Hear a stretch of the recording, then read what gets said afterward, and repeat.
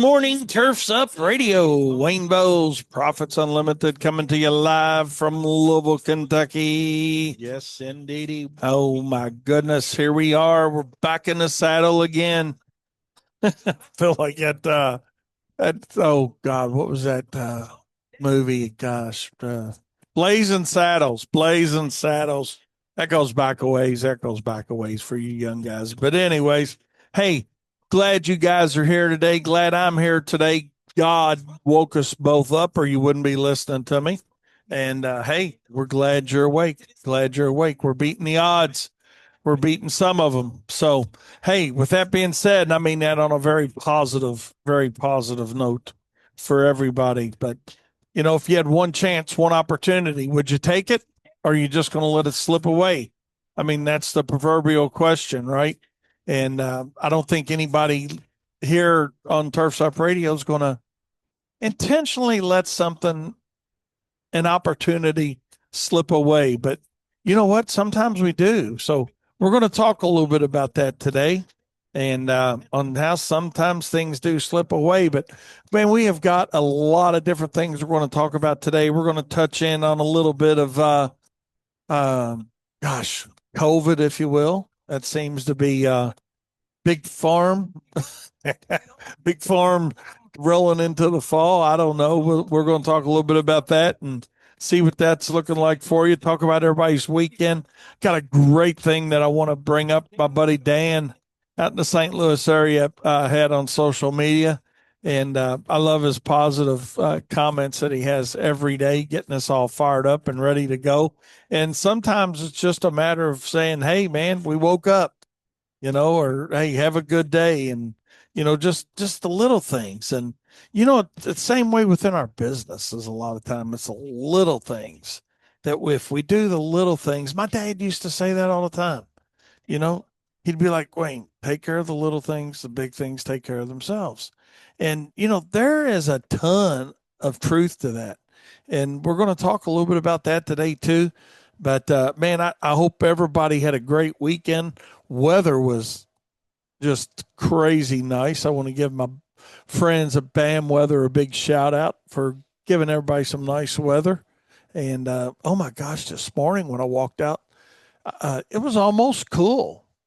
Katie, did you almost wear long pants today? So, no, it's got to be really cool for me and Katie to hit the long pants. But what I will tell you, I did have them laid out this morning, and I thought, no, because I've got a few appointments after I get off the radio here today. I've got it starting at about 11:30, and I'm going down to see somebody with the University of Louisville here about taking on some additional work. We take care of a little bit of work for them here, and looking for a little more. They called us and reached out to us and said, "Hey." So, hey, we're saying, hey, yeah, we're ready to roll. Absolutely. So, looking forward to that. Looking forward to that. That's going to start me off after my show. And like I said, at 11:30, and got a few more after that. So, been a good morning. Few appointments set. Katie took care of that for me. Thank you, Katie, very much for getting that set. So, I'm going to see a few people today, and glad the phone's finally ringing. Heck, this morning we actually had three calls in at one time, which is pretty steady for us. I mean, yeah, is a good deal. So we've been, like I said, we've been working on getting our phone to ring a little bit, and maybe accomplish that. Maybe we've accomplished that goal. So, but I mean, you're in that transition time of the season too, and this cooler weather, and our grass specifically right here in Louisville, in certain areas, is in pretty daggone good shape for being late August. We've certainly seen it a lot worse. And hopefully you guys are seeing some decent weather where you're at too. And honestly, we are a little bit dry now, and we wanted it to get dry. We need it to get dry. We'll see where we're at. It's supposed to be cool for several days, and we'll take it. We'll take it. That's all I'll say is we'll take it. We're not going to complain about it. So thanks, Brett and Matt. from Bam Weather for sending us some really good weather, and I'm sure they've sent you guys some too. So because it looks like a pretty good stretch in a lot of places across the country right now. But hey, before we get into that, I want to talk about your weekend and our weekend and what you did. And curious to what some of you guys may have done fun over the weekend.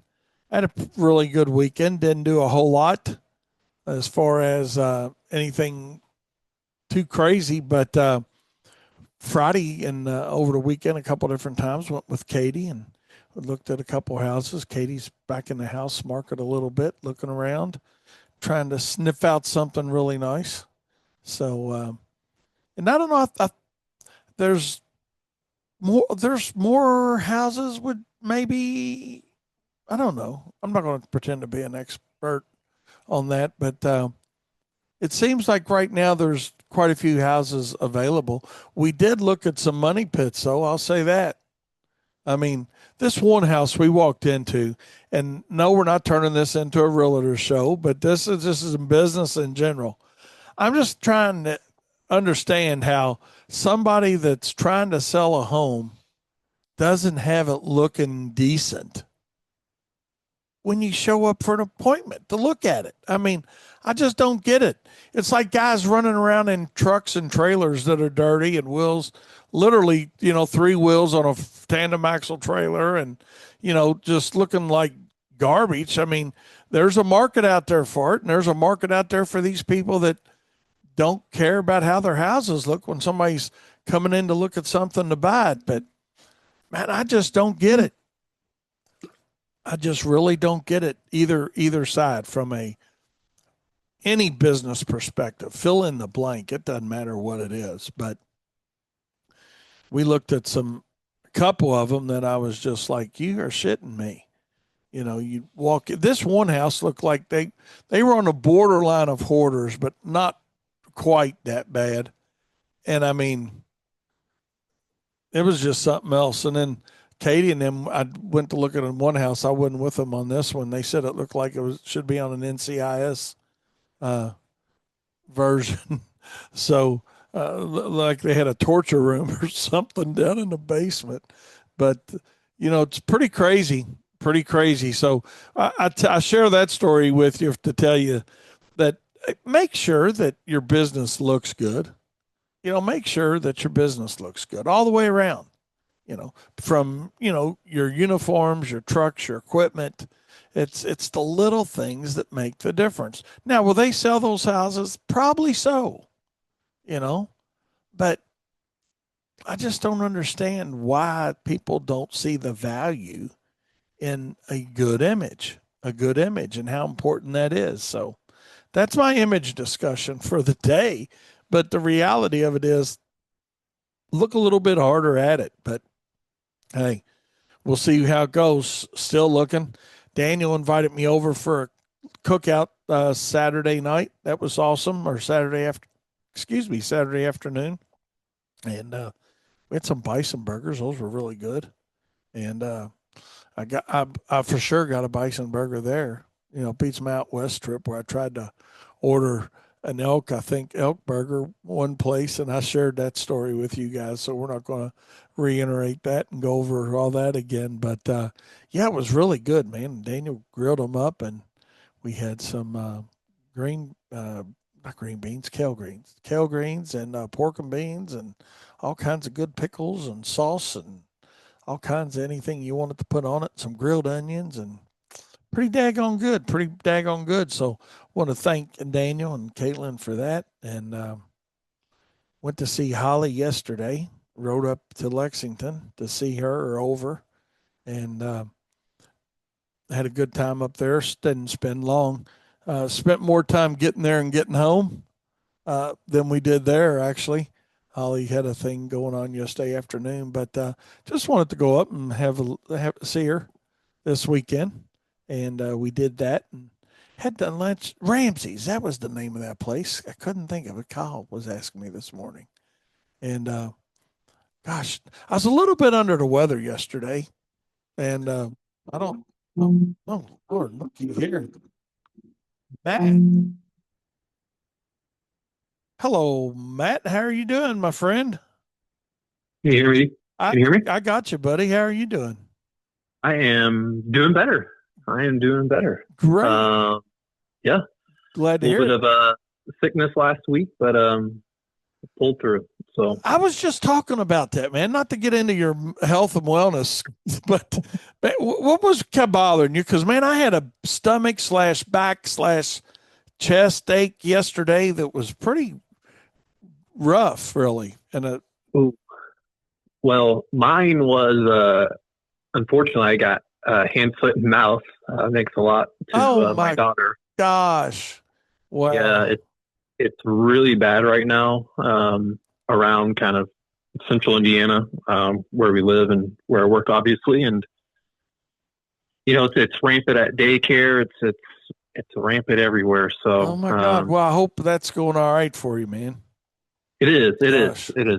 I don't feel last week. I my sore throat and just kind of the whole kit caboodle with it. But Right.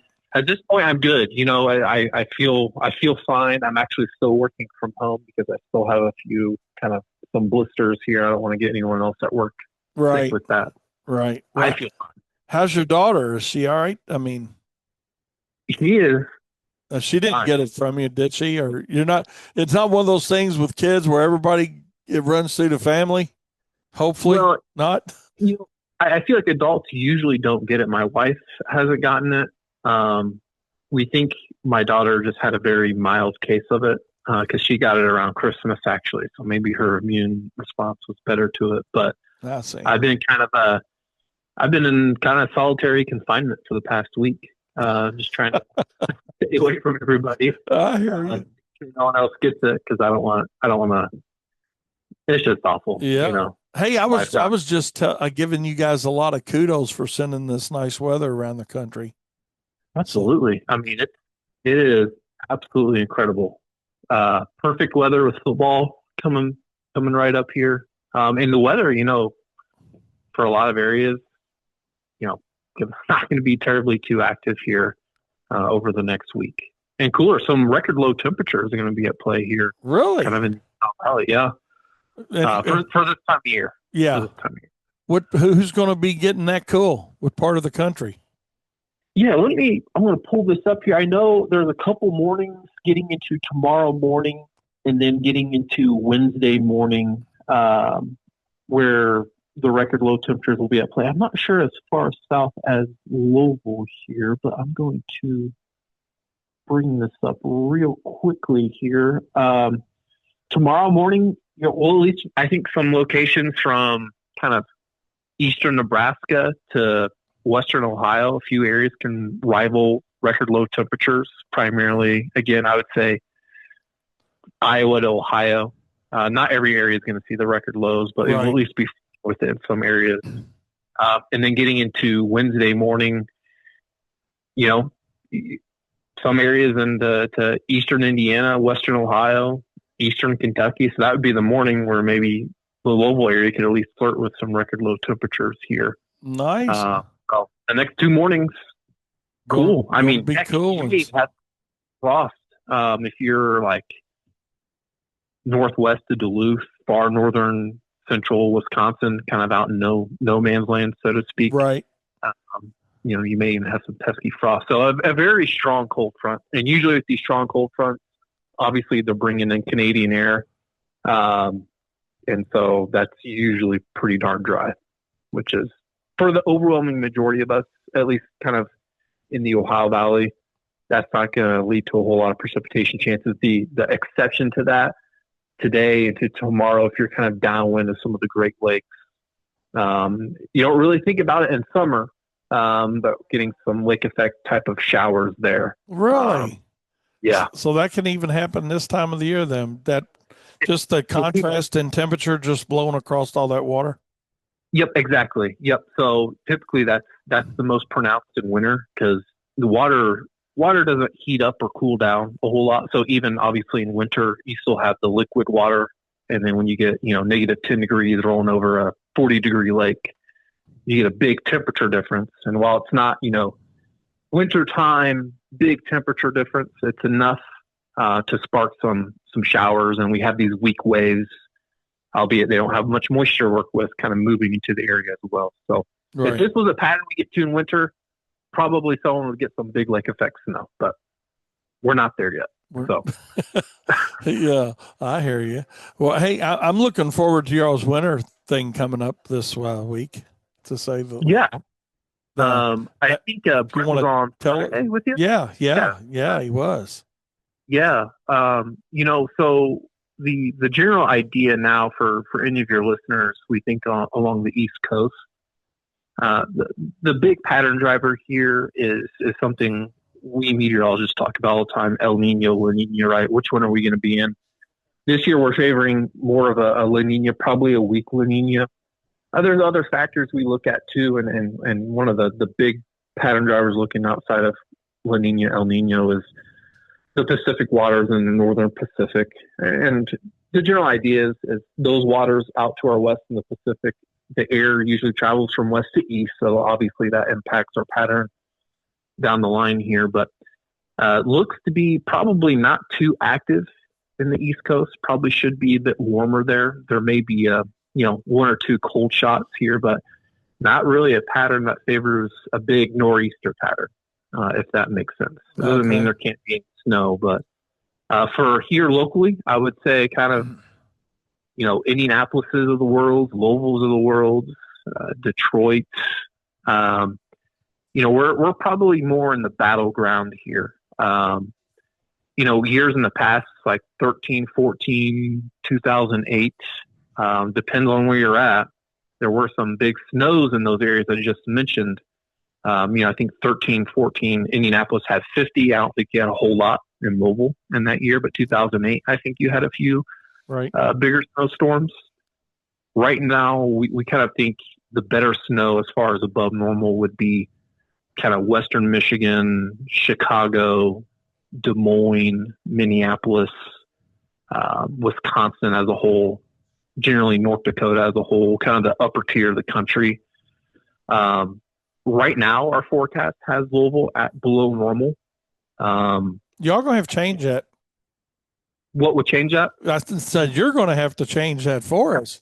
Give you a little pressure, man. Snows. I do think there could be some snows. I'm concerned. One of the big things as far, especially in the Ohio Valley, is typically, not always, but in winter, a ridge of high pressure sets up in the south and to the east. So if that's a little bit weaker than what we think, the cold air can spill in a little bit further southeast. I would say that would be the risk into the forecast. I see. And that would open up the door for a little bit more snow. We only need versus an our inch at a time, Matt. We don't need a whole lot, just 1 inch. I don't know. I don't know if I can promise you that. It may be one of those patterns where if you get snow, you're going to get a good amount.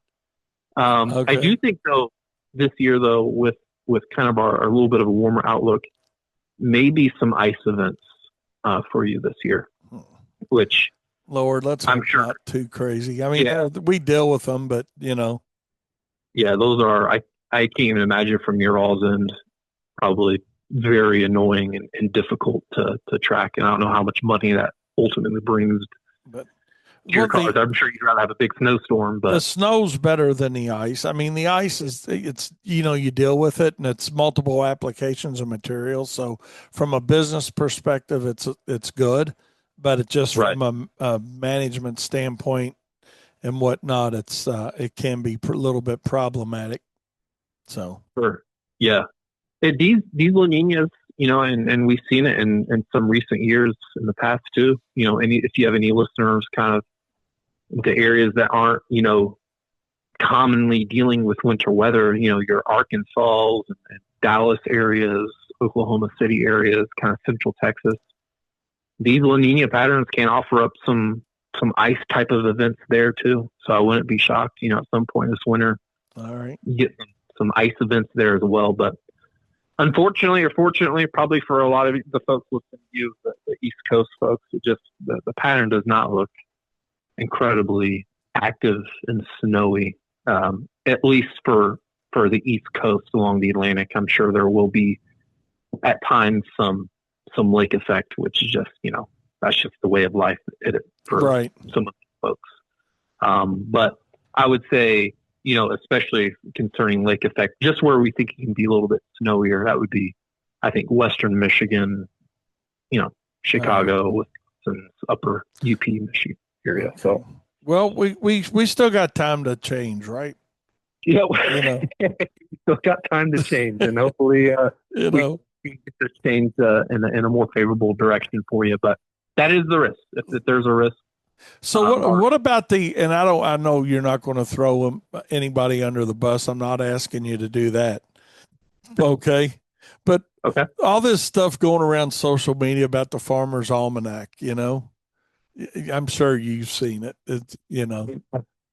I don't even know how they come up with Do it. you look at any woolly worms or persimmon seeds or do y'all use signs? It's the only sign. I'll tell you what. I went on a walk today with my family Yeah. as I trailed behind a little bit. We saw probably 4 different colors of woolly worms this year. Did you? So I don't even know what that means. You know what I mean? Yeah, I hear you. A white one, a brown one, a black one. So you saw all kinds of all different. So maybe that means we've got a roller coaster of a winter. I don't know. But no, we don't use that. Some people even call the woolly worms woolly bears. Woolly bears. So, all right. I don't know. Fair enough. How long is this cool weather going to stick around for us? We getting hot again, you think? Are we 90s coming back at any point? There may be a stretch in there kind of into kind of the, September 5th or so out ahead of some cold fronts. But I'm concerned, and this cold front is a good example of data has only trended stronger with some of these cold fronts as we've gotten closer here. There's a few more through September here, and so probably will be a little bit of a roller coaster ride as far as temperatures are concerned. But I'm suspect that we get into the big heat here, maybe a day or two here. But I think these cold fronts just continue to trend stronger here, and I think September as a whole, if you're Ohio Valley and to the northern plains, will feature multiple shots of some cool. Now, if you're in the northern plains, I do think there's some periods of some heat in there in between some of these cold fronts. But for us here, maybe tough, which is not very typical because our last couple of Septembers have been very warm. They've been some of the warmest months versus normal. This year, probably going to be a little bit of a change in that. Just seeing multiple signals for multiple cold fronts here. So maybe that's a good thing for you. Maybe not. I personally, I love fall. Oh yeah, so I love it. Yeah, we like it, and we've kind of given up on the fact that things are going to get dry and turn brown and help us sell lawn renovations. Yeah.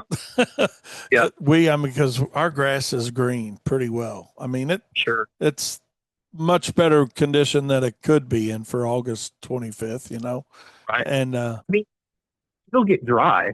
Probably over the next week, it'll be pretty darn dry. It's just not going to be very hot. So you're not, really pulling that moisture out of the soil. I would think probably it's not going to get too brown as a result. But that's probably more your cup of tea regarding that. But I gotcha. Yeah. All right. Well, anything else good you want to share with us? What's the hurricane season looking like? Yeah. Over the next for our guys over on the East Coast or West Coast, or not West Coast, but that little. Sometimes Southwestern California. The tropics are kind of boring right now. The last 2 hurricanes kind of staying off the East Coast, and there's not a whole lot of activity out in the Atlantic right now. The National Hurricane Center is tracking an area, but they have a 0% for development of a tropical depression even. And the models over the next 2 weeks are pretty boring here, so to speak. We'll need to watch getting mid to late September. We're getting into the climatologically maximum time, but for now, it's pretty boring here. And a lot of that is those cold fronts I mentioned. They typically, these cold fronts are kind of kickers here. And so we've had this recent cold front and the one before that, which has kind of kicked the hurricane off even the East Coast. And we keep getting these cold fronts here. That's going to be a bit of a block here for any substantial hurricane development, at least I would say the first half of September. Let's watch the back half, where those may track. We'll see here, but for all intents and purposes, into kind of that medium term forecast, hurricanes look pretty bleak here. Yeah, I hear you. Yeah. So, hey, just a quick question, man, and I know you need to go. Well, let's get out of here. But when the weather's slow like this all over the country, or in a large percentage of it, what does what do you guys at BAM do? I know you're always busy. There's a million things to do, but like when you're not tracking a lot of different storms and a lot of different events, what's a day without storms look like in your world? Well, that's a great question. One, we forecast all across the U.S. So Right. while our primary client areas, I'd say anywhere in between North Dakota and Kentucky, there's some type of weather to forecast for. So we're not completely Right. barren on those responsibilities. But that does give us more time to focus on, I would call it some other tasks. So obviously long range forecasting, that's going to be about every day, right? For me personally, I do a lot of the South America forecasting here at BAM Weather, and so I'm spending a little bit more time on some seasonal outlooks as the folks in South America start planting, and that's important for global commodity markets in regards to that. All right. And then we work on kind of some odds and ends tasks here. So we're going to be starting looking into some training for winter upcoming. We have a lot of new meteorologists, so just making sure everybody's on the same page in regards to that. So some training opportunities, some opportunities for I knew y'all would be busy. Forensic reports, some coding projects we have, odds and ends things like that. So, I mean, we've got plenty to keep us busy, even a little bit of research, whether that's, new forecasting techniques. Because it's like people ask us same thing, what do you do when you're not in your busy season? There's a million things you can do. There's always something to do, it's but it's endless really. The things we have here, but certainly it's, quiet weather like this, we're not, just wall to the wall busy, anything like that. Right. It's definitely a little bit of a more calm atmosphere, but plenty, I would say, plenty for us to do, especially we're getting into this time of the year anyway.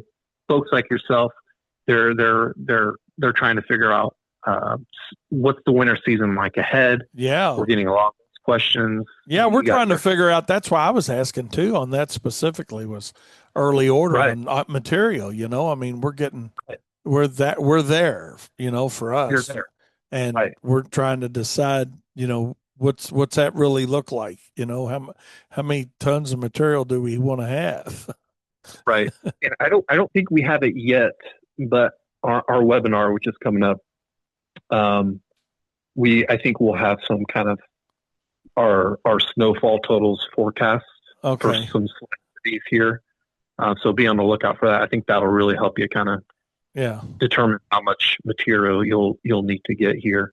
But even, farmers, they're trying to ask, is there any frost or freeze risk? And then they're trying to look out ahead for, harvest season's coming up before we know it. So right. A lot of these extended questions is kind of on everybody's mind at this time of the year anyway, but this quiet weather certainly gives us a little bit more time to hone in on some of those details as well. Good deal. Well, Matt, absolutely. As always, man, I appreciate everything BAM Weather does for us at Wayne's Lawn Service, and the way you guys help us run our business. And I appreciate you hopping on, man, my show today. And absolutely, just I wish you the best of luck with your mouth and the blisters. Thanks, man. Oh my God, I'm turning the corner. Good so deal. I'm hoping I can get back into the office tomorrow or Wednesday. Lord willing, I can. So Good deal. Well, hey, thanks for hopping on. And you guys need reliable weather, reach out to bamwx.com.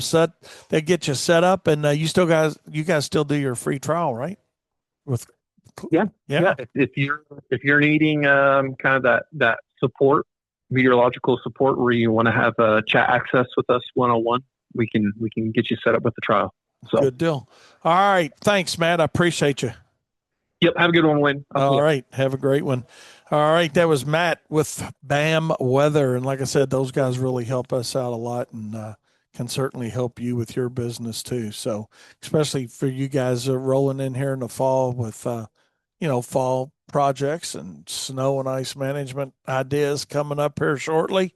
So, um, certainly the return on investment will be there with you. So, hey, we're going to take a short break and we'll be right back with more profit time here on Turfs Up Radio, your industry, your station. Don't you go anywhere. All righty then. Welcome back. Welcome back to Profit Time here on Turfs Up Radio, Monday morning. Good Lord. Can y'all believe it?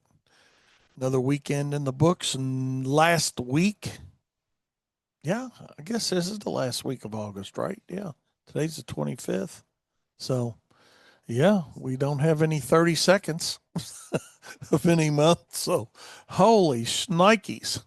But hey, as we rock on through the week, hope you guys had a good Monday morning kickoff. Hope everybody showed up to work. Hope your crews are out. No problems going on. So, college football kicked off this week a little bit. Week 0, however, you have a week 0. I don't know. But high school football kicked off here in our area as well. So that's always a big start to the fall season. And I'm sure those guys appreciated those cooler temperatures this week playing around because tell you what, sometimes it's really pretty extreme and shorter running clocks and everything else, especially from the high school side. But man, they had perfect weather. But something I learned this weekend, and I mean, we're not turning this into a sports talk show, but I just had to share it with you guys just so make sure you all have heard this or know this. But Daniel was telling me that there's no college game day this year in college football. I mean, I don't know how many of y'all like college football, but I do. I like watching it, and better than professional football, quite honestly. And I like professional football, but that college game day show I just liked it, and I can't imagine why they cut it. I mean, I don't know. Was it budget, Daniel? Did you hear? Yeah. Daniel said it was budget. And I mean, they did have some pretty high powered actors, if you will, or not. They're not actors. They're celebrities, commentators, whatever, But man, I'm really sad to see that go. And wait a minute, Kyle just said it's not canceled. Let's see. Wow. So they just canceled one out. Our producer just said they're going to be in Columbus this weekend, and now we got dueling Googles going, so we'll see. But I was going to say, man, that was just something to lose that. But gosh, that might have been some bad info. Well, it wasn't bad info. They certainly didn't have it last weekend. You know, which you would think kickoff weekend you're going to have your big kickoff show, but we'll see how that all goes. But I don't know. We'll keep you posted on that. We certainly missed it last weekend because I did get up and was rolling around and turned it on. Um, Corey says Lee Corso's retiring, so maybe that's part of it too. That'd be something. He deserves it. Hell, man, he's been going, for a long, long time. So hopefully he enjoys that retirement. But we'll see how that goes or doesn't go. But be glad to see it if they're really going to rock it on out this weekend, and be glad to have them back and rolling down hard. I used to love that field goal thing they started. That was really cool. The pressure of just pulling out somebody out, one of them students out of the stand or kids out of the stand, and kick. That was always pretty cool. Pretty cool. So, yeah, football season is amongst us. Yes, my high school, where I went to school, they had a big game this weekend. They won big, so it was exciting. They actually won too big, honestly. If you want to know the truth, it's hard to. I, well, when I say too big, Daniel set up sounding like I know where he was going, but what I mean by too big is it wasn't enough. It wasn't enough competition. And, Daniel says a win's a win, and I agree. I mean, huh? Which time? Yeah, you sound like my dad now. My dad used to say that all the time, Daniel. Nobody remembers second place. And yeah, true that, true that. All right, so yeah, they had a big win. I think it's 56 to nothing. So or something in that order. But running clock and that whole deal. So go Rocks on that. For anybody listening to us that may be a Trinity fan here and are part of the state or region, or shoot, there's been a lot of guys move away from Louisville that might be listening to us. So, hey, but anyway, yeah, go Rocks. But hey, just curious what you guys are into today. You doing a little mowing, little landscaping, little spraying, renovations. Renovations are well underway for us. We're going to talk a little bit about that. But I wanted to give Dan Robertson a big shout out, my buddy out there in St. Louis. I talked a little bit about him before Matt hopped on, but he put something up in social media, and he's always very positively motivated, and for everybody, not just him, but for all of us. He always gives you a good tip of the day. I need to get him to do us a Turfs Up Radio tip of the week thing. Yeah, absolutely. I'm gonna reach out to him for that. But and if you're listening, Dan, would love you to do it because I know you listen to us quite a bit. So hey, this is Dan with such and such. This is your Turfs Up Radio tip of the week, man. Do one of those for us. Anybody do one of those. Anybody listening to us, be sure to do that. Give that shout out and send it to me. And you can make it anywhere from 10 seconds to a minute, just telling us what the tip is that you've got to offer all of our listeners. And we'd love to have yours. Love to have yours. You can send it to me after you record it. Just your name, your company name, where you're located from. And this is your Turfs Up Radio tip of the week.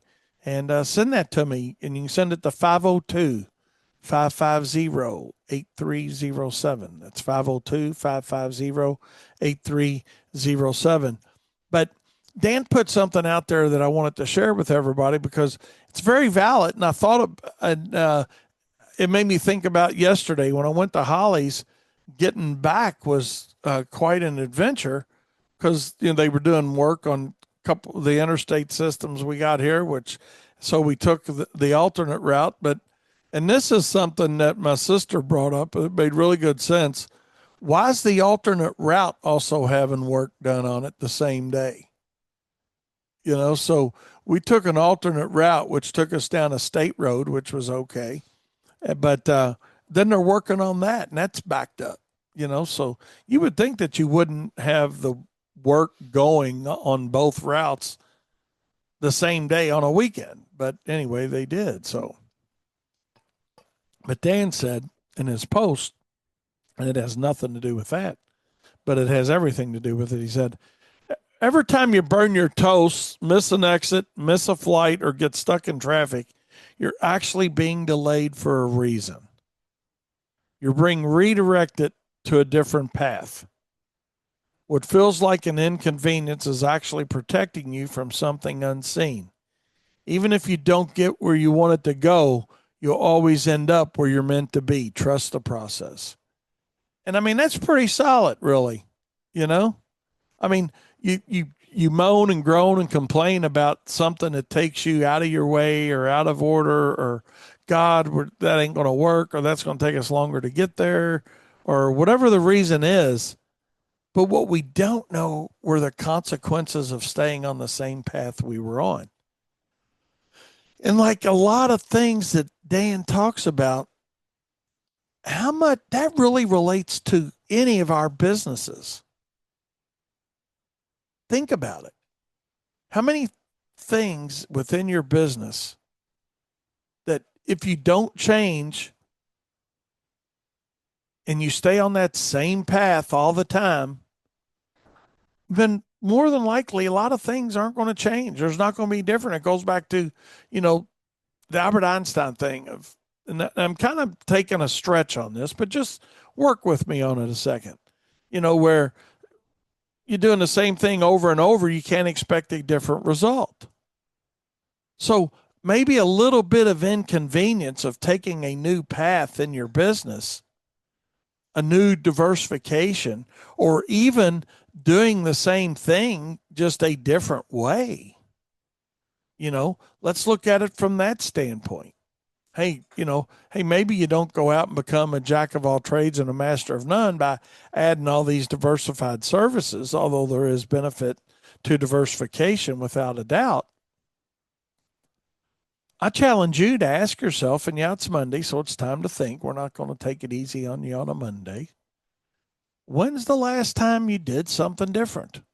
When's the last time you said, hey, you know what? Instead of getting up and walking down the same path in the same direction, I'm going to take a right-hand turn or I'm going to take a left-hand turn, and we've got a great little discussion about that, that I love to talk about, when I'm talking to contractors, that complacency is a business killer. And so, to Dan's point, don't get mad because you burn your toast or miss an exit or get in traffic. It's all happening for a reason.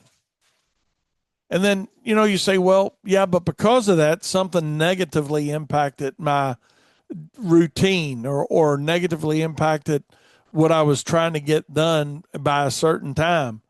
But what we will never, ever know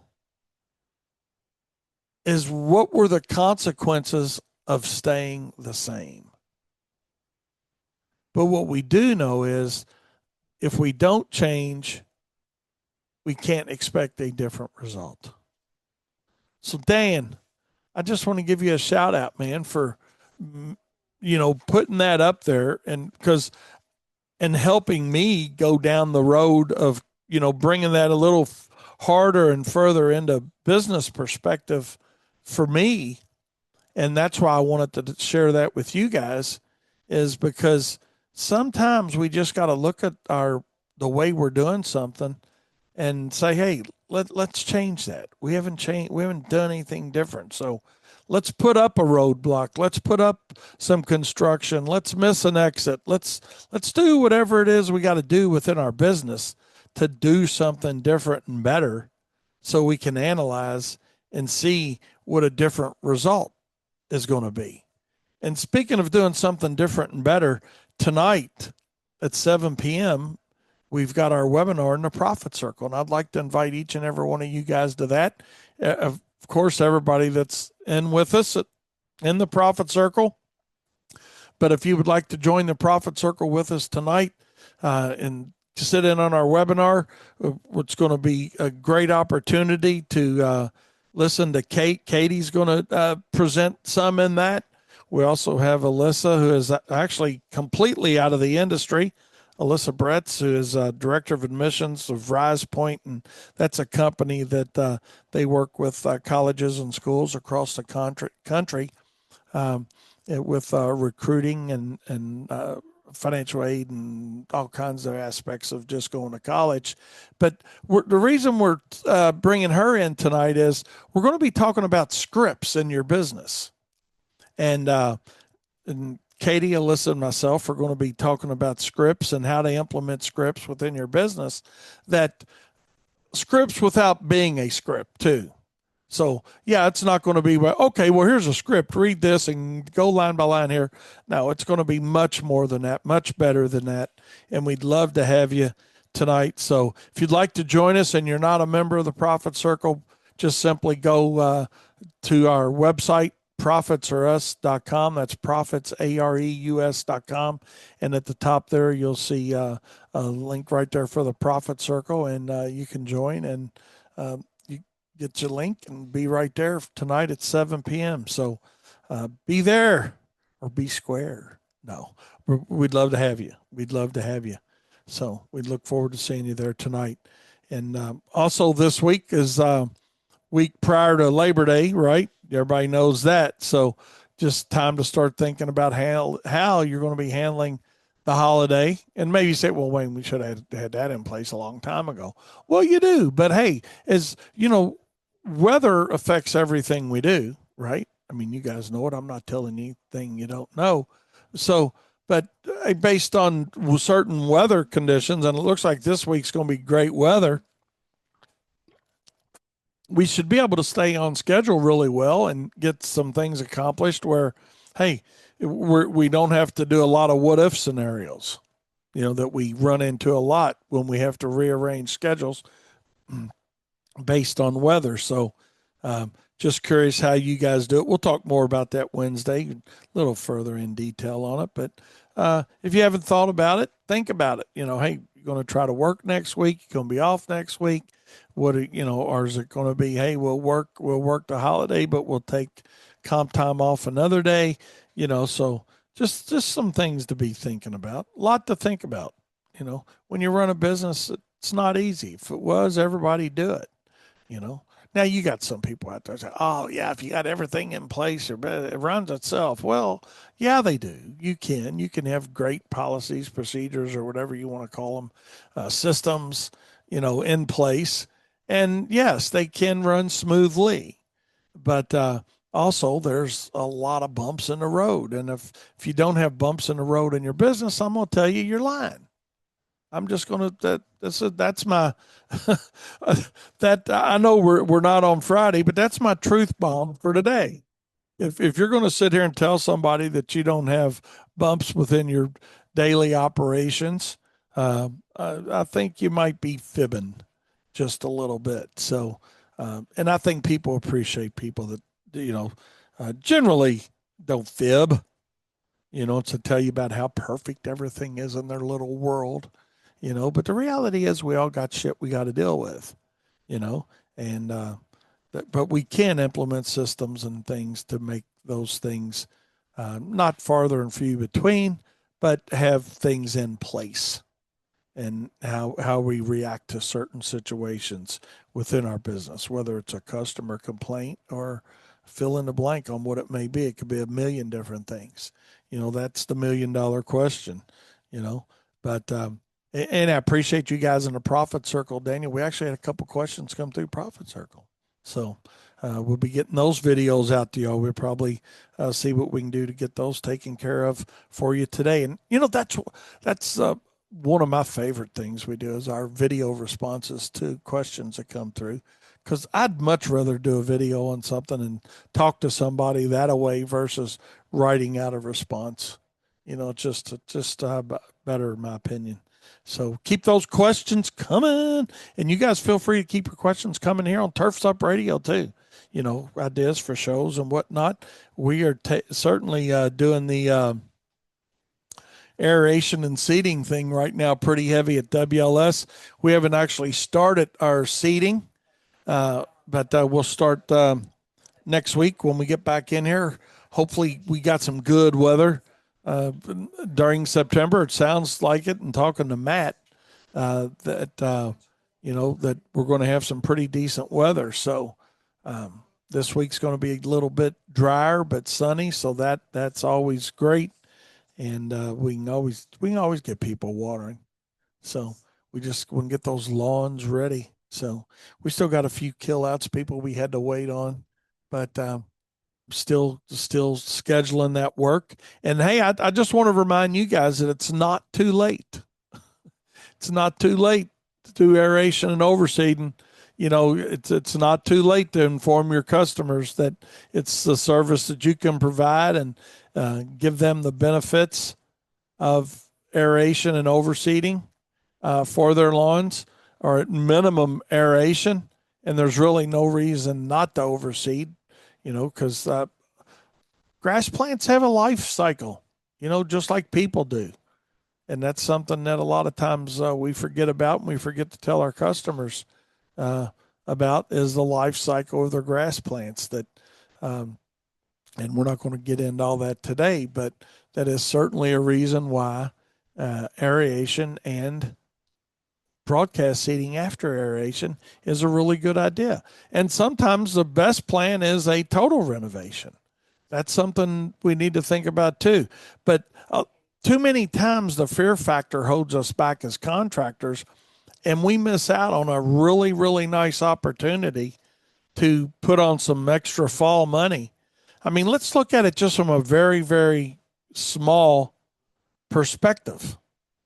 Let's look at it from a very, very small perspective, you know. And this is for a guy that, or a business owner that says, hey, I don't want to go out and buy a machine. Well, you don't have to buy an aerator machine. You can rent the thing for 2 or 3 days or a day or however many jobs you sell, you know, rent one, but offer the service. I mean, you know, let's just look at it from a very small perspective. Let's say this fall you do 40 aeration jobs and they're only $200 a piece. That $8,000 goes a long way toward putting a little honey into the bank. Yep. And I said honey, kind of like a bee, you got that money. They got that honey they make and they got it there in their, what do they call that thing where the honey's at? Yeah, in the hive. You know, fall's a great time to, generate some extra cash that you wouldn't otherwise have from mowing or landscaping. Or whatever service it is that you're providing. Now, you may want to say, hey, well, Wayne, I'm not going to take away from landscaping time or lighting time or irrigation time to fool around with aerating lawns. I've got enough of that other work scheduled that's, bigger tickets. Well, then do your bigger tickets. But for a person that's sitting in there saying, hey, I'm predominantly a mowing contractor, lawns are slowing down a little bit, but leaf season hasn't started in yet. And we got several shows here in the near future where we're going to talk about leaf removal and leaf cleanup and preparing for that whole thing. But you can take the time, spend a little money on renting an aerator, and make a decent amount of money in a very relatively short period of time. And why not? That's what I really want you to ask yourself. Instead of why, ask yourself why not. We'll be right back with more Profit Time here on Turfs Up Radio. Well, can y'all believe it? Here we are up on it again. 11 o'clock. I'm going to bail out of here on time today. I've got several appointments. I've got, I think, 3 that I got immediately following my show today. So I'm going to go out and see what I can do to maybe earn my keep around here at WLS. So appreciate you guys listening to me. Stay tuned all day long here on Turfs Up Radio. You guys in the Profit Circle, be sure to join us tonight at 7 for our webinar on scripts. And if you guys that aren't involved in the Profit Circle, feel free to join us tonight as well. Just simply go to our website, join up in the Profit Circle, and we'll see you tonight at 7. You guys have a great day. Stay tuned all day long here on Turfs Up Radio. And remember, profit is not a dirty word.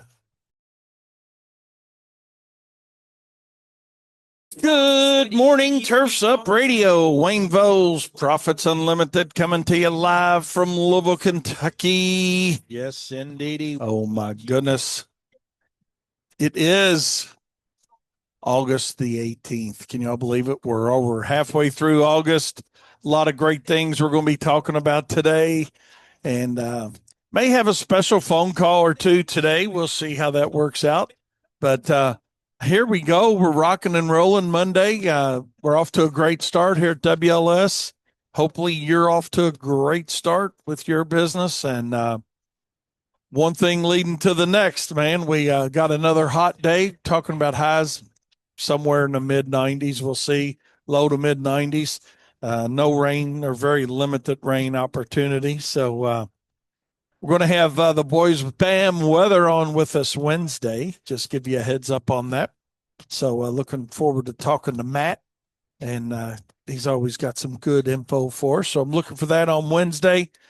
But here we are rolling around Monday, another week starting off, and it's really crazy how fast the weeks go. It really is. I mean, I was just sitting here thinking this morning, rode in here about 6:30 this morning, and just sitting here, getting some things together, and I looked at the date, and I'm like, it's hard to believe we're ready to rock and roll on into aeration and overseeding. Not going to talk a lot about that today, but probably talk a little bit about it. But it is that time of the year is creeping on us before we know it.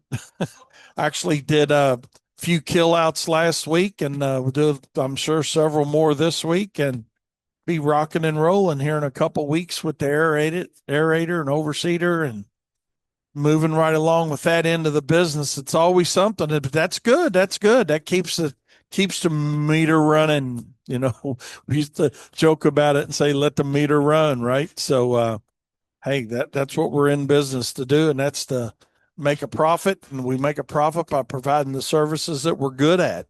And we're going to talk about some of those today as well. So, but tell you a little bit. I want to find out a little bit about your weekend too, and I'll be happy to share some of mine and what I did with you guys as you guys are deciding whether you're going to tell me what you did this past weekend or not.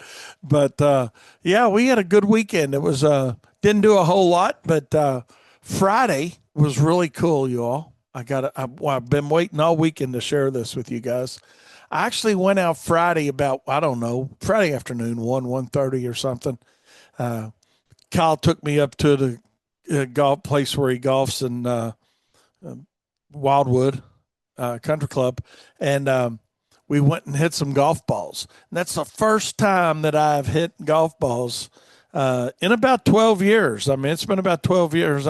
We did go to Top Golf once or twice during that time frame, but that's when my hip was jacked up and couldn't swing and that whole thing. So this was my first time, and I'm just guessing about 12 years, 10 years minimum, I know, that I legitimately went out and hit some golf balls. And Kyle actually asked me the night before, or day before, Thursday, he's like, "Hey, we're going to go hit some golf balls tomorrow with me." So we did that, and it was really cool, man. It's the first time I actually hit these golf clubs that I bought prior to me not golfing.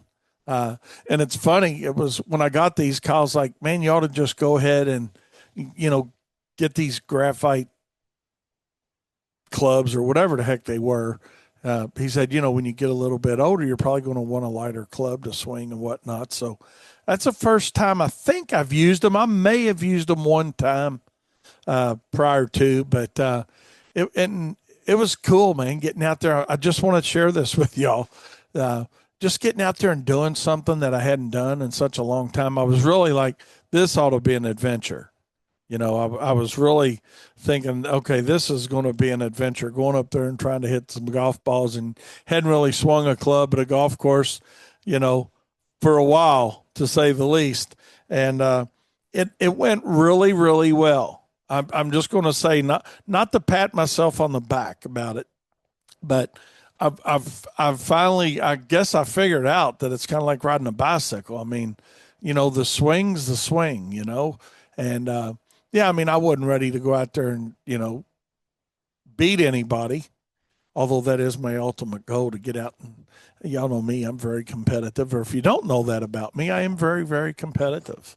Always have been, and probably always will be. I like to win.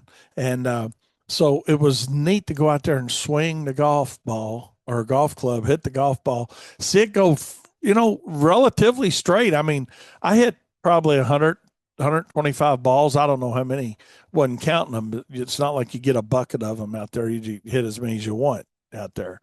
If you want to hit 10, you hit 10. If you want to keep going for 3 hours, you hit 3 hours. But I don't know. We were out there about an hour, I guess, maybe a little longer. And, went through all my different golf clubs, hitting them from down from the pitch and wedge up to Kyle's driver. I used his driver because mine was retired, if you will. Let's put it that way.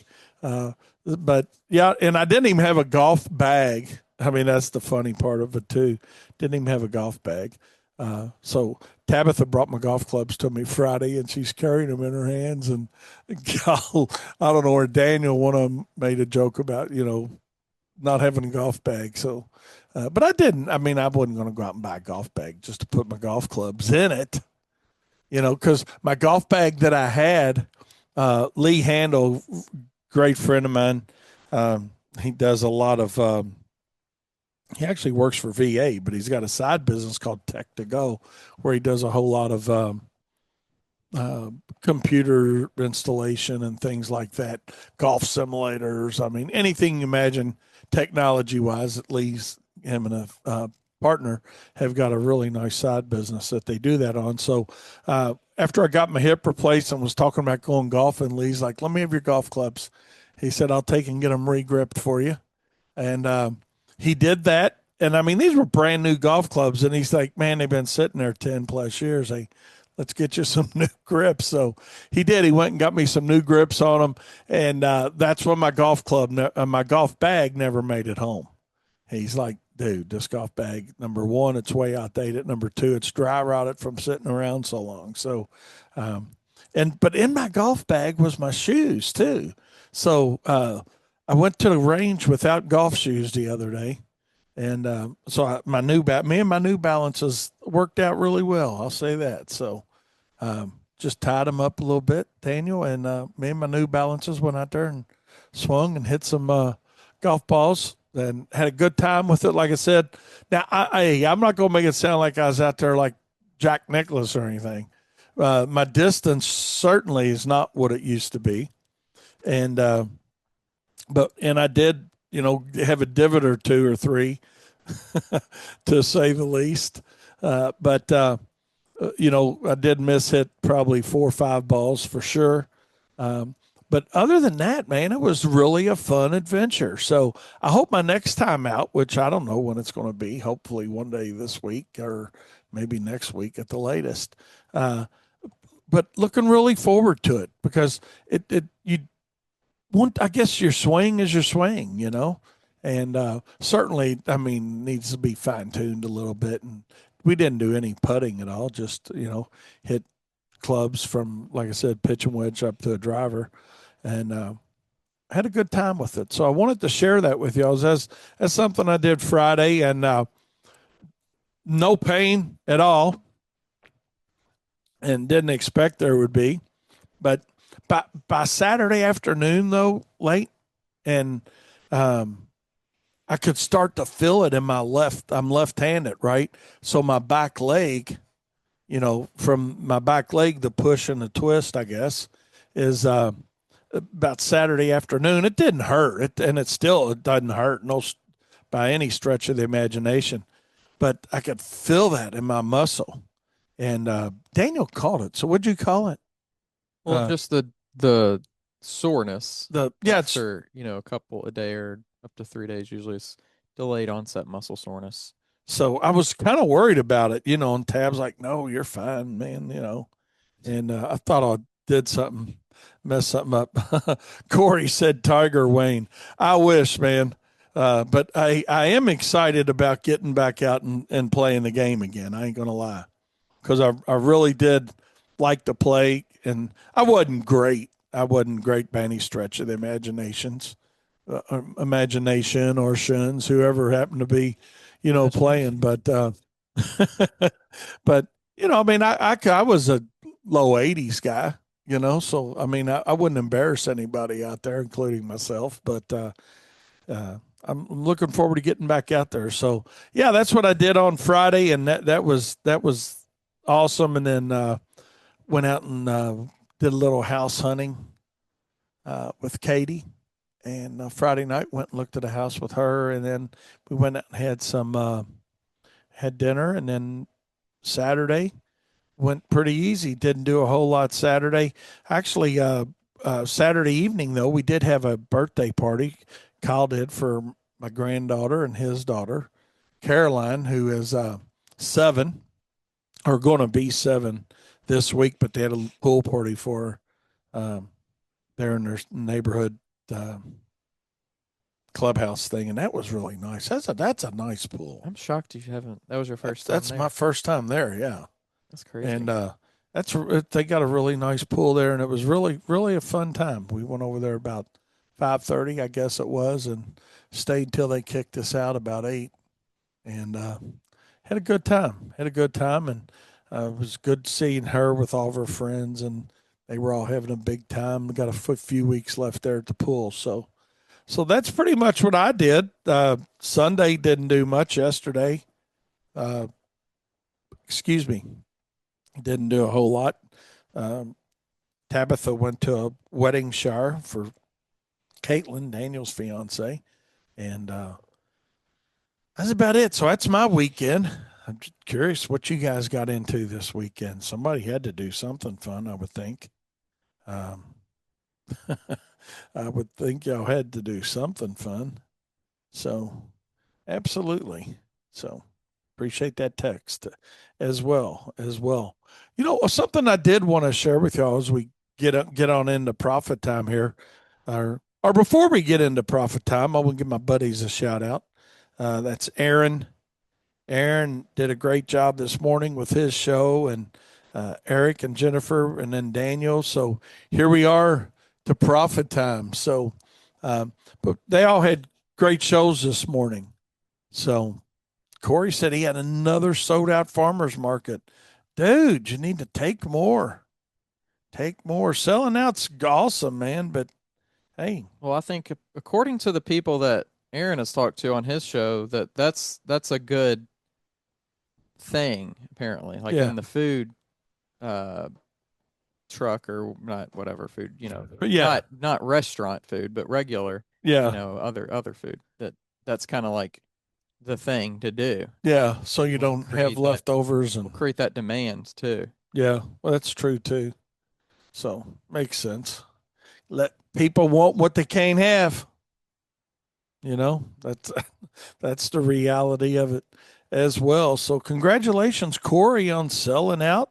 I think Aaron sold out on hot dogs too Friday, and then Aaron's got another thing going this Friday down at the same credit union. So we'll be sure to give a big shout out on that again, and maybe he'll take a few more dogs this time. So, but Yeah, I yeah, think that's an important thing to think and remember too. Uh, Especially as you're doing the same, like if you're at the same event as you were last year or like from week to week even. Okay, well, I sold out. How many more could I have sold? So then if okay, well, maybe I could have sold 20 more or whatever, like where do you draw that line? I think is an interesting thing to think about too. yeah, Like, okay, well, I sold out, let's just say crazy to 10, and there was 1,000 more hot dogs I could have sold. Well, that might not be the place you want to sell out at, but you also might not want to be at 1,000 hot dogs either as the thing either. right. So finding that kind of Sweet the spot. perfect Yeah, balance between those two yeah. things. Getting into that sweet spot for you too, and that is true because you try to prepare for too big of a number, and then Well, I don't think you could go in with the Wayne Voles party planning package. You'd be throwing a lot of hot dogs away. I think he's making fun a little bit, y'all, just to let everybody know. But I do like to overachieve a lot of times when it comes to what we're going to have. But Yeah. Two anyways, different models, of course. yeah, One is one's a the business model, one's a fun model. yeah. You know. Oh, let's see. Corey said, "Spot on, Daniel." We switched up uh, based on what sells. Yeah. He said in the beginning was bacon chocolate chip. Halfway through this season, oatmeal started selling out. Hmm. So it's kind of Interesting. neat. So a bacon chocolate chip cookie. He's told us about those before. That is definitely a unique cookie, isn't it? Sounds like it'd be pretty good. Yeah, yeah, definitely different. Uh, did somebody try to make those? Not that I know of, but Okay, maybe not. Maybe not. I may be dreaming this whole scenario up, but it's fun. The entrepreneurs that we have here on our show, to say the least, that listen to us, and from a varying group of industries too. I mean, we got roofing contractors that listen into us, irrigation contractors, and of course, landscaping and lighting, and mowing and all that. But speaking of which, we got Robin and Timmy Hamilton that are driving back from. Give them a shout out. They Speaking of going the extra mile, no pun intended. They drove out to South Dakota to pick a trailer up. They're in the welding and hydraulic business. So for any of you guys in this central part of Kentucky that need any welding and hydraulics, TH Welding and Hydraulics are in Bardstown. Uh, Certainly can get you hooked up on anything you need welding or hydraulic wise. So um, really good business. But yeah, they're driving back now. Matter of fact, Robin sent me a text. They went out there to pick up a trailer from a company. When I say a trailer, it's just literally the frame and tires on it. And Timmy and them, they're going to build an entire box around this trailer for a customer of theirs that's into God. I'm trying to think what like ATMs. ATMs, yeah, ATMs. So they went out there, drove out Friday, left Friday, and picked it up this morning and headed back this way. So we were just out that way, but we were flying. It'd been kind of hard to put that on a plane as a carry on or a check bag. But what about planes having put a hitch on a plane, and There you go. there you go. Let somebody go and do that before it's over with. Somebody just might do that before it's over with. But hey, I want to give them a big shout out too. So, you guys into today? Y'all doing a little bit of mowing or fert and weed, or what are y'all into today? Here at WLS, we're doing predominantly a mowing day for us, but we're doing some bed maintenance and fungicide applications. Want to talk a little bit about that. It's that time of the year for grubworm applications, fungicide applications. If you didn't already get your treatment down or your application down, I did pick up a new phone over the weekend, and wasn't planning on doing that. But me and Daniel rode up there. He was going to look at a phone, and hell, I ended up going and getting mine too. Um, so we got new phones. Daniel and I. So, I will say, um, and shout out to him being a good salesperson. He really tried talking us into waiting a couple weeks. He said, "Man, the new phone's going to be out in a couple weeks. If you want to just wait a couple weeks, And said, "No, I'm not a big bells and whistle kind of guy when it comes to my phone, man. I like it on most things, but the function I got now is pretty daggone good." So, yeah. Good morning, Seth. Appreciate you hopping in with us, my friend. You had a really great weekend. Hope you had a good weekend as well. And let us know what you did so we can share it with everybody on what you did. But getting back to my story on our phones, yeah, we got our phones switched out, and actually, I think even Caitlin switched phones.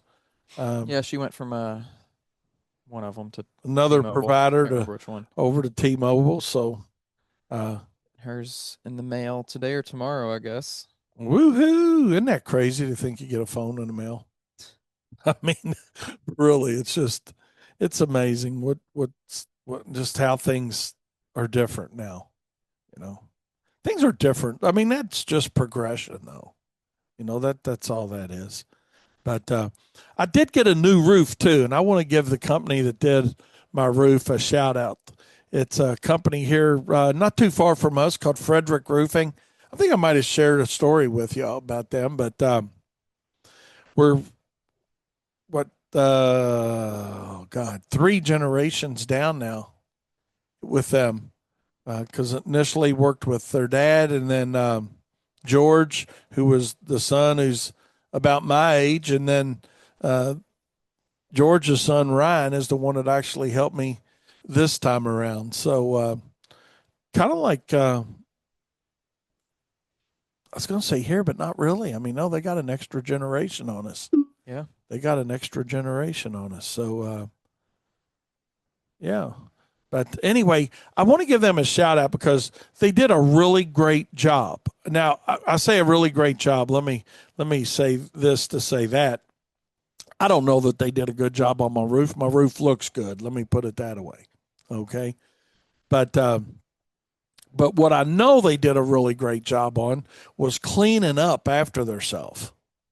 Uh, I mean, everything was put back together the way it should have been on my deck. In other words, on the back side of the house, Daniel, uh, there were some things, they just did a really good job cleaning up after themselves.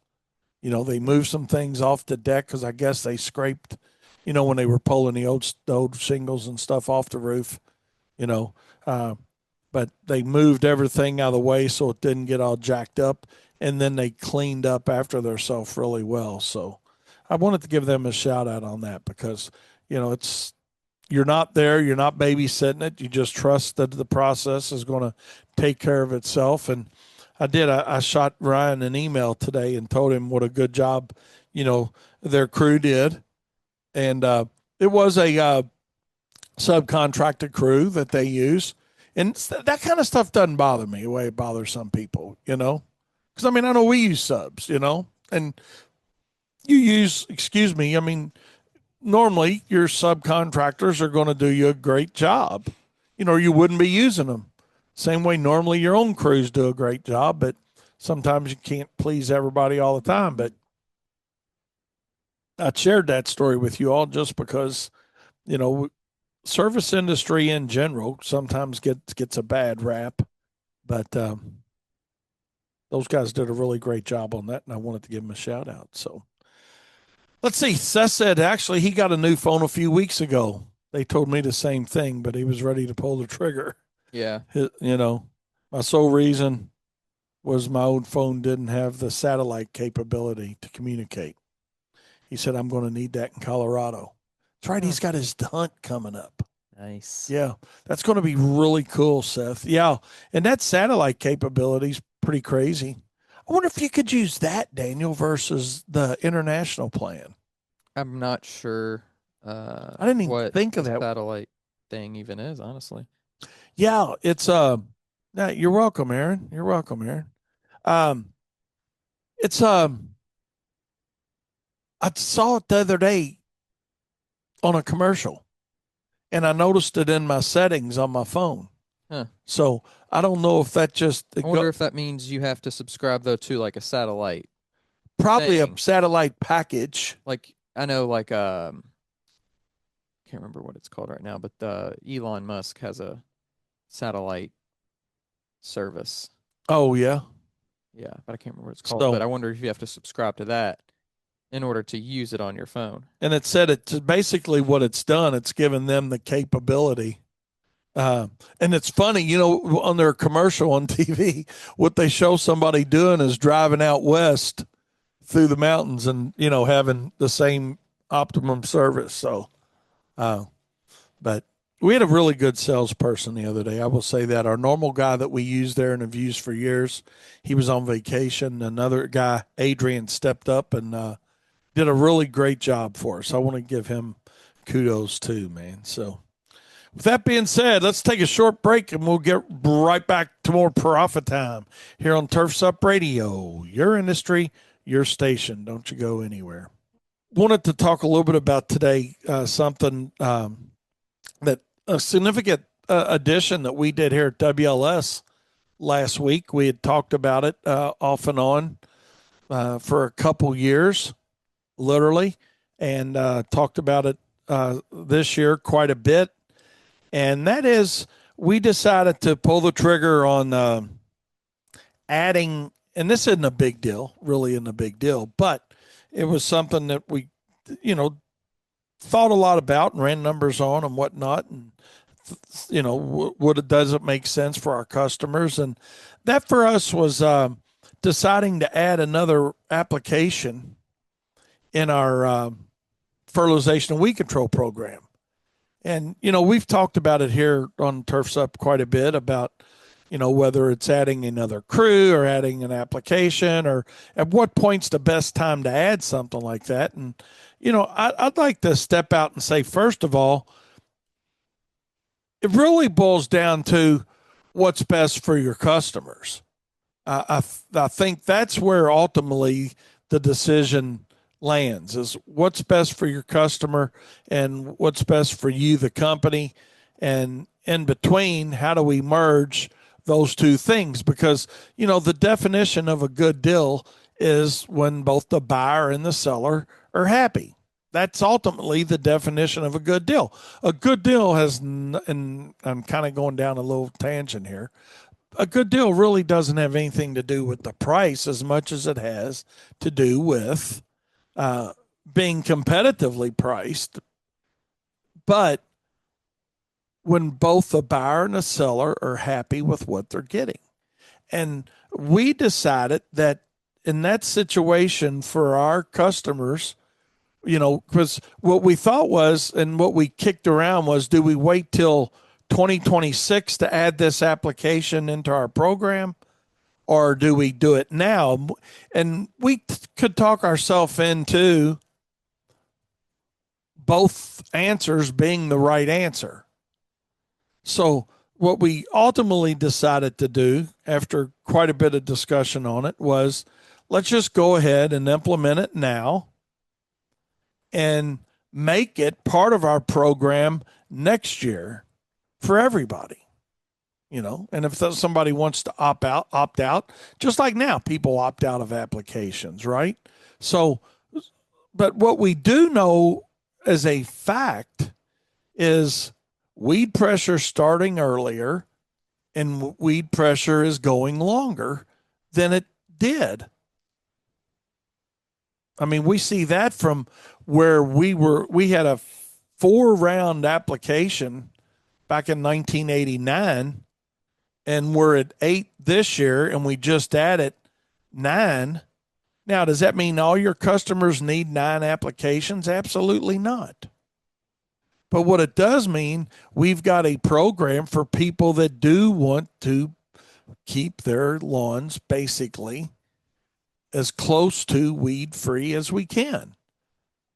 We don't guarantee a weed free lawn because I'm not going to say it's unachievable, but sooner or later something's going to pop in somebody's yard. I mean, it just is. You're going to get a thin area, then you're going to have something pop in, but it's easily controllable.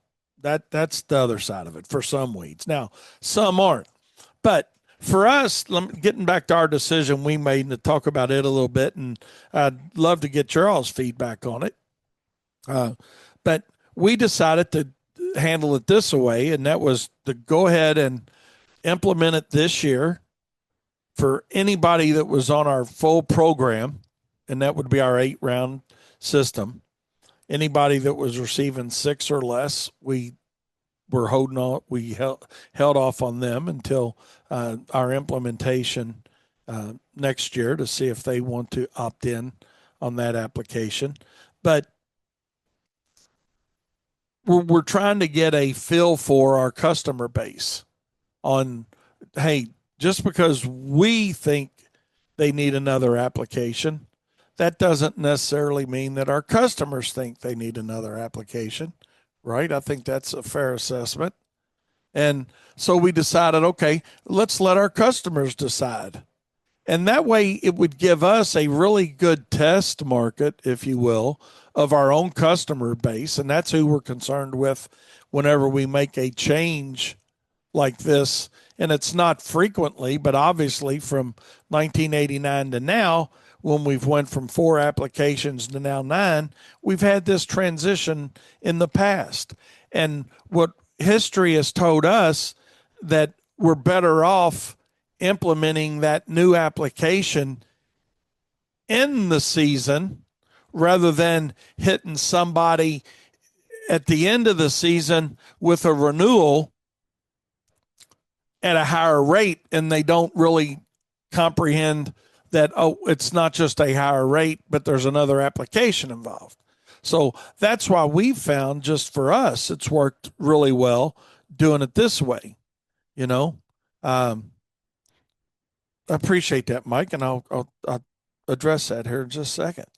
But so we'll find out. I mean, so far today and over the weekend, because here's what we did. Here's what we did with it. And I'll share this with you because a lot of people say, well, how do I do something like that?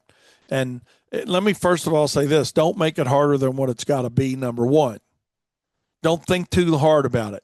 This is one of those things that, as a business owner, you could easily overthink, and you could easily be scared, and you could easily, not literally scared, but you know what I mean.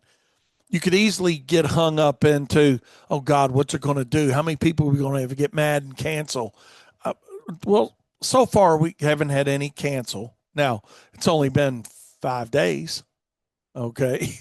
So we don't foresee anybody canceling. There's no reason for anybody to cancel. They can opt out, so we don't foresee that we're going to have a cancellation over it. We have had 3 customers already that have called and said, hey, I do want to opt out of that extra application. And that's okay. Basically what we did, we shot everybody an email and said, hey, keep an eye on your paper box because we've got something new coming out. And we need to basically, I'm not going to read the letter to you, but basically said, we got a new application that we're adding. Keep an eye on your paper box or your mailbox. We're going to be sending a letter out for you, but explaining in detail what we're doing. But basically, because of weed issues that we've had and consistently the last few years and the season, it seeming like and it's not that the weeds are any different in the summer. We're having to start our broadleaf weed control earlier because of need from the clients, and so because we start earlier, then we were finishing a little bit earlier. And when we were finishing, like let's say now or this week, like we finished our round 5 up last week. Okay. Well, we knew we couldn't go skip the month of September without any broadleaf weed control. Just, we're not going to do it. I mean, even though you got a lawn in really good shape, if we went from September 1 till a frost with no weed control, all the hard work that's been put in could be compromised. So that's why we decided to go ahead and change our program up now, because that's worked successfully for us in the past when we've added applications. And it's just another continuation of Mother Nature driving the bus.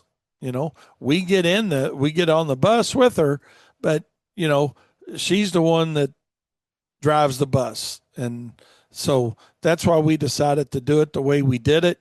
Like I said, we don't foresee any cancellations because it's an opt out opportunity. And that's something else I want you guys to think about, because I get that question quite a bit when we're coaching people is, hey, if we add something new, do we have everybody opt in or opt out? We found it's easier to have people opt out. Okay. Because we have done it before many years ago where we had people to, hey, tell us you want this application. And because we were having them opt in, if you will, right?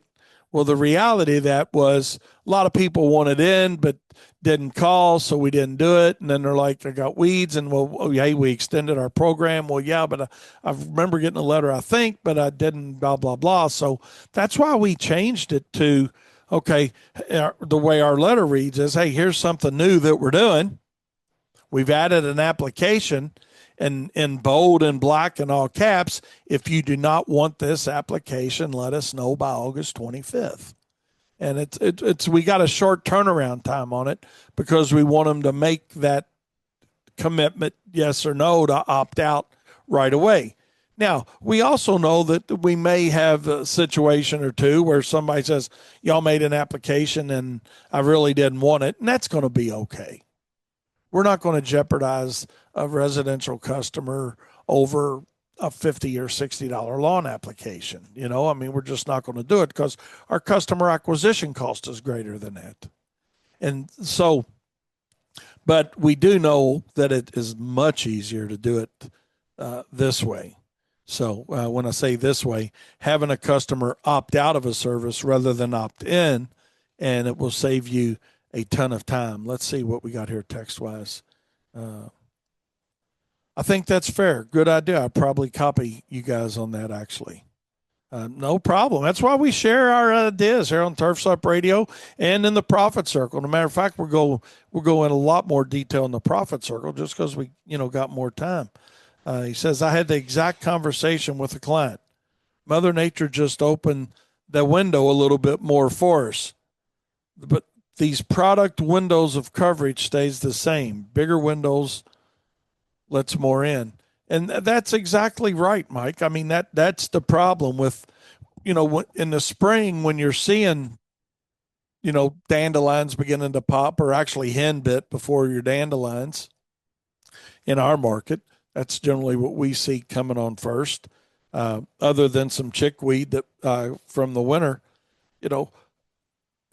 We used to not even have that problem. I can say that was a April problem generally, or used to be, or at least late March. But I mean, now it can be mid-February, early March where we're seeing those weeds. And the weird thing about it is, I mean,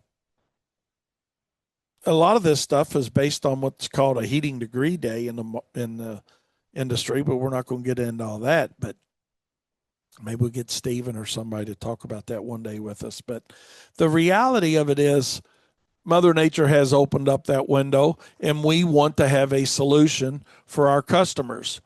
Do we want to have 9 applications? Probably not. Do we want to have 3 applications? Probably not. So we let the customer choose the number of applications they're going to receive during the year, but we present to them a full program that will get them callbacks if necessary. But so we're not, in other words, what I mean by that is we're not going to have somebody sign up and for say 5 applications a year and call and tell us they got weeds. If we go back to respray, it's not going to be a free application. We'll do a respray if needed for somebody that's on our full program, but that's just the advantage of being on a full program. And I think that's an ethical business practice. Just curious to get Charles' opinion on that. You guys that are out there spraying, if anybody wants to comment on that. I think there's certain things that we do from an ethical standpoint for people that, sign up for, like in that case, a full program. Hey, and if you've got a weed issue, then hey, we'll come out and respray for you, But if you're picking and choosing your applications, then we'd be happy to come out and service the property for you, but there'd be an additional cost. Otherwise, it's not fair to our other customers that are on our full program. So that's just how we do it. And and what we also have found is it's almost not almost, it is our ultimate goal in lawn care is to increase turf density to where that in itself is the best defense against weeds and not herbicides. I don't know how you guys feel about it, but that is our ultimate goal, is to, hey, let's increase turf density so that in itself becomes a better weed defense on properties. But what a lot of consumers want to do is put we'll call it responsibility. Put the responsibility on the lawn guy. Well, why do I have weeds? Well, yeah, you're on our lawn program, but you haven't aerated, you haven't overseeded, you haven't done any slit seeding in these thin areas. When people see thin lawns, generally, yeah, and I'm gonna feel comfortable saying this. Generally, that means we've done our job with getting rid of weeds, and when you explain it to people sometimes like that, most of the times they get it. like, hey, you know, it we're going to kill weeds. That's what these applications are designed to do. That we're getting during the growing season predominantly is to manage broadleaf weeds and annual grasses that you don't want. But when we kill a weed out, what's that leave? That leaves a bare spot. So when we have a bare spot, what's the first thing that's going to be in there? And that's another weed if we don't increase turf density. And that's why it's up to you as the professional to sell your customers, not just to sell them something, but to sell them the concept, because conceptually in reality, it makes sense that, hey, if we're killing weeds and we're creating bare spots, the only thing that's going to keep that weed out of that bare spot is turf grass. But unfortunately, turf grass is not going to fill itself in fast enough for us. So, hey, what we need to do is, hey, during the summer, in the spring, we're going to manage the weeds. We're going to kill some of the weeds. And then now, this time of the year for cool season grasses is when we're going to do our aeration and our overseeding. Or in worst case scenarios is when we're going to do our renovations. And I think that's where it goes back to giving your customer the value of the service that you provide and not selling the cost of the service that you provide. Because at the end of the day, herbicides are designed to work and do what they're supposed to do. But from a BMP standpoint, and that's the way we all need to be thinking about it, our best management, right? Practice. Let's do what we need to do to increase turf density and let that be the weed barrier. And then we can utilize less herbicides to achieve that same goal. So let's kill some weeds, let's plant some grass, and understand that, and we put quite a bit of information out on this, and if you don't, you need to. And Stephen, I believe, talked about it the other day. Daniel, didn't he talk about the life expectancy of a grass plant? I think I think it was him. No, it wasn't him. That was Sam Huff. Sam Huff was talking about that. And but that's the reality of it is, and we educate our customers on that every year, that grass plants are like anything. They've got a lifespan, and generally it's about 7 years, So if you're not constantly, when I say constantly, each year adding to that, then attrition alone, it's kind of like losing customers for whatever reason. You lose customers through attrition. You lose grass plants through attrition. Take the time and make the effort, to build up that turf density. Let's see. I like that method. My program is still young, so I'm all ears.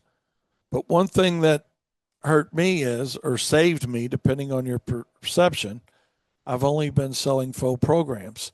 And that's predominantly what we do, Mike, is, I'd say, I don't know, I'd have to pull a number to look, but I would say probably 80% minimum of our customers are on our full program. And, but what we didn't want to do was lose the customers that wanted 5 applications a year or 6 applications a year. And not just for the application side of it, but for the upsell opportunity of not just lawn program, but landscaping work, of fungicide applications, insecticide applications, things that go at a different price and a higher price. So you may have somebody that says, hey, man, as long as my weeds are green, I'm good. I just want to do a little fertilizer, put pre-emergent down a couple times a year. And I don't want to see the dandelions. So schedule me for a spring application and a fall application. Other than that, if they're green, they're okay. And that gives us an opportunity to satisfy that customer to the level that they want to be satisfied. And that's exactly right, Mike. It does turn into a good, better, best presentation. you know. And like I said, the benefits to the customer on our full program is there's no excuses coming back from us to them on why they've got a weed, other than, hey, you're going to see weeds in between applications, but ideally we're going to cut those down to a minimal amount of problem because of the frequency of the applications. And then in the fall, we're going to aerate it and overseed it. And I think that's a big miss for a lot of lawn care companies, is the percentage of their customers that they don't aerate, at least aerate, and then overseed. And I know there's different research on the benefits of aeration, but personally, I like the machine that pulls the plug out of the ground versus simply putting a hoe in the ground.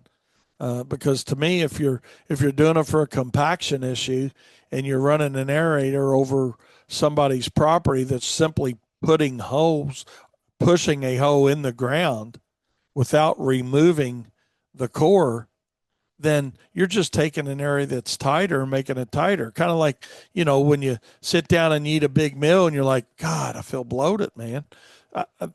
That's the analogy I try to use with our customers when they say, well, why do you want why do you want to pull that plug and leave those plugs, pull that plug out of the ground? Well, for the same reason, if you eat a whole lot and you joke about it, man, I'm going to go home and loosen my pants, well, that's the same thing with aeration. You use a machine that pulls the plug out. It allows that soil to expand out. Those cores break down within a week to 10 days generally. A mowing cycle, they're gone. And it's an outstanding organic layer for your lawn, when they break down. So you're not compromising by using a machine that pulls the plug out. That's just my 2 cents worth on it. And be happy to, hear anybody else's ideas on why they do it or don't do it, based on which machine they're using. But I know a lot of guys don't want to go in the hollow tine aeration business because of the cost of the tines are very expensive. I know just the other day we replaced some on our machine, and I think they were saying, when we ordered some of replacement tines, they were like $105 a piece or something, and which is less expensive than just a steel rod that's going to be poked in the ground to make a hole. But we feel like it's better value for our customer to use that machine. So kind of got off on a tangent on aeration there a little bit, but like I said, our ultimate goal is to create turf density and weed prevention through a well designed and or good plan to have a well established lawn. And something that Dr. Powell, God rest his soul, with the University of Kentucky, taught me too. He said, Wayne, a big thing to remember in lawn care too is this: that the better condition you get the lawn in, the more maintenance it's going to require. And I didn't understand that at first, but after a few years treating lawns, I began to understand it pretty quickly. And the whole point was, there's not a whole lot of disease and funguses that like weeds. So when you do put together a good lawn for somebody, in other words, you've got the weeds under control, you're going out, you're aerating it, you're overseeding it, you're getting a better stand of grass, the turf density is better, then you're creating a really nice host property, if you will, for possibly disease and fungus issues, because of, and that's where we got to be careful not to over fertilize and not to overpopulate the lawn, if you will, with too many grass plants. Because when we overpopulate the lawn or get it too thick, that's as bad, if not worse, than not thick enough, because we're not getting any airflow. It's kind of like putting too many people on an island, right? I mean, you take an island, any given size, a certain amount of people are going to fit on it comfortably. Your yard's the same way. Your lawns are the same way. If we get them too thick and we're not getting airflow through it, then we're going to have a lot more disease and fungus susceptibility to those. So the fine balance is the hard part. And we find that balance through applications and best management practices, mowing height being a big one. Um, Mowing frequency, very important to establishing a good, well established lawn. But, anyways, I did want to share with y'all about us adding an application to our program and how we decided to go about doing it. And it's been a couple years coming. I'll let you guys know how it pans out with our existing customer base that we sent our mailing out to. But like I said, we've had 3 or 4, I think, that have called and opted out already today and or over the weekend. But and that's okay. But we want to give them the opportunity. That's what we want to do. So, with that being said, Timmy and Robin, if you're listening, drive safe, my friends, and be careful getting back here to Kentucky. I know you guys; they got a pretty good drive coming from South Dakota. Probably going to break it up into a couple days. And I was actually going to give them a call, man. We just never got to it. But Robin's trying to run their business through their cab of their truck as they're driving, so I get that too. So give them that professional courtesy. But you guys be safe. Appreciate you listening to Turfs Up Radio. We got our Profit Circle meeting coming up. Daniel will get a mailing out on that. Our monthly webinar, we're going to talk about scripts and how to implement scripts into your business for all aspects of your business during that. Looking really forward to that. Going to have a couple of special guests involved in that with us as well. So have a couple speakers that one you guys have not heard, and in a completely different field, but how they use scripts on a daily basis too within their business. And a lot of you are going to say, well, we don't use a script. Hey, whether you got it written down or not, man, you're using a script. It's just in your mind. But when you want to scale your business and you want somebody else to tell the same story, you need to have something for them to go by. And it's not that you're reading a script, but you learn a script to know what the answers are going to be for different questions that you know are going to come up within your industry. With that being said, you guys have a great day. Appreciate you tuning in. Stay tuned in to Turfs Up Radio. Share Turfs Up Radio with all your business friends that you know, not just landscapers and mowing contractors, but everybody. There's a ton of small business information that is shared across the board here, and we can't make it any different. We can't make it any better if you don't share it. But we do appreciate you listening. We'll see you Wednesday. Have a great day, and remember, profit is not a dirty word.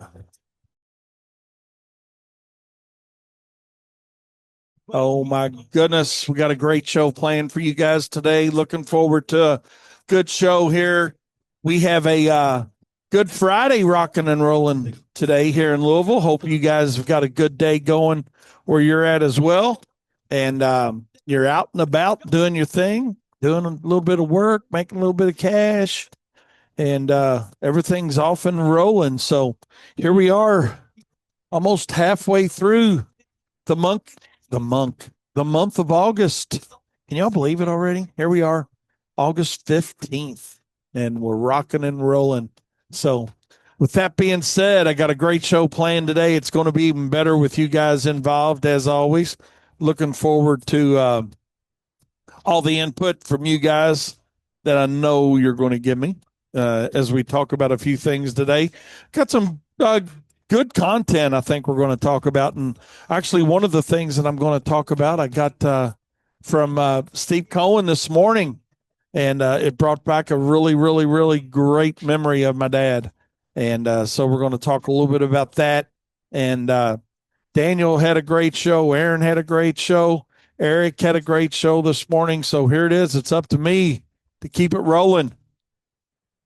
So I will do my best. I will do my best to make that happen, and we'll see where we go. We see where we go from there. But curious to know what you guys are into today. You guys working hard, hardly working. Looking forward to a good weekend. got big weekend plans. Curious to hear what you got going for the weekend, and certainly hope you guys got a great weekend planned and in stored for yourself, or in store for yourself. But yeah, tonight I got a good weekend rolling. I think probably Friday night we have a little bit of Southern Fried Friday night. This little radio station I listen to down in Campbellsville, man, they had some really decent music on Friday night that they roll through on, and they play really good music for about 5 hours. I think they go from like 7 to midnight, and looking forward to that. We always listen to a little bit of that. That's generally our lake thing that we listen to, and it's been weird not being down at the lake this year. I'll tell you that. But we can't do anything about it, so ain't no sense in worrying about that. But going to be a good night. Going to be a good night. Tomorrow's going to be a good day. Looking forward to my granddaughter's got a birthday tomorrow. Actually, her actual birthday's not tomorrow, but her birthday party's tomorrow. And she's going to be 7. Her actual birthday is August 22nd, I think, is where we're at. But she's going to be 7. She's the youngest of 3 that Kyle has. And she's having a little pool party tomorrow night, so that's going to be fun. We'll see how that works out, but I'm sure that's going to be really fun. It always is, and I remember I remember right before Jane passed away, we had a little birthday party up there in the hospital room uh, with her, so that was pretty cool. That was pretty cool. So good deal. That was one thing that girl loved was her grandkids and her kids and just being a mom. So yeah, we she got to experience one more birthday right there at the end. So that was really cool. So I'm not going to make a Debbie Downer out of the show, but I just thought I'd share that with you. So that's look at John says spending the weekend at the beach. Nice, nice. Nothing wrong with that. North Wildwood, New Jersey. Never been to New Jersey, I don't think. I think we rode through it, but I don't think I've actually been to New Jersey. So needs to be one of my bucket list places, I guess. So, but other than that, up and down the East Coast, got it covered pretty good. Even Rhode Island. Even Rhode Island done a few presentations up there in Rhode Island, and that's where I ran into. Actually, here's a fun fact. Here's where I ran into something that you guys in the Northeast are familiar with, but I hadn't been exposed to it till I hit Rhode Island, and that was something clear chowder.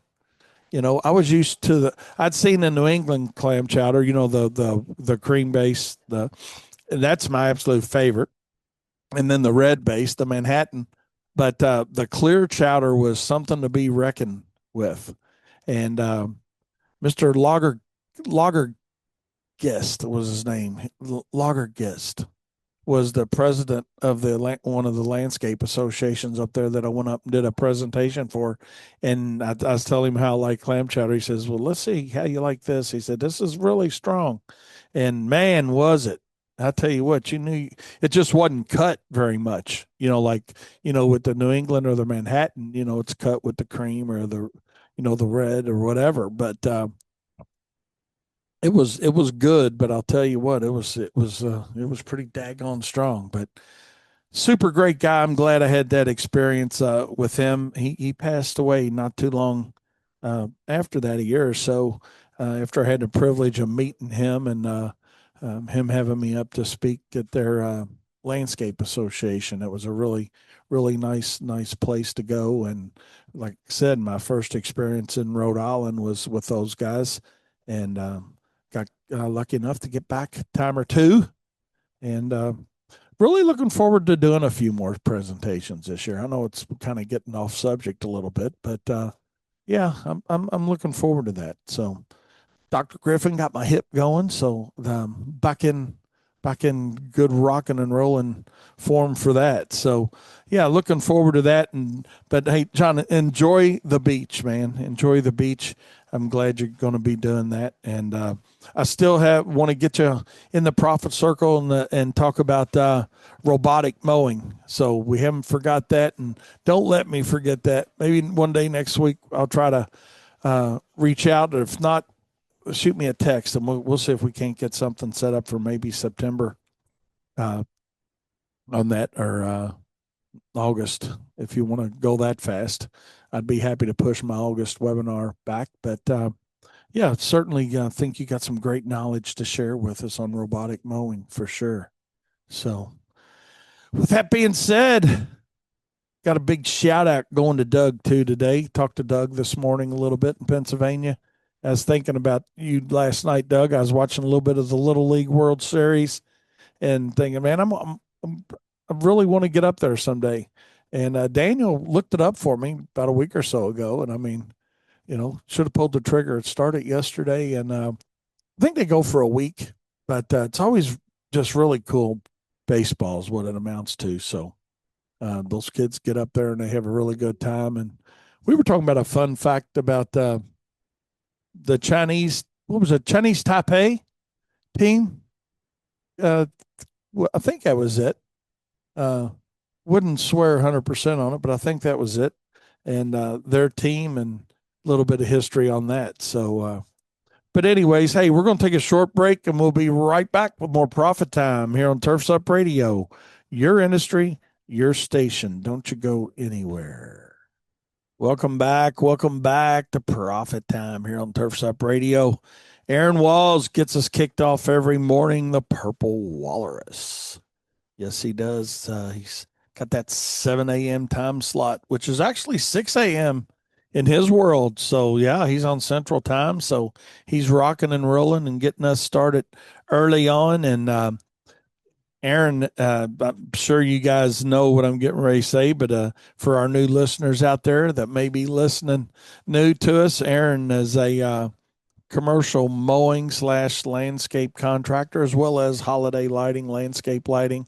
And he does a little bit of mowing, not a lot, but he's diversified more into more of the more profitable services. And he recently started a hot dog cart. And it was really cool. Last weekend, I actually drove down to Tell City where he was set up, Tabitha and I did, and had a hot dog. And he's doing good with it. And he's actually setting up today there where his wife is, I think she's the vice president there. Can't remember her exact title, but of a credit union down there in Lewisport, I believe is where they're located. But he's setting his hot dog cart up down there for lunch between 11 and 2. And sorry for massacring that, Aaron, and not having the name in place. But they had a good conversation today. Steve Cohen got on his show with him, and Stephen brought up something up to Aaron about one hot dog or two. And that jogged a memory on something my dad taught me many, many years ago in selling about always giving the choice to a customer between something and something else, and never a choice between something and nothing. And when they start talking about that, I was like, oh my God, that's so cool. I talk about it, and maybe some of you guys have heard me talk about it. I hadn't talked about it recently, but that story, one egg or two, and it applies to selling anything. It's not just, hot dogs, or it's not just lawn care. It's not just lighting. It's, it's everything that you get engaged with in selling, and Eric Jones, I appreciate the text, man. It is true. He's moving his girls in college today, and or one of them. And I told him, I said, man, it's okay to cry. It's going to be a rough day. He said, I know, I do every year. And it is bad. It is bad. But, and Mike, I appreciate that. We'll talk about that as well here too. But, when he told Aaron, he said, say would one or two hot dogs, like my dad used to tell me in selling, you always want to give the customer a choice between something and something else, and never a choice between something and nothing. In other words, when you make a presentation, give them an option, not just, hey, this or nothing, this or this. The answer could still be no. And the way he taught me, it was about the example he always used was about a guy that had an ice cream shop that, where they made milkshakes as well. And that's when people would put eggs in milkshakes. And, you know, and I guess maybe they still do, but I know a lot of people are weird on raw eggs now, right? Which is okay too, man. We get smarter as we get older. But the story went like this. It was the guy had an ice cream shop basically, and he got paid a nickel for every egg that he sold in a milkshake. And he said, I wasn't making a whole lot of money until the owner came up and said, instead of saying, do you want an egg in that? Ask the customer one egg or two. The answer could still be none, right? But you're given a choice. You're giving the consumer, the customer, the client a choice between something and something else. The answer can obviously still be no, but you're trying to make them say yes to at least one of those two options. And what he found out is that all of a sudden they start selling a lot of eggs in milkshakes, and everybody's making more money. So the moral of the story, according to my dad, which is obvious and right on top of the surface, it's the low hanging fruit here, is you got to give your customer a choice, or you don't got to, but you'll be better off for it if you give your customer a choice between something and something else, and never a choice between something and nothing. Now, is that a true story? Probably not. Is it a valid point? Absolutely. So what I want you guys to think about, because I know on Fridays we normally not thinking a whole lot, real hard or whatnot, or trying not to, trying to let our brain come down off of a busy week. But that's what I want you to think about a little bit today and tomorrow and the next day and every day moving forward. And even, hey, just on your desktop, put a little sign, one egg or two. That's all you got to have on there. One egg or two on a jotter block. And that will help you reiterate the fact when you're putting those proposals together. And we'll go much more in depth in this in the profit circle. But the reality of it is, you think you're doing well, you might be doing very well, but how many times are you trying to give them a choice after they say no versus giving them a choice right out of the bat? And we'll discuss different options on that, like I said, in the profit circle. We don't have time to talk about all that today. But Stephen, I want to thank you for jogging that memory of my dad and how I used to hate it when he would constantly, we role played a lot. I mean, even as I got older, because he loved the selling side of everything. And he actually, worked with some very large companies and a national sales trainer, and actually ultimately ended up as vice president of Education Unlimited. But the reality of it was, he was good at what he did, but it was the basics that he keyed in on. And that's what I want you guys to think about is, he used to talk, he meaning my dad, he used to talk all the time about, these guys watch all these, back in his day, it was listening to cassettes, right? They listen to all these cassettes and tapes and, but they're not applying anything. He said, people make selling way too hard. And that's, again, and this is kind of deeper than I wanted to go today. And I'm going to cut it myself off here shortly because I got a lot of other things I really want to talk about. But don't make selling hard. Don't make selling hard. Give somebody an option. It might be no, no, then yes. And it might be no all the way through the program. But you don't know what you don't know. And that's why we have to give them the options. Now, the other side of that says, no, have confidence in what you're selling and by God, present it right and learn to close and, cover your objections. That's all part of the process. I get it. And we're not getting that deep today. But still, I don't, when you pull up to a menu board at McDonald's or anywhere, I mean, what do you see on the menu board? A lot of choices. What do you see when you walk into, damn, I'm trying to think of things I've done recently. Hell, a pickleball. That's something we tried, and I'm really looking forward to doing more of that. But you got these different options. The YMCA, as far as their memberships, and Katie and them just joined, and they give you a choice between this membership, this membership, this membership.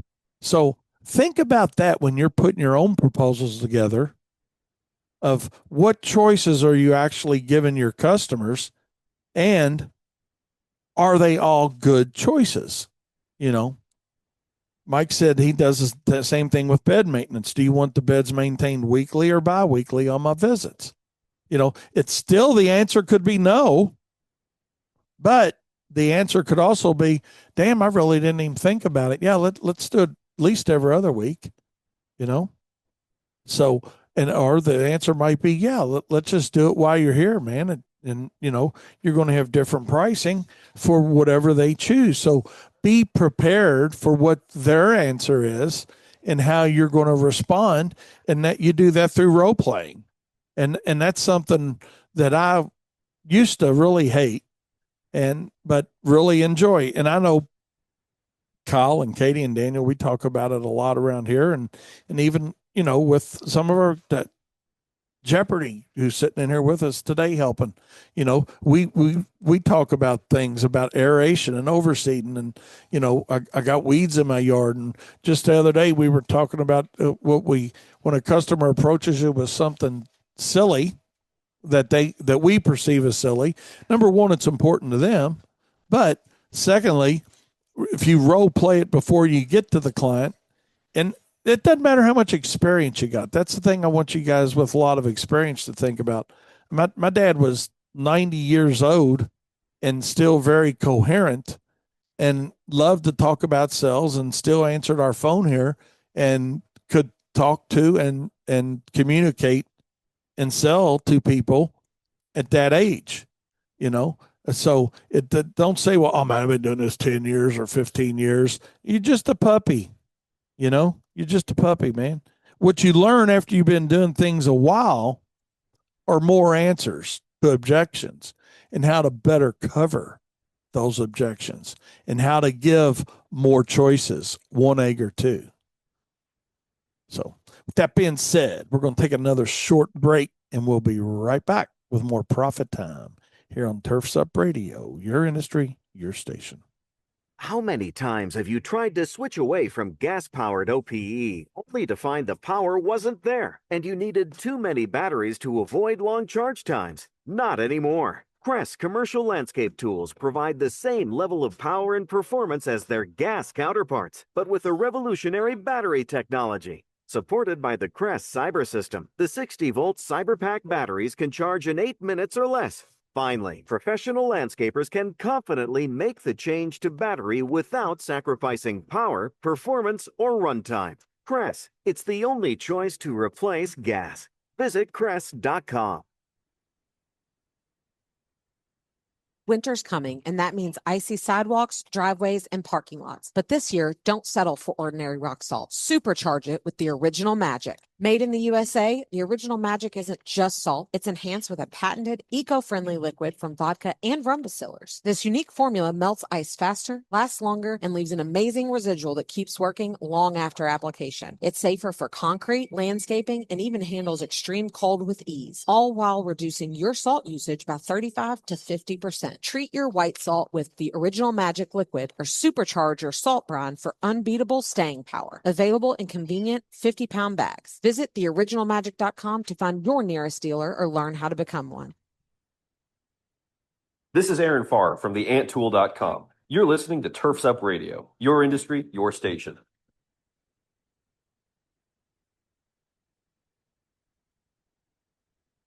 Hey, this is Fuzz from Western Products with your Turfs Up Radio tip of the week. If efficiency is your goal, consider upgrading to a plow with a contouring edge. A contouring edge, like Western's Trace Edge technology, adapts to any plowable surface from smooth pavement to uneven terrain. That means every property you service gets the same clean scrape, leaving less snow behind with each pass, even on big jobs. Not only will that save you time, it'll also save you on how much salt you need to finish the job. This is Fuzz from Western Products with your Turfs Up Radio tip of the week. This is Wayne Vose, the Prophet, and I'm bringing the heat to the Equip Expo 2025. And I'm Daniel. Stay hydrated, stay caffeinated, and swing by the Turfs Up Radio booth. We'll be pumping out live shows like fertilizer through a spreader. This is Darren, your landscape hero, and I'll be there making noise, taking notes, and calling out the real heroes in this industry. You. It's Eric, and yeah, we'll be there trying to keep up. Trying? This is Jennifer, and we're crushing it. Stop by and talk tools, trends, and how to outshine your neighbors. I'm Aaron. I'll be digging deep with the stories that matter. Legacy, grit, and green industry pride right from the showroom floor. And I'm Katie Voles, roaming the floor with my mic, asking you funny trivia questions. Get them right, and you might just win some cold, hard cash. Come find us at the Turfed Up Radio booth at Equip Expo 2025. Live broadcast, Surprise guests. Cash giveaways. And more fun than a zero-turn drag race. October 21st through 24th, Kentucky Exposition Center in Louisville. We'll be broadcasting live all week from the turf to your truck and speakers. So come say hey and get ready to play. It's Turfs Up Radio, your industry, your station, and your ultimate Equip Expo destination. It will be here before we know it, and I'm excited. I like it. I love it. Want some more of it? It's a great time. It's a great educational opportunity. The trade show is the kill for. The educational classes are, same way. And if there's any way you guys can make it, certainly make it. Even if you can't come and spend, 3 days or 4 days or, whatever it is you can make, I guarantee you the lost production that you think you're going to have over it, and you will if you're not at work doing the work, right? Because I know there's a lot of you guys that are smaller companies, and if you're not there, work's not getting done. I mean, you're one truck operation or whatever. And, the reality of it is what you're going to gain, the knowledge you'll gain, the insight you'll gain, the opportunity to mingle with your peers, that's the value. That's the value, and that is something I want you guys to learn way faster than Wayne learned it. Because, I always thought, man, I can't do stuff like that. That's 20 lawns I'm not going to get mowed today or whatever, or whatever service it is that you're providing. The reality of it is the work will be there. The opportunity to gain the knowledge is not there every day. So always understand that when it comes to separation between you and your competitors, what it really boils down to, and I heard your thought, and I heard you even say it, I heard you say it, but that's not right. It's not cost. The real separator between you and your competition should be training, education, and knowledge. That's what creates the value on what you're selling. And that's why you need to understand and have better selling techniques, not to sell something to somebody that they don't want, because really all we are as salespeople is we're satisfying needs and wants. That's what we're doing. That's all it really boils down to. When it boils down to it, we overthink it, make it way too complicated that on what we're doing. Hey, realistically, when you boil it down, what do? We provide services for people that they either need or want, and it's up to you to go after the clientele that needs something or wants something, or maybe some of both. But who's going to be a better long-term loyal client?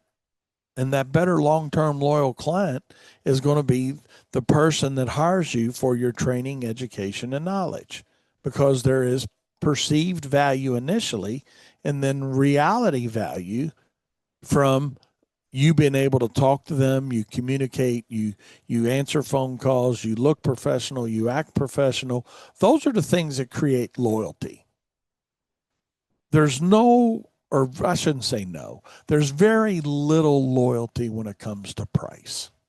You know, if you're the best price, cheapest price, and that's what somebody's looking for, next person that comes along a little bit cheaper, that's where they're going. That's just the reality of it.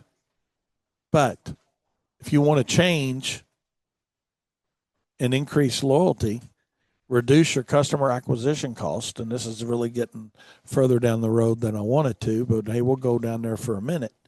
You know, let that separation be training, education, and knowledge. And I know we've gotten a long way past the Expo commercial that we played on here, but that's really what it should boil down to. Let your training, education, and knowledge be the separator between you and your competitor. You know, when we talk about training, education, and knowledge being a separator, you know, and not just the price, Daniel was talking about something on his show. Y'all probably heard it on, you know, when he does his Fun Fact Friday thing. He was talking about the guy initially that the first guy that kicked a 63-yard field goal or something, wasn't it, Daniel? Yeah, the first guy, and that was the longest field goal in NFL history at the time. And a lot of you guys probably know this, but if you don't, this guy had half a foot, no toes. So he had a foot or half a foot, no toes on it, but he also had no fingers on his right hand. So his right foot had no toes, his right hand had no fingers. And this guy trained up and said, you know what, I'm not going to sit here and baby and cry about it. I'm going to do something about it. And what he did is turned himself into a very successful kicker. And so, you know, it's up to you. It's up to you what you want to do, you know. So it's just something to think about. Just something to think about. What, you know, what do you want to do? So, and, you know, something we've done, and you guys heard me talk a little bit about this the other day, that we've been doing quite a few hand flyers recently. And I don't know, I guess we've put out about 6,500 or so of those things. And, you know, the reality of it is getting back to the basics. You know, we talk about it all the time, but it's that time of the year. It's a slower time of the year. Even though you're doing other marketing and advertising and, you know, and how do we make the phone ring? We do something different and better than what we've done recently, and that's get back to the basics. And like I said, and consistency is the key to that. Consistency is the key, and know that it's more than once is really what it amounts to.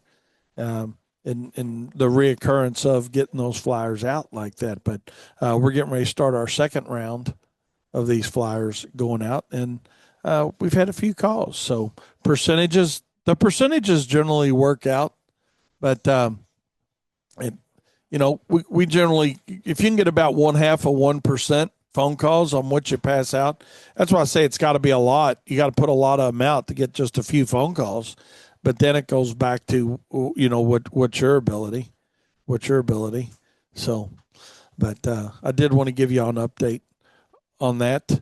And also I wanted to give you an update on the guy that I was talking to you about the other day that where Kyle was trying to explain to the guy about how our billing works. And he was having a hard time understanding that we just add what we're doing for you up and divide it into like 9 payments, for an example. Let's just say somebody's on a full year with us, right? Hey, if we're going to mow your yard 35 times or 37 times, we're going to trim your hedges a couple times, you know, whatever that turns into and looks like, then what we're doing with that simply is you know, giving them an equal monthly billing. Well, this Kyle literally worked with this guy about 20 minutes the other day. I told y'all about that. And then he worked with him again. And finally, the guy's just confused. So Kyle's like, okay, we'll just go time and material. We're just going to time and material per visit. And that's okay too. We just really try to save them a little bit of money long haul by, go ahead and not doing a time and material job, because it's, gets involved differently, with that, but if that's what somebody's more comfortable with, it goes back to what we talked about just a second ago, though, of giving your customer a choice between something and something else, and never a choice between something and nothing. And that was an opportunity that Kyle worked with that guy on, of, hey, here's one choice, but here's another choice. So, again, it's not wrong or right, but in some worlds, that would have been a lost opportunity or lost sell. So, kudos to Kyle on that. So, with that being said, I like sharing our stories with y'all. I just really do. I got a song here. Y'all know I don't play many songs, but I got something I want to play, and there's a reason I'm going to play it. But what I'm going to let it do, I'm going to let it lead us into our next topic, if you will, because and this actually came out, not the song, but yesterday something happened. So I'd want to play this for you guys, and we'll go from there. I don't know how you guys feel about it, but that brings the question up of, why do business owners, why do just people in the field, why? Let's go with a big why. Why does somebody always want to criticize somebody else's whatever it is? Fill in the blank, you know, criticize. And just like that song, they went through a million things, so it's not just mowing contractors saying, oh man, that's a terrible job mowing, or look at all the weeds in that yard, or look at the crabgrass, has a terrible application, or, look at that paint that guy, or roofing, or I get so tired of hearing people criticize other people's work. And again, it's across any industry, whether it's body shop, painting, roofing, landscaping, lighting jobs, why do you feel the need to criticize somebody else's job? I just don't get it. But maybe that goes back to the training that I had from my dad. Katie brought up a really good point when we were talking about this today. She said it's because we're a very critical society. Everybody is very egotistical. She didn't say that. I added that. But our egos get in the way of, it's my way or the highway. I think we need to look at it a little bit harder sometimes and say, what do we have to sell? Why do we think we're better than everybody else? Because I'm going to tell you, I could mow a yard and you could come behind it and find something a little bit jacked up,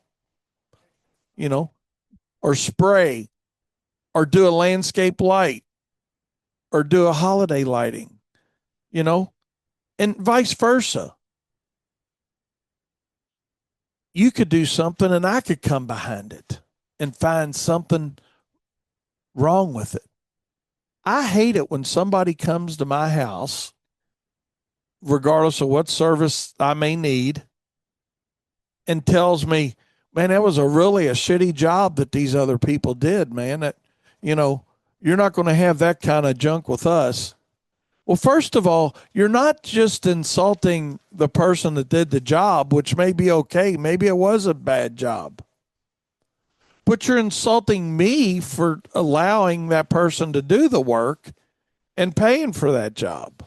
So I want you to keep that in mind next time you're talking to a potential customer or existing customer, and you're going to start talking bad about something they had done by somebody else. So let's put the criticism away a little bit. Stop thinking that you're better than everybody else, because here's the reality of it. And I mean, I know I'm only 62 years old, which is older than a lot of you, but younger than some of you.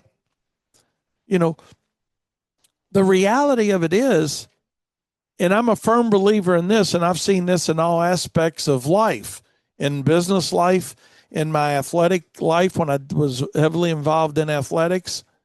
The person that's got to tell you how good they are needs a little help on how good they really are. Let your work speak for itself. Let your presentation speak for itself. You know, why do we normally criticize somebody else's work, though? And this is just my opinion. It doesn't mean anything other than it's my opinion, and we've all entitled to our own opinions.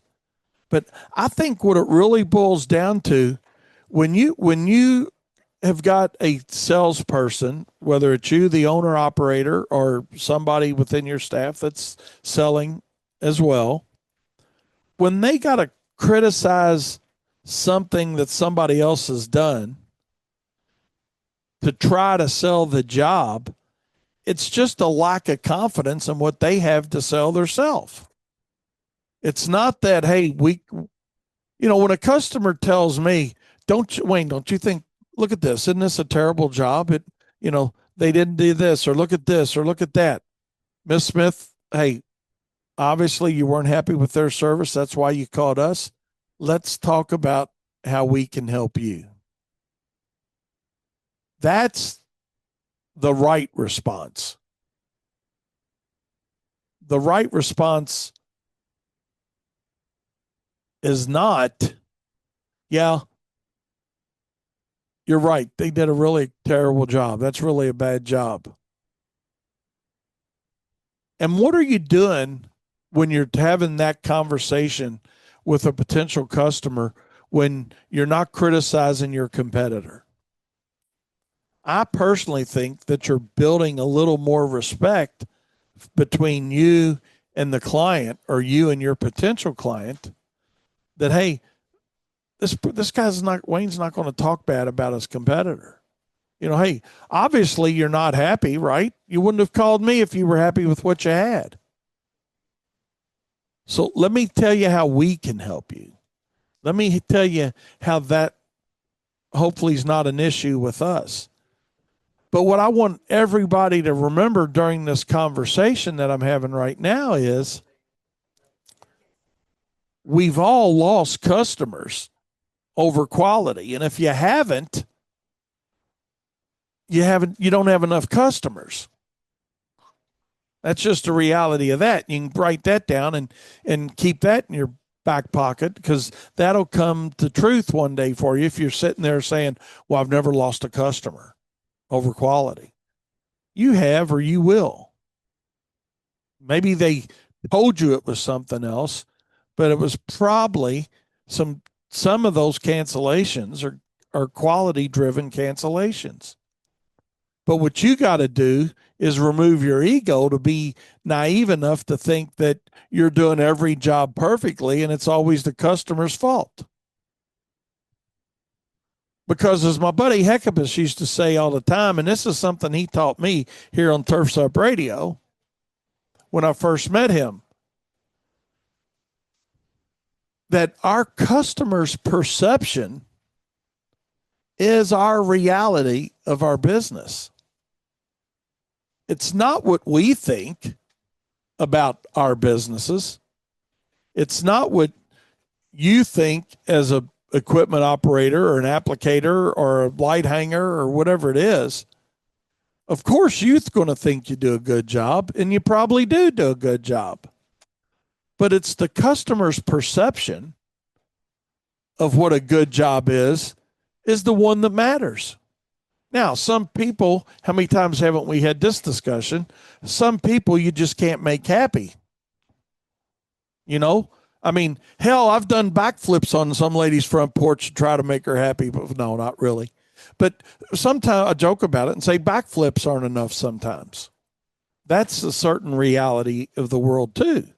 So we're not going to make everybody happy all the time, but the customer's perception is the reality that we live in, and we've got to decide how we want to make those adjustments if we want to continue service with that particular client.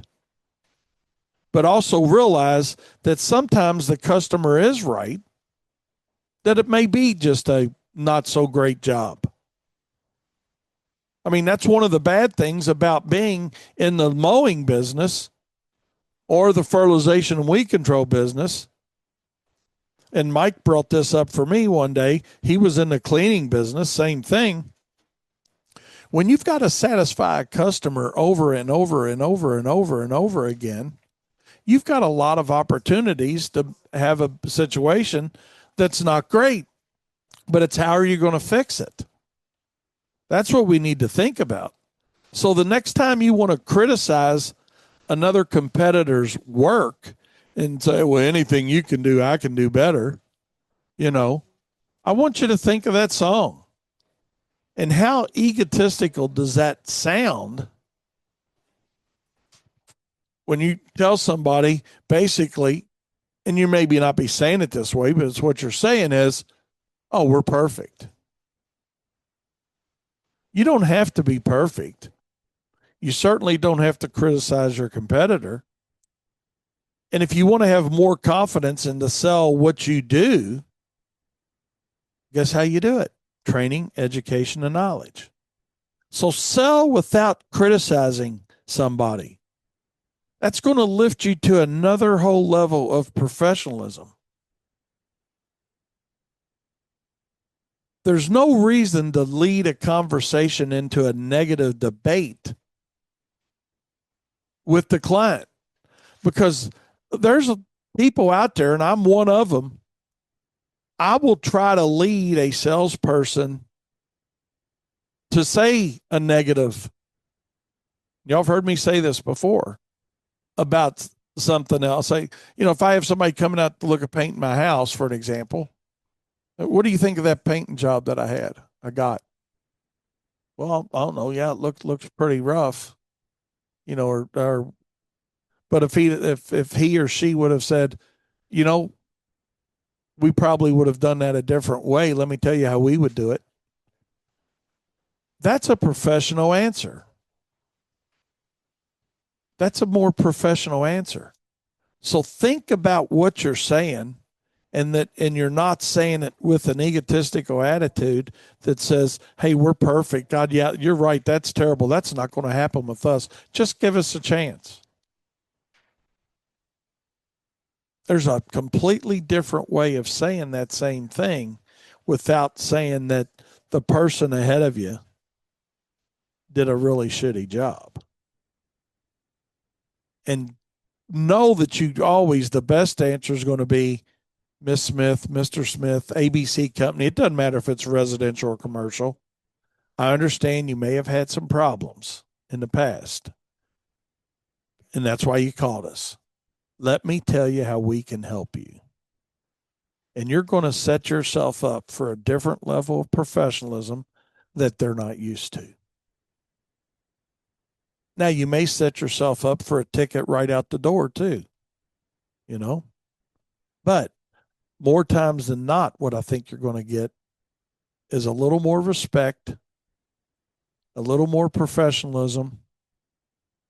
And when you get the respect and the professionalism and you follow through with a good service, doesn't have to be perfect, because nobody's perfect. There isn't but one person that walked on water. We're all going to have mistakes. We're all going to have to answer, hey, why'd you do it this way? Or why do I have this in my yard? Or why'd y'all not trim? Why didn't you blow off my deck? Why is there a light bulb that's not leaning at 180 degrees? I told y'all about the guy that had us move a bush that was a quarter of an inch off. A quarter of an inch. We didn't even have to use a shovel. We stepped on the other side of the bush, and now it was even. So a lot of it goes back to expectations, but we're not going to get into that today. But the whole point is, don't criticize your competitor, because nobody's perfect. Sell based on your own merit, your own value of your services, and create a sense of professionalism for you and your company that's completely different from what they're used to. And that's how we can establish a little more loyalty to our business. And the better the loyalty, guess what we have? If we have better loyalty, it means we've got better retention and loyalty, right? So things do happen. But hey, what are you doing to create loyalty to your business? That's another discussion for another day. But what I really want you to think about from today's show, and it really was a lot more serious than a lot of my Friday shows are, but a couple takeaways. Number one, don't criticize your competitor. And number two, in the selling process, always ask 1 egg or 2. Hope you guys have a great weekend. Be safe. We'll see you Monday. And remember, profit is not a dirty word. Good morning, Turfs Up Radio. Wayne Voles, Profits Unlimited, coming to you live from Louisville, Kentucky. Yes, indeed. Oh my goodness, we got another hot day rolling into Louisville. We've had we got spoiled a little bit last week a little bit. We had a pretty good little run of 4 or 5 days, and then started heating up again, and we've been rocking and rolling ever since with temperatures not crazy, but low 90s. But after all, it is August, and it should be hot, right? But hey, we're going to talk a little bit about that and some things that go along with the heat, and also some traditional things that go along with the heat, like snow. And just so y'all don't think I've been in the bourbon today, yeah, we're going to talk a little bit about that as well, and because it is that time of the year as well. But hey, before we get into all that, I want to give my buddy Aaron Walls a big shout out for a great show this morning, and going to talk a little bit about him. And but before we get into all that, it is Monday. Can y'all believe it? Here we go, August 11th. Shout out to my brother John, my oldest brother. His birthday was yesterday, and big 72, I believe, is what it is now. 72, 70. He's 10 years older than I am most of the time. So I believe he's 72. So yeah, happy birthday, John, if you happen to be listening. I know every once in a while you tune in here with us. He lives up in southern Indiana, up in the Scottsburg area. So for his birthday, actually, he may not be listening, probably is not listening, actually, because he is in Vegas as we speak. Saw a few pictures up.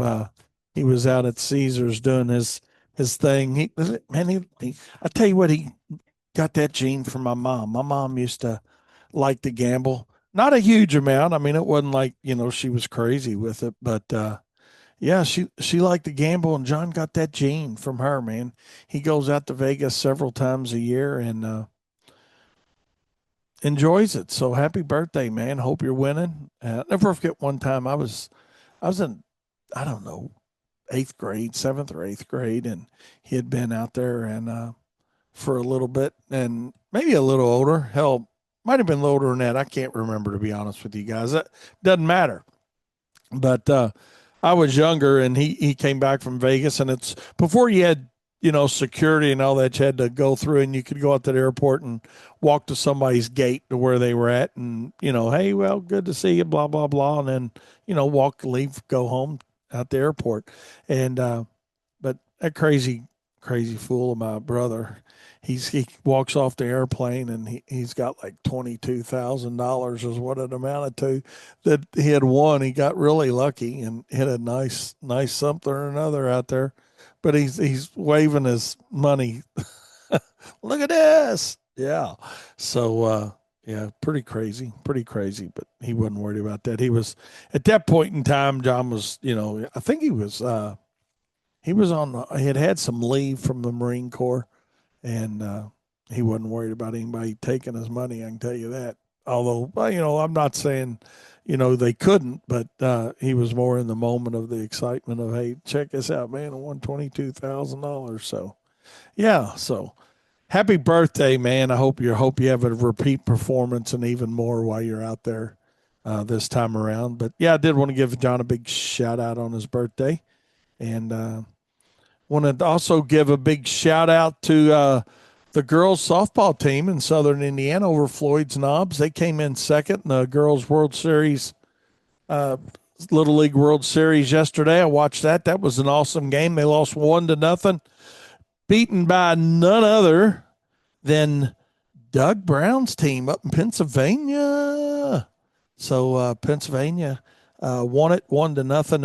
It was a great game, but a big shout out to our local girls. You know, second didn't feel real good yesterday and probably doesn't today, but the further along the time goes, man, just the accomplishment of getting there. It's not that you're satisfied not winning it, but be satisfied with the ride, man. That's what you need to be satisfied with. And it's hard to lose a game 1-0, but I don't know. I being very competitive in athletics myself, I would almost rather lose 1-0 than get run ruled out. And, that happens occasionally as well. So I do want to give a big shout out to them for, doing a great job and getting through that tournament and getting to where they got with it. And, it's tough when you can't put a run or two up on the board, but hey, good pitching, good defense to do that. And I know when I used to coach a little bit of youth sports, that's one thing we worked on very diligently, and that was defense. Everybody, as kids, they all want to hit, right? They want to get the bats out there. Oh, when are we going to hit, coach? When are we going to hit, coach? And my premise was, hey, we're going to learn to play defense, and when we get defense instruction down for the day, then we'll take some batting practice. But you ain't going to need to know how to bat if you can't catch a ball and make it out, because you ain't going to bat very often. And that was before they changed things up the way they do them now. But we're not going to get into that end of it. But certainly on a competitive side of things, it's still very competitive. And it's impressive to watch those girls, at that age, and boys too, for the baseball side of it. But giving the girls a little kudos right now. It's cool to watch them play fundamentally so well for 99% of what they do, So again, big shout out to all the teams that played and made it and went through that tournament, but certainly a huge shout out to the team for Pennsylvania from winning 1-0, and a big shout out to our local team, we'll call it. Like I said, they're just across the river in Southern Indiana and Floyd Knobs. So shout out to those girls too. So big day, big day. So hope you guys had a good weekend. I know I had a really great weekend. Monday's off to a good start. We'll talk a little bit about that too, but did enjoy my weekend.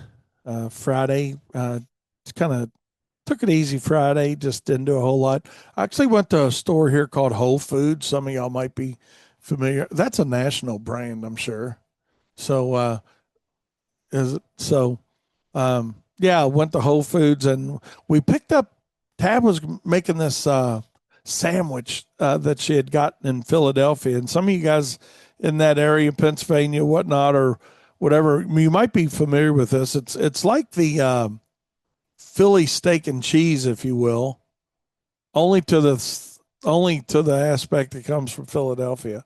But because it's pork instead of beef, and there's no onions and green peppers, but it's a shredded pork sandwich with provolone cheese on Italian bread. I think it was French bread.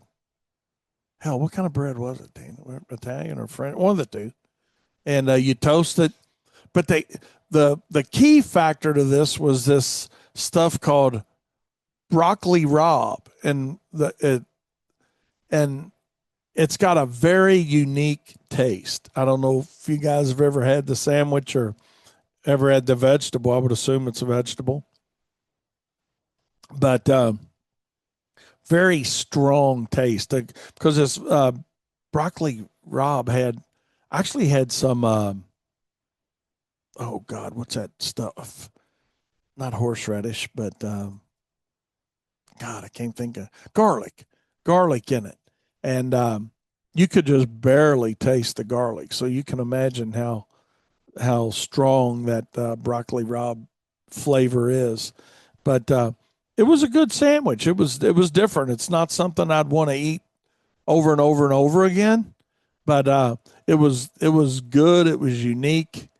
It was I don't know. It might have been past unique. I don't know, but it was one of those things where I kept wanting to eat a little bit more of that broccoli rabe to decide what else it would go good on. Because it's not something like you'd want to sit there and just eat a bunch of it like you would broccoli or something, but regular broccoli. But it was pretty good. So I want to give Tab a shout out on trying that, making those, and they turned out good. It was definitely a different sandwich to say the least. So we did that. Tab made those yesterday, but Saturday I kind of jumped from Friday to Sunday. But that's because Friday night we went and got that. So that broccoli rabe, that was the only place we could find it. But yeah, Saturday Tabitha and I took a little road trip down to see Aaron Walls and Ashley. They were doing a German festival in Tell City, Indiana, and with his hot dog cart. It was Aaron's breakout weekend with his hot dog cart for both Friday and Saturday, and I was glad he told us about it, and we got to go down there. It was a nice ride to go down there that day, and I took the Mustang out for a little ride, let Lola stretch her legs out, and had a hot dog down there with the whole crew in Tell City. So actually, I had two. I had one with some what I have on it, chili and sauerkraut. That was a unique. What's a good word for that? Unique flavor, maybe. But yeah, the chili and sauerkraut, some spicy mustard, and then I did one with just the hot dog with some mustard, just to get the hot dog flavor. And I'm here to tell you, Aaron's got some good hot dogs he's putting out. So for any of you guys that might be anywhere close to where he goes, and I know he's going to be setting up at some different places, show your support. And also, man, it's a good hot dog. It's a Wagyu hot dog, I think he said. And I will say this, that the hot dog covers the bun. It's not like you're getting a little pencil type hot dog. So really good hot dog, really good sides for it. And I think he's planning on changing, some of that up as well. So, but it was really cool. I saw a picture that he had posted up from his Friday adventure, his first time out of the gate. And as Tab and I were walking through the festival, to find him, I saw his umbrella. And so there you go, branding at its finest. I've noticed his red and yellow umbrella on his golf cart. I keep calling that damn thing a golf cart. On his hot dog cart. And I said, oh, there he is down that way. So we walked down there and sat there and talked to him and Ashley. And I got to meet his dad, Steve. And that was really cool, too. So they had a family adventure out, basically, is what it amounted to. Everybody was out there supporting everybody. And, that's the way it should be, right? I mean, that's just the way it should be. Everybody out there helping everybody and getting that new diversified service kicked off. So, and I did learn a trick of the trade. And I don't know. I shouldn't have said that and then not tell you what it is. But I mean, I don't know. I don't want to throw it out there in case Aaron wants to keep it under his hat. But I did ask him. I said, "Man, where'd you learn that trick?" And he said, "YouTube University." So anyway, it's probably safe to say it. You don't think he'd throw rocks at us? Okay. So, well, Aaron, I'm gonna go ahead and tell him it's not a big deal, but it was pretty cool. And I noticed he was putting some uh, bouillon cubes in his water with his hot dog. And I'm like, man, what are you doing? He said, that's a trick of the trade. He's, you know, and you know what? It was so cool because honest to God, it kind of turns the water just a little bit brown from the bouillon, right? And the taste of that hot dog, that is certainly a trick of the trade because you can taste it. You always wondered what that taste is in a hot dog cart hot dog. Other than a decent hot dog, that is something that the next time I make hot dogs in a pan at home, I'm going to try it. I really am. Uh, and I guess probably if they sat in it and soaked in it longer, you'd get more of the flavor. But I think just pulling that thing out of the water and putting it on a bun and you got a little water still left on it, you get that flavor of that bouillon, man. And it just made it really, really good. It was like I said, it's a good hot dog though too. It was he serves Wagyu dogs. So we always talk about diversification on here, but he's taken diversification to a different level, to say the least. So hey, the thing is, we're thinking outside the box, or he's thinking outside the box with his hot dog cart. So I hope it goes really well for him, and I think he ended up doing really well that night from listening to his show this morning. And I think what he learned from that is he set up maybe a little bit early, but because he got busy after people start drinking at the food and beer. They had a beer, what they call it, beer garden. So he said it's a little bit later that evening when people start walking his way and looking for some good grub, and they found it there. So big shout out to Aaron and his hot dog cart. So it was nice to see Ashley too. Nice talking to her. She's so nice. I have no idea that she was going to be there, and that was really cool getting to see her too. So she's really a great person, and now I know why Aaron's so nice, because he's got a nice person he hangs out with. So with that being said, we're going to take a short break, and we'll be right back with more Profit Time here on Turfs Up Radio, your industry, your station. Don't you go anywhere. Well, hope you guys had a good weekend. Let me know what you guys did over the weekend. I gave you my rundown a little bit, and then, like I said, Sunday had a really good time with Katie. Katie invited me over to go swimming a little bit with them. They belong to a what do you call that? Fitness center?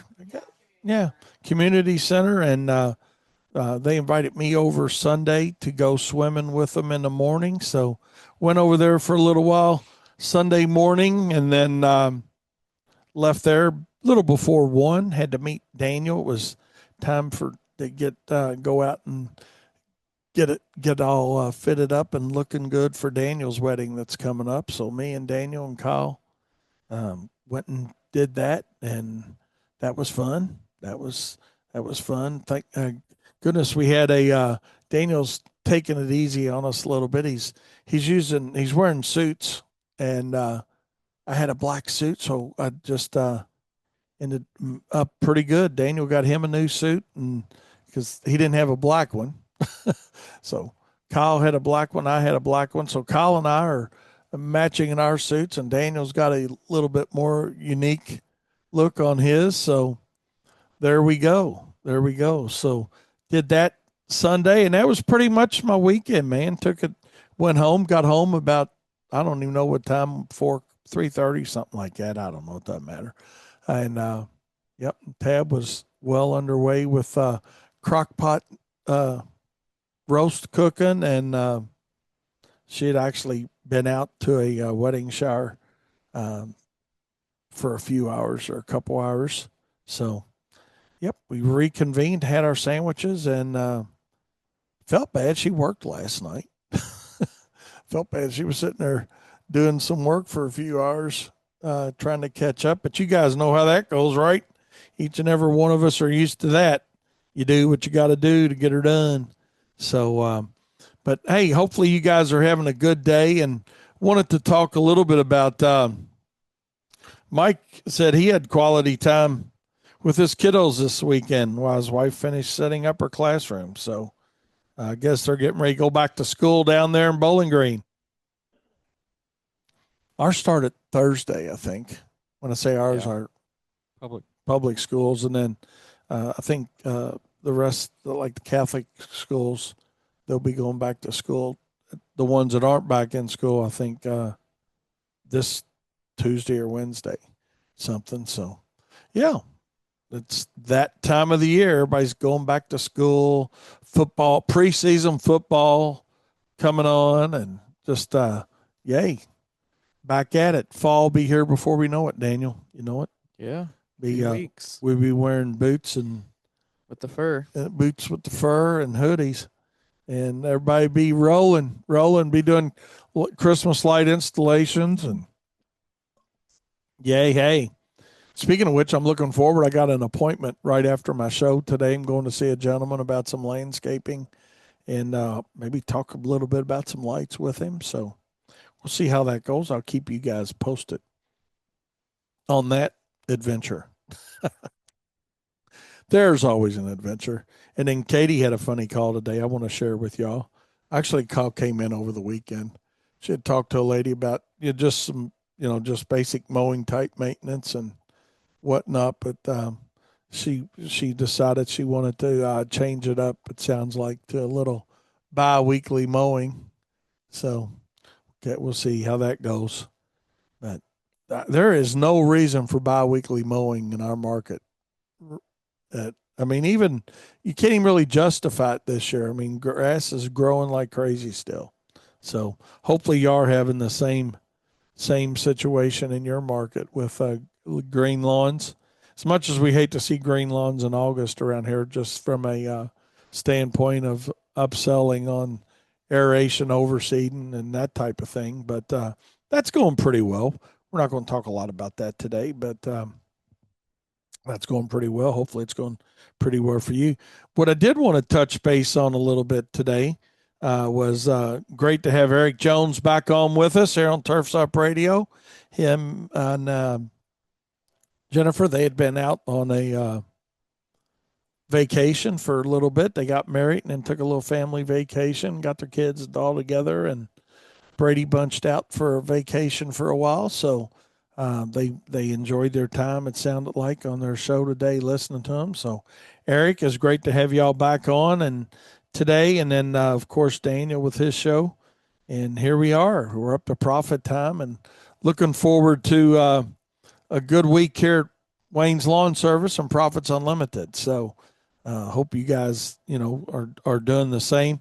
I do want to talk about something that Craig sent me this morning, and he said it'd be a good thing to talk about a little bit, and I agree. Wanted to talk a little bit about it and get your all's opinion on it. And it has to do with employees and hiring, and we'll go more in depth with it as well within the profit circle, I'm sure.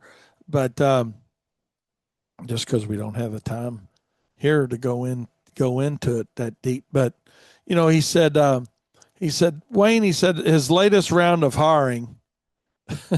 He said what he came up with. He's doing what he's calling, and I hope you don't mind me sharing this, Craig. I probably you're normally good with what you send me to share, and if ever you're not, just when you send it to me, let me know. Say, hey man, don't share this, and that's cool too. But you always have good things that come up, and he said what he started recently trying to do was, and Daniel, what do you think of this idea? He's doing a 1-day trial period where basically, there's very limited, if any, commitment on either's party, his or the person's, but they come to work, see if they like it, see if they, each part, if he likes them, they like where they're working, whatnot, see how that first day goes. And it certainly could be a process, right? I mean, I'm not saying it's good, bad, or indifferent at this point, Um, Only he knows if it's working, but it's not working real great for him recently, I don't think, because he said he's tried it with 3 guys, and 2 of the 3 texted him like at 9:30 the night before with some excuse on why they're not coming in. And he said both times he told them, no, they couldn't start the following day, the next day or whatever. They needed to show up at the agreed time, and neither one of them did. And so I don't know, Craig. It's interesting.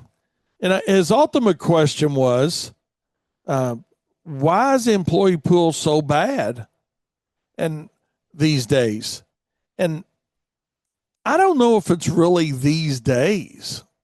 And, I got thinking about that, Craig, when you said that. And I know it does seem worse whenever it's happening to you.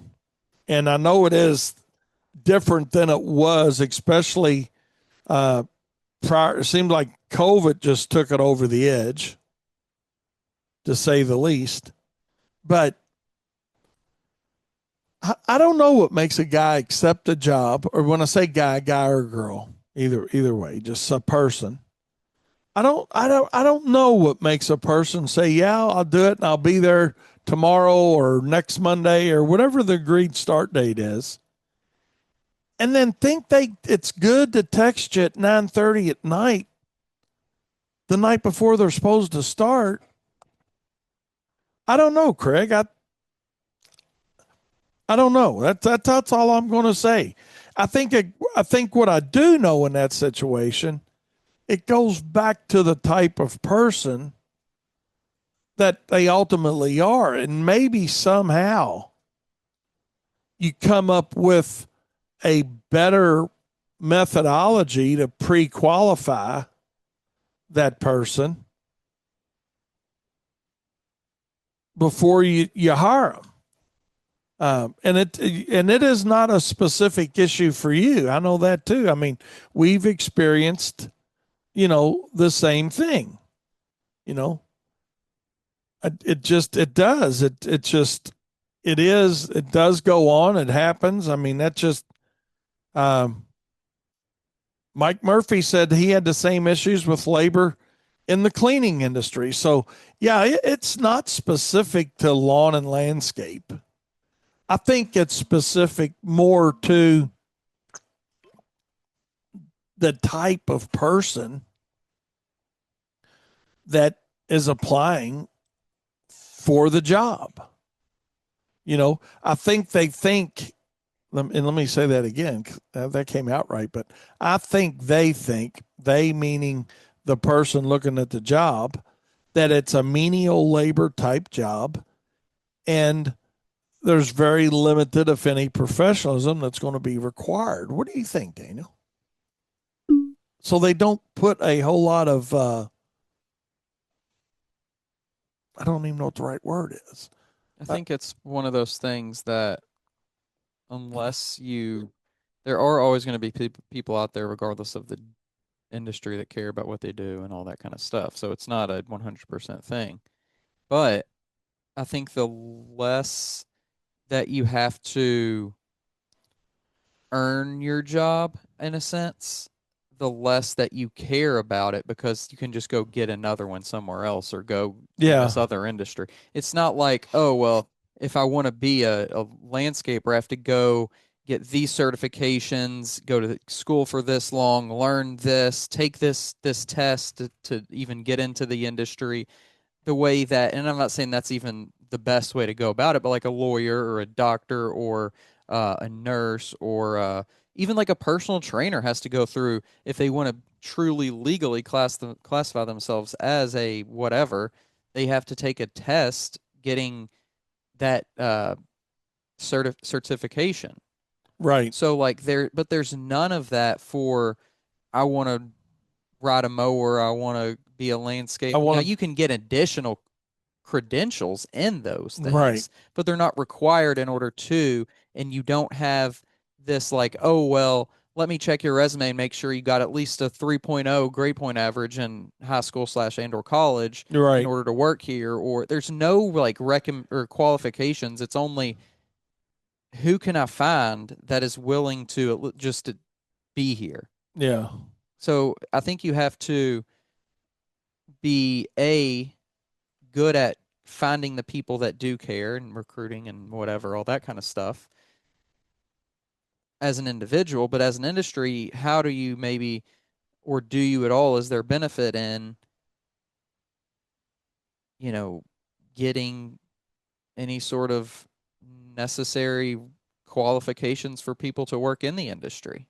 Yeah. And I think that the problem is just what the problem is for most of the other problems is that it's just so easy to start a business that then there's so much competition that then the prices drop that then you can't afford to pay a a guy that mows lawns the same that you can a doctor because there's 7,000 times as many people that mow lawns as there are doctors. So it's the supply and demand of the spot. And it's just there's so many down the line problems that have created this individual employment problem. And like I said, it's not specific to this, like you just brought up, Daniel. It's not just lawn and landscape. Mike said they saw it in the cleaning industry. Yeah. Hell, I saw it when I was over at Sullivan College, working there. I mean, we had people. Now, it wasn't as bad. Right. It wasn't like, well, work a day and quit. We did have some of that happen, but not generally.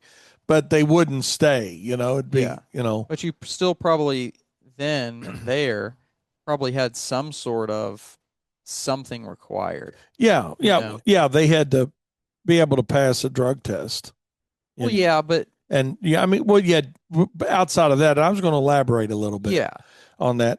I mean, plus you had to have a little bit of common sense, walking around sense, working knowledge, and also it didn't hurt if, depending on the position they were going into, if it was an accounting thing or whatever it was. That's my main thing is like, there's a ladder that some people might see there where it's like, I want to run this college one day. I'm going to start here. So I know I need to have X degree in order to continue moving, or X GPA or whatever in order to, because there's probably at least a few more people here that I can look at and say, well, this person beats out this person. Yeah. By just qualification. Yeah. Of what they've done. And, it goes back to Tulsa King one time. I know it's a movie, right? But he was talking to his driver. I can't even think of the guy's name now. It's been so long since the damn show was on. But he was talking to him, and he said, hey, college isn't about necessarily accounting or engineering or whatever. It's more about being able to time manage and structure and, be responsible for things in life. And, that was a pretty honest to God breakdown of, really what that does differentiate for a lot of people. A lot of people, and this is a very structured industry, and I say, the landscape industry, certainly the cleaning industry, construction's the same way. There is you need a structured person. You need somebody that can follow rules. And unfortunately, though, this seems to be a challenge and always has been. So to Craig's point, and Craig, it does seem like it may be bad now for sure, but I don't ever remember it being easy, in my history and looking at it, whether you need one person or 10 people or whatever. But I think a lot of it does go back to how do we go about trying to find the right person for the job. And I think a lot of what's made that even more challenging now maybe is, and I really don't even know how to say this because it's going to not sound right, but I think people have become accustomed to being more pampered and can't take constructive criticism.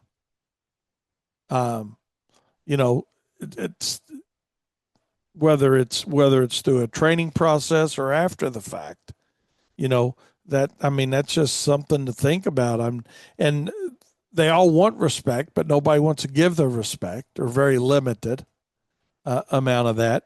And I just think each and every company appreciates the fact when you do have some decent people that you can surround yourself with. And I think that's something to think about. Correct. To Craig's point, he said, one guy blew him off last Monday and texted him on Thursday, said he was in an accident Monday and he couldn't reach out to him till Thursday. I don't believe that for 1 minute. Do you? I mean, it's hard to say on individual circumstances, but in general, you could definitely say that people are sometimes they don't, like you said, show their same respect that they want. Meaning, like, yeah, if Craig didn't text this guy and say, like, not this specific guy, but say, oh, don't worry about coming in today. It's XYZ reason, and he showed up, that guy would probably be upset with Craig, but he doesn't think Craig's going to be upset when he doesn't text him for 3 days that he's not coming in. Yeah. It's like, I don't know. I think it respects a two-way street. And, at the end of the day, I think what we got to do, and this is easier said than done in any business, but, trying to find and locate and hire and retain the right people. I mean, that it's an easy answer, but getting to the solution is the challenge. And, there's things you can do and try. And I don't know. It's just, Craig, to your point, man, well, I think part of that too is recognizing that this is an industry that is just a reality in. And so how do you set your business up to where it's easy for that to take place, meaning like not easy for the in and out, but when it does happen, it's easy for the next person to jump in because you have systems in place and you have, procedures in place to where you don't have to have a year training somebody, set up. It's kind of like the fast food industry. I'm sure it's very similar. Yeah. But McDonald's is still around after, 70 years, right? Right. So what are they doing when they're working with a very, I don't know if this is the right word, but their employment in and out is very high. So, but they still get the burgers and the fries out the window. Yeah. So how do you make it easy as a business owner for when that does happen? It's easier on you and it's easier on even the long-term people that you're with. It doesn't interrupt your schedule a whole lot to have that somewhat in and out that does occur, but at any business and any level. How do you set that up within your business? Yeah. And what do you do to try to minimize it? And, and at some point too, maybe you look at a completely different source for talent, if you will.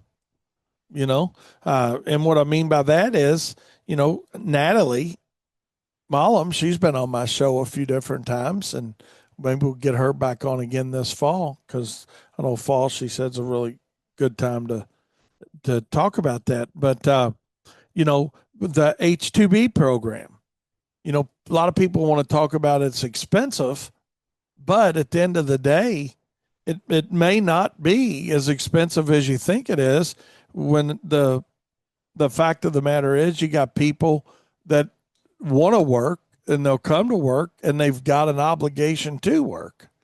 So that may be an option too. And even for smaller companies, I know I learned quite a bit about that from her in the times that I've talked to her, but also on this last trip that I took out west. Almost everywhere we stopped, and I made it a point to talk to people working there, almost all of them had H-2B workers. And I'm sure that wasn't the case. I don't know how many years you got to go back for that. I should have asked, but I think that's I think there's Kyle. Um, I think that's something to think about too. Daniel. I mean, all right, this isn't working. So what's a different solution? At what point do you start looking for a different solution than, trying to do the same thing over and over again, whether it's through an H-2B program or you say, okay, man, we're just going to completely look for different type of, clientele, if you will. We change clientele types. Let's change, on who we're looking for and what do we have to offer somebody that may be a better talent. Let's see. Fred sent me a text here. Let's see what he's got. He said it's not getting worse. The potential prospects just have more choices than before. The trend of making money while doing way less to nothing is here. Possibly.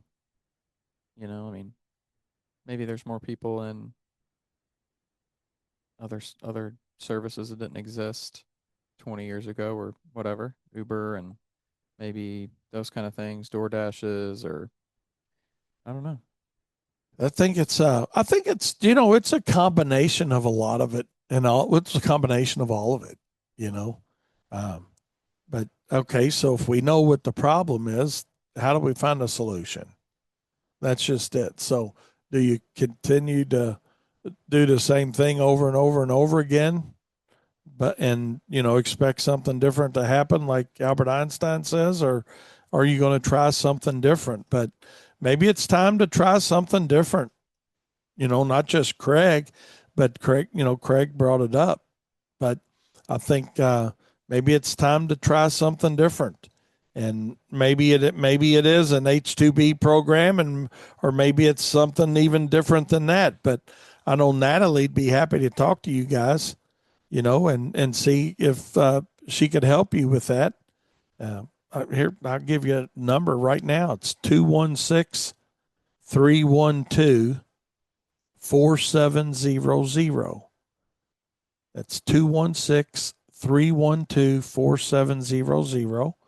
And just let her know that you heard her talking on Turfs Up Radio before, and or you heard about her today on Turfs Up Radio. But the reality of it is, that is an option. It's maybe let's look at a different and better solution. Hell, you think it's expensive, but think of the money you spend and somebody either coming to work for a day or a week or a month and then leaving and then trying to find somebody else, and the time you waste on that. So I think another solution is diversification of services and out of and into. So not just diversifying and adding more, but cutting out services that just aren't fitting. Like if there's services out there, I mean, spraying is probably the very bottom level of kind of like the first tier of needing some sort of qualification in order to do it. But there's still a lot less than mowing, but there's still a ton of people that spray. But if that's something that you can do that has less competition, that means you can make a little bit more on it. Maybe that means you can also get someone who is willing to put a little bit of time, effort, and education into getting their license, which means they're probably going to be committed at least to doing it and maybe committed to your business, and you can maybe pay them a little bit more, or maybe it's up another level of hardscaping services to where you really have to educate or whatever, like just you're eliminating a lot of the herd and a lot of the competition so that you can attract a better qualified person that may not be in and out of a job every week or month. Right. That's a really good point, Daniel, that and because a lot of problems in a lot of markets when it comes to finding help is the seasonality of the work. Somebody's thinking, well, damn, I'd really like to do this, but I need more than 40 weeks a year of work, or 35 weeks a year or whatever it may be in some of the markets where if you're predominantly a mowing and landscaping company only, then it's going to be a very seasonal job. Whereas to your point, you diversify into other things. I know that's one thing that we did when we diversified many years ago when we added the fertilization and weed control, and not only gave a pay incentive for that to go through the training to get your license, but it meant those people got to start work sooner and work longer because of the season. So that's something to think about on, what some of the solution may be. Now, you're still going to have seasonal help. You're still going to have seasonal help.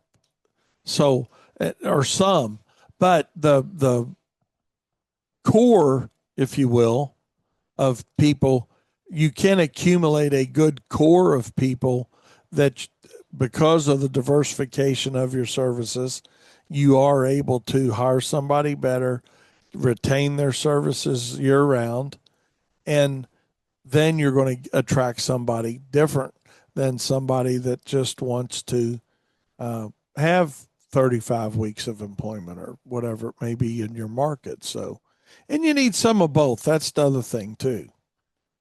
I think that's a big misconception sometimes that, well, you can't have all chiefs and no Indians. I mean, you need a blend of both. But regardless of your company size, whether you're a one truck operation or a multi crew company, you know, we need some of both, but we certainly need to find people that are committed that we can put into crew leader, crew manager positions that's going to be able to take some of that burden off. So, with that being said, let's take a short break and we'll be right back with more Profit Time here on Turfs Up Radio, your industry, your station. I wish there was a simple single answer, but I'm not sure that there is a single answer. It's a combination of things. I think we look at it through diversification.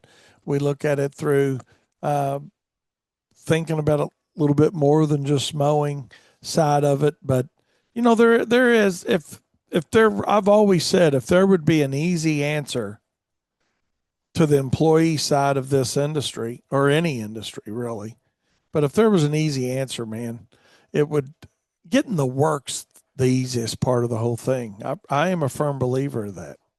It's just everything that goes along with that can be a challenge. Daniel, that's just my 2 cents worth on it. So, and that's why you're, as people listening are the business owners out there, and that's the fun and the glory of being the business owner. Yeah. Right? Just figuring you're a problem solver. That's what you are as a business owner. Doesn't matter what industry you're in. So yeah, it's a good way of putting it. And that's the reality of it. And just try to remain positive, Craig. It is easy to get a little bit frustrated with it and wonder why somebody has that mindset. But I think the best thing we do is try to take a different look at it and say, hey, what can I specifically do, meaning you, what can you specifically do different to try to attract different talent? And I mean, and don't give up on the concept. Maybe you go back to something that you've done before, but also I sincerely mean it when I say stay open minded to Natalie Mollum and the H2B program and having her help you with that, because I've just seen it work a lot for a lot of companies, and I think it might be a good solution, quite honestly, But you got to look at it and get past what you perceive to be the holdback, and sometimes that's the cost of the program. But look at the cost of your current program. How much work you can't take, or you're not taking, or you won't take because you're not sure about the crew, and getting the work done. And so a lot of variables. But hey, we're gonna cut it out for today, and appreciate you guys for all your input. Mike, appreciate your input too, and Craig and Fred, and As always, we do appreciate each and every one of you guys listening to us here on Turfs Up Radio. So, but certainly we'll talk a little bit deeper about it in the Profit Circle, like all of our topics, where we just have more time to get involved with it. But I just, the thing is, and I guess we'll end it with this on employees, but if nothing else, just know that hire slow, fire fast. That would be my best advice. Don't think you're going to be changing somebody, because the reality of it is, you're not. It's not going to happen. So, with that being said, looking forward to a great day today. You guys have a great day today. I'll be back on Wednesday, and we're going to get to talk a little bit about crabgrass and customer complaints during the summer. And then we're also going to get on snow. We didn't get to get there today, but it is that time of the year. We're getting those snow requests in. Those RFQs are coming in. So, yeah, it might be 92 degrees or 95 degrees or whatever it is on the temperature gauge outside. But I know you guys are thinking snow, and your customers, more importantly, are thinking snow. And we're going to talk a little bit of snow Wednesday. So you guys have a great day. Appreciate you. Stay tuned to Turfs Up Radio all day long. And remember, profit is not a dirty word. We'll see you Wednesday. Good morning, Turfs Up Radio. Wayne Bowles, Profits Unlimited, coming to you live from Louisville, Kentucky. Yes, indeedy. Oh, my goodness. It is Friday. Can you all believe it? We have reached another Friday in paradise. Oh, my gosh. Hard to believe. But yes, it is. Had a really, really, really, really, really, really outstanding weather day today. And this week, there's Matt Plahuta. Matt, we got a phone call from your efforts. Lance, so did you? That's even better. Good tell who from. That she was home. Damn. So you got a fit. There you go. He got a $50 tip. Calls from a flyer. It's see, I told you it was a good day. It's a good day. So there we go. So we're passing flyers out like I told y'all Wednesday. We're going old school. We're going old school on how doing some flyers ourselves, man. We spend a lot of money on advertising and social media and all that stuff, and it's all great. Yeah. But well, I think what it is, going old school, man. You're getting into areas that people have neglected in the marketing sector, and then you stand out a little bit. So you're getting your branding out there with social media, and then you're getting kind of the follow through and the standout with the paper stuff. Yeah. So I'm anxious to see how it's going. I mean, we hadn't put a ton of them out, but we've put a lot. So we're kind of a little bit ahead of, response, if you will. We'll see how it goes, man. Because we're kind of ahead of ourselves because we're going to talk about flyers. But yeah, man, that's really good to get that first one, man. That first one's the hardest. It's like any of it, Yeah. And you get one, then maybe you get two and three, and so move along. So, yeah, that was nice to get a $50 tip. Yeah. So makes you feel good, man. Cool. And let's talk about that a minute. Matt's gonna hop on from Bam Weather with us too, so he's gonna buzz in here pretty soon. But let's talk about that. We did a yard. It just happens to be Matt with Bam Weather's coming on, and Matt, our operations guy, was they're both Matt. So let's eliminate the confusion. Matt with Bam Weather will be on here in a minute with us. But now I lost my train of thought. Out there. You don't have to give stuff away, guys. I mean, this was literally the first mow for this lady, front yard only kind of mow. I think this is a very small yard. We'll call it 3,300 square feet without looking. I mean, it's a small yard, and to give them a $50 tip, I mean, that's really cool.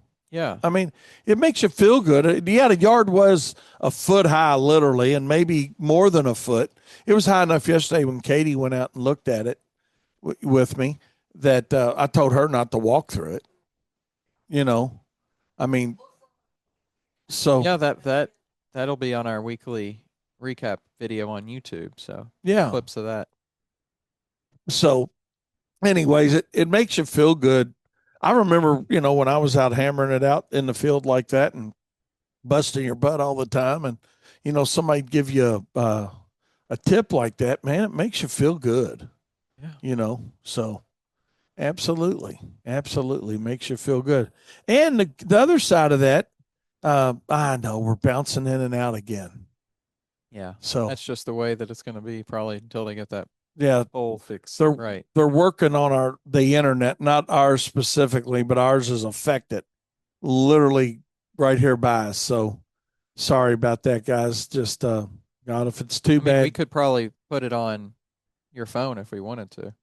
Yeah, Connect to your phone or mine. I can do mine real quick if you want you to. want to do that? Let's do that. Let's switch it up. It might throw us off for a second, but we'll keep this going. Yeah, Just to have this. we'll let Daniel do his magic, and I'll keep going while he's switching internet. And in the meantime, we'll roll around and check the and get her done. on my computer the Wi-Fi bar. Click the Wi-Fi button. I got you right here. All right, Wi-Fi Daniel's iPhone. That's it. It should connect.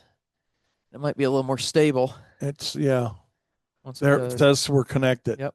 So we should be good. We should be good. Damn, that was pretty easy. So yeah. Hey, Mike, or anybody listening to us, Stephen, good morning. Yay. Let us know we switched our Wi-Fi. Yeah, it might take a few option. It's going 15, 20 seconds before it's a kick in, but on Turf's up. But so we did switch that Wi-Fi connection. So we should be good now. So yay. Let us know. Somebody let us know in about 15, 20 seconds if we're coming through loud and clear. But Daniel says Daniel's new, Caitlin's old. Oh, that's something different. Is that okay? We're good on that. All right. So absolutely. So yay. I think we might be good. We'll I think we're back on. We're waiting. Hey Katie, would you click I'm this? listening. Oh, Daniel's got us on. Okay. All right. So Daniel's being production and host today, co-host. So appreciate that. I appreciate the text from you guys. Craig, glad to have you with us, buddy. Craig said they're playing catch up. Yikes. Yay. Thanks, Stephen. Appreciate that, man. Appreciate that. Craig said they're playing catch up in Charlotte. 6 inches of rain Tuesday and Wednesday this week. So they're way behind. Wow. Do what you can do, man. That's all you can do, right? I mean, that's just it. We're going to actually talk a little bit about that scenario, not just the rain scenario, but another thing we're going to talk about today. So it's interesting. I didn't realize you got hit with that kind of rain over there. Dang. We have to ask Matt when he hops on here about that. He was going to talk about, obviously regional weather with us. So we got some heavy rain last night. Where you did? Last evening, yeah. At your house? Yeah, it rained hard. Are you kidding me? No, it was good. Coming in hard. It did not rain at my house. That's crazy. And you all by air, we're a mile away or something. A mile apart by air. Yeah. I mean, we're really close. Daniel's in one subdivision, and there's an interstate and a state road, and then his subdivision, Wow. Yeah. What time? Like early evening, or was it overnight? No, it was still light outside, so maybe 6:30 to 7-ish time frame when it rained. It's crazy. When I came to work today, I noticed some puddles right as you come over the railroad tracks. I'm getting ready to sneeze. Excuse me, y'all. Yeah, I went outside, or I saw it was raining, and then actually I had put my tux on. It got delivered, so I was trying it on and everything. And then didn't have my shoes, and I was like, well, guess they haven't been delivered yet because I didn't get notification, but they were sitting out there. So luckily they had, Oh my good package on God. them. Yeah. Oh my God. So Mike says they're finally beginning to dry out a little bit down there where he's at. Yeah, I hear you, buddy. That's what I'm interested in hearing from Matt today too. He said he's going to hop on here about 10:10 with us or right in that ballpark. But it's kind of what we're looking for too, Mike. I mean, but our grass is green right now, I'll tell you that right here. I mean, we but cool, man. How's everybody's week going? That's really it. Hope your week's going great. We've had a good one here at WLS. Our phone has started ringing a little bit more. That's a good thing. And last few days, because we were talking about that being down, and that's actually why we started doing a little bit of our own old school marketing and advertising. Oh, there's Matt right there. Ta-da. Let's see. Let's do that. We'll do that, and we get Matt there. And Matt, how you doing, my friend? I am doing fantastic. How about yourself, sir? Good, I think. Hey, man, we're doing good. I think we're looking down on grass. So, what do you think? Oh gosh, I got a buddy that says that all the time. When I say, "Man, how you doing?" He says, "Good, I think." So, Okay, well, there you go. So, yeah, hey, I appreciate you calling in with us, and everybody's waiting with bated breath. I mean, we've been talking about you hopping on here for a few minutes, and we're looking forward to it, and looking forward to what you got to say. What on social media, I've been noticing a lot of these guys talking about hurricanes, right? And and whatnot, and 10 days out or 14 days out or whatever that may look like. But what do you have? What are you BAM guys saying about this? Is it hurricane season because it's supposed to be hurricane season? well, it's definitely, I think I kind of discussed this last time. Yeah, we did a little bit, but I'm just we're- curious. Yeah, I mean, we're just climatology. We're getting into that peak time of the year. Mid Okay. late August through September. That's kind of the time for hurricanes, right? And the overall atmospheric pattern kind of lining up. All signs are hinting at that. You look at the modeling, and I would say pretty really good indications of hurricanes starting to ramp up here. So. All right. Should be dealing with at least some hurricane threats getting into kind of the August 15th through the 22nd timeframe. That's the time frame we really need to watch. Now, last time we kind of discussed, I thought, the better threat would be more to the Gulf. But things have not trended in that direction. Just it's when you're trying to forecast the track of a hurricane, it's just going to depend on where certain features line up in the atmosphere, and those have shifted enough where right now I'm more concerned, kind of more of let's call it a eastern seaboard U.S. threat of main concern there. When you look at the modeling as a whole, so when we look at models this far out for hurricanes, there's an assortment of models you can look at. Typically, we look at something called the ensembles, which is just a group of models. Okay. Right? All right. We sometimes you may, if or any of your listeners hear ensembles or you watch our long range videos, we actually have one we just put out for free on social media, I believe. That's going to give you kind of a range of outcomes that can occur. The core, I would say the overall consensus really likes to have this upcoming hurricane hang off just off the east coast of the U.S. But I would say if you're in Florida and then coastal Georgia, South Carolina, North Carolina, Virginia, maybe we've got quite a few listeners right in that area, everything you just said, man.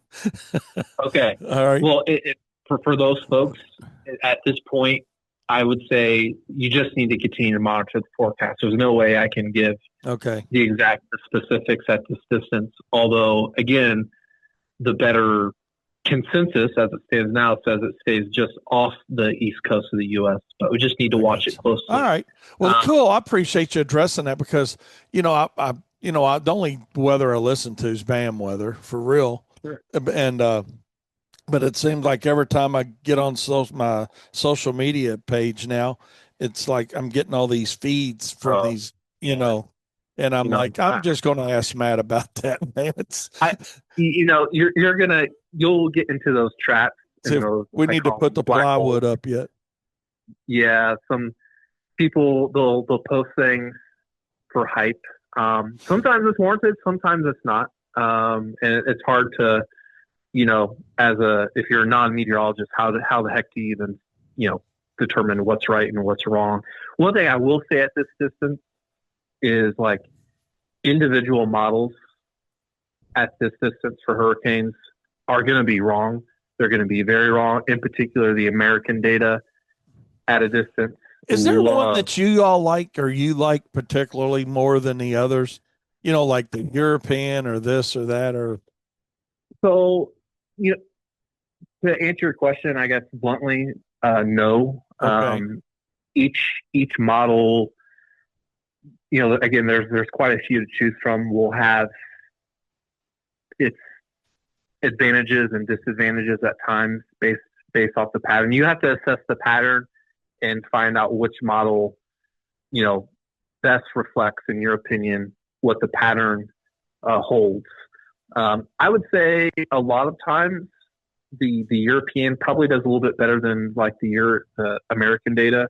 Okay. I would say more times than not, but that is certainly not the case, especially in these kind of this kind of outside of the hurricanes, this pattern we've been in. So folks further, more into the heartland of the U.S., the around us, and then up into the Dakotas and Central Plains. This pattern we get in where it's pop-ups and it's these storm clusters, right? Okay. Mostly the European model doesn't particularly do very good with those. Actually, the American data has a leg up, but I often find a lot of times, like especially during winter, usually, not always, but usually the European model has a little bit of a heads up with that. But it just depends. Depends on the system, depends on the pattern, which model is better than the other. But definitely watching the tropics. That is 100% going to be a concern and probably will, even beyond mid to late August, there probably will be some more threats that continue. Okay.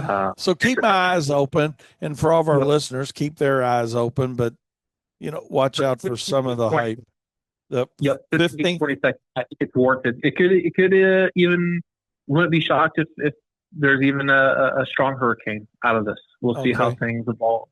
I got you. But and that's predominantly that East Coast. Yeah, I would say East Coast. I would say Florida as a whole would need to watch as well. I would say generally areas east of the Panhandle. That could be West Coast, East Coast, Southern Florida. But again, the better consensus I would say at this point would be probably north and east of Florida. But they're definitely not out of the possibilities there. So we'll continue to watch it. I hear you. We sure. got a question from somebody here. It says, yeah. Do the hurricanes, if they happen, increase chances of rain in the lower southeast states as well? This guy particularly is in Georgia.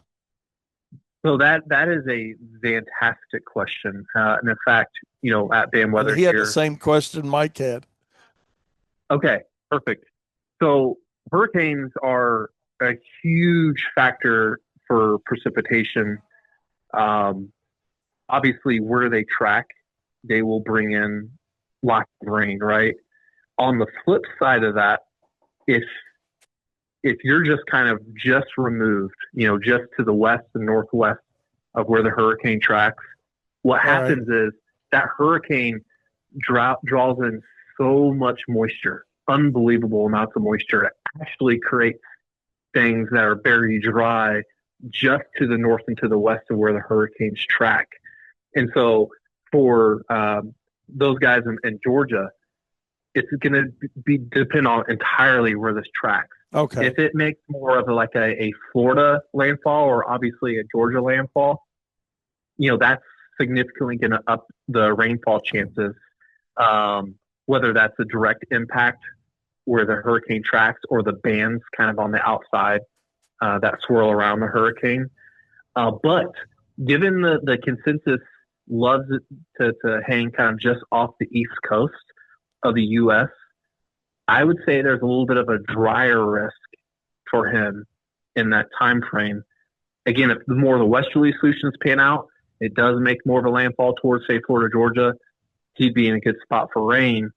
But the further east that goes, that to me signifies a little bit more of a drier stretch. A drier stretch. Drier potential versus wetter potential. Again, pending the track below.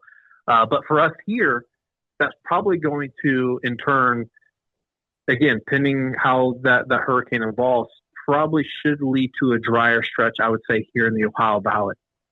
Because that hurricane is going to rob a lot of moisture here.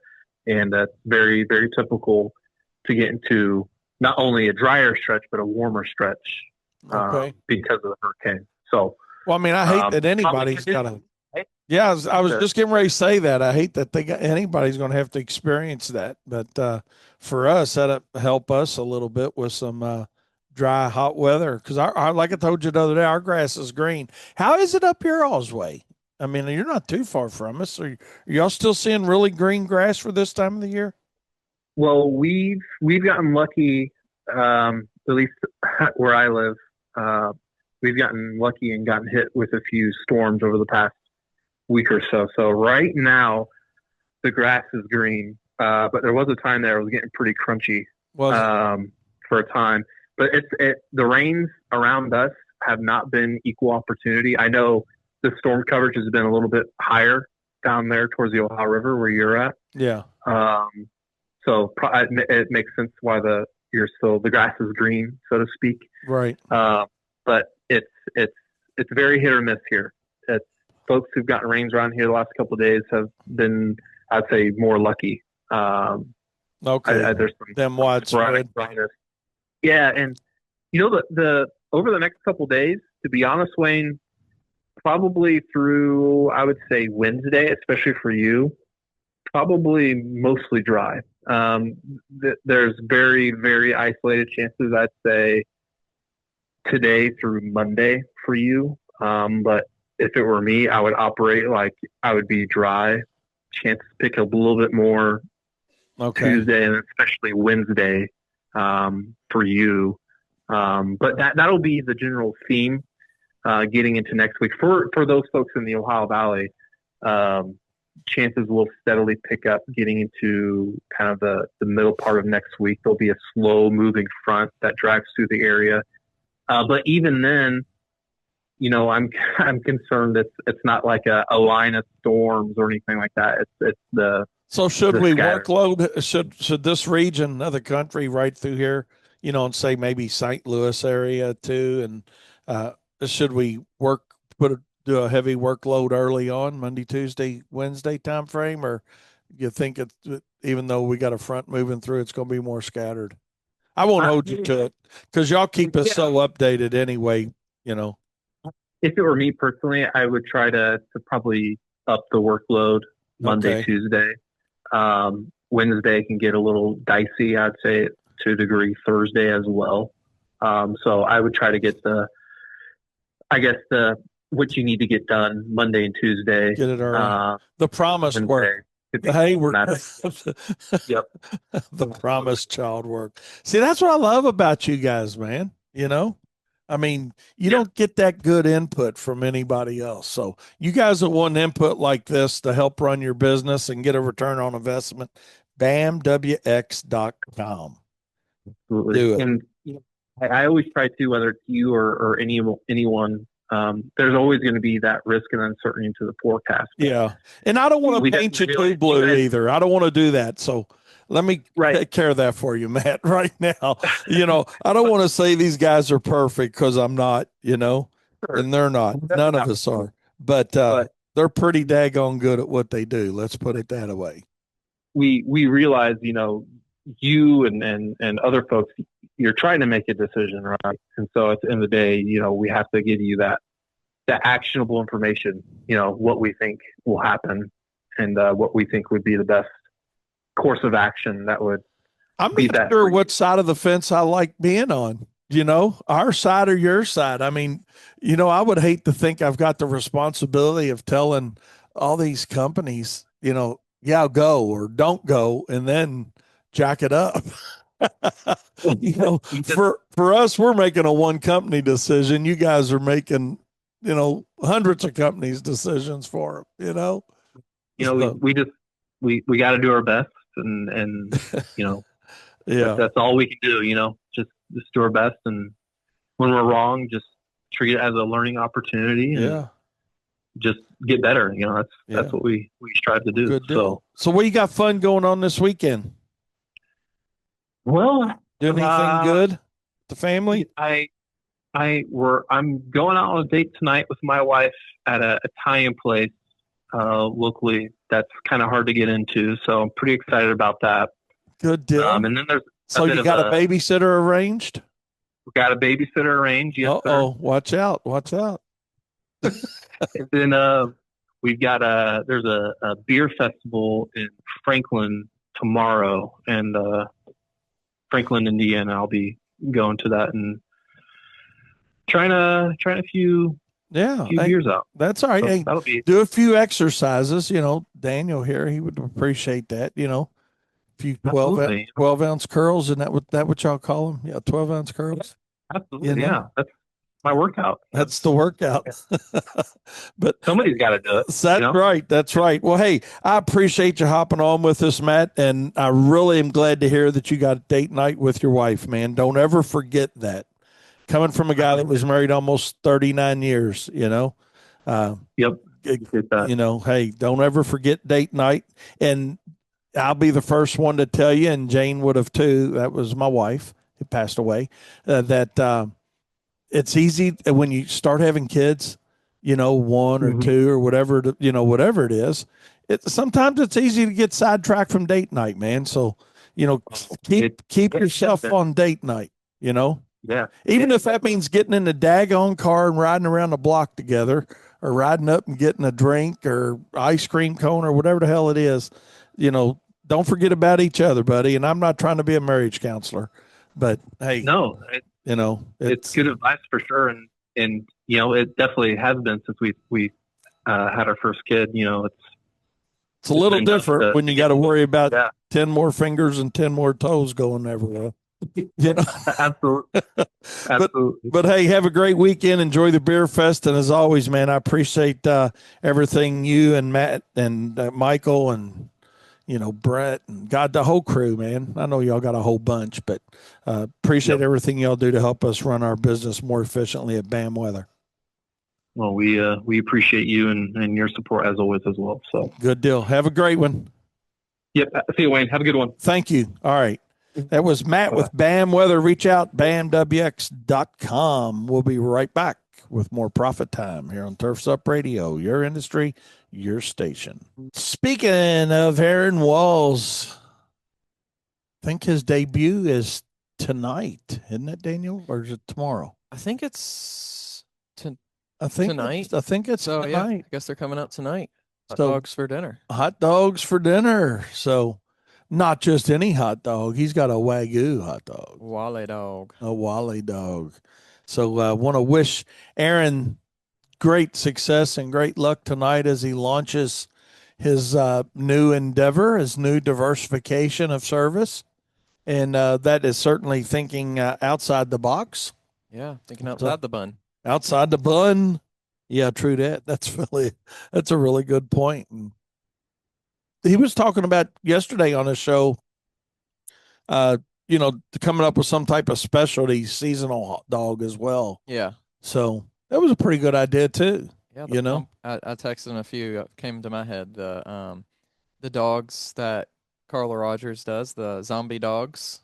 For Halloween. Maybe like a pumpkin dog, you know, do something with that. Do like a Christmas dog, you know. Do a Cinco de Mayo dog. Yeah, just There's so many bring it on. Yeah. so many ways to be unique and creative that it just sounds, like a I'm- lot of fun.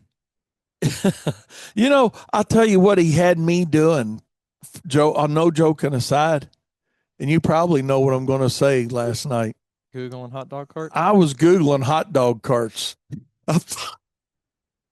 He's got I Mike doing it. He's got you doing it. I think I don't know. I don't know about. A hot dog cart would be such a small investment. Yeah, but there's And- so much that's involved in it. You could do it when you want to do it. It could be, hey, man, I need $1,000. I'm going to go out and sell some hot dogs. Yeah, but as Aaron has learned and listening to his show, there's so much more than that. Yeah. You gotta There get is. permits, and you got to set up the dates. You got to Yeah. make sure the food is, whatever, and the inspectors come out, and I mean, it sounds fun, but it also just sounds like a lot to think about too. But Mike said Aaron is such an inspiration. I think what you should do is work with Aaron on his. You could be like, you could be a partner. You could be like a. Oh. Or he could franchise you a cart. You could be part of the Wally Dog experience. We could be his first Wally dog. Yeah. We'll be the first franchisee, And he does all the back end stuff. and he does the back end stuff. Ooh, Mike, scoot over. And no, Mike's got his No, down not in- Mike. Not in, that Mike. Mike, our buddy Mike. Oh, Mike. Yeah. Yeah, our Well, buddy. but Mike can definitely be the Southern Kentucky. Yeah, but Mike Murphy could be the Southern Kentucky connection. Yeah. And This is already a statewide yeah, phenomenon. Aaron, look what you have done. God, this He's is built an empire without selling his first dog. Yeah. He's done. The only thing, none of this conversation goes to the bank, man, until it's implemented. And what's after implementation? You got to implement it. You think about it. You talk about it. You do it, and then you cash the check. So There you go. I can't think of the proper verbiage now, but anyway. So yeah, I don't know. Yeah, I really was for the fun of it looking at carts. So, I mean, not that probably really going to do anything, but Mike said Aaron's done what a lot of people are scared to do, and that's we talk about that here on Turfs Up all the time and Profit Time. And it's like you, Daniel, people talk a good game about wanting to work out or setting up a schedule, but, they got a zillion reasons why they didn't do it. But, Aaron went ahead and did it. That's, one thing you can say about Aaron is he pulls the trigger. He Yeah. does the thing. And he acts like he doesn't pay attention and do his due diligence, but he really does. Yeah. He really does. And Mike said, yeah, he actually did it twice, caps. Mega shout out to my boy Aaron, Mike said. So, damn, sounds like they might be dating. He giving a lot of kudos. Yeah. Yeah. Deserves Mike, it. you go. Romance. What is it? Bromance. Oh, Katie said it's a bromance.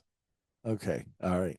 But no, that is cool. And you're 100% right, Mike. He is an inspiration to everybody for sure, based on, just the whole scenario from going from what he was doing, factory work, to a little bit of mowing, to making the jump to do more mowing and live on it, and then making the jump into landscape lighting, holiday lighting, now hot dog cart, Snow and ice. Yeah. So, man, he's a great inspiration to each and every one of us here on Turfs Up, to say the least. So keep up the good work, Aaron. That's all I got to say, man. We all love you and we all appreciate what you're doing. And What's great about I've read an article today, and it was talking about this guy who he got fired from his job. He was an architect, and he started some sort of business and whatever. And he was doing okay, but he was working a lot, really the grind mentality. And he wasn't really getting out what he wanted. And he realized that what he had to do to succeed, or what he tried as an experiment, I guess you could say, to see if it worked was, and it's what we talk about, what you talk about a lot, is finding the right people to do what they do best. And in a sense, that's what Aaron's doing, from getting the right, food vendor. He's not worrying about, oh, I got to do this to make my own food and do this with the food. And, all the things that we talk about is like, let a CPA do your books. They know the laws. They can save you them and do the best on that side. Let a, truck person do your trucks. Don't spend 4 hours a day on your truck and your mowers, do the things that you can do, but let somebody do what they do well for you in your business so you have time to do what you do well and make the most out of that. So they had a really great analogy for like Facebook ads was one of their examples. Like, hey, you can spend, and then this was just the numbers they use, 60 hours trying to master Facebook ads, right? Let's say what is it called? Your value is $100 an hour. Okay. So that's $6,000 you've basically wasted trying to get good at something that you could have hired somebody for $3,000 to do. So you save $3,000, and in those additional 60 hours you would have spent doing that. Well, it's kind of like what Katie does. You're an analogy exactly. Put your better knowledge at work to make those $200 an hour instead of wasting $6,000 an hour. Yeah. So it's just really about understanding what you do best and figuring out what other people can do for you to help you. Yeah, because money saved is really not money saved. We think a lot of times, well, I'm not paying somebody to do it. I can do it. But yes, you can. But to Daniel's exact point is, what's it costing you not taking those same hours? Yeah. And doing what you do so you can make some money. Then you can afford to pay somebody to do what they do well. And not just afford to do it, but make money off of them doing it. Yes. It's known as opportunity cost. What are you really giving up by doing the thing that you're doing? And you can apply that to anything, but not just business, but anything. But I think that that's a great thing that he's doing, not just in his hot dog cart, but, even at the beginning, listening to Turfs Up Radio and taking what other people did well, even though he's implementing it, he's still utilizing their knowledge and the knowledge of people here on Turfs Up Radio like yourself and putting that within his business instead of going out and spending 2, 3, 4, 5 years learning the hard way. Yeah. So looking forward to it. Let us know how it goes. I know you got a million things on your mind about, your grand opening and that whole thing. I think, I can't remember exactly what he said. I think he said his goal was 100 hot dogs. That's pretty good, I'd say. So, I don't know. At least he's got a target. Yeah. And, that's it. But, and, like Mike was talking on his show the other day with him, that's part of understanding the cost is to know the target. Yeah. Hey, what do we need to sell them for? So, and then obviously to what they're going for around. So, which anyway, I think he's kind of got a pulse on that. He's got a good pulse on that and finding out what that's going to be like. So that'll be interesting. So let us know, Aaron. Let us know, buddy, how it goes for you, because we certainly are interested in that. So, hey, we're going to take a short break. We'll be right back with more Profit Time here on Turfs Up Radio, your industry, your station. We had a really nice voicemail that I'm going to play for you guys this morning when we came in. You got to hear all the bad stuff, right? You got to hear, this happened, that happened, and customer issues. And, we all deal with that, right? I get it. You get it. We all get it. It doesn't matter if you got one account or a million of them or anything in between. You get different feedback. And, we talk about, y'all have heard me say it a lot about customers being temporary stops. And they really are. Customers are temporary stops. But, sometimes they stay a long time and sometimes they stay a very short time. But it's up to us to try to keep them around as long as we can with, efficiencies and service and communication and all those things. But here's a gentleman that called us back yesterday afternoon, and I'll just let you listen to it. Made us all feel good this morning. Previously, and was fairly happy with it. I switched over to another service to save some dollars, and apparently you get what you pay for sometimes. I would like to resume service with you and perhaps schedule some power seating in the fall. Please call me back. And that just, y'all saw it was basic and simple, but there you go. That, we talk about retargeting all the time, and that's why we retarget our customers that have left us. Now, there's some that we obviously take off our retargeting list, right? If there was a bad breakup, if you will, we do. But it makes you feel good to know that some people do realize that, hey, you know what? I got rid of you. Thought I could get it done cheaper, and maybe I can't, and that was very real. And I think what I want to take away and the only reason I share that with you guys is don't give up on knowing what the right price needs to be for you. Don't give up on that. Know what your costs are, know what your desired profit margin is, and bid the job accordingly.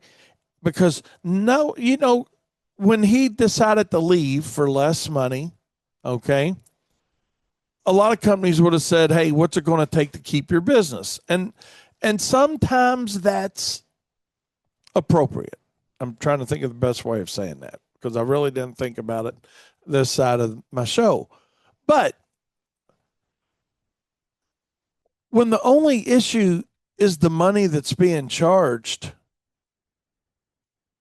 I think it's a slap in the face of the customer when you say, okay, we were charging you $80, we'll do it for $70 to keep your business. I agree. As a consumer, I see that as very manipulative, kind of like I'm only going to treat the customers that complain the best. Yeah. So put some effort into, hey, you've lost an account or two. Thanks, Mike. I appreciate you saying that. I do appreciate that.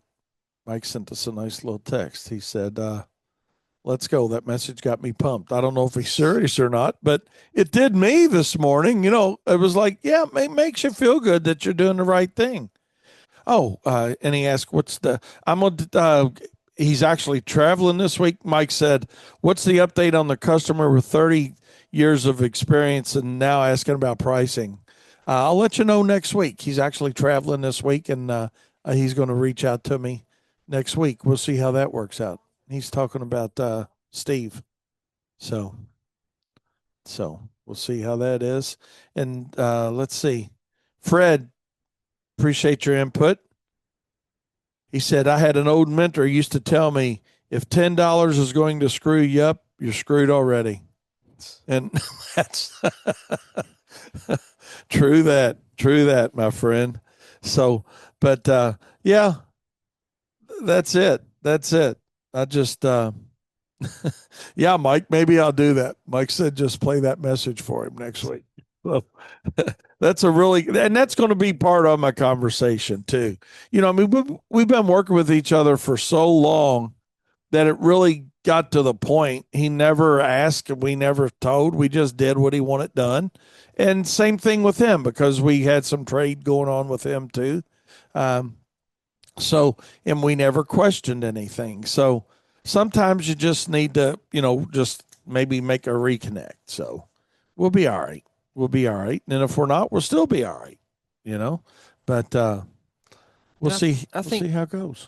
I think when you go into something like that, potentially, especially when you do have that personal relationship that's more than business, right? Like after 30 years, doesn't matter if you try to keep your customers as customers and be professional. There's some level of, personalization that falls somewhere in there. But I think just asking like, hey, what, is there anything else? What started this line of thinking? Where is it something that we did that you're just maybe not, didn't tell us at first, or really what is it? What sparked this thing? And what brought this up? And in this situation, I think I know what sparked it was his daughter. Yeah.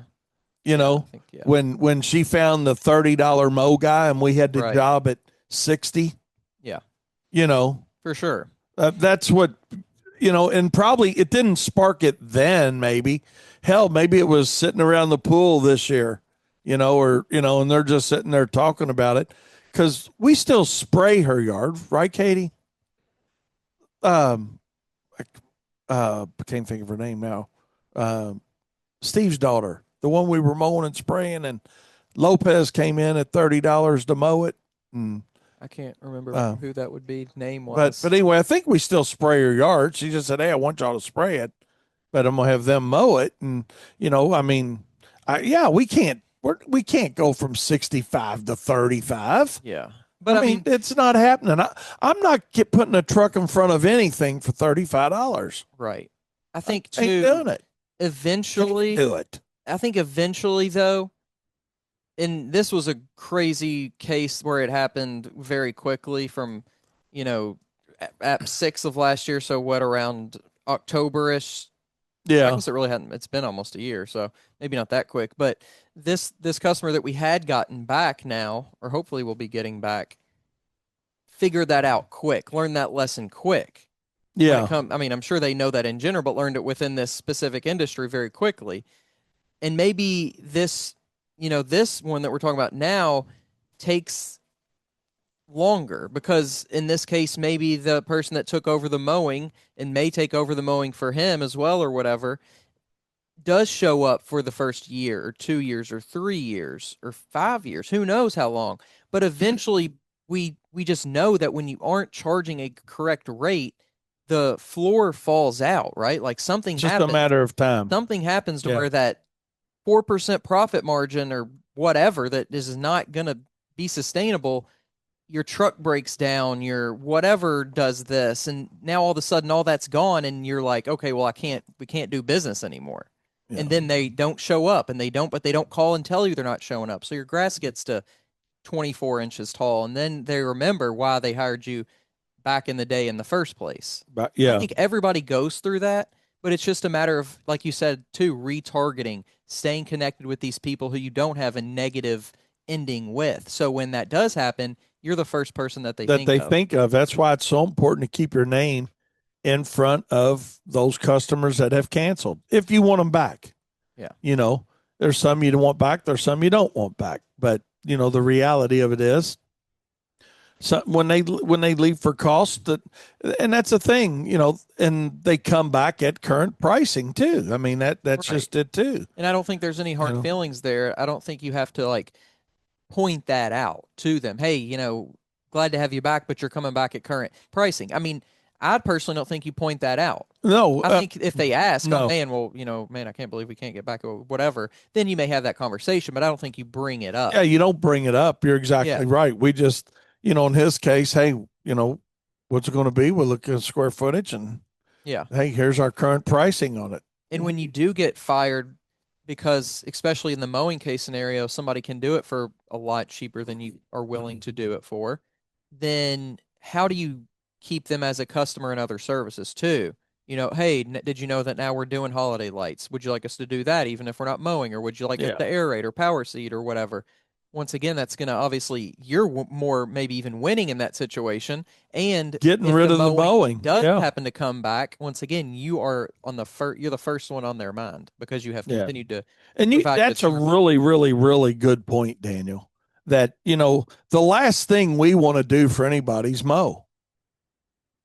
I mean, we do it. We do a lot of it, but it's the last thing we want to do. Right. It's the lowest profit margin item that we offer. And it is. It just, and a lot of guys, probably a lot of you guys listening to me thinking, oh my God, it's great profit dollars. No, they're good profit dollars, but once you diversify and you see there's better money available, but you take a little bit on the mowing to get the other stuff. That's the reality of it. Because, when you look up statistics, and, I'm not an industry standard guy because I think the industry standards are so screwed up because they are. That's the reality of that. But, but when you do look at companies, and as they progress along and grow and they scale their companies, they do it through diversification Yeah. of services. I think most Any of them. businesses run Anybody on will that tell you that. same model to some degree, right? Like, let's look at food for a second. Like, I bet most of the time when if you talk to somebody that has a restaurant, it's like, man, we're just, we're kind of not getting by, but we're doing okay enough to through Monday through Thursday, and then that's kind of our mowing, if you will. But we got to have it. We can't just say we're closing on Monday through Thursday because we don't have good profits on those days. We keep it open. We get by. We do what we got to do, and then we have those bigger ticket items on Friday and Saturday, and maybe Sunday too, or whatever. To where it's like, oh, well, people are getting apps and drinks and steaks, and now we got huge profit margins in these things. And that's what they are there really to like enjoy as the business. That's where the money comes from.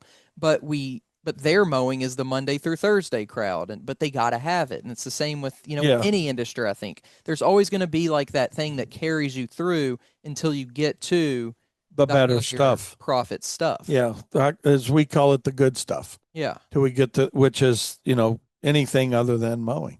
Right. Mowing's. I mean, and again, and I don't want to turn this into a mowing hate. It's not. Yeah, it has its purposes. It's got its purpose. It's great for certain things. It's got the greatest amount of overhead, the greatest amount of belly aching, the greatest amount of, frustration. Most competition. It's got the greatest amount of competition. I mean, that's just the reality of it. Yeah, that's Fred's. You're exactly right. He said that's the reason some of the national providers bid the mowing at close to break even just to get in, and then make it on the enhancements. I mean, that's just the reality of it. Yeah, that's the reality of it. And then to some extent, it's a little bit of robbing Peter, paying Paul kind of concept, but I mean that's what it takes. Well, I think too, as long as you're covering your cost and getting that profit that you want to get, though, you're not really robbing as much as you are just kind of playing the long game in that sense, if you will. Yeah. So you're right. No, that's exactly right. That's a much better way of saying it. But too, when it comes to like the bigger services, what we know is that, hey, they can afford to even do it for cheaper than a lot of smaller services. And both of those services might be charging 45, but the smaller guys making maybe nothing on it, to where they're 45, they might be making X% because of use rates and buying power. Right. And that's a discussion. That's why smaller can't do a cheaper mentality needs to be understood. That's just it. What that generally boils down to is, and I'll throw myself into that category. When Wayne had another job working my corporate America job, and I cut yards after work, I was making good money. I always had cash in my pocket. You did. But that's because you had something that was paying your truck, paying your trailer. You wasn't counting on just that mowing money to pay for the truck, pay for the trailer. Yeah. And who thought about insurance, right? I mean, I didn't have a lick of insurance other than my normal insurance on my car or truck, whatever the hell it was I was driving around in. So it's a completely different game, if you will, when you're doing this to live on it and when you're doing it part-time. And the separation and where the fallout is, and you guys know this, most of you, but if not, this is the learning technique. The fallout comes when, and this is what almost took us out, or me out, is when you quit that full-time job and go to work full-time for yourself and realize then that shit, this ain't what it looked like it was. No, really. I mean, that's the illusion is gone. The illusion of success and profit, and all the things that you had before is. Because I mean, it was nice. You'd mow a yard, you'd sit down and talk to your customer, have a glass of Kool-Aid, or shit. We even drank beer a lot of times. You know, I felt like Smoking Joe, you know, the way he posts all that stuff where he's having beer. You know, we'd sit down and have a beer on their steps. I remember Sam and Iva Boston, one of them, are very old customers. And heck, every time I cut their yard, he'd bring a beer out when I was done. And we'd sit on a porch for about 10 minutes, Nice. you know, and sit on his porch and talk and drink a beer. And then I then I guess you're drinking and driving too at that point, you know. But I mean, you're sweating it out. But we're not getting into all the alcohol side of it. But y'all know what my point is. It's just different. It's just different. So, oh, and winter's bad. I mean, winter. Yeah, Chad's right. You know, and that's something that you try to figure. Yeah, you know, you ain't got that money coming in, and oh my God, I still hate winter. I love snow until it snows. Until it snows. Here's the good thing about winter, I will say. I think from the outside of your brain looking in, I think you hate this time period, the time period that we're kind of starting to get out right of, now, worse than a slow winter, though. I do. Because at least a winter, you know that the phone shouldn't be. I mean, even now, you know, like that's just a cycle of the industry. But in winter, you truly know no matter what we do, you're not going to be getting many, if any, new customers in January, right? Like it's just people aren't thinking about their yards. But now it's sunny and it's grass is green. People should be calling. I think it's a weird kind of thing there where I think you're right, Daniel. I do. I hate July and August or half of August or you know, till we start doing renovations. Yeah. As much as it's a controllable, you know, we talked about this the other day. We talked about it on doing a video, you know, as well. It's controllable to a certain extent. You know, how do you get and I don't know. Here, let me get some input because I got some smart people listening now that already texted me. If I was coaching around this with somebody, when you've got a consistent issue, then you can have a consistent answer. You know, if you got a consistent problem, then come up with a consistent answer. Yeah. But no matter what you put on or how much you put on, you know, it just seems like mid-July to mid-August is absolutely our worst time of the year. Yeah, it's a little mini January. I don't want you guys to think, oh my God, what are we listening to this guy for? I'm just being honest. It's decent. It's about viable. Yeah, and worst. Yeah, You know, it's not like you're just like struggling and all that, but it's a complete like 180 in a sense from where you were very shortly ago and then where you'll be very shortly from then. And that's where a lot of companies that don't have good systems in place struggle when you're rolling through something like this consistently. You know, because you know the simple answer is just schedule more work up. Well, you can't do that because people will only wait so long.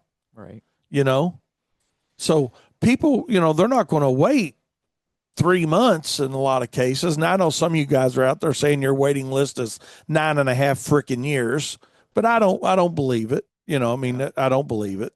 I think one of the biggest things we've done to help solve this problem is diversifying. Right? Yeah. Like diversifying into holiday lighting is a huge one because holiday lighting, landscape lighting. Yeah. You know, 5 years from now, when we have a consistently built up client base, it just takes a while to build that. You have these prepays that are going to be coming in the same way they come in January. That'll make to help with that's right for cash flow. That's just it. But it's like anything you start new, man. It's the first 3 or 4 years. Yeah, you just got to build it. You're building on it. So even though you're doing it, you still don't have enough of it. Yeah, you just have to be consistent with it. You have to not give up on it after the first year. But what you do have is the expense of all of it. Yeah. You know, it's like the money that we're throwing at marketing and advertising to try to get that done. You know, so that when I say get it done, build that up, get those phone calls. Right. You know, so I don't know. We kind of I don't know. That could have been almost a truth bomb for real. But Mike said, and for any of you guys got any input on this, man, love to hear it. Mike said he had this same conversation with a solo guy there in town last week. Said he's a $40 guy. You know, said, I like being alone because everything gets done right, but I wish I had somebody to hire to take over. Mike said, I asked him, why don't you? He replied, if I hired somebody, there'd be nothing left for me. There you go. There you go. That goes back to the video that we put into the Profit Circle yesterday, the small mindset, right? Yeah. Being a small business owner is awesome. And you can have a small business mindset without having a small mindset about your business. So check out that video. I think it's really helpful. Even if you know these things, it's great reinforcement. Yeah, just to hear it again. It's, a lot of things, we don't, I think human beings, and Katie could probably help us better with this one, but, you learn something and it's in your mind, but then you stop utilizing something you learned. Yeah. And so it's the reiteration of maybe that kind of like us going back to hand passing out some flyers. It's like Zig Ziglar had a funny quote about motivation. Somebody asked him, well, how often should I listen to, sales training or motivational sales training, whatever. And he said, should I do it every day? And he said, well, you shower every day, don't you? So there's things that you like. Sometimes you just do things every day because they make sense to do every day, even though doing it every day might seem excessive, right? Yeah. Like, doesn't mean you have to listen to, a motivational thing every day or listen to a Profit Circle video every day, but it just means surrounding yourself with information on a normal, maybe daily basis. Yeah. And that's what Turfs Up Radio is for as well, to help you do that, to keep you in the mindset of not having a small mindset. Right. Because you can have a very small business, but still think big. Yeah. And think big and think small. I think that's the best way to go about it. And that's part of what the post was. There's pros to both.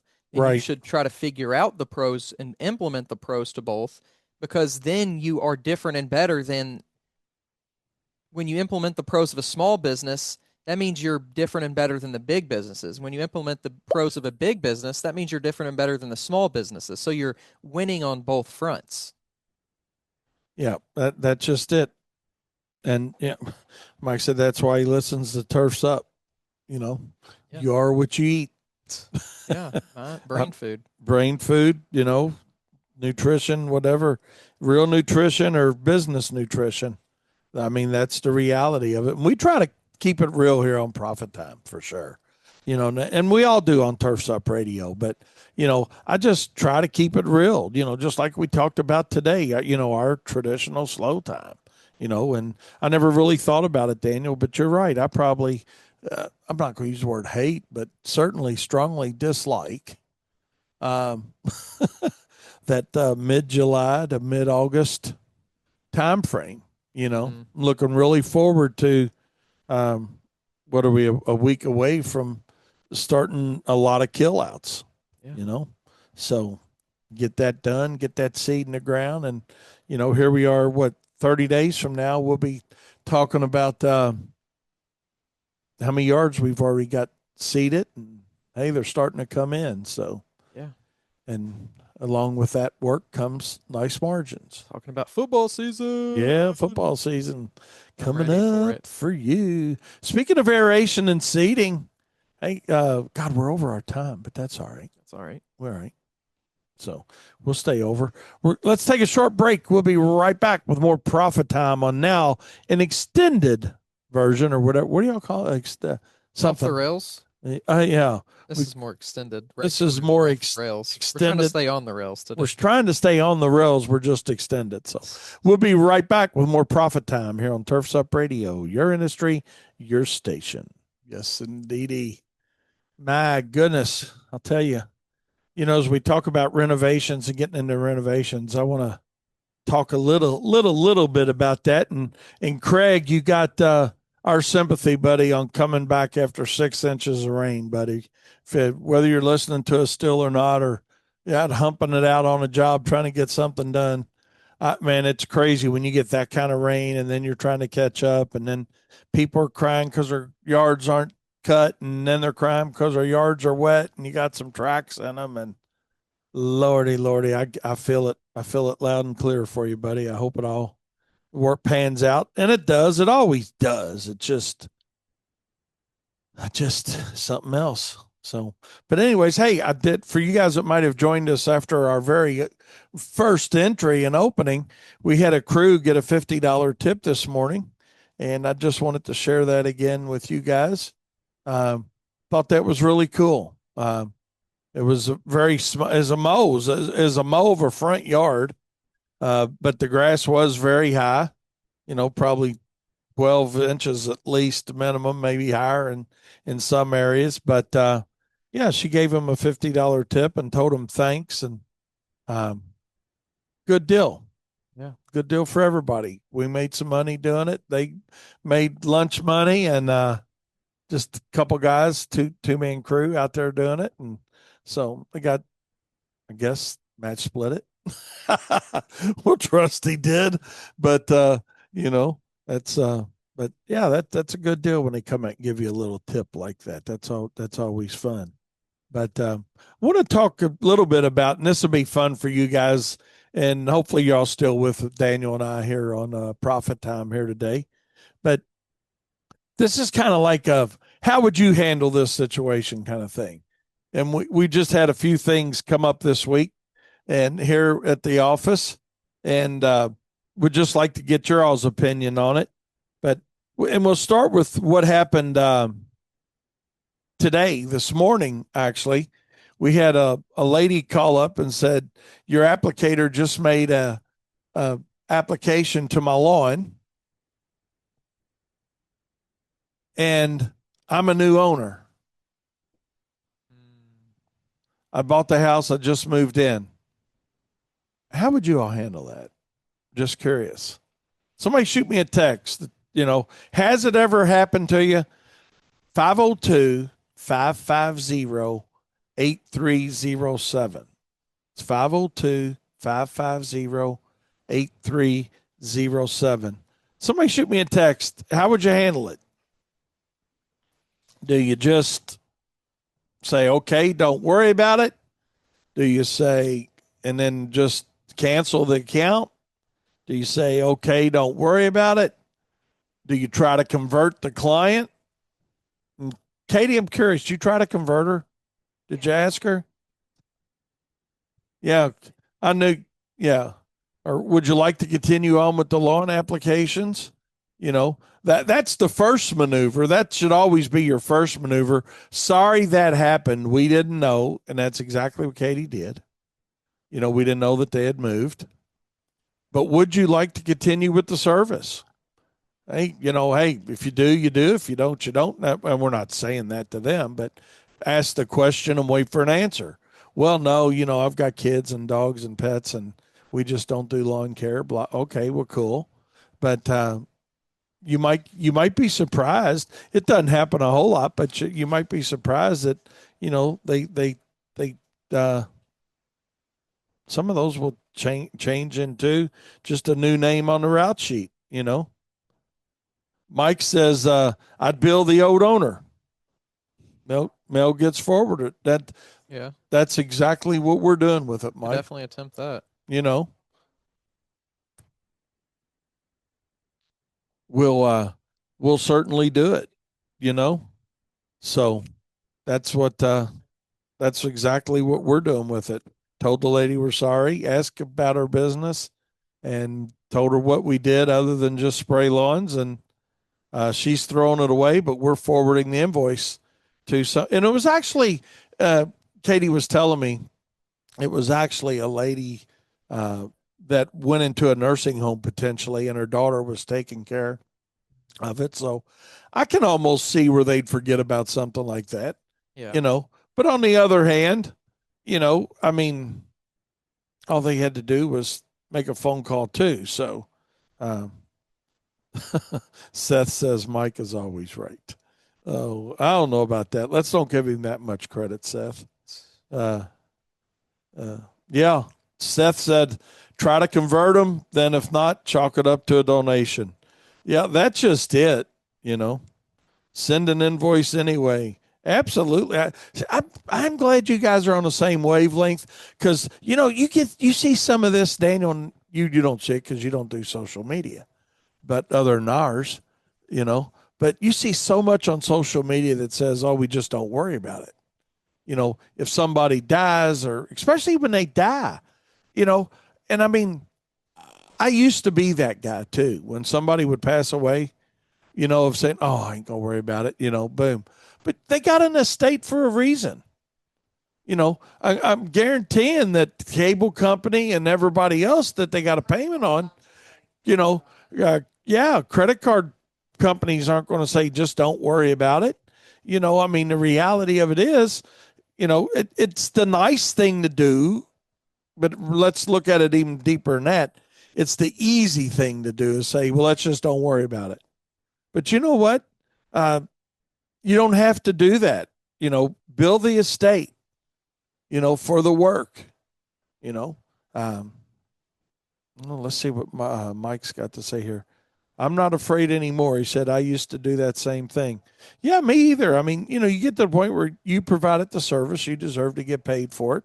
They didn't tell you to stop. If you'd have just stopped coming, they'd be like, where the heck you at? Where you at? Where you at? So, oh my God. Where you at? Where you at? Sounds like one of those snow talks. How many times don't you hear that in snow? Where you at? Where you at? Where you at?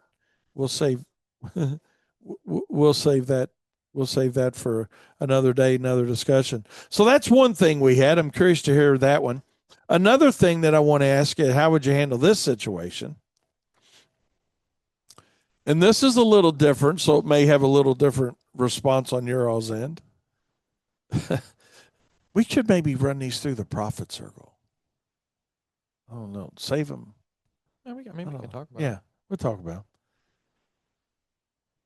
We had one of our existing spray customers reach out to us and had brown spots in their yard. So Jeopardy took a look at the yard. She's an applicator.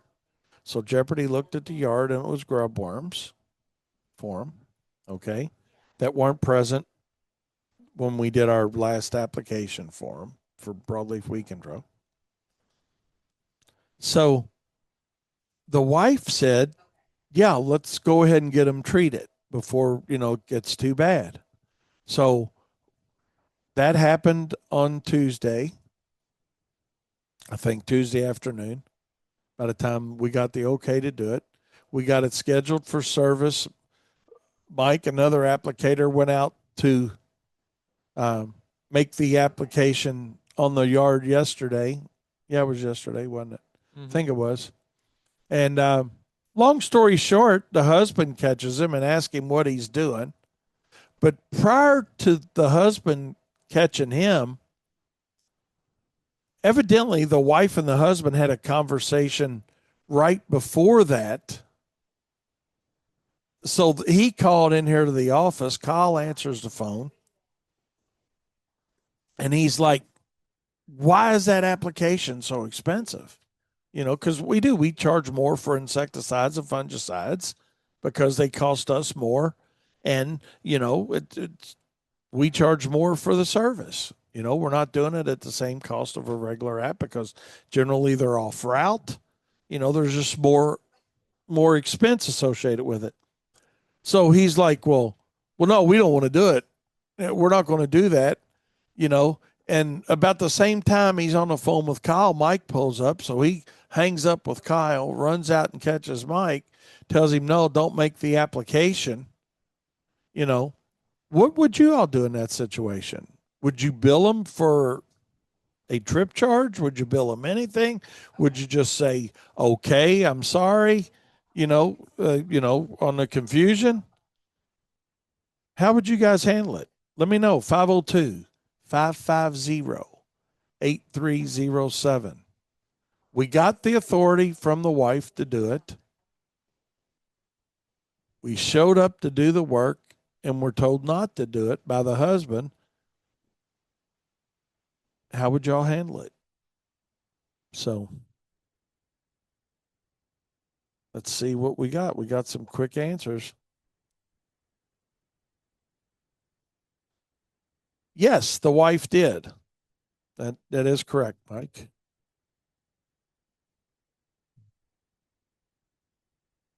Corey. Corey said he's getting billed for something, at least a cancellation fee, Yeah. I do. And I think we're due something. What do you think, Daniel? Yeah, for sure. I mean, it's at least obviously the cost that it takes to get out there and the chemical that you've already devoted to that lawn that you can't put back in the container. Assuming that that's in the process of where you are. As soon as that chemical is no longer usable, it's theirs. So you can either pay for it and not get it or pay for it and get it. Yeah. I mean, only thing I guess you're not paying for is the few minutes that it takes to spread it. So yeah, I mean, what happens? And I'm this is a legitimate question because I don't know. I've never done it. What would happen if you ordered 5 pizzas from Papa John's and they got them to your door, and I said, "Well, I don't want them." Yeah, you're definitely gonna. I wonder if you'd have to pay for you it. would 100% would pay for it, and mostly these days you're paying for it before it gets there anyway online. Because of shit like this probably happening. Well, and because people don't have cash and it's easier and whatever, but that's probably on their end a good protection against it from happening a lot. Yeah. I mean, at the end of the day, you could technically just call them, order 150 pizzas. I mean, not that they would probably fulfill that order, and then just not answer your door. Mike sent a picture of somebody putting something in a mailbox. Send that bill. I hear that's what we're going to do something. I just haven't decided. We haven't decided. I mean, but that was just frustrating. You figure we had 2 trips out there. Jeopardy went out there to analyze the issue in the yard. Then Mike went out there to make the application. And Katie had several calls with the wife before authorization. And now Daddy decides he's going to pull his big boy pants up and tell us, sorry about your luck, Chuck. Now, this could be a situation, and I want your all's opinion on this too. They've been a customer, right, Katie? Just for the fun of it, look them up. See how long they've been a customer.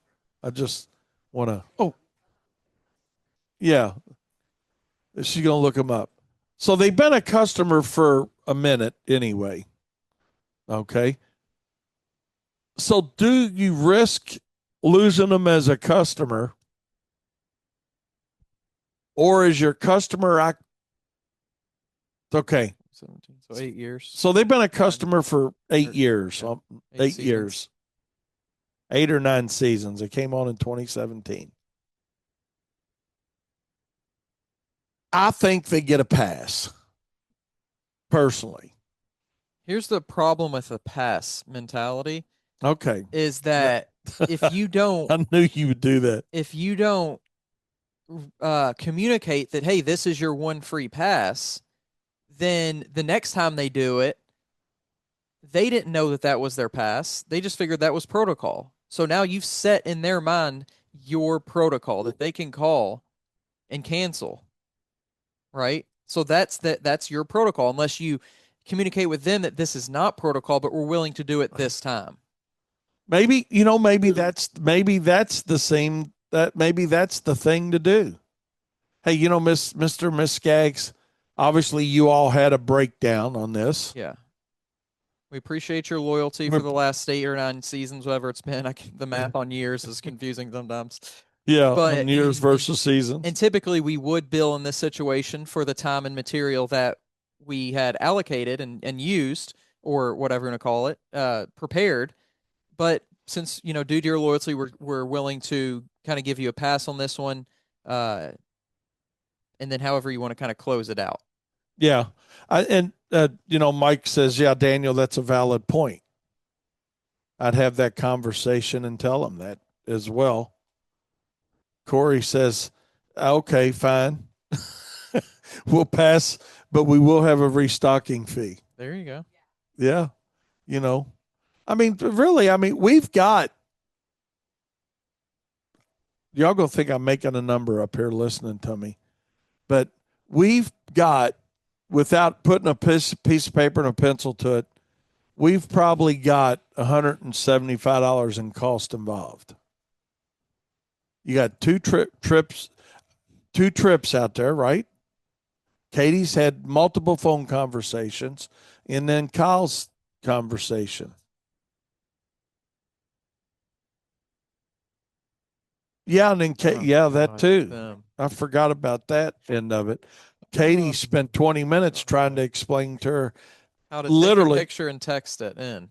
Of the yard, so we could try to analyze it without having to send a tech, and she couldn't do it.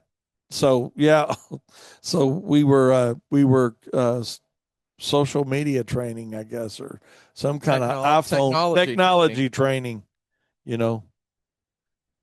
Oh Lord, I know. I hear you, Mike. Mike says part of him says customers are temporary stops. LOL. That's true, man.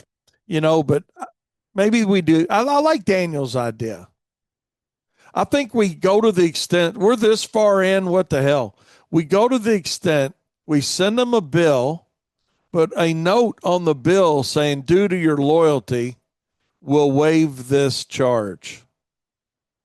But that way they understand that there would have been a charge. Yeah. Because you're right, Daniel. That could set a precedent. Right. And then they're confused the next time when they get one. Oh, I thought last time you did this for me. I didn't realize that you were giving me a pass. I just thought it was the way you did things. Yeah. Oh, my God. So, all right. Well, that's our second one. Now, I've got another one that that I want to talk about a little bit. Let's see. Let me find it here. Kind of got off on a tangent here. Let's see. The client move, Mr. Skag. What was the other one? Katie got. I didn't write it down. I know I had three. No, that was our. We did that. We did talk about that. But I don't know. Maybe to come to me again. Damn, I know I had three good. I thought, man, that's going to be a good one too. But anyways, it hadn't been too bad of a week for weird things happening. Like I said, we've had a great week here overall at WLS. We really have. But getting a lot of good things done and accomplished. And I don't know if I could be like Rip Van Winkle and fall asleep for about 10 days and then get back up, then we'd be past this time of the year that I really dislike. There you go. Go from there. But let's talk about aeration and overseeding for a minute, and then we'll wrap our show up, I guess. But I do want to talk about that for a minute. Is that it's almost that time of the year, right? I'm looking forward to starting our kill outs. I told you guys that a little bit earlier. And I'm really looking forward to that in about a week. And assuming we don't get any residual rain, but from what Matt was saying with Bam, it looks like we might be on the dry side of that if things hold out the way they're talking about. We'll see how that pans out. And he made it perfectly clear that was not a forecast, but the way it would look right now if he had to forecast it. But and Craig, that was bad news for you guys if you didn't hear him. Not bad news hurricane necessarily, but just potentially more rain rolling up your way if that does kind of track that away. But anyways, just keep your eyes and ears peeled. But aeration and overseeding season's almost on us. I would really strongly suggest that you guys do participate in those services with your customers. If you only solicit your own customer base, do it.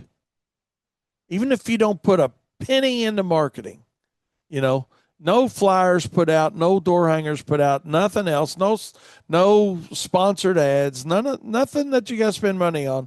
Just reach out to your current mowing customers or your current fert and weed customers. I feel like fert and weed companies do a much better job about reaching out about aeration and overseeding because those people are more concerned about the overall appearance of the yard. That's why they get them treated, you know.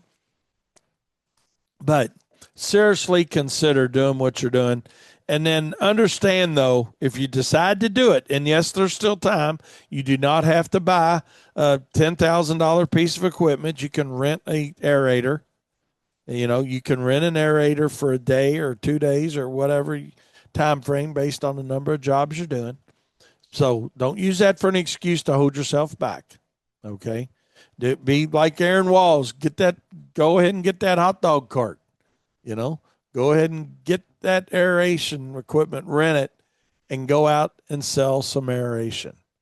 Oh, well, what we found, and this doesn't mean it's going to be what you find. Everybody gets different results, different things, and educated, in a different way.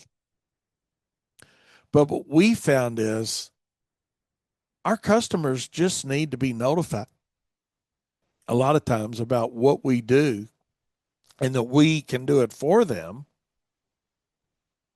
And they'll say yes. When a lot of times, and this goes back to small business mindset, Daniel. You know, even though you're a small business, you can have big business mindset. And let's really think big for a second and ask ourselves, how many commercials don't we see on TV for multiple car manufacturers, multiple beer distribution, multiple fill in the blank, man? You know, big companies know they need to advertise. Big companies know that they need to keep their name out in front of their customers. So even though you're a small company, put your name out there, put your services that you're providing out there, and guess what will happen? Exactly right. Exactly right. They'll do it. Corey said, or just buy a used one. Absolutely. There's always options. But a lot of times, the options that we look at are the options that just say, you know what, it'd be a whole lot easier just to say no. Let's just don't do it. Let's just do something different. Oh, okay, what's that? I don't know. We'll figure it out. We'll do something different. Let's stop saying we'll do something different and don't figure it out. Let's go ahead and get it figured out. Let's start with aeration and overseeding. It is absolutely the easiest service you will ever provide for anybody. You really can't mess up.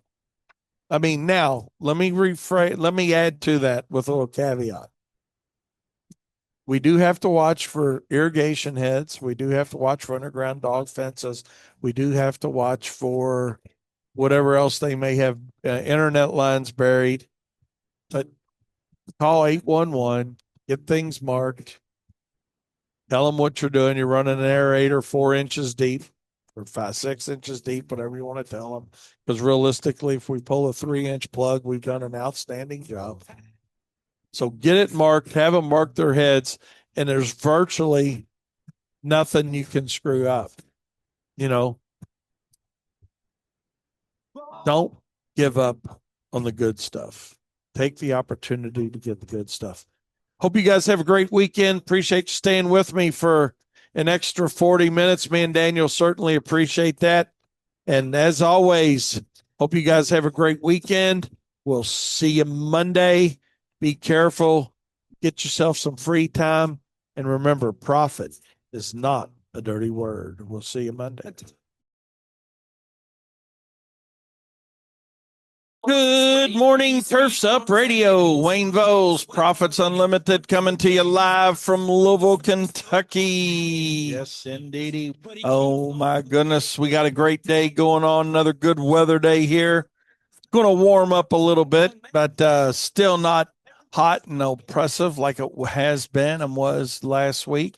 So we've been into about 5 days, 6 days now of some decent summer August weather. I mean, below average kind of weather for us. So still upper 80s. I think we may make 91 or 90 today, but man, it's been a great little break weather-wise, and looking forward to it continuing. But as all good things, it's going to warm up and get more humid, they're saying, and starting predominantly tomorrow. So we'll see how it goes, but that's okay. Hey, we're still early August. We still got a lot of summer to go. Uh, August is normally always pretty hot, humid around here. And then we'll have a little break sometimes in September, and then it'll get hot and humid again for a while. So, yeah, we're looking forward to that. Looking forward to that. So, get hot, humid, maybe a little bit drier to where the grass turns a little bit more dormant. But we've had our fair share of issues in lawns this year. I'll say that, from way too much rain, as we all know, and a lot of markets have experienced that this year, this spring and this summer. Matter of fact, last night, right here in the county that I live in, part of our county was in a flood advisory and flash flood warning. And at my house, we didn't have a 10th.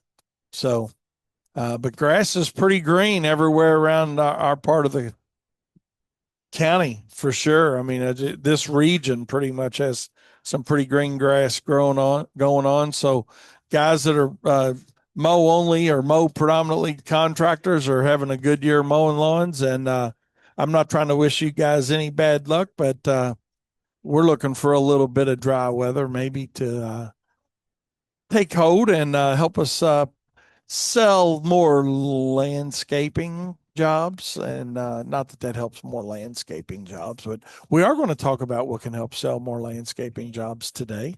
And but certainly the dry weather brings on some questions and concerns on from the lawn side and potentially landscaping. But I don't know if we got the time to get there this year, summer wise, where it's going to promote, a whole lot of calls on landscaping. But we still got time to get that promotion going on the lawn renovation end of things. So we're going to talk a little bit about that today. We're going to talk about revving up our businesses in a slow time of the year. So we're looking forward to that.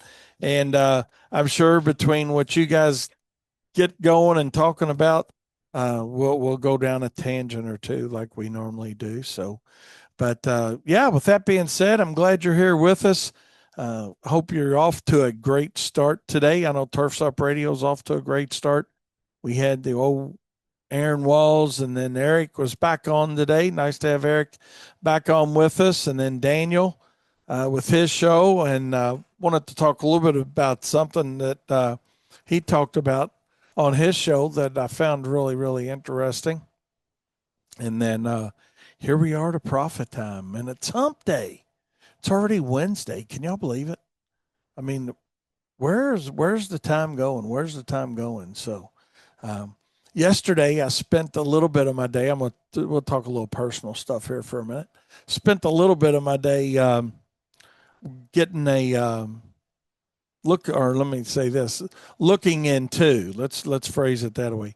Looking into rehearsal dinner venue for Daniel, who's his wedding's coming up here in October. It's hard to believe it's only a couple months, literally almost a couple months away now.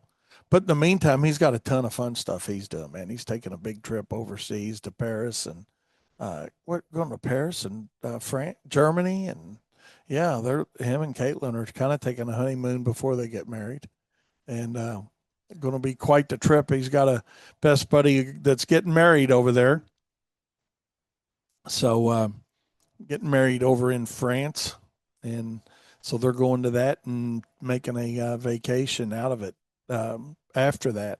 So that he's looking really forward to that. And talk. Were you down to 38 days now? I think, or yeah, 38 days. He said today or yesterday or one day he was talking about 40 days. So yeah, we're keeping up a little bit. So you know how it is when you're going somewhere like that, man. You really look forward to it, and it's going to be a great trip for him. So, but as far as Wayne's Lawn Service goes today, we're doing a little bit of mowing, a little bit of marketing, a little bit of landscaping, and just an overall good day going on here. So, hey, we're going to take a short break. We'll be right back with more Profit Time here on Turfs Up Radio, your industry, your station. And we got some great things we're going to talk about today.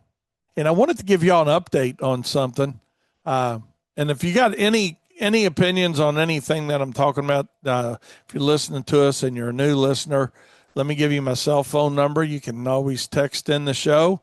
It's 502 550 8307.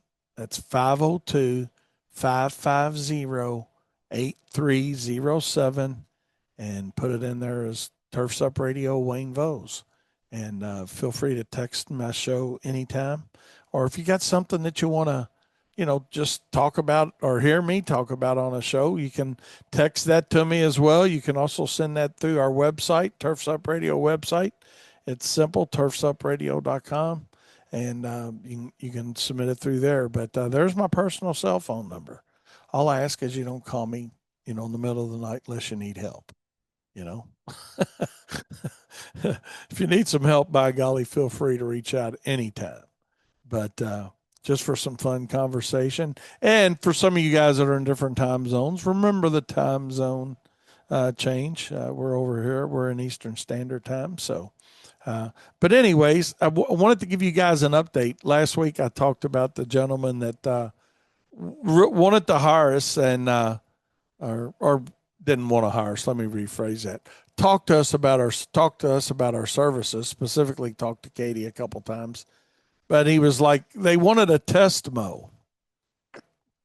And I don't know if you guys remember me talking about that, or if we got a new listener that didn't hear that story last week. But and I don't know how you guys think about test mows for our new listeners, but and the only reason I'm gonna retell this story is because I know I got a couple listening. New people that weren't with us last week. But when somebody tells you we're going to let you, hey, we want to try your service, but we want a test mow. I mean, at some point in time, I don't know where that magic line's at, but at some point in time, you're going to say, hey, I'm not giving test mows anymore. And have a valid reason. I mean, have a scripted reason, if you will. And that's actually something we're going to talk about in the Profit Circle is scripts, working with scripts, and not that you're reading from a script, but it's an absolute great learning tool. Whether you're a one truck operation or multi-crew company, it doesn't matter. Different people do different things. And so that's going to be one of our topics of discussion in the Profit Circle this month. Is how we can implement that and make our companies more efficient and more consistent with answers. But, our scripted answer on a test mow is, Miss Smith or Mr. Smith, with all due respect, our apprenticeship is over. We've been in business 46 years. Are we perfect? Absolutely not. Do we make mistakes? Yes. Are we going to try to do the best job possible when we service somebody's property, whether it's mowing or fertilization of weed control or lighting or whatever it is? Yes, we are going to try to do the best job possible. But, the first mow on a yard, it's kind of like the first application on a yard. That same thing comes into play. Well, have you spray it and we'll see what the results are and we'll go from there. Well, no, your yard didn't get in this kind of shape, whether it's weeds or whether it's high or whether it hadn't been edged or it hadn't been trimmed. There's so many different variables to actually get into the job that when you hire me and tell me, hey, come out and make a lawn application, we'll see how it goes, then we'll sign a contract, or come out and mow, and if we like it, we'll hire you. Our biggest margin or opportunity for error is in that first or second service that we provide to a new property. It's because we don't know the property. We don't know where the holes are. We don't know where the dips are from a mowing standpoint.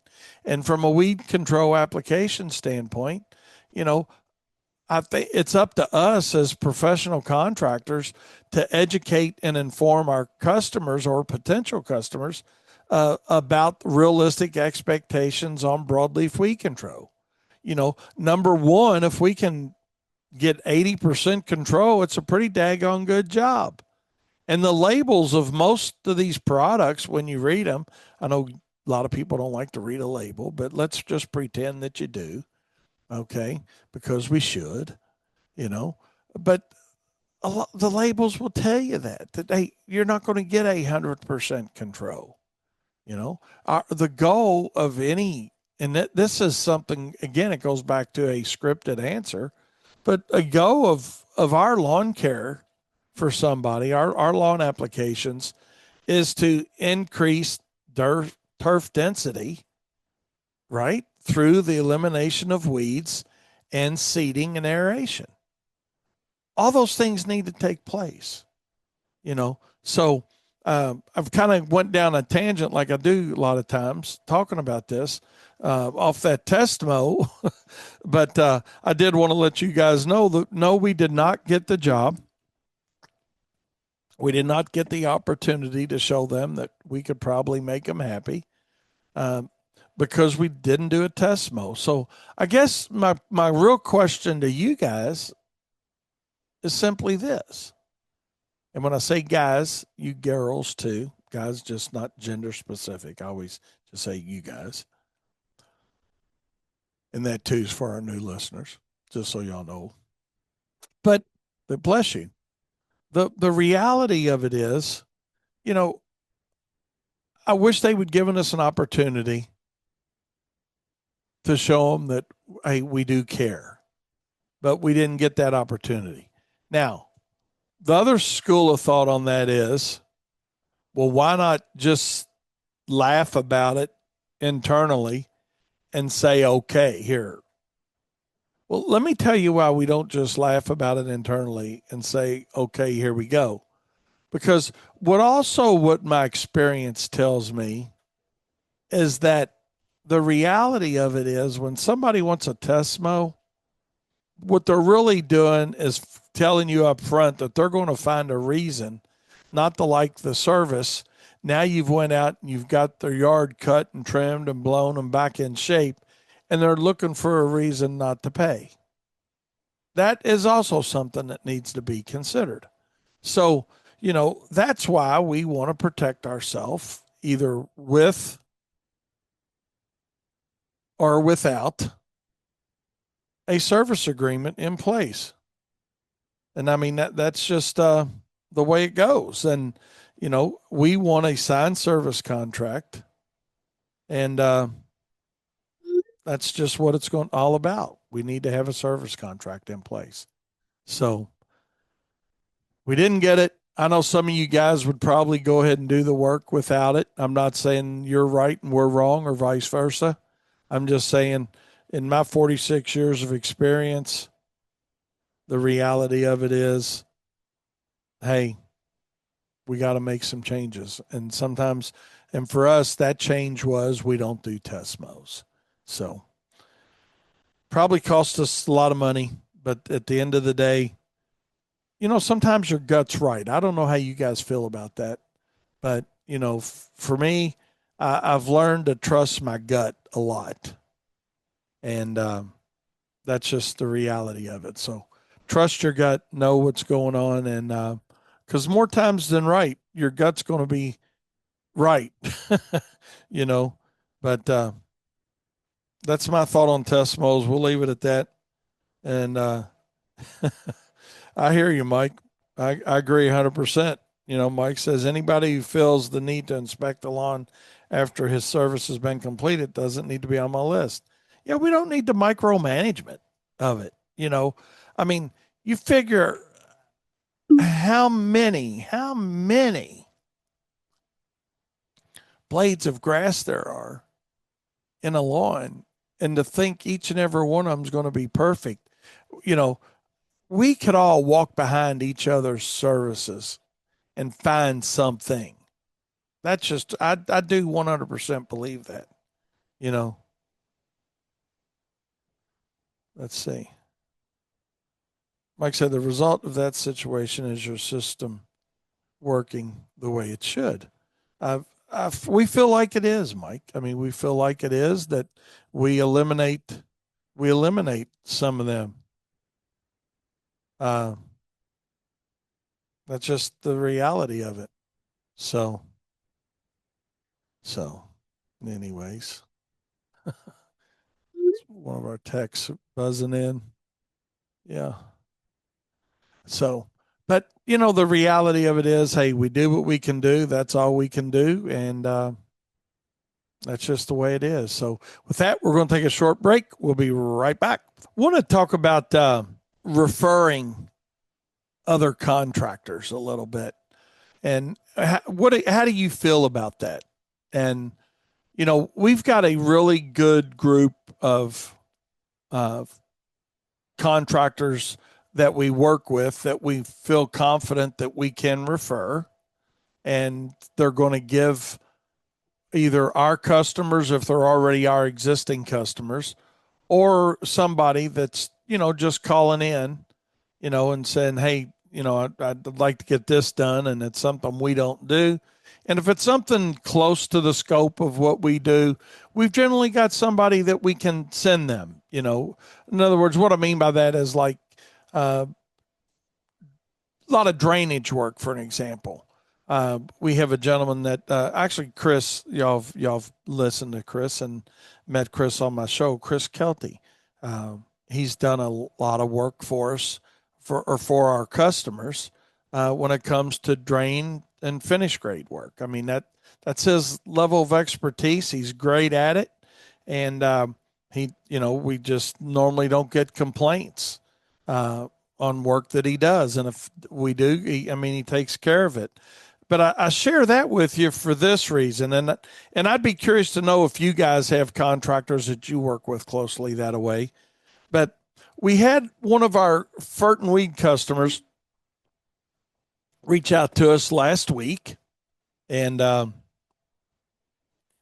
about some drainage issues in her backyard, and she wanted to know if we could help her. And we said, well, we don't actually provide the service, but we got somebody that can help you with it.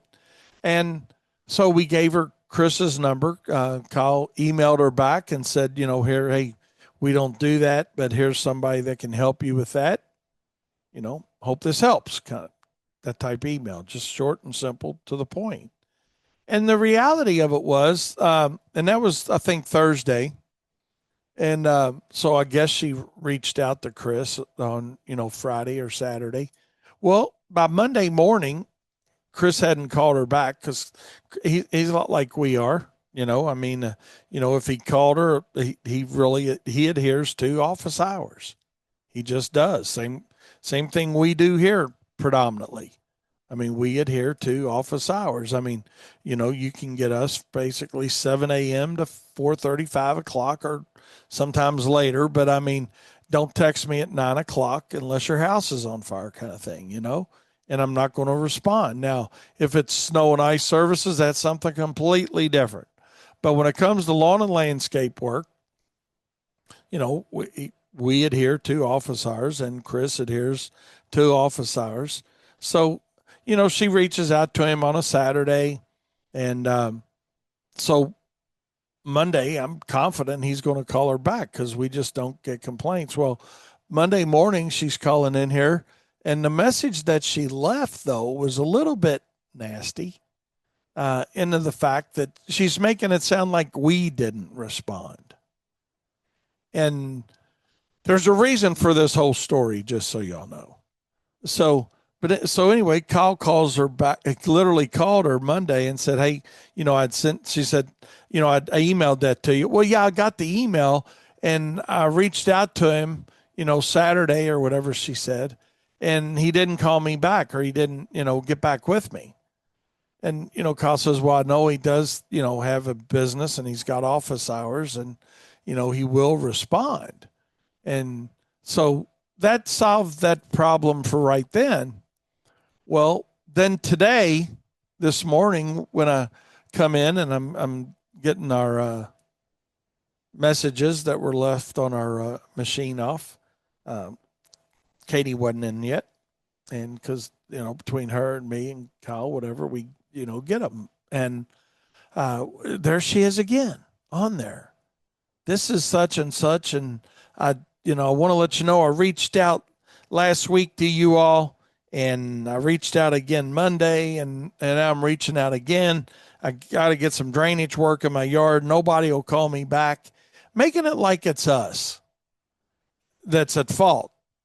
And so I personally called her back this morning and told her, hey, I said, Miss Smith, I just wanted, this is Wayne Vose, Wayne's Lawn Service, and I just wanted to personally follow up with you. I said I'd spoke with Kyle, and I understand that he did send you an email, and then he talked to you on Monday about giving you Chris's number. And so anyway, long story short, she says, "Well, no, you guys are following up, but he isn't when I call him." And here's my whole point of sharing that story with you. Number one is to let you know that weird stuff happens right here with our business too. Reality of it is, we know Chris does a great job, and he does follow up with people. And I told her, I said, in this situation, he may be a little bit slow getting back to you, but I said he does good work, but I did want you to know we were concerned and wanted to make sure you're taken care of. So here's my whole point to that. Do you have people that you work with and you trust? Because I would literally trust Chris with anything of mine, business or personal, because he does the same quality of work that we do. And I know that. And maybe there is a breakdown in communication this time around, but how do you all feel? How do you guys feel about, referring people out? I don't just refer anybody out, but I do refer people out that I trust and I know. And I don't know. I just wanted to just kick that around a little bit, and because what it's doing for us in this situation, it's making us look bad, and that's why we're careful on who we refer out. We used to refer more people out, but we found out that they didn't follow up, they didn't call, they didn't do the things that our customers were expecting from a customer service standpoint. So I don't know. I just wanted to see if you guys had any information or on what it looks like for you. Do you do it? Do you not do it? And let me know. I wanted to talk about that for a minute just to see how you all did with referrals and how y'all handled those referrals. And or do you just say, no, we don't do it? And I think there's room for both. I think there's room for both of those mindsets when you're running your business. So another thing that I wanted to talk a little bit about today was I hear you loud and clear, Mike. Mike says he has a few guys that he'll refer, but he's been burned too many times to do it a lot. So I agree. I hear you loud and clear on that. And that's why we're very careful about who we do, because, when you do refer somebody, it sends your name along with it. And that can be a little problematic at times for sure. It's almost like you talk about, and, next thing we're going to talk about here today a little bit, and this kind of flows into it from that standpoint, is how we were talking about this morning here on how social media has affected our businesses, and not from a marketing standpoint that you may use or I may use, but how social media can affect our business or does directly affect our business from the standpoint of it's easy to find a lot more people now. If somebody wants somebody to do some landscaping or hedge trimming or mulching or whatever it may be, handyman work, fill in the blank, any service type business, it's easy to get on, some of these social medias, whether it's Nextdoor or Facebook or whatever it may be, and say, hey, I need some landscape done, or I need my yard cut, or I need fert and weed done, or I need, somebody. I had a lady, I was looking at one of our neighborhood things, and she was like, I need somebody that can, reasonable, that can fix a leak for me in a faucet. Are you guys seeing this too within your businesses, where call reduction is down a little bit now? And I don't think that's all of it. And we're going to talk about that. side of it. But what I really want to talk about is the things that can affect slowdowns within our company. And I want to look at it from a seasonal slowdown basis, because there's a lot of different things that come into play when it comes to, hey, are your calls off, are the sales off, and what's affected that kind of thing. And that's what I want to talk a little bit about today is, how do we rev back up, if you will? How do we step back on the accelerator to make things happen a better way? And because we were looking at some numbers, some comparison numbers from one year to the next early this week. I think it was Monday. And I was looking at some numbers, and we knew our call volume was off, and we knew sales were off. The new sales were off, if you will. Reoccurring revenue is okay, but the new sales side was off some. And we knew we were going to have some of that when we diversified our services, and I'll talk about that here in just a second. But to keep us going in a straight line here, as straight as possible, we always have, we meaning Wayne's Lawn Service. I don't know about you, but I'd be curious to know. We always have a seasonal slowdown, that's what we call it, about mid-July to mid-August. That time frame when a lot of people have been on vacations, so they're either paying for vacations or they're buying back to school clothes. School's getting ready to go back, so they're doing the tennis shoe things or shoes for their kids and clothes. And so that's kind of what we've attributed to that seasonal slowdown, if you will. Okay. But we were looking at other things that we looked at to say, well, what else is it? Why else are we behind? And, percentage wise. Okay. And we came up with several different things that I want to talk about a little bit.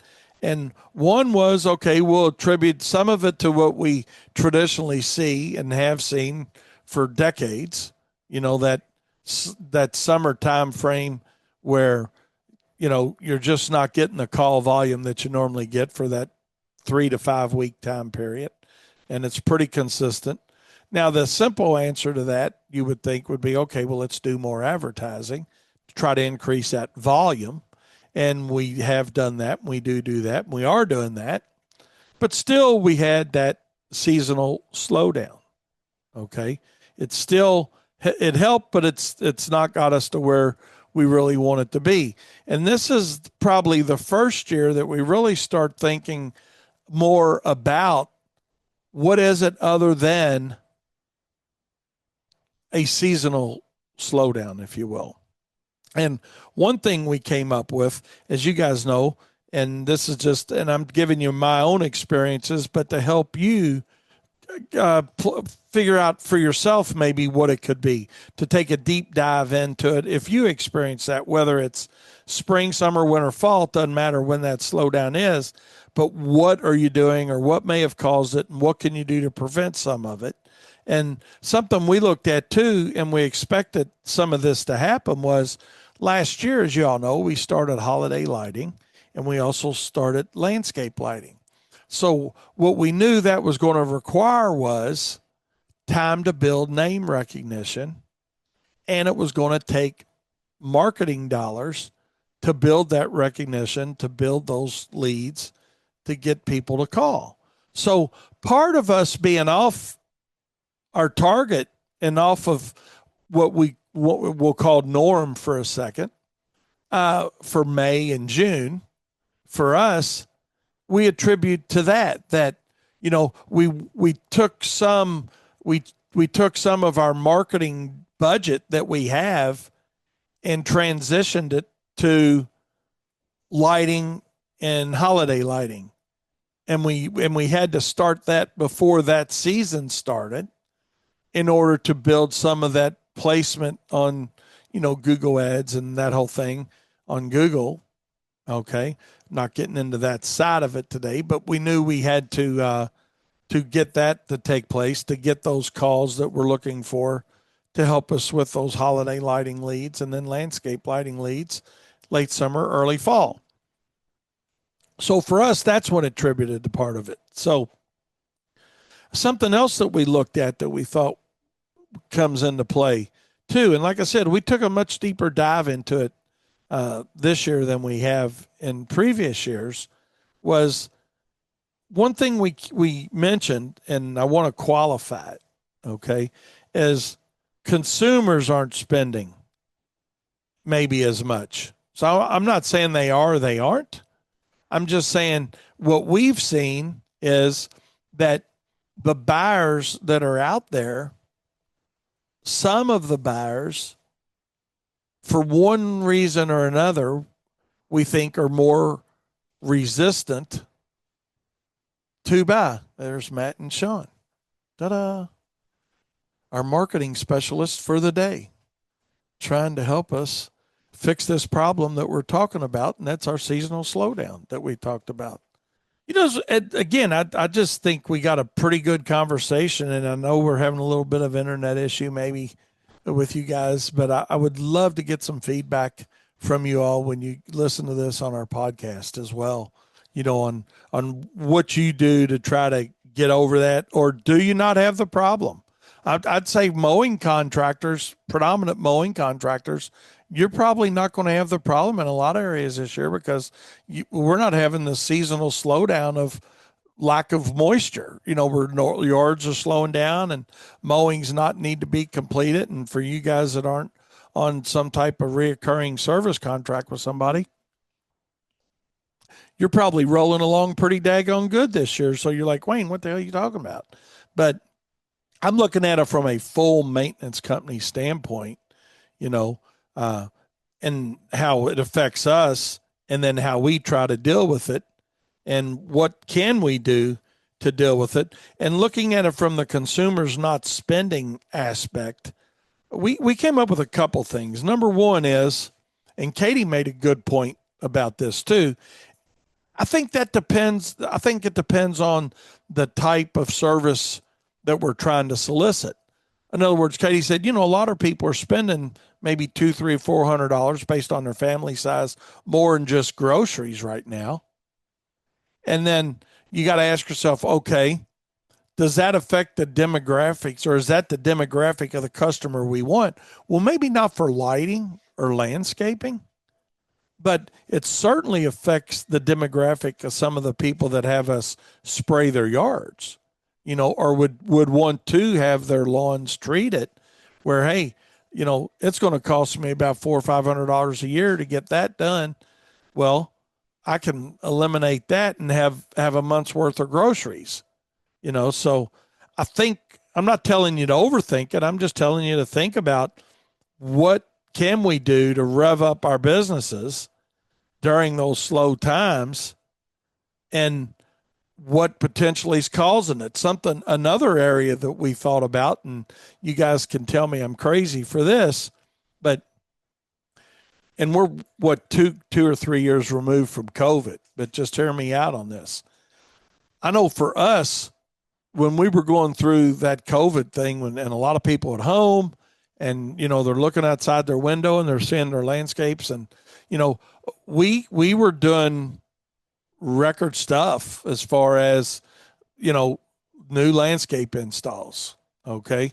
People were spending money on their landscape. So did we prematurely, as an industry, if you will, get a really big push? Because I've talked to a lot of contractors in different areas of the country that have told me the same thing, that, yeah, man, you know, that was a good time for them. Not the COVID, but business wise, you know, people were having a lot of extra landscape work done, and, you know, pavers and that whole thing.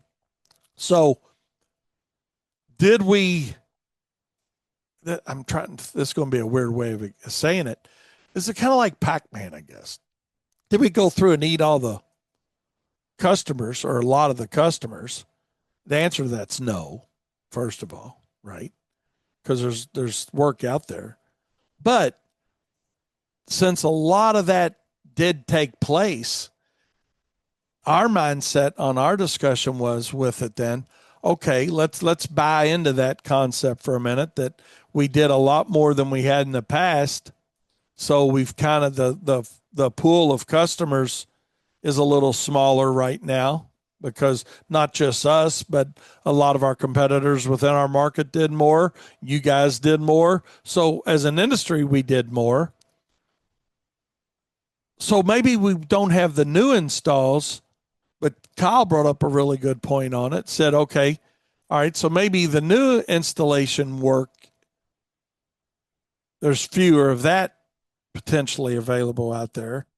But what about the reoccurring or the maintenance on those projects? You know, where's that at?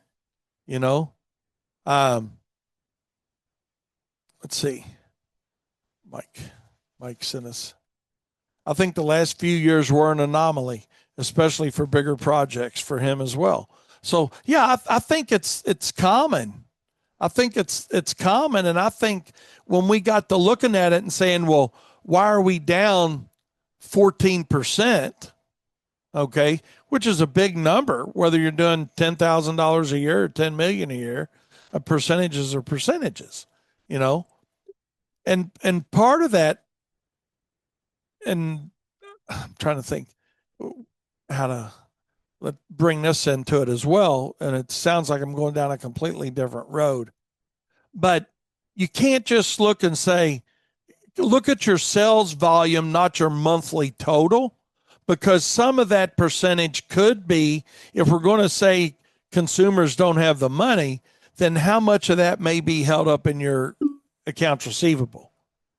Is it 200? Is it 200,000? Is it 2 million? It's different for everybody. But some of that down may be not actually down sales, but down in collections too. So that comes into play 100% as a part of that percentage as well for most of us. Okay. But so look at the sales side of it. So consumers may not be spending for whatever reason, whether it's fear of what may happen to the economy, fear of what already's happened, and they're seeing expenses and, you know, all their other day to day, right?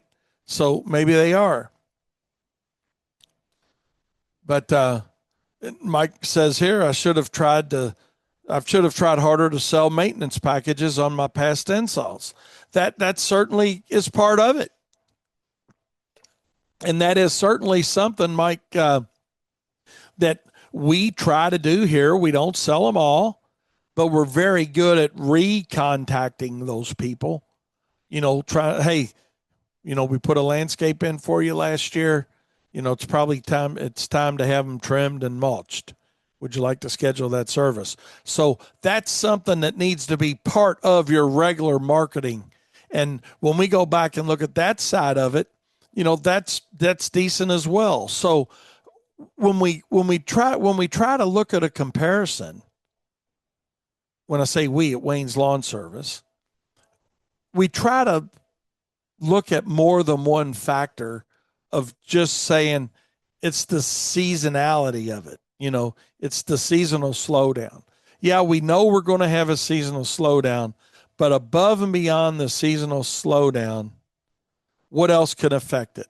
You know, and kind of as a summary of what I've talked about this morning, for us, some of it was transitioning to more diversified services and spending more marketing dollars on that.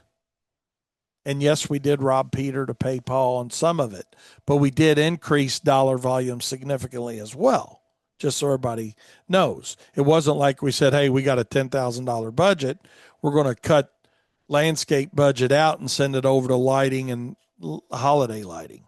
You know, no, we increased the total budget item by at the same time trying to build that name recognition for ourselves and for our company, getting the lighting and the holiday lighting kicked up and off the ground. So we did do that. Let me catch on a couple of these texts you guys have sent in. Let's see. We got Seth. And And Seth might be onto something too. Seth, we didn't give that a consideration, quite honestly. You know, he said, maybe the slowdowns during the July and August timeframe is just people getting tired of the heat and just don't want to do anything right now. So I think that's something that we look at as well. That's a very valid point. It's like, man, let's just wait till the fall. And we know here specifically, Seth, to that point, Kyle had that very exact thing happen with one of his accounts. And it's a nice little job, or for us, it's a nice little job. Let me say that. It's a decent landscape that the guy said, you know what, it's just hot. I'm gonna wait till the fall to do it. And I had a lady the other day that I signed up, and wasn't an installation. This was maintenance. She said, hey, I want to go ahead and do it. She signed her contract. She paid her deposit. She says, but I want y'all to wait till it cools down a little bit to come out and do it. So I think that's a very good point, Seth, that you bring up. That again, are any one of these things the end all to be all, or the be all to end all? No, they're not. But when we look at all the little things, let's look at the controllables associated with all those little things that we can deal with. But one thing I want to wrap up today and say, our conclusion, our main conclusion to this is, and y'all have heard me say this before, don't stop your marketing. In fact, you got to do more. It's just that simple. You got to do more. You got to do more. So the main takeaway from my show today is simply, don't slow down on your marketing when things slow down within your business.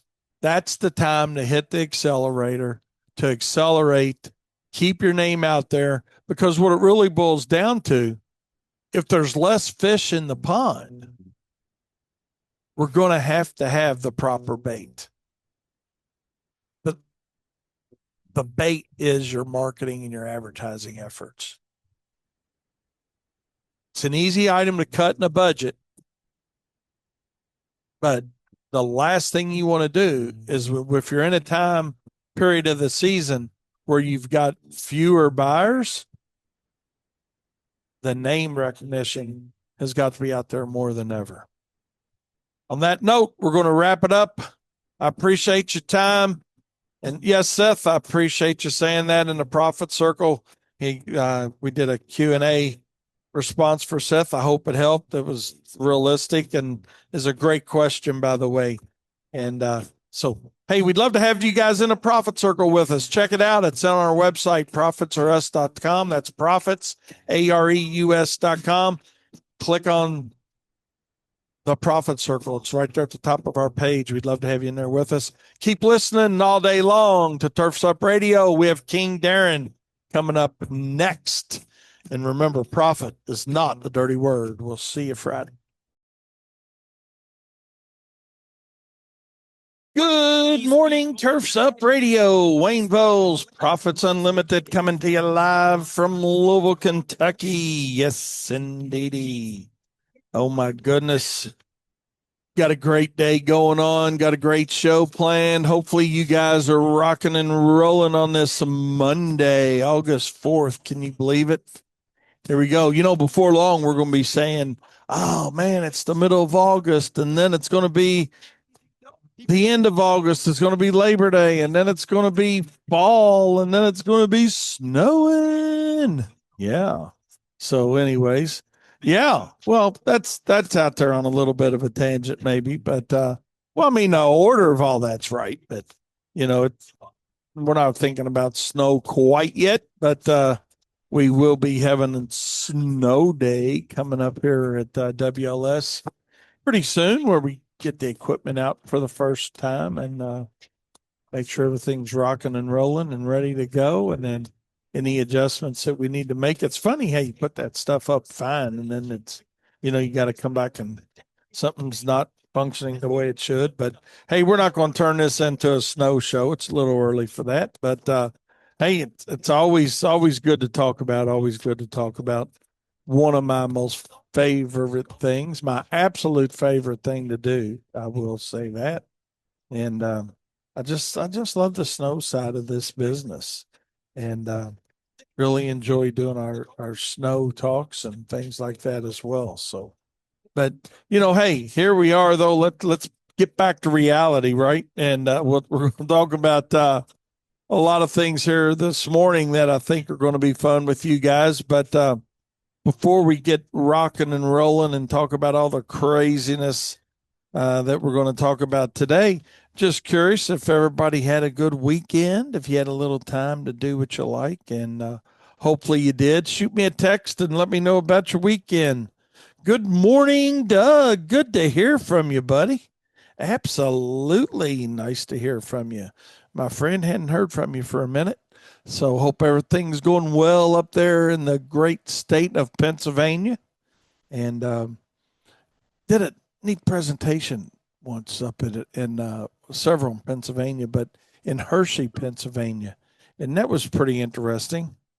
But yeah, before we get into all that craziness, let's talk about your weekends a little bit and what you did fun. Let's see, Mike, appreciate you hanging in there with us today, buddy. Mike said he built a tree house with his kids over the weekend. Yay! Absolutely. Send us a picture of that when you get back home, man. I never had a tree house growing up. I didn't. We didn't. My dad wasn't into that kind of thing. He wasn't home a whole lot with us. He was in a sales position for many years, so he spent a lot of time on the road, and never did have a tree house. Matter of fact, I don't even recall having a friend that had a tree house. So, but oh man, Mike, look at this, dude. Good Lord. So yeah. Mike's got a big tree house going here. So yeah, appreciate you sending all that. So appreciate all you guys. Let me know what you're doing. Looks like Mike had some good help. This weekend putting things together, and A1 job. Those boys will certainly appreciate that. It looks like Mike's son's sitting there taking a little break after they've been doing a lot of hard work. Little buddy carrying a heavy, it's like what, a two by four, big 2x4. So yeah, nothing like helping your dad and getting involved in the process. So absolutely, thanks, Mike, for those pictures that fast, man. So glad to see you all had a great weekend with that. And oh Lord, I hear you. Doug's off to a crazy start this morning. Crazy Monday. He said they worked hard this weekend and love to get back to Pennsylvania, Doug. Love to get back up there, and got a couple different dealers up there that we went to, and or several actually. They touch base on that, but I hear you, Seth. We'll get to that. Doug said they've already had a creative morning up there in Pennsylvania. Said they fired one and thinking about a second one. So there you go. Pretty crazy morning. It's not a way you want to start a Monday or a Tuesday or any day, but it is what it is. So yeah, I guess that's where it's at, and that's where they're at with it now. So I hope it all gets better as you move forward, Doug, in the day. Let me put it that way, my friend. And I sincerely mean that for you. Corey said they had an outstanding bake sale and sold out of everything. So that's a nice problem to have, Corey. So Daniel's hopping on here with me, and we're going to talk about some crossover things, some normal profits, unlimited stuff. And then I've actually got a couple questions I'm going to talk to him about, about nutrition and different exercise and things like that. So, but yeah, I appreciate that, Corey. No, and glad you did good. So, Seth, lots of deer season stuff this weekend. Yay! I also had a meeting about their Colorado elk hunt. So, man, that's pretty cool. I'm sure you're looking forward to that elk hunt, and I've never done anything like that in my life. So, um, and I mean, quite honestly, that's not up my, what do you call that? It's not up my, hunting's not, God, I can't even think of the word. It's not hard. I just don't hunt. I mean, I'm not opposed to people that hunt. I eat things that people hunt and kill and clean and cook, and I'll cook them and whatnot. But I don't know. I just because I grew up where I grew up, we just hunting wasn't a big thing of what we did. I mean, I went a couple times with my brother John. He took me. We'd go quail hunting. I think it was sometimes a little bit of rabbit hunting, and but I mean, it wasn't anything regular. So, but for you guys that like it, man, I'm glad you like it. I'm glad it's cool time away for you, and you whether it's deer season you like or whatever it is, it doesn't matter what it is. It's just the point that you're getting out there, you're doing a few things that you like to do, and having fun with it. So, um, I do like watching.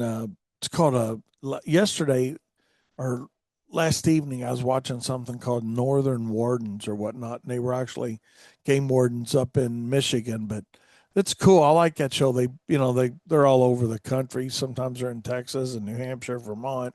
Last night was Michigan, and it's cool to see how those guys are pretty cool to most hunters and fishermen, realistically, and unless they just want to get stupid. But anyways, but Seth, yeah, it sounds like you had a good weekend, and I did. Seth, have a good weekend. I appreciate that.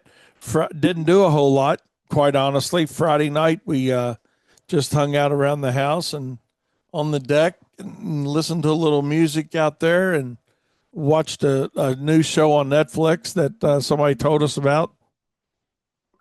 And I don't know if you guys have had a chance to see it or not, but somebody, Tabitha's friend was telling her about it. It's called Hunting Wives, and it's on Netflix, and it's different. I don't know if any of you guys have seen it yet, or ladies listening to us, but just check it out. It may be in your wheelhouse, it may not, but it was pretty interesting. We watched about a show and a half of it Friday night because we didn't start it till late, but yeah, it was enough to make you want to continue on watching it. So.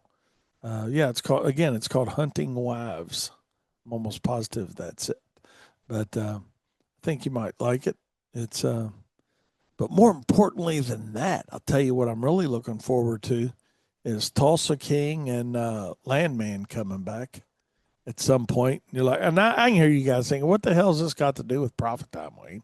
It's about free time. What you like to do in your free time? What do you do to recharge yourself? And Daniel and I we're going to talk a little bit about that as well. But yeah, Seth, that Northwoods Law, man, it is a great show. I love it. I love it. I like it and watch it quite a bit. So let's see. Doug says they hired a sales girl. Nice. Last name, and her name is Sarah Webb, Lawn and Landscape Magazine. Daggone, yeah, it was Sarah's name. So let's see. Doug said he also got his deer tags for the season. Woohoo! How many can you get, Doug? I'm just curious. Because I think, can't you get one by bow and then you can get one with a gun? And in Kentucky, I think you can get a muzzle loader. But I'm just curious in Pennsylvania if it's the same or around. Or Seth, I know you can help me out with Kentucky's law, but be curious, Doug, to know how it works up there in your area for you in Pennsylvania. Or if you get so many tags and you use them how you want to use them. But I was watching a fishing thing last night, Daniel, and they were one of those fishing shows in that game warden thing. And I didn't realize they did this, but they were in Michigan, and some of the rivers and tributaries, if they're having like spawning issues or whatnot, they'll shut that river off to fishing or a tributary to it. And I thought that was pretty cool. I mean, I never makes sense. Yeah, it made 100% sense, in watching it. But I thought you'd have to really be keeping up with what's going on to know, hey, I can't fish from here to here in this river, or whatever it is. But they knew it, and even the guys they caught fishing said they knew they weren't supposed to be fishing there. So let's see. Kentucky is one buck and only a 2 to 4 doe, depending on which zone. So, all right. Well, keeps the population rocking and rolling. Doug said Pennsylvania is one buck, bow or rifle, 3 doe. I guess there must be more female deer than male deer. Because it seems like both states you can take more does. So, but yeah, well, good. I wish you guys the best of luck when deer season rolls around. And if anybody wants to get rid of a little extra deer salami, and that would that yeah that deer's That's one thing. Yeah, you could have one deer salami. thing. Yeah, man, I do like that stuff, and it is pretty lean, really. I don't know, is salami? You think a salami is not being good for you, but I don't know if it's lean meat. It probably would be all right coming from a deer. Maybe. What do you think? I know you're not a nutritionist. I mean, as far as I don't know what's all in it, though. Yeah, I don't know what they add to it, but I do think they add cheese to it to kind of help it, because there's not much fat. So I don't know. We'd have to get Doug or Seth or somebody that does. Timmy Hamilton could probably tell us for sure.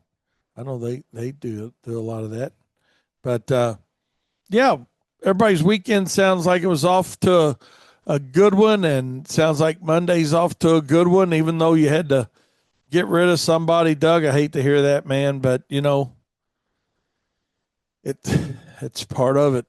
It's part of it. None of us like it, but it's part of it. So, like I said, I chilled out pretty much most of the weekend. Friday, like I said, stayed home, stayed on the deck, and listened to a little bit of music. And it actually got cool Friday night here once the sun went down and all.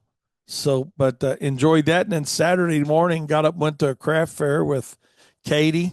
And speaking of which, give a shout out to Katie. She's off today. She's out sick. So not she's a little bit under the weather, but she said she'll be doing well. Seth, I hear you, buddy. Oh my God. He says fat is added with the salami. So It's anyway. pork fat or beef fat can be added. That's what he said, pork or beef. Yeah. Often 20 to 30%. So anyway, I guess this is Profits Unlimited Hunting Show edition for a few minutes this morning. Hey, that's okay. We want to do something for everybody. This is certainly the epitome of not being self-centered around Wayne Bowles, because I don't know anything at all about this stuff other than I'm glad you guys do it. I'm glad you guys enjoy it. And I'm glad you guys, get the free time to do what you like to do and make sure that you're doing it. So whether it's hunting, fishing, building, tree houses with your kids or whatever the heck it is, just do it. And Saturday, like I said, I spent just time with Katie and Alyssa and my sister Sherry. We went to a, oh God, I don't want to call it a flea market. It's much nicer than a flea market. But what do you call those things? Let's see. They had nice stuff. Nice Craft fair? Craft fair. Yeah. Yeah. It was really neat. And I met this young lady there. Oh no, I'm gonna call it what it was. A young girl. She was, and maybe that's synonymous with each other. But this girl was about, I'd say, 10 at the most, and had her own booth there. Maybe a parent or a guardian was somewhere to be seen or around watching her, but they were nowhere that I saw certainly not in the booth with her. And she had these. She was making like hair barrettes and some bracelets, things like that. Just and it wasn't like the real cheap stuff, but it wasn't expensive stuff either. But it was just crafty stuff that this young lady had made, and I got to talking to her about it, and she did her own pricing. She had things set up better than, I'm going to just say it, better than a lot of companies I see that are being ran by adults. As far as, her marketing looked good, her image was good, and that is something we're going to talk about today. And the reason that we're talking about it today was this young lady. She had a very well kept booth, very, very professional looking. Her marketing was professional, and she looked professional. She looked like she should look for doing what she was doing, and that's something that's important too. It's, you see people in any industry, but I'm going to just compare her to commercial mowing, if you would. Absolutely, Seth, you're right. Diversification, key to success. So, but she was very conscientious about her entire setup and the professionalism of it. And the opposite of that was some guys that I saw mowing on the way to that craft fair.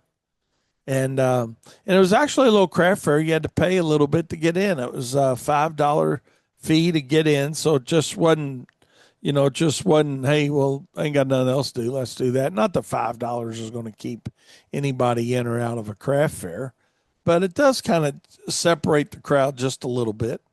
And but I saw these guys mowing it Saturday morning, and I'm like,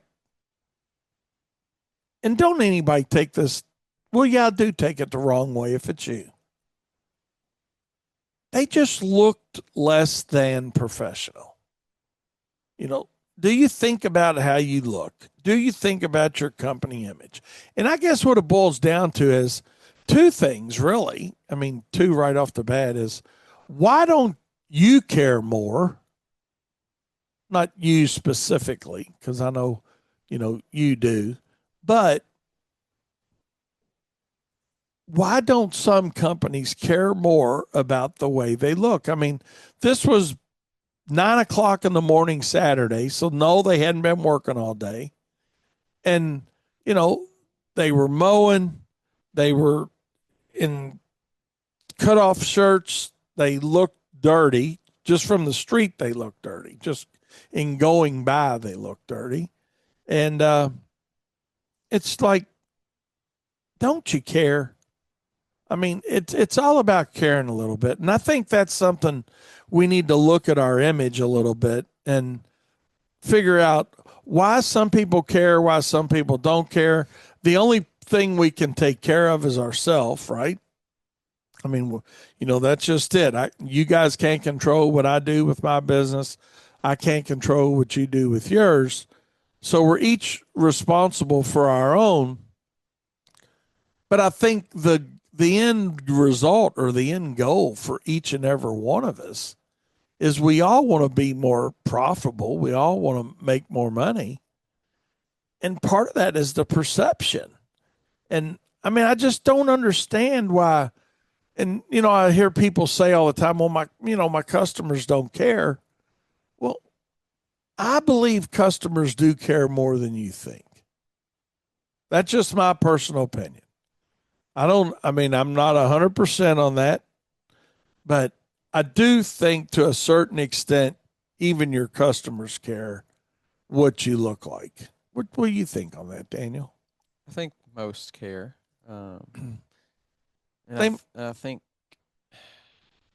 I don't know. It's like, I think they care, but sometimes I think when you have the perception, like the industry has a certain perception, I think it's more, maybe this is it. It's more of a plus when they care and they look professional, but less of a negative to some people when they don't look that way, because that's what they expect. Right. So it's like you're going above and beyond my expectations, even though their expectations are low. when you go beyond that, it's great. But when you just barely exceed or meet that, it's like, well, that's what I expect. That's what you expect. And that is a great way to explain it, because I think that's right 100% on target. That could be our truth bomb. I think that is a great explanation of that, because, what's the thing? Don't expect too much and you won't be disappointed, kind of thing. And I do think that is a really great example of that, yeah, people don't expect too much, so they may not complain about it. But the right clientele, and let's look at it first residentially, the right clientele, both residential and commercial, I think, like we said, they do care, but maybe expectations aren't that high. But certainly you could refocus in on a clientele that does care about what you look like, what your trailer looks like, what your truck looks like, and you're not pulling up there looking like a piece of garbage. And I don't mean that in a bad way, but we see it all the time. We see it all the time in all markets. So I think we all need to focus in a little bit more on our image, like this young lady was. Like I said, she wasn't but 10, Daniel. Did I share that story with you? Yeah. I thought I did. But she was just really a cool person, and very on the ball, very matter of fact. She knew what she was selling. She knew what she wanted to sell it for. She did not negotiate.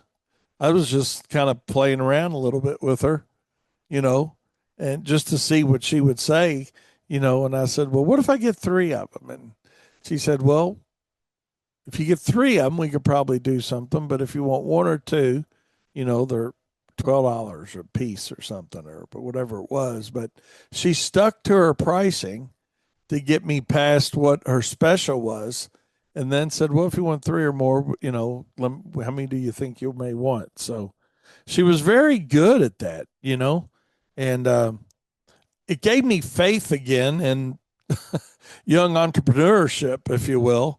And who knows, this young lady may become the next jewelry guru. Can't think of one of them, but what's it? That one that's in all the wood targets and what now? But maybe at age 15 she's no longer doing this. Who knows? But she's had some good direction and good startup. Seth says 100% customers care, whether they say it or not. Deep down, they do. I want my customers to care. Me too, Seth. 100%. Because we do. We get quite a few comments on, about our trucks being clean, and they are. Guys say, well, it's just a work truck. Well, don't look at it like that. It's a work truck, but it's not just a work truck. It's technically a truck you work in, so you can still be clean. It's like I saw my first dirty UPS truck. Because normally those things are always clean. You got to catch one on a really off day that's dirty. But I saw the first one when I was on my trip out west. And if you've ever been out west, you'd understand why that truck was dirty. I mean, lot of gravel, a lot of, but I was like, damn, that's the first one I can ever say legitimately was dirty. And they probably started off clean that morning, but just, based on the route, it's a daily effort. But image should be a bigger thing for you. We're going to wrap it up on image, but it should be a bigger thing than it is for most. And I've said it before, and I'll say it again, and then we're going to take a short break. But I keep a little thing right over on my computer screen on my desktop that says, and the image you reflect is the income you can expect. And that's why we're very image conscious here with not only our trucks and, shirts and things, but, how we answer the phone, responding to people when they call or responding to complaints. And, we're going to talk about that actually here in a second, the complaint side of what we do. But hey, we're way past our first break. Let's go ahead and take a short break. We'll be right back with more Profit Time here on Turfs Up Radio, your industry, your station. Don't you go anywhere. All righty then. Welcome back to Profit Time here on Turfs Up Radio. Jeff Ruby. Yes, indeedy. It's always a nice night out when you go to Jeff Ruby's. They got great food, great service. So check them out when you get here for the expo. And go ahead and make your reservations, actually. And because it's not a huge place, it's a Yeah, decent. it's probably, time to do that. Yeah. Because, if you really think about it, we're only couple months. 2 months plus a little bit. couple Yeah. weeks out. Yeah. So go ahead and make your reservations. And when you do, let them know that you heard about them on Turfs Up Radio. So you won't be disappointed when you go down there. John sent us a neat little text in. He says, the cost of cool ain't cheap. And he said, basically all of their trucks look the same. White cab, black bed, green decals. And that's the same way we are, John. I mean, consistency. It's consistency. Spit it out.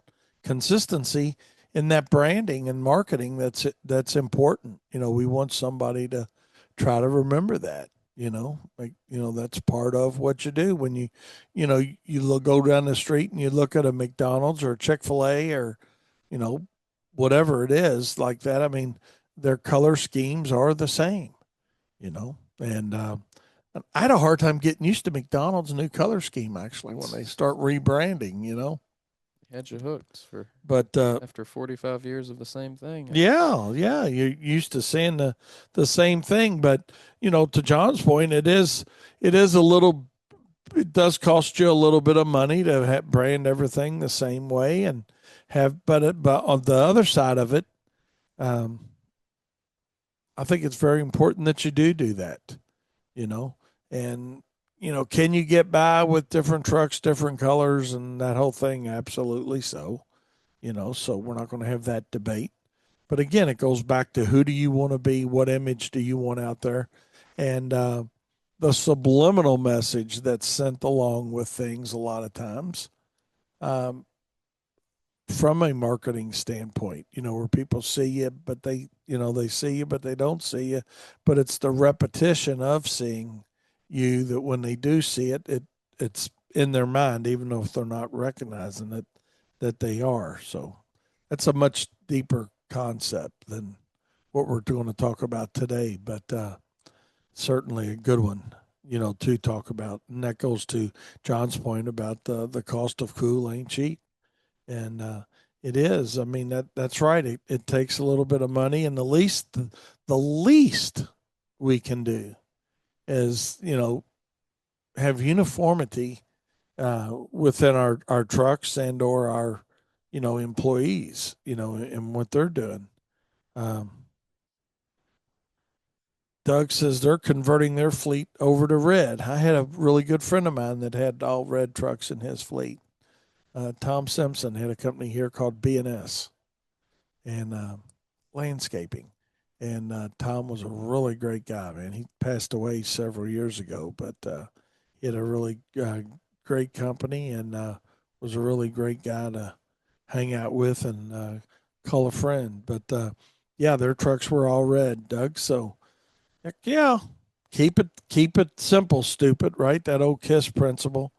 But that it is that simple. Just keep it simple, stay with it, and stick with it, and build that brand and build that image, so people remember it.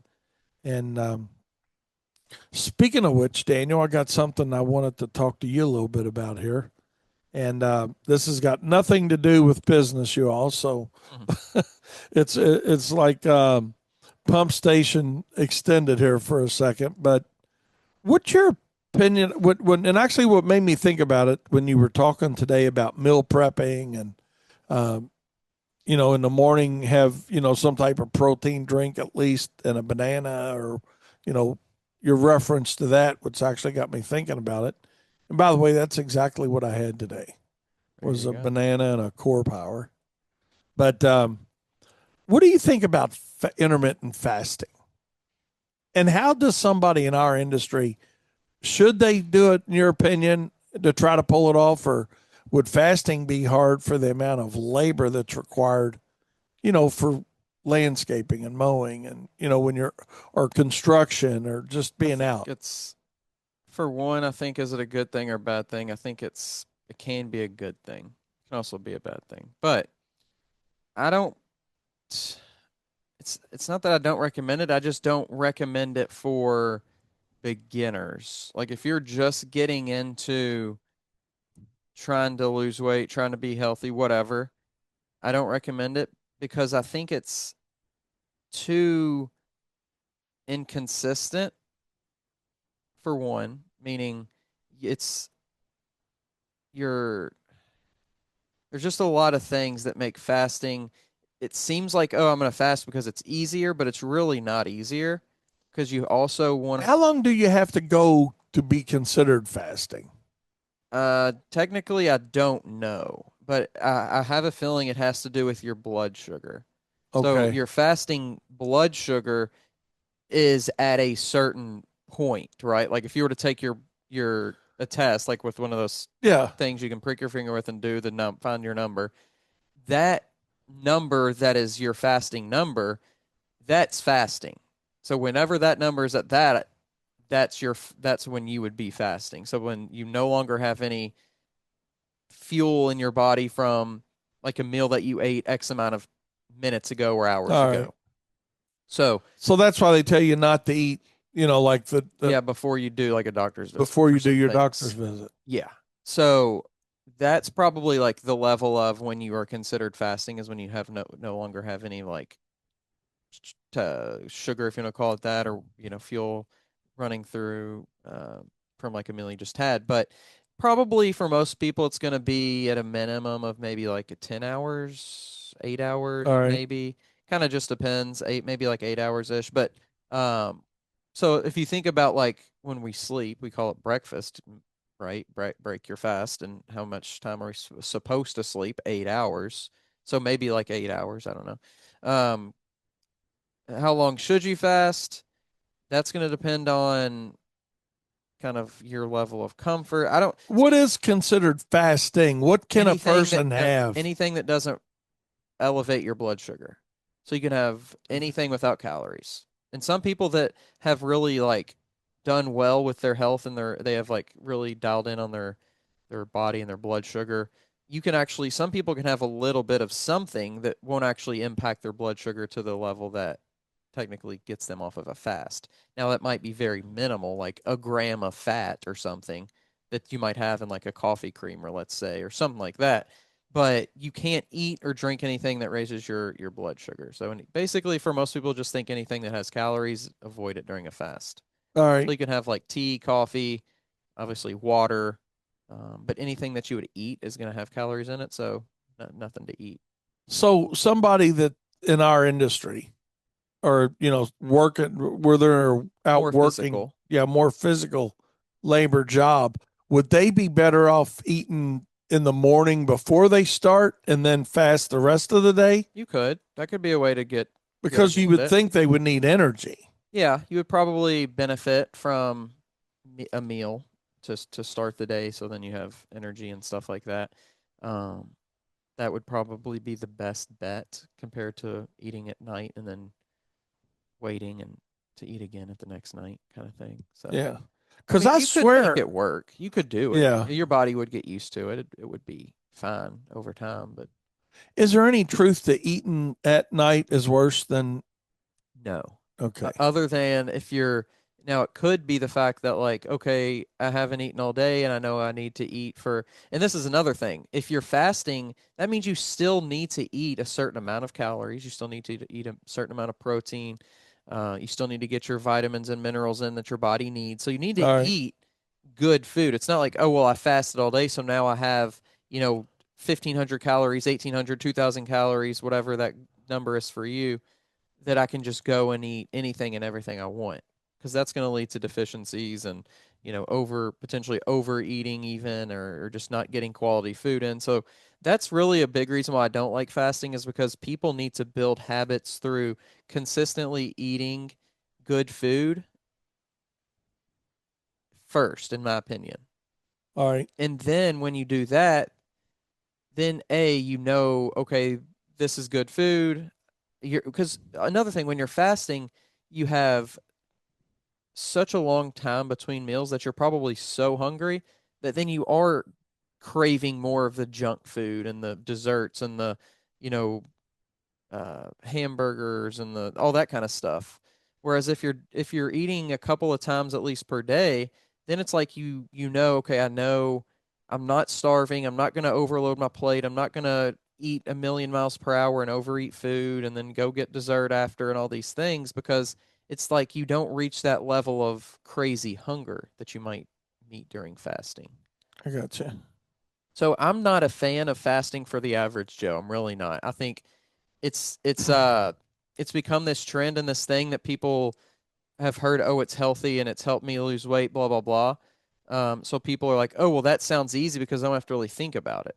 You know, I don't have to think about what I eat for each meal. I just know that I'm saving up all my calories and I can eat whatever for one meal because I have them all saved up for the end of the day.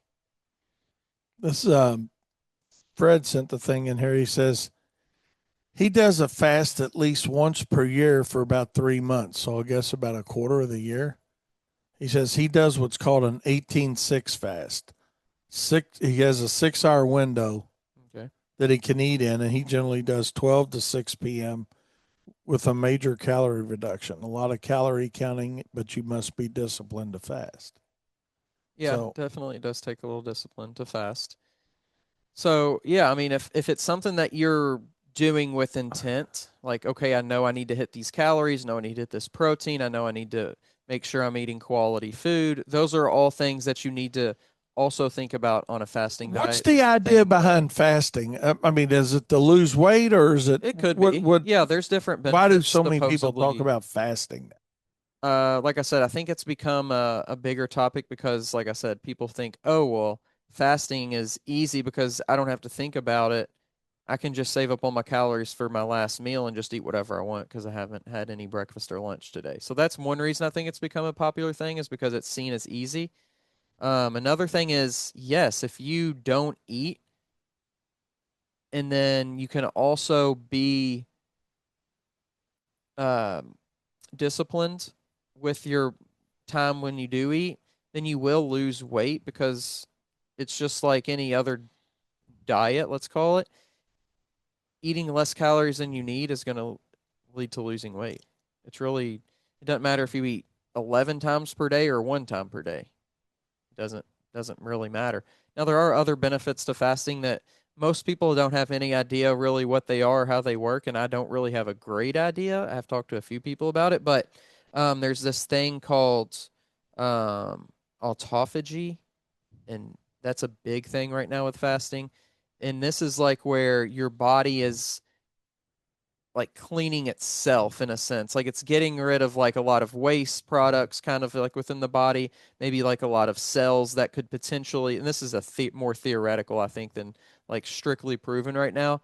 But like it may help reduce cancer risk, because during this autophagy stage, your body is like getting rid of a lot of excess and waste and cells that may not be functioning properly. And so it's like, well, how can that potentially cut down on cancer risk, or things that can go wrong within the body because you're getting rid of a lot of it. So, but that's usually, I think, trying to think about it, fast that lasts at least, I want to say maybe at least 24 hours or maybe even 36 hours. So those are longer fasts. God, that'd be a long time. And there are people that fast for, like once a week they'll do a 24-hour fast, or once a week they'll do 36 hours, or once per month they'll do 72 hours, or there's different ways people. Again, do you think from an energy standpoint for guys in our industry? I think it is realistic. Is it realistic? It's not necessarily good or bad, but can it be done? Yes, it can be done.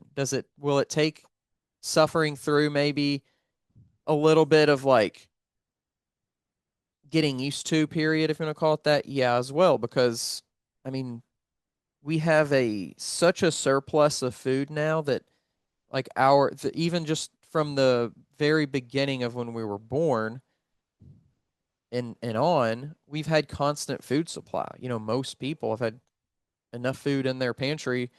Just because you say I don't want that doesn't mean you couldn't eat it, and doesn't mean you didn't go get something else you wanted. Right. So, we've had this constant food supply that has made us like 3 meals regular forever. Yeah. So it would take some time to get unused to that and get used to fasting and that kind of thing. But Because I guess can back do in it. the day, I mean, you were just hunting and gathering food. Yeah. So you probably did have You some burned fat. a lot of calories even getting your calories. That was Yeah. why people weren't overweight, because you had to burn 500 calories to chase down this animal and wrangle it and blah blah blah to get 1,000 calories worth of food that day. Yeah. So yeah, you might have had 1,000 calories, but you ate 500, and then another 700 calories came from the nuts and seeds and berries that were collected that day. So it's a completely different time, but our bodies can adapt to a lot of different kind of energy. Well, cool. I appreciate your input on that, because actually I was thinking about it. Maybe I wouldn't recommend it, and I wouldn't do it for you. Really? Not at all. Okay. Because I don't think that there's enough. Fasting doesn't, for most people, like I said, it just doesn't allow enough seriousness to be taken around the food that you are in eating, and seriousness around food to be eaten. All right. So we'll throw that one out the window. Yeah, I would go with eating 3 times per day, maybe a fourth for a protein snack, and if you're consistent with that, you're gonna see results. All right. Well, good deal. Well, hey, let's take a short break and we'll be right back with more Profit Time. All righty then. Welcome back. Welcome back to Profit Time here on Turfs Up Radio.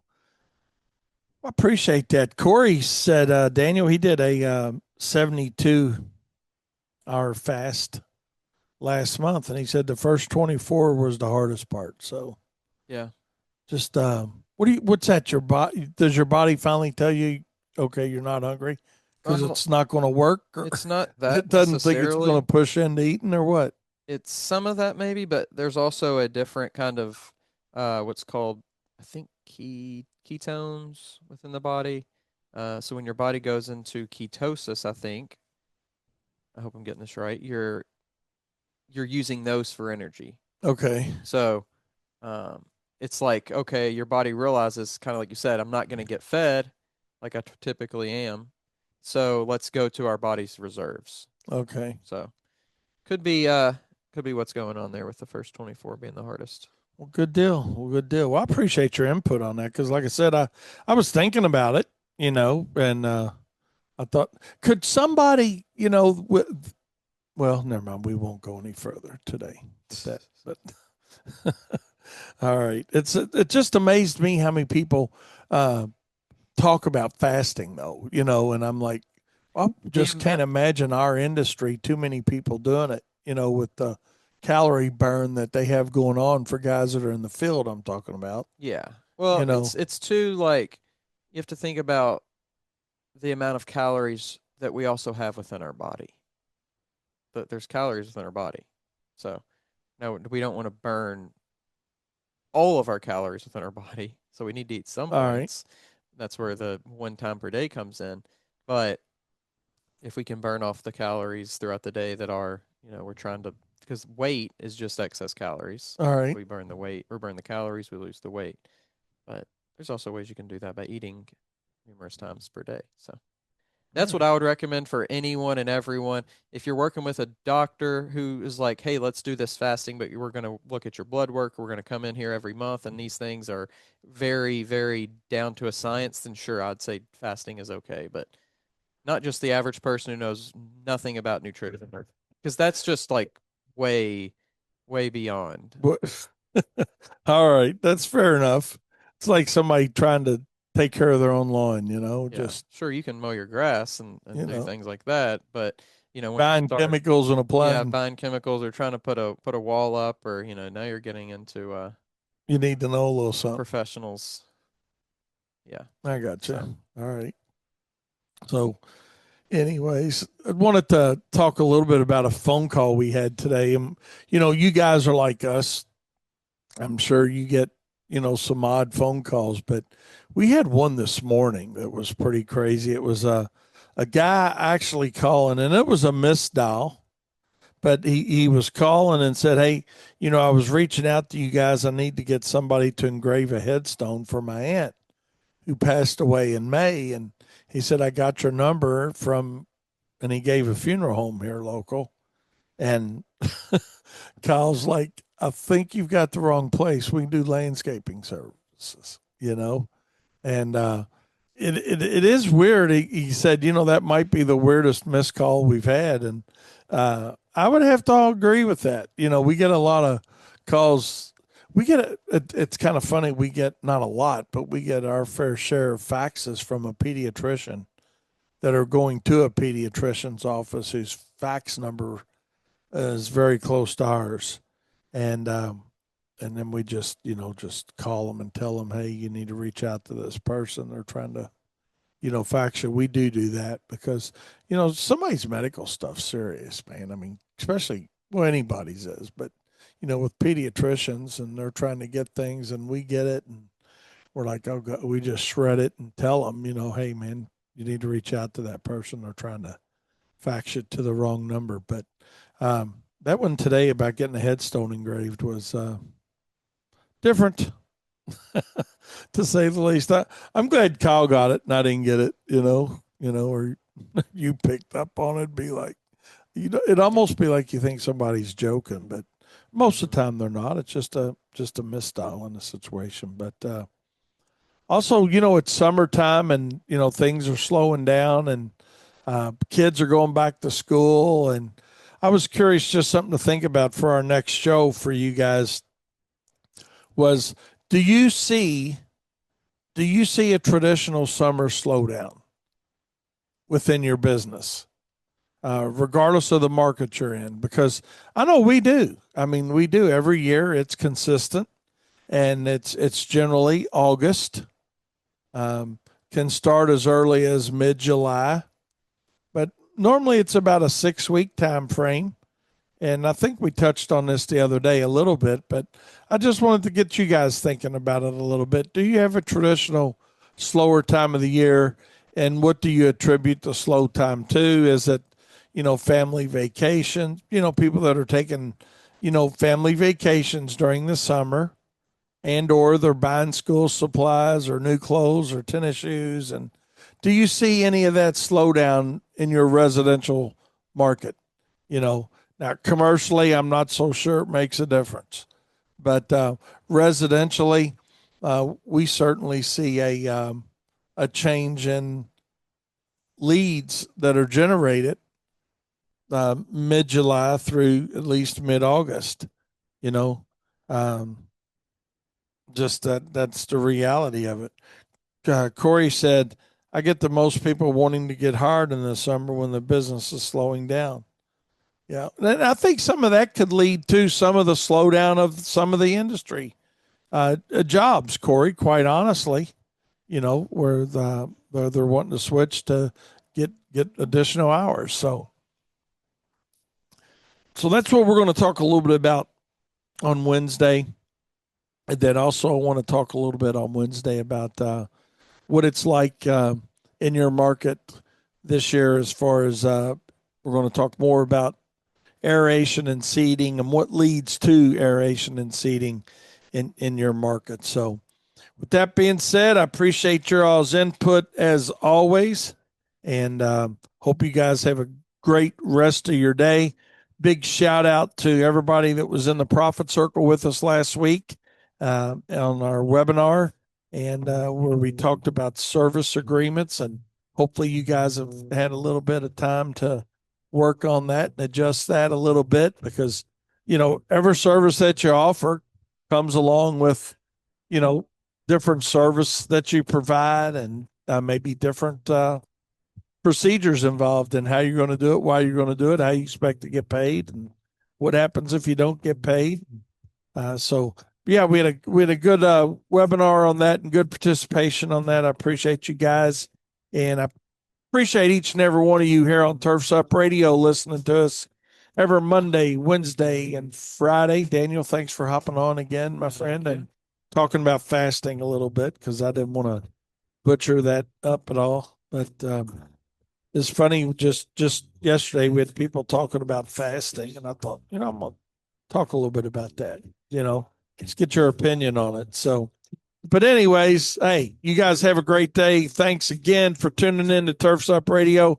Stay tuned for King Darren here on Turfs Up Radio, your industry, your station. And remember, profit is not a dirty word. All right, how you doing, Matt? You there? I am here. Can you hear me? Yeah, buddy. Good Lord. I tell you what, that was fast, man. It's been a while since I've bells. on here. Yeah. I was just playing my intro song was rolling. So yeah, we're good, going good. There we go. How you doing, man? Good. How's the world treating you? Pretty good, other than I just got off vacation. So, good there, but over the past, really 7-8 days, I've been dealing with some type of flu cough thing. It's just kind of relentless. And now we're starting to get some Canadian wildfire smoke to enter into the picture. So it's kind of re-aggravating my cough here. But outside of that, man, I got no complaints. Good deal. You know what? I fooled around with something like that for about, I don't know, almost 2 weeks, Matt. It was crazy. It almost felt like allergies, but yeah. But I don't know. I just went on vacation myself. I went out west, and that was a crazy trip to say the least. I don't know if you ever been out there or not, but oh my God, we were in like South Dakota, Wyoming, Montana. Oh, nice. We just went to like anything you can think of out there. Mount Rushmore, Crazy Horse. Oh yeah, I love Mount Rushmore. That's such an awesome place. That was probably my favorite of them all, actually. Yeah. Yeah, I love the and Mount Rushmore kind of in it, but just the Badlands in general in South Dakota. Yeah. It's such a unique landscape. It's the just Badlands. very different. That was crazy too, wasn't it? Oh my gosh. Yeah. Just to think. Imagine getting through there in a wagon. No kidding.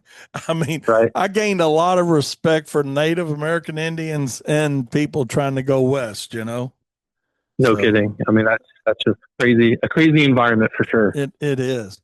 But anyways, hey, I appreciate you hopping on with us today and catching up a little bit with us. And I know our listeners always love when you're on. So, and Brett does a great job too. So, yeah. Yeah. Hey, I'm not going to say anything bad about Brett because he helps me out too. So, but no, you guys are all young and very informative and like rocking and rolling. I remember that. What do they call that? Vim, vigor, and vitality. Something like that. Something like that. I don't know. Showing my age more every day. Speaking of, how's your little one? He is good. He's learning how to talk, and he's getting dangerous with words. So is she? Good deal. Yep. She getting mom and dad out? Oh yeah, it's crazy from going from literally a baby to a small little human. It's just a fun little transition they make. Yeah. At times it's fun. At times it's not so fun. You probably get what I'm saying, but everyone with kids who does. But no, it's awesome. I can't. No complaints. She's healthy and how old is she? Smart. I know she's little. She's a little over 2 at this point. 2.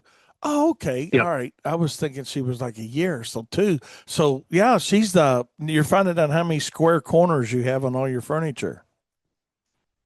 He's in and out. I mean, we're aware of the danger zones and the trouble areas for sure. And she's running around all over the place. So she's a bit of a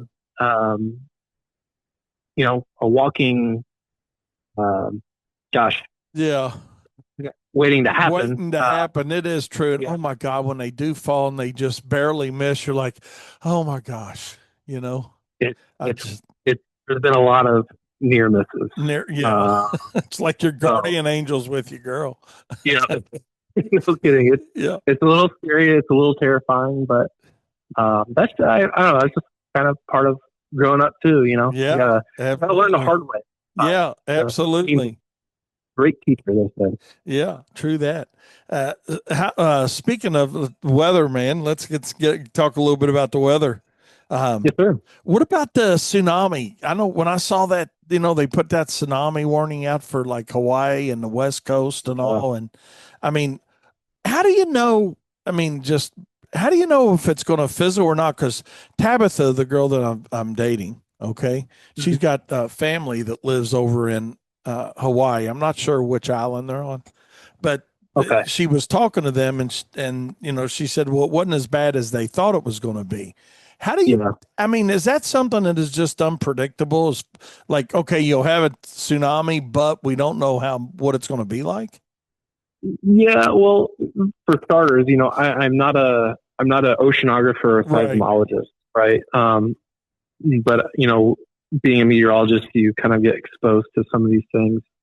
I think it depends a little bit on there's different types of earthquakes and different types of shifts from the earthquakes. There's vertical displacement and kind of horizontal displacement, and I think it's especially when you get the vertical displacement in the ocean, right? You're literally lifting up the sea floor.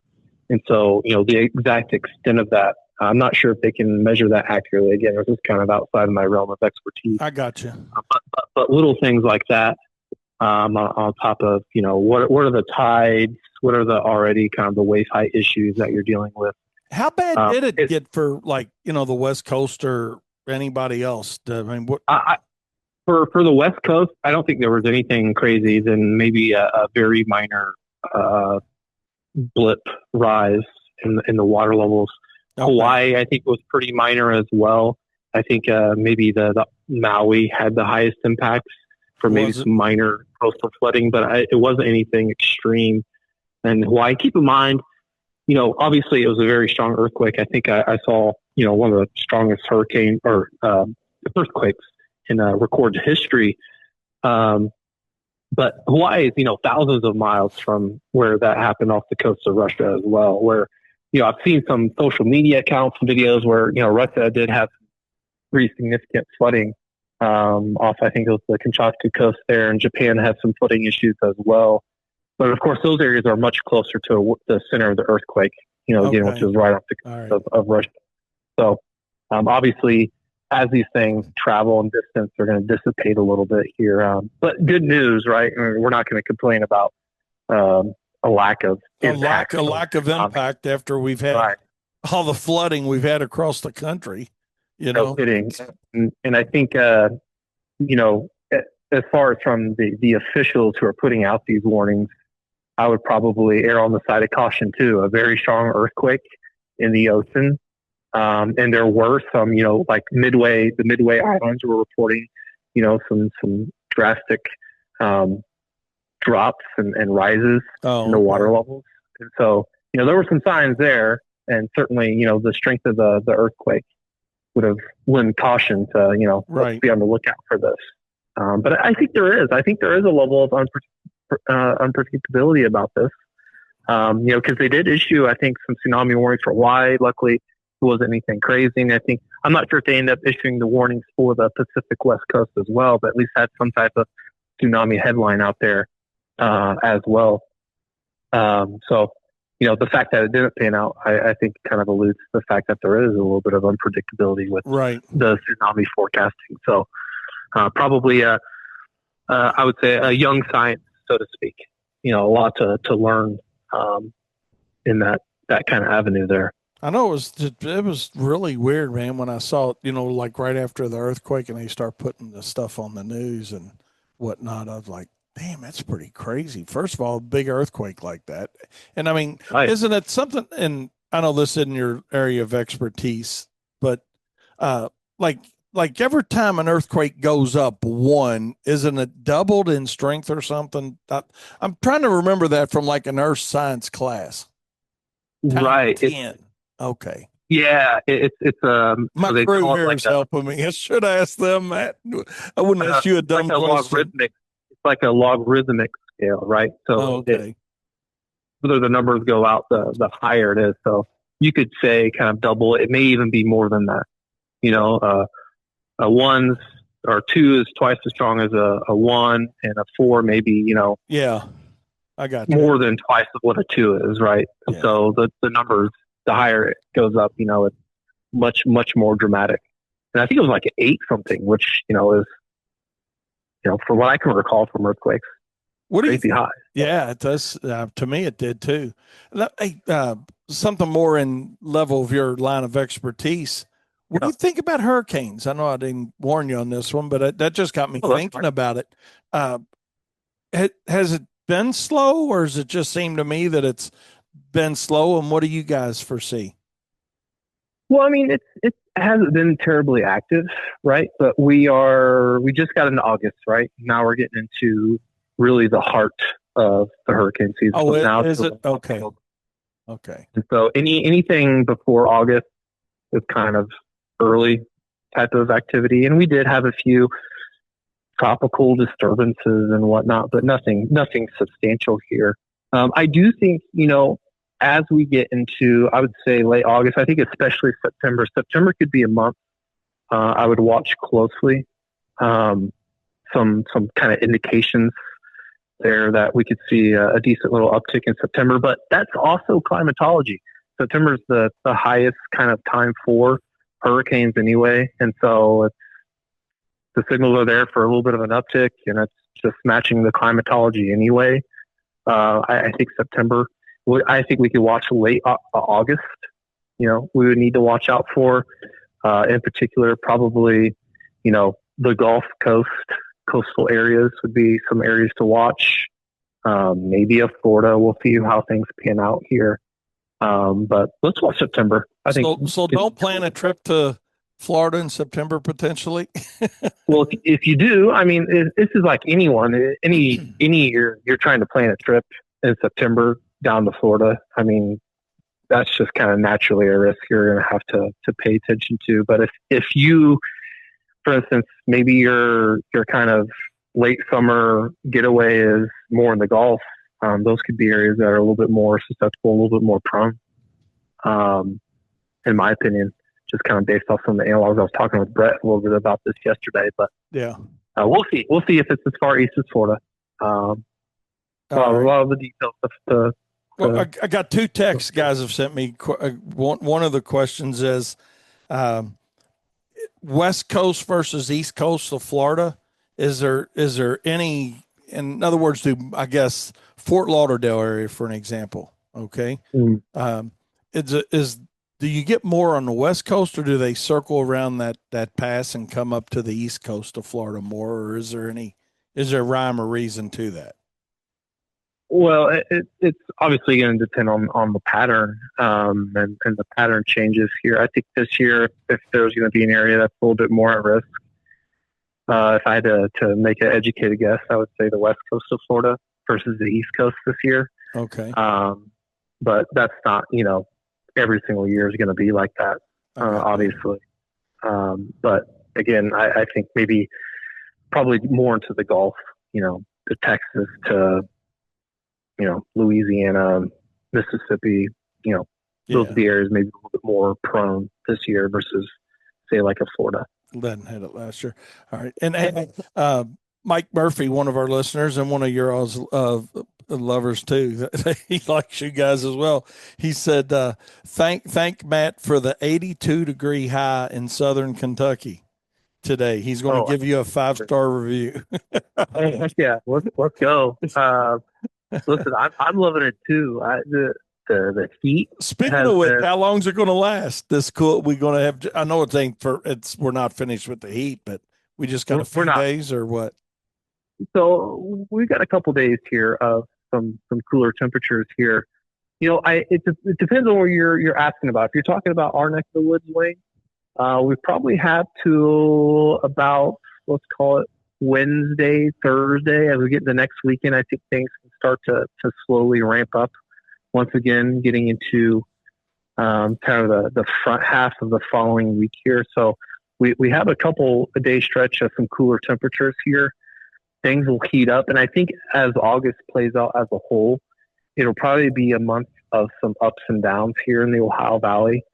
So we've got the cooler stretch here to begin August, mid-August, warmth and the heat creep back in. I think there's a shot kind of into kind of mid-late August. There could be another cold front that swings through, can cool things down. We'll have to see the kind of staying power that cooler shot has, kind of the mid to late part of August. And then I'm concerned as we get into late August, things can warm up once again. Areas where the cold and the cooler temperatures can have a little bit more of some stopping power here, so to speak, staying power, is probably going to be more to the northern plains, folks into the Dakotas. If you have any listeners in the Canadian prairies, Minnesota, that's where I think the cold front can have a little bit more juice to them, so to speak, where the cooler temperatures can be a little bit more present. But areas kind of West Coast, U.S. West Coast, can be warmer. And I think the East Coast as well, probably, they'll have some cooler shots as well. Kind of that similar time frame I mentioned, through about Wednesday, Thursday, but they probably kind of warm up to getting into next weekend as well. The Southeast U.S., the Georgias, the Carolinas, the Floridas of the world, the cooler temperatures may kind of get locked there a little bit more persistently over the next 2 weeks. But not like anything crazy cool, a little bit cooler than normal in Florida. Well, I was out at, I was in Wyoming. I think it's Wyoming. Is where I stayed. We moved around. We flew into Rapid City and drove like almost 1,900 miles, going to different, parks and things out there. But one of the places we got a reservation between Yellowstone Park and the Grand Tetons, and it was in between those two mountain ranges, and it was like the only place, to stay.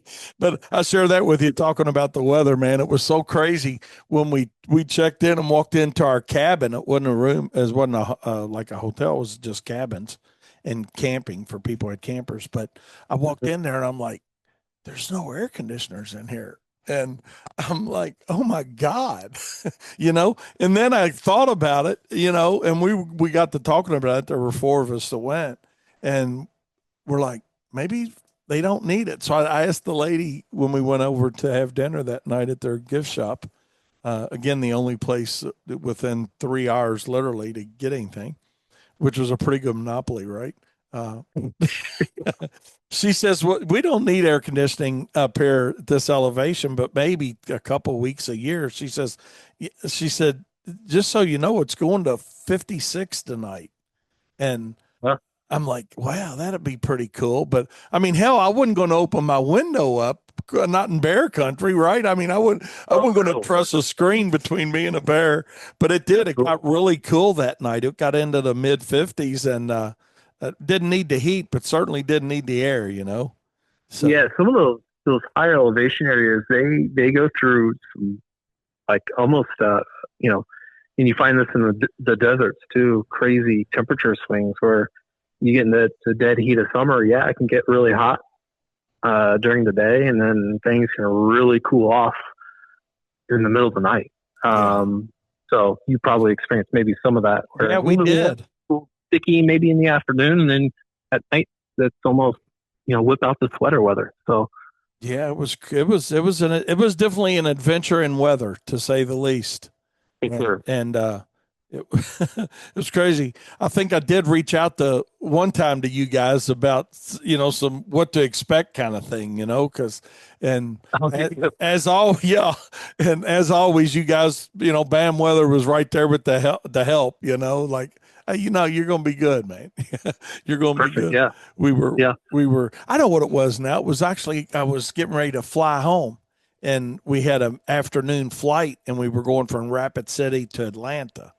And I was like, what's the chances of me getting to Atlanta at 5 o'clock in the middle of a storm, you know? And, Yeah. you know, you got, and who, I can't remember who it was that reached back out to me, but he says, no, you should be good other than if something isolated came up. And as always, bam, WX hit it, man. We landed, no weather. And he said, now flying from Atlanta to Louisville, you may have some residual rain left over, but the storms will be through Louisville, we think. And there you go. You guys did it again. Kudos, my friend. Yeah, love to hear that. You know, you got to hear the bad stuff. It's nice to hear the good stuff, right? Yeah. Yeah. I mean, speaking of Atlanta, you're probably going to be dealing with some scattered storms in the southeast, much of the southeast today. Gosh, from Dallas to North Carolina and areas in between, probably a lot of scattered storms down south today. And is it? The high plains, more storms there as well. But around our neck of the woods, Wayne, we're going to be pretty quiet till, Monday. Good and deal. even by the time we get to Monday, it's pop-ups, probably pretty sparse in coverage, a little bit better coverage Tuesday and Wednesday. But it doesn't even into next week, while there'll be some chances there, doesn't look crazy active across, a lot of the Ohio Valley, really. I don't think most areas probably aren't going to average above normal as far as rainfall amounts are concerned. Getting the above normal rain is just going to be a matter of getting caught under, 1, 2, 3 cells throughout the week. Yeah. But keep in mind, this time of the year, on average, a lot of locations in the Ohio Valley average about, an inch or so of rain.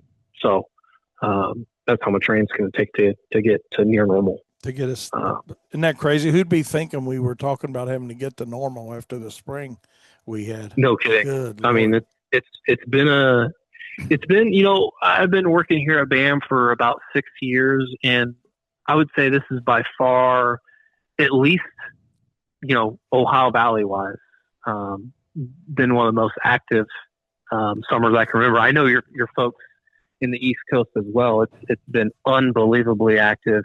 The East Coast, the Mid-Atlantic.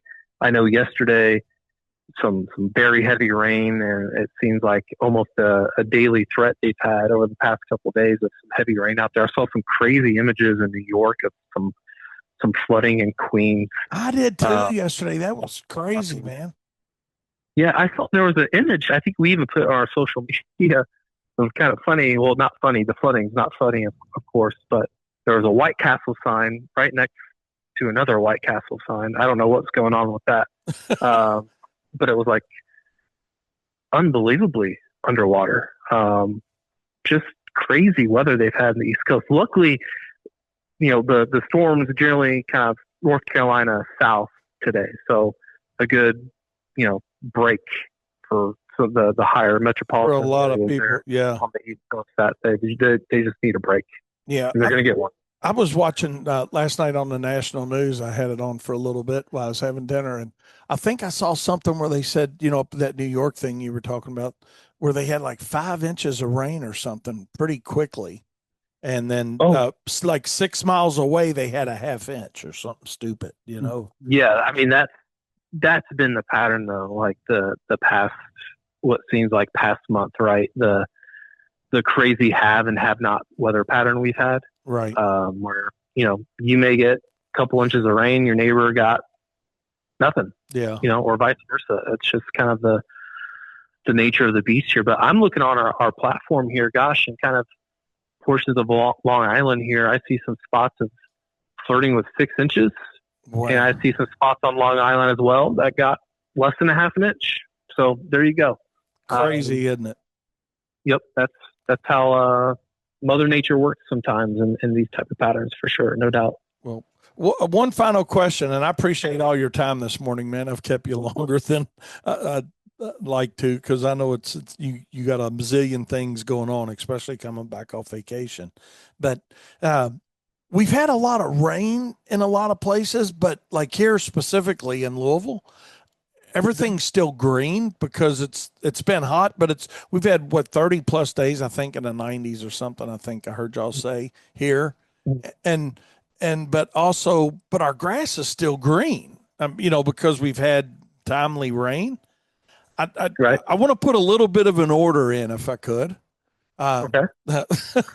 I would like it to dry out a little bit to turn the grass brown so we could sell a few more lawn renovations. And Hey, there you go.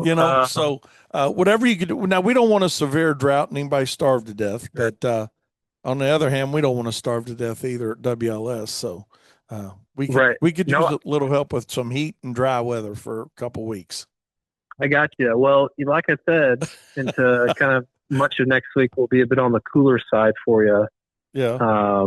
And we'll have some, pop-up opportunities. So, you miss out on some of these pop-ups. And like I said, it's not a overly crazy active weather pattern into next week.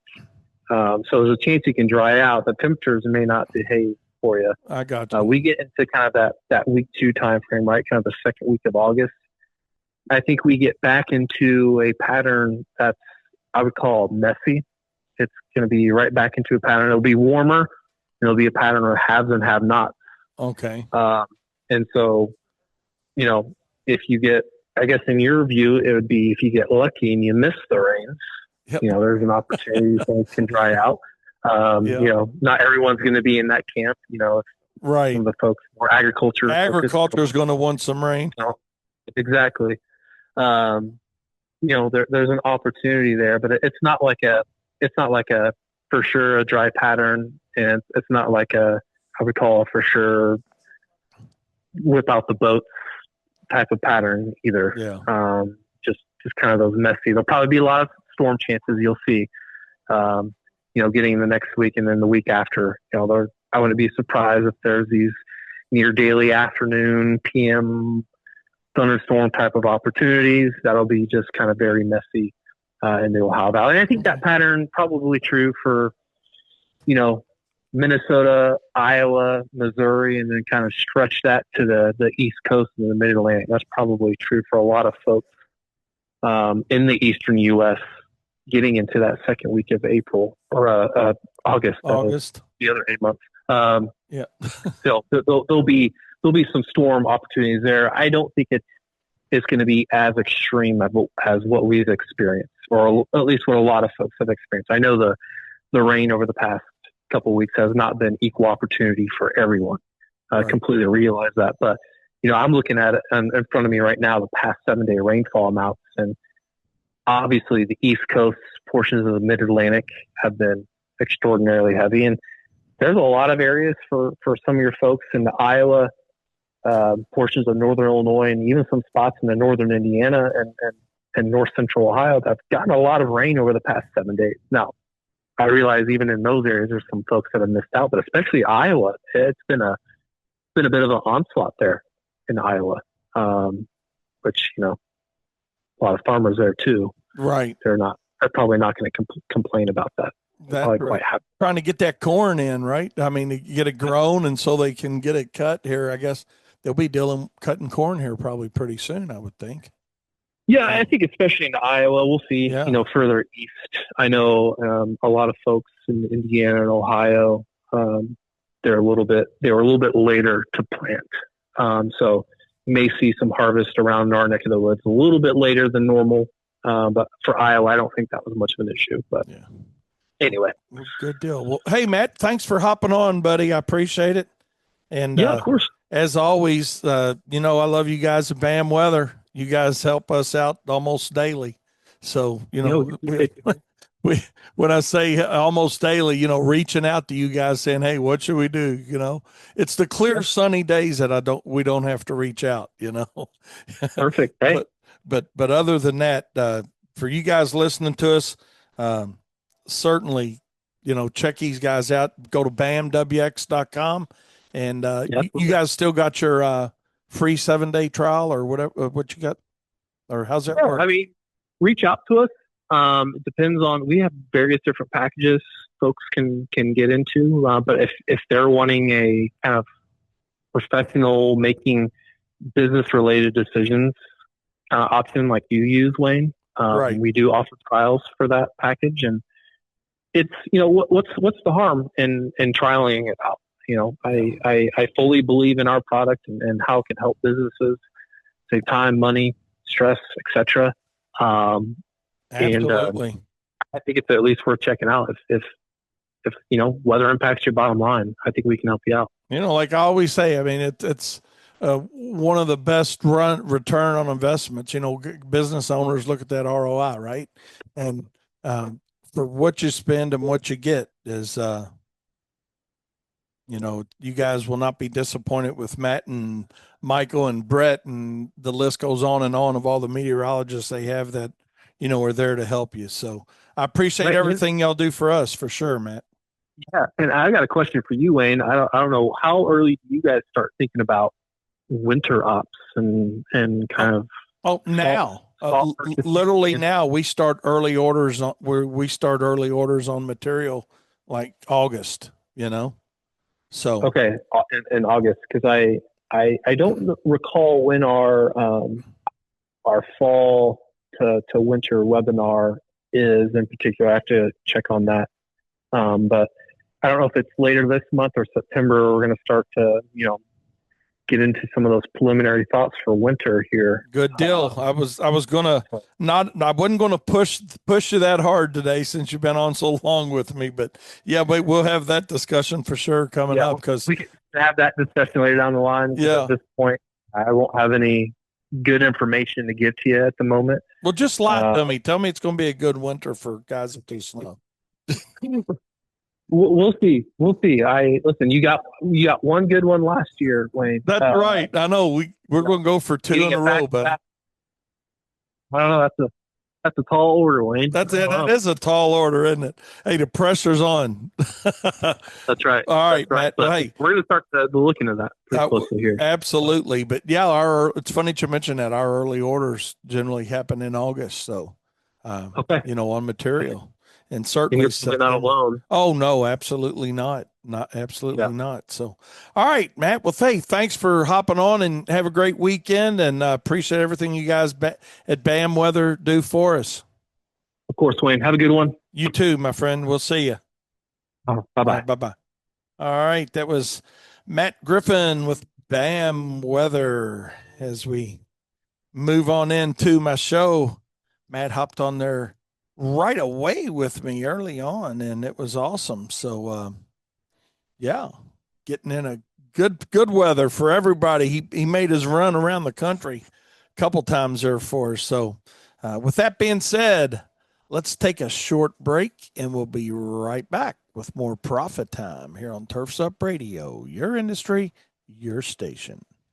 All righty then. Welcome back. Welcome back to Profit Time here on Turfs Up Radio. My goodness, it's always fun to talk to those guys at BAM. They're just always so energetic and ready to, you can just feel the confidence, man. You can feel the confidence, and it's really encouraging to feel that confidence in anybody in any business that they believe in, and it's like you with your business, right? I mean, you got that confidence that, hey, we know what we do. We know what we do well. We know how to do it well, and we're going to deliver that message. And, there is a fine line between cocky and confidence, if you will. And cocky is probably not the right word, but I can't think of what my seminar word for it is. But the reality of it is, that is the reality, that there is a fine line between arrogance, that's it, and, being confident in what you do. And that comes through training and education. And that's what Turfs Up Radio is here and is all about, to help elevate and educate the industry. And we're going to do it one business at a time. We're going to start with you. So, and then you got to turn around and help me with mine. And then we got a win-win situation, and everybody's better off for it. So, anytime we can get into a win-win situation, we're all good. Yes, indeedy. But anyways, hey, just curious what you guys might be doing over the weekend. What you got going? It's Friday. Can y'all believe it? Woohoo! Truth Bomb Friday. I'm sure we'll come up with something for a truth bomb. I got several things here that I might get into, but looking forward to this weekend. That it's my first week back after work, and you get back in and you get settled down. And I want to appreciate our everybody, Katie and Kyle and Daniel and everybody here at WLS. Coming back in and having things squared away. And but still, when you come back, you got a few things to get back in the rut, if you will. Not a rut, that may not be the best word. Groove. Thank you, Katie. Get back in the groove of things. It certainly helps out. So but anyway, I did have a good time out there in this weekend. I'm looking forward to having a good time this weekend. It's hard to believe that it's already August 1st. And speaking of it being August 1st, today is Matt's birthday with us. I think he turned 54 today, Katie said. So he's getting up in there in age a little bit. And no, not really. Shoot, I remember when 54 was young. That was 8 years ago for me. So, Chad, how old are you? 40. Kyle's, you were 38. Chris, 35. Katie's the young one in the group. Oh, well, but Daniel ain't in here, so. So, no. It's, dang. The other, Chris and Katie are really close. But Daniel's the young blood in the office. And then we're not going to say how old Jeopardy is because that wouldn't be fair. And she's, well, she hadn't even hit the 29 and Holden mark yet. But I'm still not going to say how old she is. But she's moving today. So she's going to be moving into a new spot to live.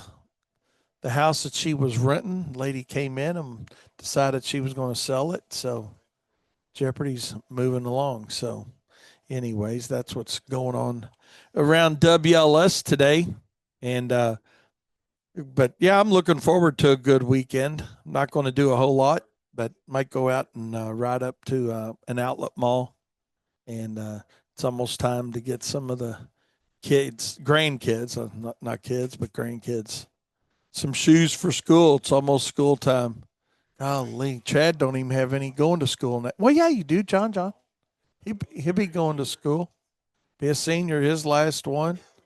And time flies when you're having fun.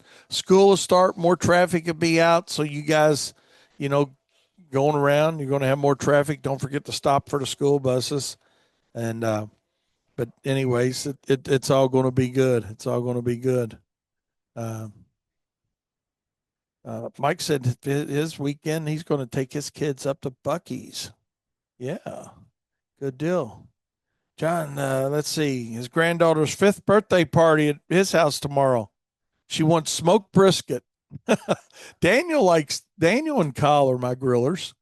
But yeah, that's funny that a little young lady, 5 years old, is looking forward to some smoked brisket. So obviously, you've been putting it on her. Absolutely. So that sounds good. It's going to be grilling weather around here too. I'm not sure what it's going to be like up your way, but I guess the cool weather will hit you guys too. Let me know, John. Is that cool weather coming your all's way as well? So, but I know here today it's supposed to be like 81 or 82 is where we're maxing out at. So, 83, something like that. I can't remember now exactly, but it's a whole lot better than it was. And the feel like temperatures is going to be pretty neat. So let's see what my friends, speaking of my friends, let's see. There's a Robin Hamilton. I don't know if they're listening to us or not, but she just sent me a picture of them camping. This is their first camping adventure of the year. And it's not at our normal lake. It's closed to October and probably realistically going to be closed the rest of the year. But they haven't said that yet. So they went to a place called Del Hollow Lake. I know that doesn't mean anything to most of you guys listening to us, but it's a pretty good sized lake. Part of it's in Kentucky, part of it's in Tennessee, and they finally got to get their camper out, and they're doing the family thing this weekend. They took their camper, and I think their son and daughter's taking theirs down. So Corey said he's having a bake sale at farmers market. Woohoo! That sounds fun. That sounds fun and exciting, Corey. Hope you do well with that. And yeah, Daniel had a good suggestion. Corey said you and Aaron ought to team up and do hot dogs and uh, baked goods. That'd be a hit for sure, no doubt about it. Oh my gosh, that could be it, Daniel. That could be it. So Seth said he's taking a road trip to Corey's. I hear you, Seth. Let's do it, man. We could road trip up there. We gotta all get together. That'd be fun as heck. You know what? Everybody try to do it if maybe, at the Equip Expo, if how many of you guys are coming up there or not. But even outside of that, man, one week maybe we could all get together sometime. That'd be fun. That'd be really, really fun. And be happy to do that. We just got to get somebody to coordinate it for us. We could probably put it together. Daniel said he'll be the organizer of it. He's great at organizing stuff. I am not lying to y'all. I mean, he's just if he puts it together, you can just count on it being whatever it's supposed to be. I'll just say that. And I'm not saying it because he's my son. I'm saying it because that's, the reality of it. So Tabitha said she's into going to Corey's. Absolutely. She likes the desserts, Corey, for sure. And it's one of her absolute favorite things. She is one of those people that would rather have dessert before dinner, and if dinner don't show up, that's fine. Have some kind of dessert. So that is true. So sounds like we got a plan. Sounds like we got a lot of people interested. So Corey, you might have to do a little extra bacon. That is going to be our truth bomb for today, Friday, August 1st. We're taking a road trip to Corey's. Corey, we just voted you the number one road trip, if that's all right, buddy. And we'll all be good. Well, hey, we'll contribute to the cause. I mean, all you got to do is make it, because all those pictures you've seen of what's up. Yeah, Mike, you're right. It could be a Turfs Up Radio meetup. I mean, hey, none of us are big influencers or anything like those guys that, do the big meetups, but we need to do that. Yeah. Corey says he will be at the GIE and he will be baking. My home is open to you, my friend. Do what, Kyle? Oh, yeah. Baking, not getting baked. I don't know. Whatever your poison is, that's fine, whatever. But there's two kinds of baking that might be going on at the expo, but we'll leave that alone right now. But, anyways, oh my God, I love you guys. You're awesome. But, yeah, I'm just making sure I got all my text caught up from you guys. But, one thing I wanted to talk about today, and I've kind of almost run myself out of time. I mean, for me to look and see I've got 15 minutes left is not much time for me, but I am going to hop on with Darren right after my show. King Darren's going to be live today, and I'm going to hop on with him for a few minutes on his show. But one thing I wanted to talk about a little bit was do you guys do smaller landscape jobs? And I know that's different for each and every one of us, what small is and what large is. But the reason I bring that up, quite honestly, is we had a customer. We actually do take on smaller projects. I mean that, some people are going to say, well, no, why in the world do you want to fool with something, $1,000 or $2,000, But I mean that for us, we like it, But Robin said all the sites are little circles. That's cool. So let me respond to her before I get into what I want to talk about. She's going to think I'm ignoring her.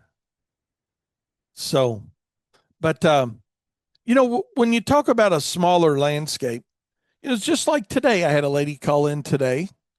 She accepted her proposal online, and uh, a little bit of an older lady, not too old, but a little bit of an older lady, and she was having a problem trying to figure out how to pay her deposit, through the portal. But so she said, "Hey, I want to go ahead and get that work done that we talked about," and so that was good. I actually had a pretty decent little week this week for first week back. I don't know, Katie, would we have three? I think I had three. Yeah, I think I had three this week. So, yeah. But yeah, she said I want to give you my credit card information to get my deposit paid on that trimming and whatnot you're going to do for me. She said I just was having a hard time trying to do it online, but it's funny. We talk about what are you doing to make it easy for your customers to pay, and as easy as it is for 99% of the people, there are some people that struggle with uh, making online payments. And quite honestly, Katie went online today to pay one of our bills here today, and Katie's really good. It wasn't an ability problem. It was something with just wasn't her allowing to enter, an online payment. So, that's the good and bad of software sometimes. And this happened to be AT&T, so it's not like they're running garbage software, you know. But I I personally like some smaller projects. I like bigger projects as well, but we do take smaller projects. Mike says he likes to take 1 day jobs. Yeah, I mean they're good. We had a guy came through our website last night, and I don't want to put y'all to sleep with this, but I just thought I'd read it to you because when I saw it, I thought, yeah, man, we'll do this because we actually Katie promotes the fact that we do smaller projects, for like people that are living in an HOA situation or patio homes where they're responsible for their own patio areas or whatnot. Don't necessarily not do those just thinking, oh, well, there's nothing in them. There's not enough in them. You know, what we found, and Seth, to your point, some of those smaller projects, Seth just said, they're faster and you're in and out. They're profitable, and they can be. It's like this guy said, "Hi, I'm interested in a quote for landscaping services for a space on the small side. I understand some landscape companies may not want small jobs and would prefer, honestly, to know that up front. If you're still interested, I need landscaping and mulch for a shrub bed that he wants put in, as well as something around my HVAC unit. It's two areas." He said, I've got a crepe myrtle, and he says, I'm not sure how to spell it, but he did okay with it. Looking forward to your input. Absolutely. And Kyle actually reached out to the guy, set an appointment, and he already went out and saw him this morning. So we'll see how that goes. But, and I get it. Some companies aren't into smaller projects. But again, you get smaller projects, you're in, you're out, it's done. Now, I also, like I said, understand the larger concept, like Darren, for an example, when he was rolling hot and heavy, he liked very large projects, and that's okay too. But, and maybe we can talk, I don't know what he's planning on talking about on the show, but maybe that's something we'll talk a little bit about. But yeah, I mean it's not wrong or right. What's what fits for you and your niche. Because it's cool to have some projects sitting in there of all sizes, and it's like lighting. We've done some decent size lighting jobs, and we've done some just normal size lighting jobs. We're actually putting a proposal together for somebody that's literally going to be two lights with a little rock. So we'll see how that pans out. But, you know, um, point is, it doesn't have to be big to be good, and you don't have to do big projects to be good. don't let the little things slide through the cracks, especially you guys, that are, smaller companies. And you're probably not. But on the other hand, let me say this, and this may be the second half of the truth bomb. Don't If you're smaller, be careful on how big of a project you take as well. It goes back to that don't put all your eggs in one basket thing, where you try doing something too big. And like I say, too big is just based on company size, is all that's relevant to. So too big for some might be a $10,000 project. Too big for others might be a $10 million project. So, and small the same way. But the whole point is, we don't mind doing small project work. We solicit small project work, and we found that it certainly gives us a really, really good opportunity to, we'll take that call later. It gives us an opportunity then to sit out and, make some money and make decent profit dollars fast on it. So I'm glad to hear you guys. I appreciate your all's input on that. Several of you guys responded and said, yeah, you like the smaller projects as well. So with that being said, we're going to take a short break. We'll be right back with more Profit Time here on Turfs Up Radio, your industry, your station. All right. Welcome back. Welcome back to Profit Time here on Turfs Up Radio. Yes, indeedy. And I wanted to wrap up my show today with something that we really enjoy doing, and that is, since we started doing some landscape lighting about a year ago now. Anytime we do an installation, we always go back and after we've done the installation, and that evening or the next evening, depending on what's convenient for the customer, and walk them through it again. We walk them through it while we're there, if they're there, as far as the app on their phone, and setting things up, and then we'll go back and do it again.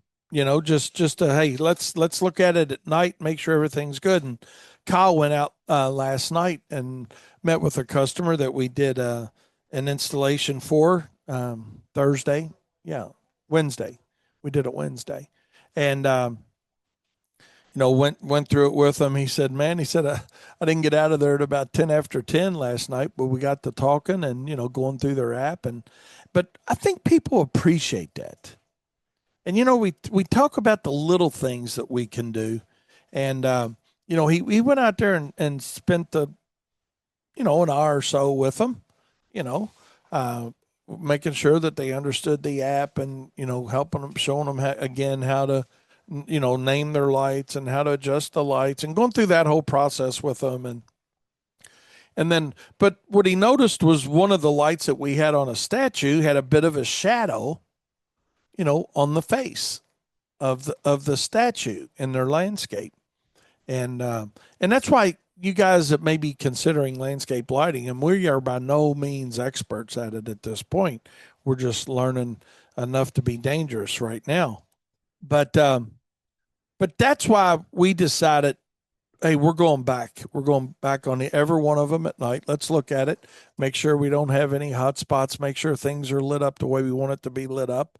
And, the guy really appreciated Kyle bringing it up to him that, hey, we can get that, we're going to get that shadow off of that statue. So what it amounts to is we just sent a couple guys out this morning to bring the bed out a little bit further, because where the light was at and where we wanted to put it, it didn't need to be moved far.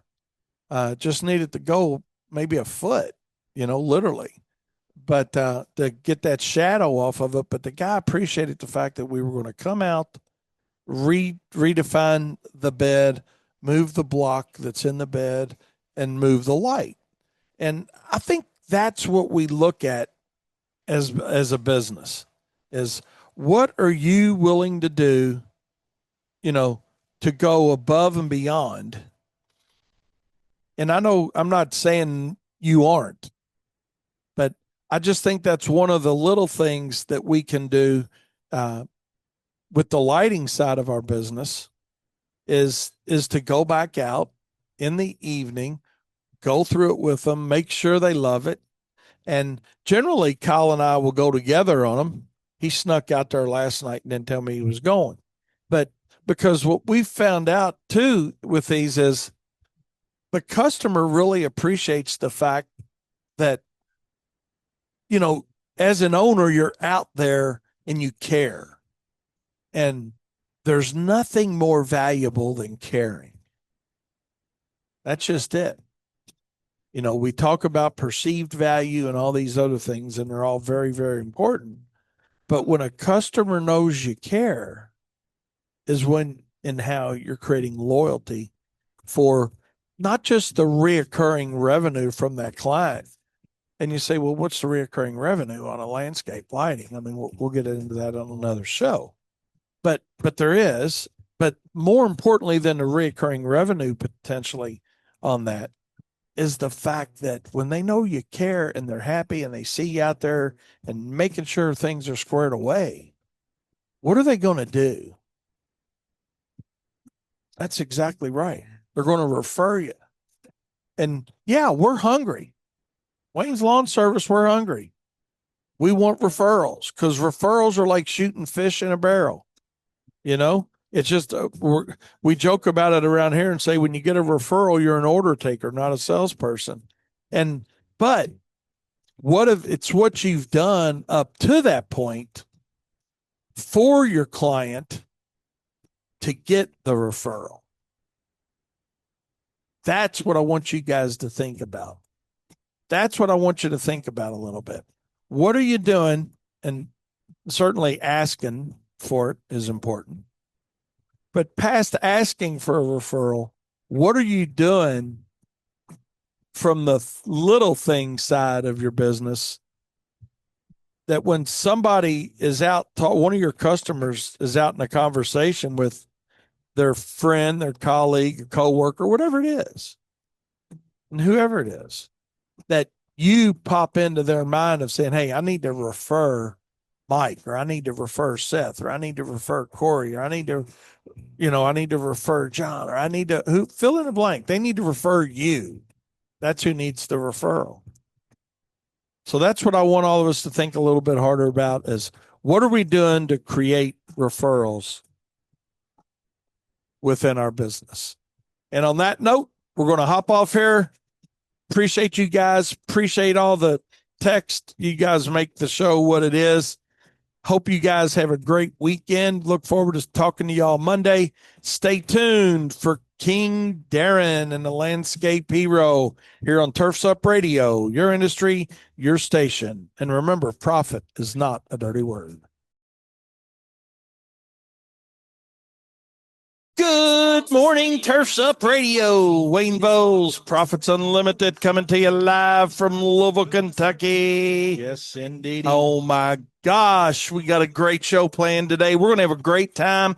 Daniel's going to hop on here in a little bit with me. He's taking a Union 15. Just got finished with doing work, and then he did his show, and so, yeah, he's going to take a Union 15, take a little walk and get the blood circulating again in the legs. But, oh, my gosh, it's Friday. Can y'all believe it? I am excited. It's going to be a great day. It's already been a great day. It's up to us to make it a great day. We're looking down on grass. So hopefully you guys are having an awesome day too. And, I know one thing, I'm looking forward to the weekend. Woohoo. Finally got something planned out. Not that we haven't had anything planned out. I mean, we've done quite a bit. We've stayed busy, but going to take a little road trip. We're going to talk a little bit about that, but looking forward to that, and looking forward to just hearing from you guys and see what y'all are into here in a little bit. But before we get into all that, I just want to give Aaron Walls a big shout out to the Purple Walrus. Woohoo! Yeah. He's rocking and rolling them hot dogs, man. Before long, he ain't even going to have a landscaping business. He's just going to be selling franchises on the dogs. And that's cool. I get the same. I knew him when I knew him when he's going to forget about all of us here on Turfs Up Radio, and he's going to just move on down there to Louisiana or wherever the hell he's wanting and talking about moving. And, he's going to forget about all of us, y'all, one day. So, but no, I really don't think he will. I think he's going to send a corporate jet up to get us. It's going to be dressed out in a hot dog. I know it's going to be wrapped and a big old hot dog bun with some chili cheese on it and all that. So, yeah. Hey, think big, right? Think big, act small. That's it. So, that's what he's doing right now, blowing it up. Oh, yeah, he is. He's blowing them hot dogs up, boy. He's giving us some positive motivation. A lot of us to think about the hot dog cart. Everybody wants to jump on the bandwagon, right? But sometimes the bandwagon looks good till you hop on. You know, I mean, that could be any business. It doesn't have to be the landscaping business, the hot dog business, the fill in the blank business. It sounds real good. You get everything going, everything assembled, and then, shit just don't go the way it's supposed to go. And, you know, people, y'all know what I'm saying. Y'all know what I'm saying. Boom. That's the truth bomb. So everybody wants on the bandwagon until it's time to get on the wagon and do a little pushing. And then, then it's like, oh, what have you done for me lately? So, anyways, we're going to talk a little bit about what have you done for me lately and see how that all goes. But hey, want to give everybody a big shout out. We'll give Tabitha a big shout out. She's listening to us this morning. So, Tabitha, appreciate you tuning in. And we got old Mike and Seth listening to us too. But before we get into all that, man, I'm just curious what all you guys might be into today. I know Mike and Seth they got a little group project going. We're going to talk about them here in a little bit. But we're doing a little bit of mowing for Monday. Little bit. I don't know. I think we're not a whole lot. I mean, I think 8 or 10, 12 properties, maybe at the most. We're mowing ahead a little bit on that. But yeah, good morning, Seth and Mike, as they're working diligently. Mike sent me a picture of those guys. We're going to talk about you guys here in a minute for sure. And if y'all want to call in when I start talking about you, one of y'all feel free to do so, man.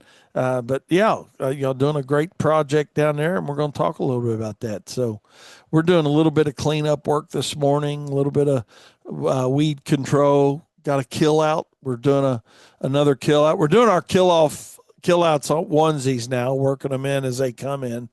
But big shout out to Katie and Kyle selling quite a few kill outs this week and renovations, aerations, and whatnot. So we're going to talk a little bit about that. Hopefully you guys have had good luck on that. But before, man, I'm just getting way ahead of myself. Getting way, way ahead of I need to slow down, take a breath, chill out, and see what we got coming in here. Let's see.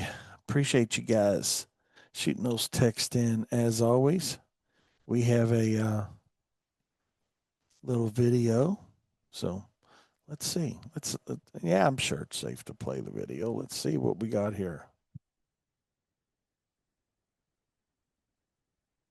Oh, yeah. Mike and Seth doing a little project together. Mike, they're doing let's just hop to it and talk about it. What the heck, But nope, we're going to save it. We're going to save it. I decided we're going to save it. Just yay. Katie said she just got another one. Woohoo. Yeah. Heck yeah. Another power seating one. You go, girl. So Katie's rolling them out this week. I think collectively as a team effort on we've put on probably 20 or so jobs this week. Some of them power seating. I think 10 or 12 power seating aeration jobs, and which isn't a bad week, really. I mean, not for where we're at and what's going on. When I say where we're at, end of August and just really that's good. And we've put on some landscape work this week, some aeration work, some mowing. So it's been a pretty diversified week of putting things on. And we also got several funny stories to tell you guys. But Nobody's told me what you're doing this weekend yet. Hell, I can't even remember if I asked you what you're doing. So, but before we get into all that, I got a little song here I want to play for you guys because I think a lot of us are feeling a little bit like this today. We'll be right back with more Profit Time here on Turfs Up Radio, your industry, your station. Yeehaw! Let the good times roll. Dang on. I tell you what, I didn't realize y'all like that song so well. y'all blowing me up. So, yes, indeedy. Thank you, Tabitha. Thank you, Tabitha, for the idea on that. So, heck yeah. Heck yeah. So, got a lot of good guys hollering in on that one saying, yeah, perfect, perfect. So, there we go. Mike said he's got some great news for everybody. He said, I actually did pretty good on a Powerball ticket. So, I'm going to take my wife out this weekend. So, nice and nice. So didn't win the big one, he said, but hey, got $400. So yeah, two numbers and one number away from 200K. Isn't that crazy? So congratulations, Mike Murphy. That's awesome, man. So sounds like you're all going to be the beneficiary of some contributions from the rest of us. So, and the big money's still sitting out there. Big money's still sitting out there. So, sounds interesting. Seth, I appreciate it, man. He said, Mr. George Jones, great song for today. And it is, man. It was, yeah, heck yeah. It is a good song. So I don't know. Y'all know me. I don't play much music, but we might have a song or two in the queue. So we'll see. We'll, if anybody's got any special requests, maybe just shoot me a text or something. I'll see if I can find it on my phone here. But Corey, congratulations. Yep. Yep. This is funny, but it's not funny, Katie and Daniel. My God, poor Corey. He said, I finally did my first kill out, but I'm almost sure I'm not going to get paid. But she'll be there. Let's see. But she'll be there with me. Oh, gosh. Also have a bake sale this weekend. So he's doing a bake sale this weekend. And I think he's joking about not getting paid because I think it must be his significant other since she's coming to the GIA. Yeah, that happens, man. You know, I mean, that's just, you guys know it. I know it. You women out there listening know it. You know, that, you know, sometimes things are just one way streets, and that's okay. It's all right. There ain't nothing wrong with nothing wrong with that. Nothing wrong with that. Nothing. Could you spell nothing? Is that like Nuttin? Nothing? Or would that be an en? Or I guess when it's not spelled right, you just spell it the way you want. You know, it's like poor Holly, my daughter. My God, when she was born, I spelled her name wrong. I told them wrong at the hospital. That's when they still loaded them all up into those little nursery things, you know, and all the babies were laying there together. And my God, they rode Holly back into the room with Jane, and Jane was still like, you know, feeling the effects of the birth, C-section birth, and she's like, "Oh my God, you didn't spell her name right." And I'm like, "Oh God, this ain't going as good as I thought it might." But anyway, hey, it was the effort that counts. That's what, you know. Jane was very forgiving. I will say that. But anyways, yeah. So I get it. But hey, it's going to be a big old college football weekend, man. The real kickoff. This is like week one. Last week, I think they said was week 0 or something with a few games. But I don't know how many of you guys are college football fans or not. But the reality of it is, it's rocking and rolling, and it's here. And thing is, Tab and I are going to see some really great friends down in Corbin, Kentucky. It's about 2.5 hours from Louisville, and looking forward to doing that. And they're not big football fans, so the bad part about that trip, and Timmy and Robin, if you're listening, don't take us the wrong way, is they're not big football fans, so we'll probably be out doing something else, which is good. That's why we're going to go see them, you know. So get out of the Ville for a while and do a little something. And curious what you guys got going on this weekend. Mike's told us he won lottery. He's going to take his wife out. That's probably a good thing to do. Take a little bit of that fun money and get rocking and rolling. But Katie, I think she said she's going to a pool tomorrow. But I just really got to think about that, man. I don't know. But what do you think, Katie? Y'all be all right though. Y'all mean it'd be the sun's going to be out full blown, so it'll be warm enough. So that'd be good for their circulatory system, getting in cold water, right, Daniel? I don't. Don't people get in like cold bath, like those whatever they They call do them? get in the cold, like cold plunge tubs.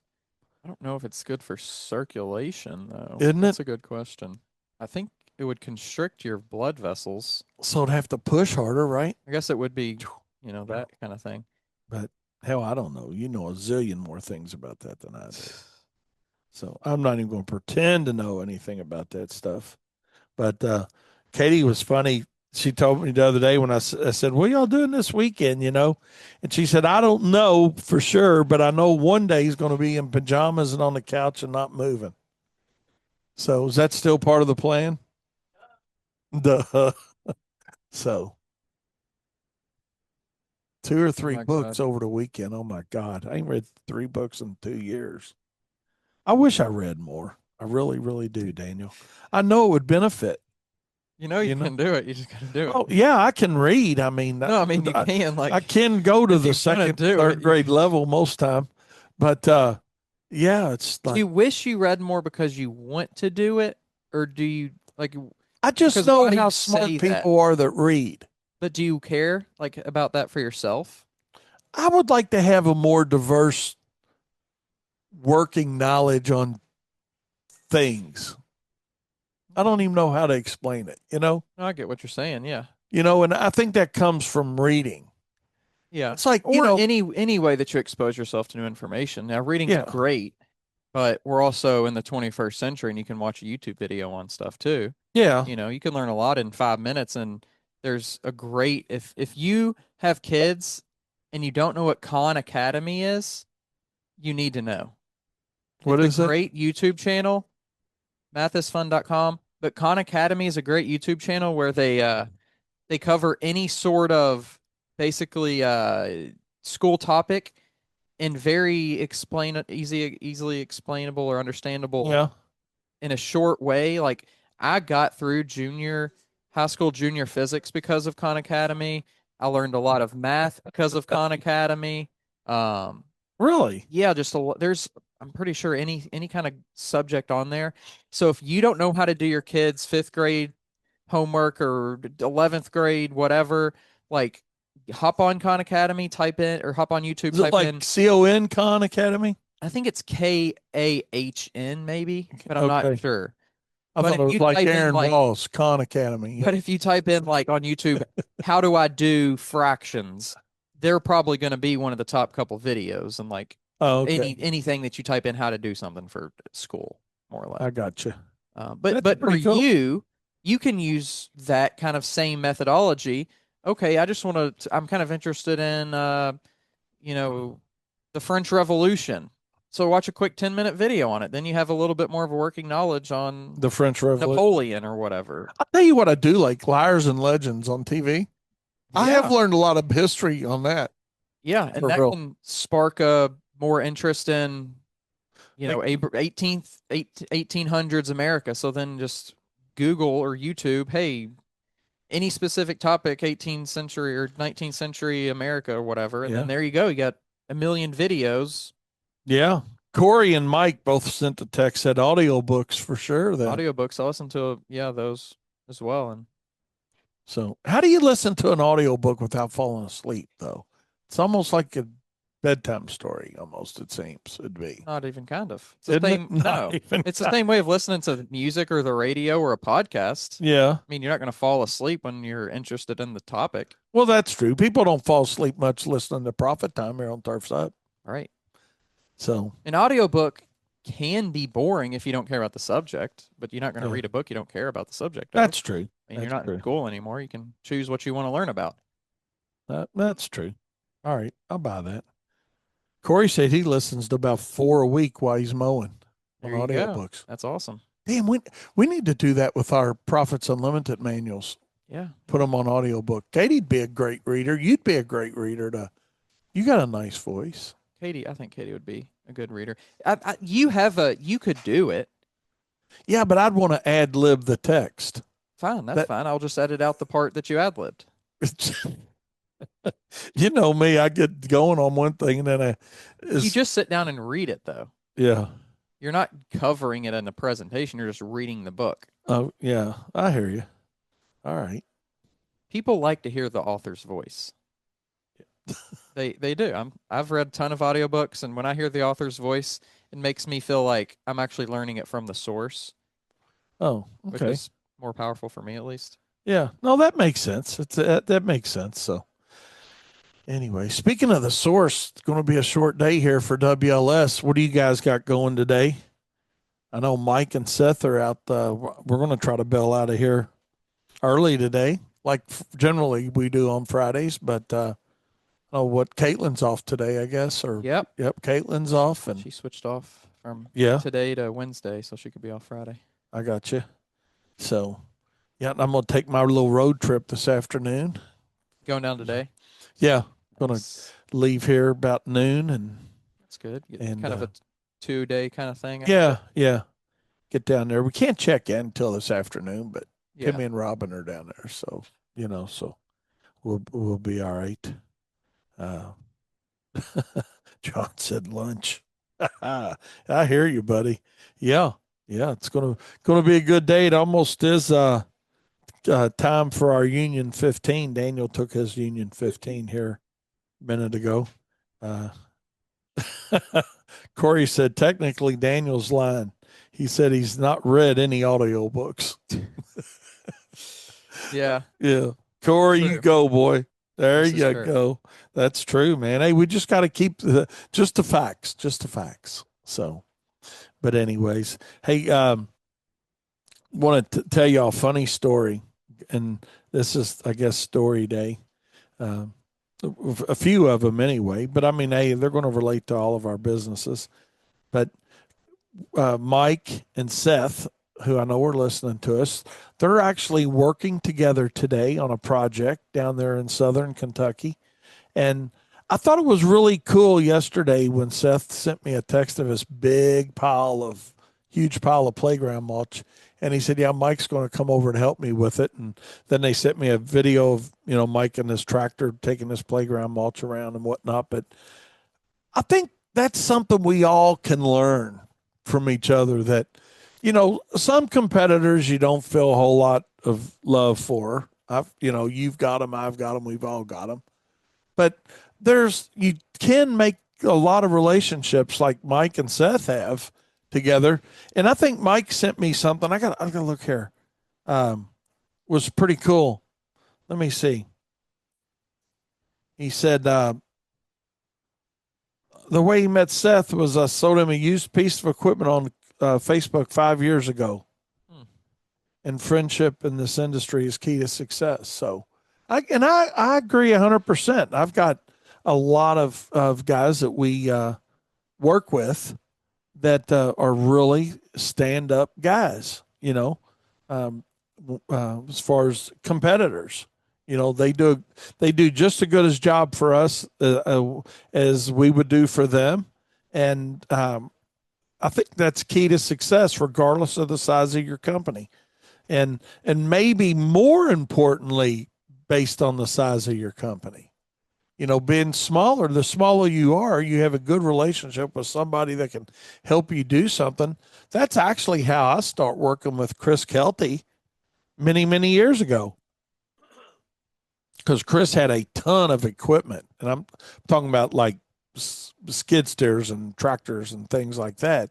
And he does a lot of different type of work, but he made it easy for me to utilize his team to help our customers, and our customers weren't finding somebody else to not only do that work, but then say, well, hey, we can do the landscaping for you, or the mulching, or the mowing, or blah, blah, blah, whatever other services may be. But so I wanted to give Mike and Seth a big shout out on showing the industry what it really is all about and how you can help each other.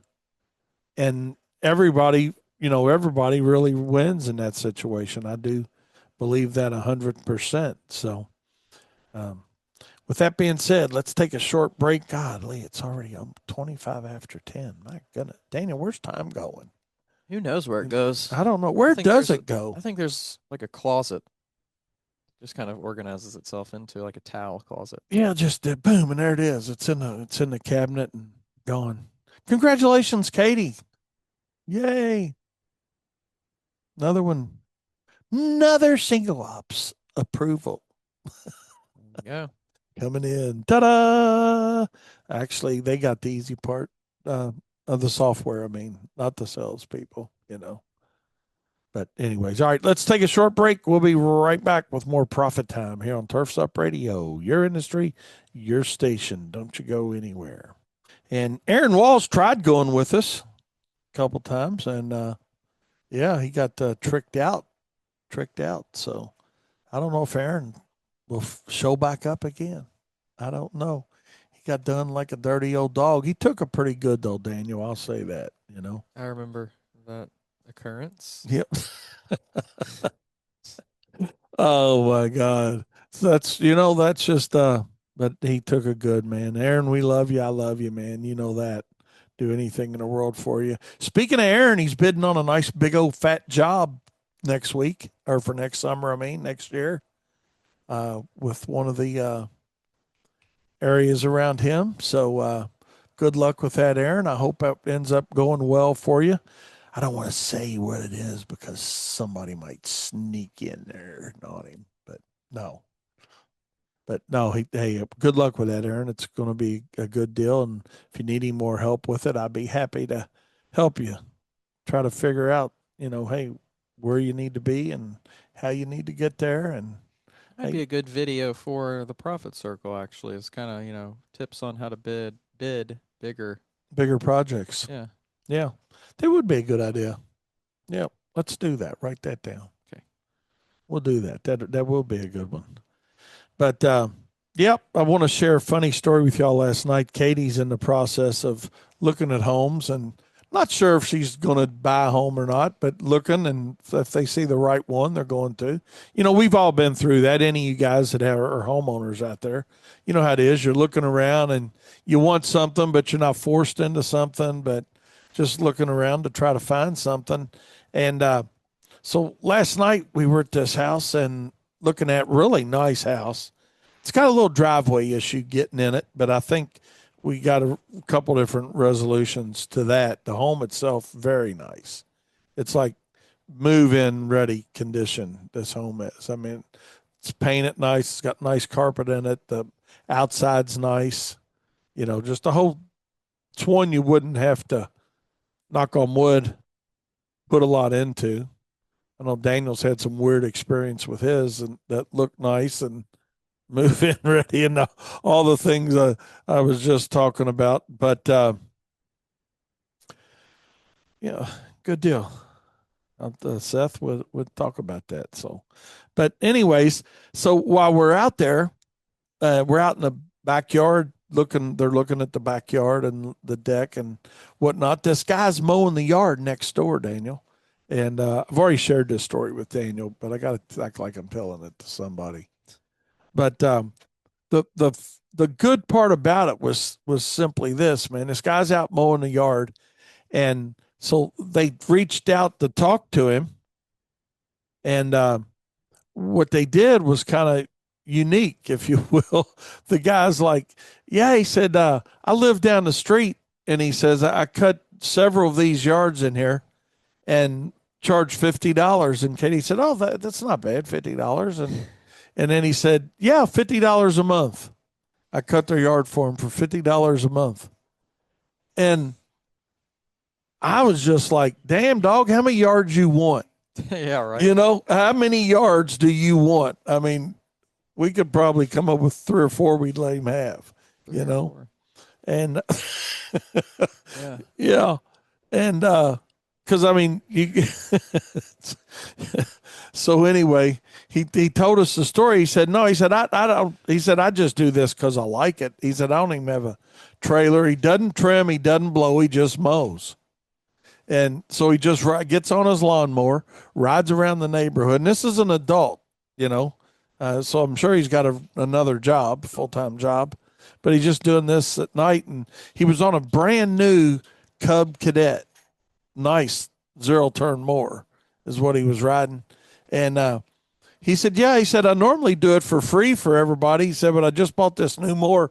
So I'm charging them $50 a month till I get it paid for. So ain't a bad idea. He likes mowing. He's just mowing, no trimming, no blowing.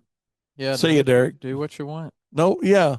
And so he gets to do what he wants. So, I mean, I don't know. It's not a bad deal. Would we figure out maybe about 4 years and he'll have it paid for? Yeah. Knocked out in interest or whatever. Yeah. Give or take on the purchase price, you know. But Mike said there's a nice neighborhood in Bowling Green that has one of those guys. Everybody gets sticker shock when they go to somebody normal, a professional, you know, and they would, you know. Once you're used to something for $50 a month, I mean, it's hard to reset your mind on actual pricing. And I'm not making fun of the guy. I mean, obviously he's just doing it for fun. Yeah, if he wants to do it for fun, that's all, But like I was telling Tab last night when we were going to look at another house after we left that one with Katie, I said, the bad part about it is he's taken 7 or 8 yards off the market for a regular service. That's possibly the bad side. Or I think in a way, yes, but let's just say even half of those would be willing to pay $50 a week. So, 3 yards, so yeah, that's one of those things that's kind of like, it just is what it is, more or less. Yeah. I don't think it's really, I think it's a great thing for him if he's getting to do what he wants to do. It's a great thing for the people that are doing as long as they're getting what they want out of him. Yeah. I mean, it works out good for everybody. Yeah. You know, I don't want to dish the guy and talk bad about it. We ain't going to do that because obviously, he's not in it like that, you know. Yeah. But God, it's not a bad idea to think of how to get your equipment paid for, So, but I had to share that story with you guys because when he said $50 and Katie's like, oh, that ain't bad. And he said, yeah, a month. She's like, sign us up if we buy this house, sign us up. But anyways, funny story. But Corey said they probably couldn't get him to stop. So now they just pay him. No. Funny. Might be some valid, and that might be valid in that as well, to say the least, Corey. But I guess what did he do? Maybe take his total monthly payment divided by the customer? No, I guess I didn't ask. Sherry's like, I can't believe we didn't go up to him and talk to him about Profits Unlimited. And I'm like, it wasn't. He ain't that guy. Not the niche. Yeah. Yeah. He's not the guy. He ain't doing this for money. Yeah. He's just doing this to do it. Like Forrest Gump at the end, whenever he wins or gets all the money from Apple or whatever it is, he's like, I didn't have to work anymore. Now I just mowed this whatever for free or whatever it was. Yeah. It's some people just want something to do that's not sitting on the couch watching TV. Some people buy $6,000 TVs and sit there and watch it. So why not buy a $10,000 mower and sit on it and watch the grass or get a little bit of exercise anyway. Be outdoors. Got to be a little more therapeutic for your body to be outside doing something versus couch potatoed up. So, yeah. So, anyways, just curious what you guys are doing for Labor Day too. From a work standpoint for you guys, whether, it's just you or if you got a bigger company, how do y'all handle Labor Day? Y'all working today, for Labor Day. I know we do that some years, depending on what kind of condition the grass is in from a mowing perspective, for our mowing accounts. Like I said earlier when I started the show, I think we're mowing just, I don't, literally 8 or 10 or 12 something, nothing much. But, but sometimes if grass is really fired up and growing well, we'll mow them, today instead of Monday. And then sometimes we've even worked on traded days. We do that sometimes. We'll say, hey man, let's take off Friday and we'll work Monday. But we weren't in a situation where we needed to do that this year, so we didn't do that function of it. But working around holidays can be challenging sometimes. Can be. Let's see. Look at this. Oh my God, Corey, you're not going to believe it. This is really coincidental. Corey said anniversary's on the 3rd. We pick a different state every year. We leave Monday. We're going to Maryland this year. Yeah. Now, here you go. Ready for this one? Mike said our 9th anniversary is on the 3rd. So we're going to take as much time off as I need, LOL. But I hear you. Oh, hockey guy, you'll be all right. So you and Corey share an anniversary. That's kind of neat. Like this might I have hope come you up guys before, have but a I great can't really time. remember. Yeah, that's awesome. So I hope you guys really enjoy your anniversary. Love each and every one of them, man. I hope y'all got 100 more of them. That's all I'm gonna say to that. I hope you got 100 more, or I hope you got more than that if you make it that long. You never know. I was lucky enough to get 38 of them with Jane. So you take advantage of each and every one of them. I don't know how a girl put up with 38 anniversaries with me, but she did it. So, oh my God, that's funny. You guys, I appreciate y'all. I really do. I appreciate each and every one of y'all. So, yeah, that's true. That's true. So, Seth said, I don't have an anniversary, but I'm taking off Monday. And you should. You really should, man. You should take the time off.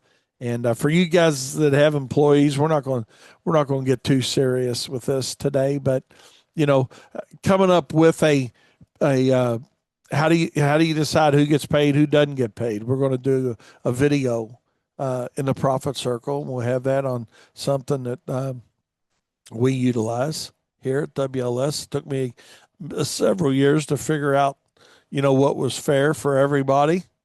And when I say fair for everybody, for people that knew they were supposed to come to work, those that came to work sometimes, and those that came to work before and after a holiday to get holiday pay, which that was early on in our days because somebody told me that's how you do it. And that was the dumbest shit we ever did, I'm going to tell you.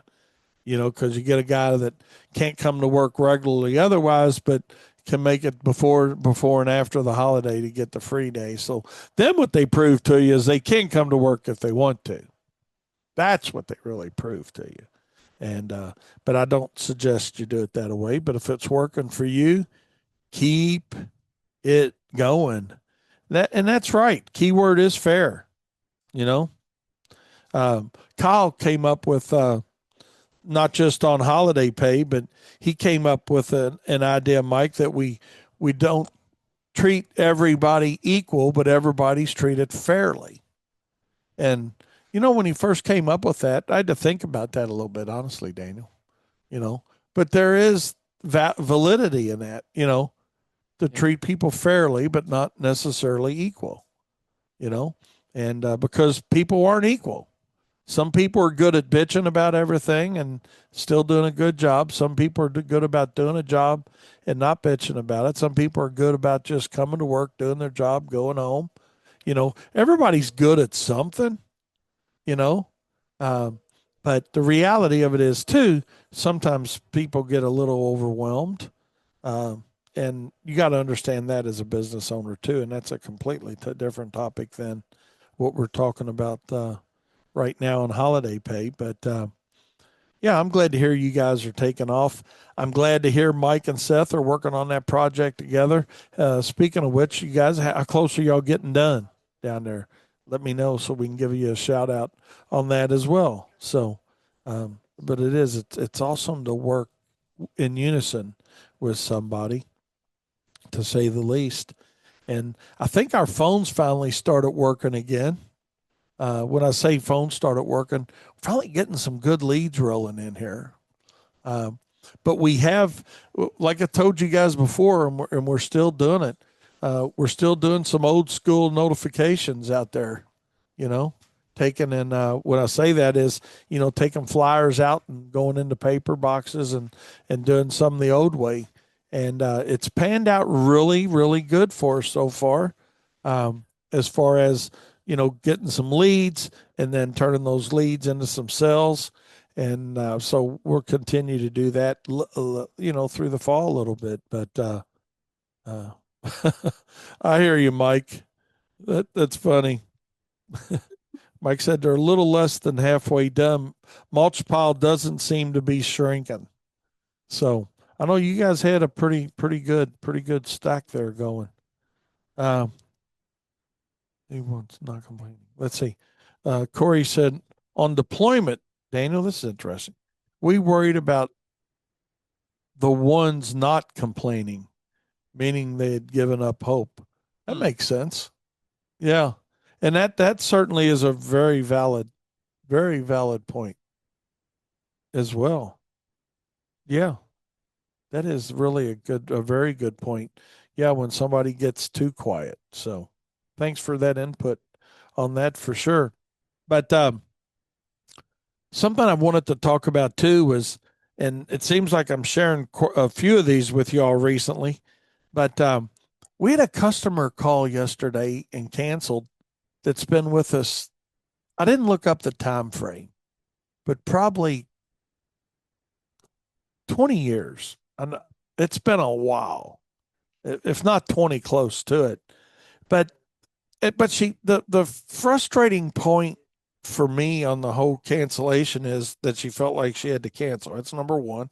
It is a fertilization and weed control account that also spent some money occasionally on mowing, not mowing, but mulching, hedge trimming, some type of landscaping work, and occasionally some aeration and overseeding, power seeding. But, you know, she called and said, I mean, I'm not looking at the email, so I can't tell you exactly, but she called and said something to the effect, or emailed and said, hey, I really hate to do this. Why? And don't y'all hate when they start off with this? I hate to do this. I hate to do this, But she said, my yard's in really bad shape this year. My neighbor's yard, here we go with the neighbors again. Y'all know how I feel about that. My neighbor's yards all look good, and mine's looking really bad. And, times are tough right now and money's tight. So we just decided not to spend the money on the yard.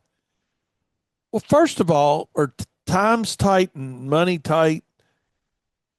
Or is it the yard's bad?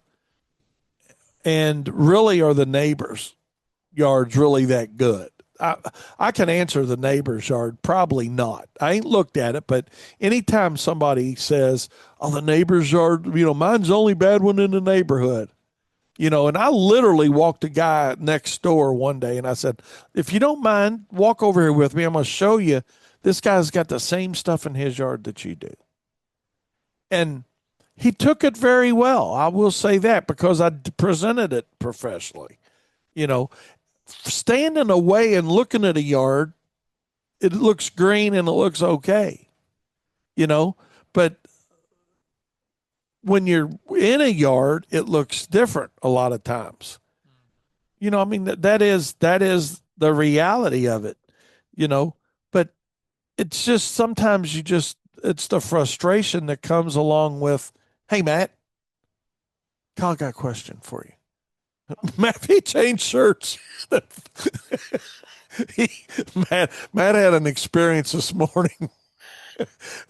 The hose came off of the backpack. and got him wet.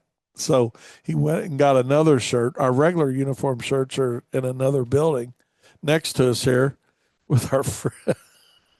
So he went and got an older shirt from upstairs, and we didn't have his size, and he was kind of squished in it. Schmedium. Yeah, it was a medium. He said, "Damn, I've gotten fat." But anyway, yeah, he found him. He's got a Profits Unlimited shirt on. He got one of those that we give out at the expo. So, but anyway, I lost my whole train of thought. Talking about the lady with they canceled. What do you all think? I know we got several of you guys listening that never text, but for you guys that do text a lot, text me and give me your all's opinion on that. Is it a combination of all of it? What do you think, Daniel? I say it's a combo of all.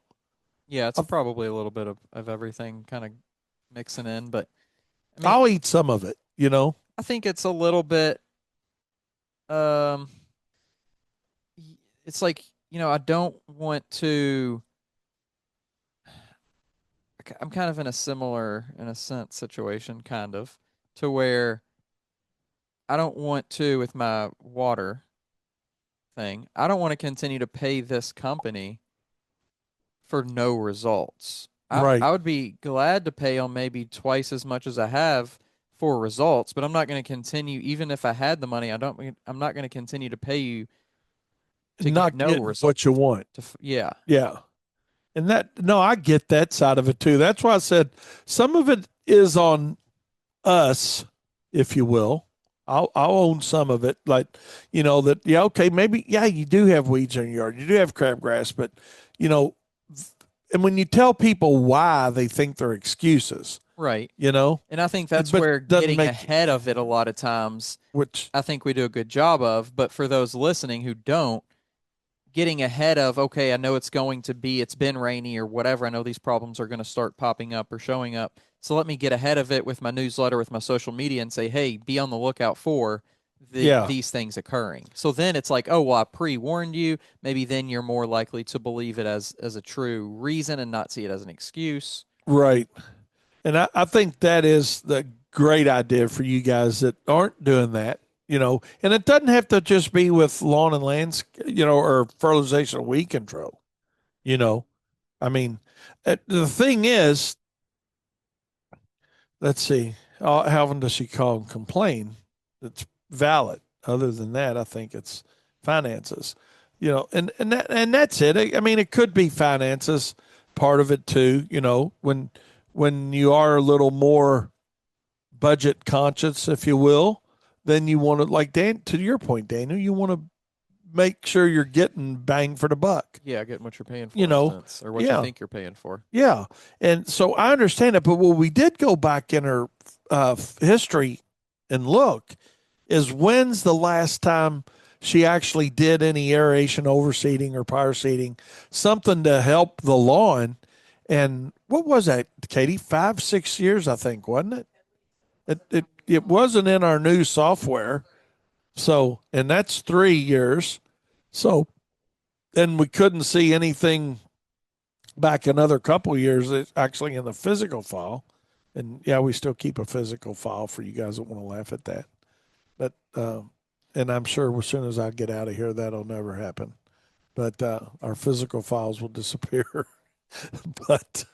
but yeah, so it's been, best we can recollect or remember on it, about 7-8 years since she's done any seeding. So that in itself is problematic, so, but the last thing she wants to hear is you got to spend more money. Yeah. That's probably potentially even more frustrating and could maybe lead to more negative feelings than just saying, okay, hopefully things work out. If it doesn't, come back. Yeah. And here's the final kicker to this story, and we'll move on. The final kicker to this story is her mom and dad and my mom and dad were really good friends. Now everybody's dead from that end,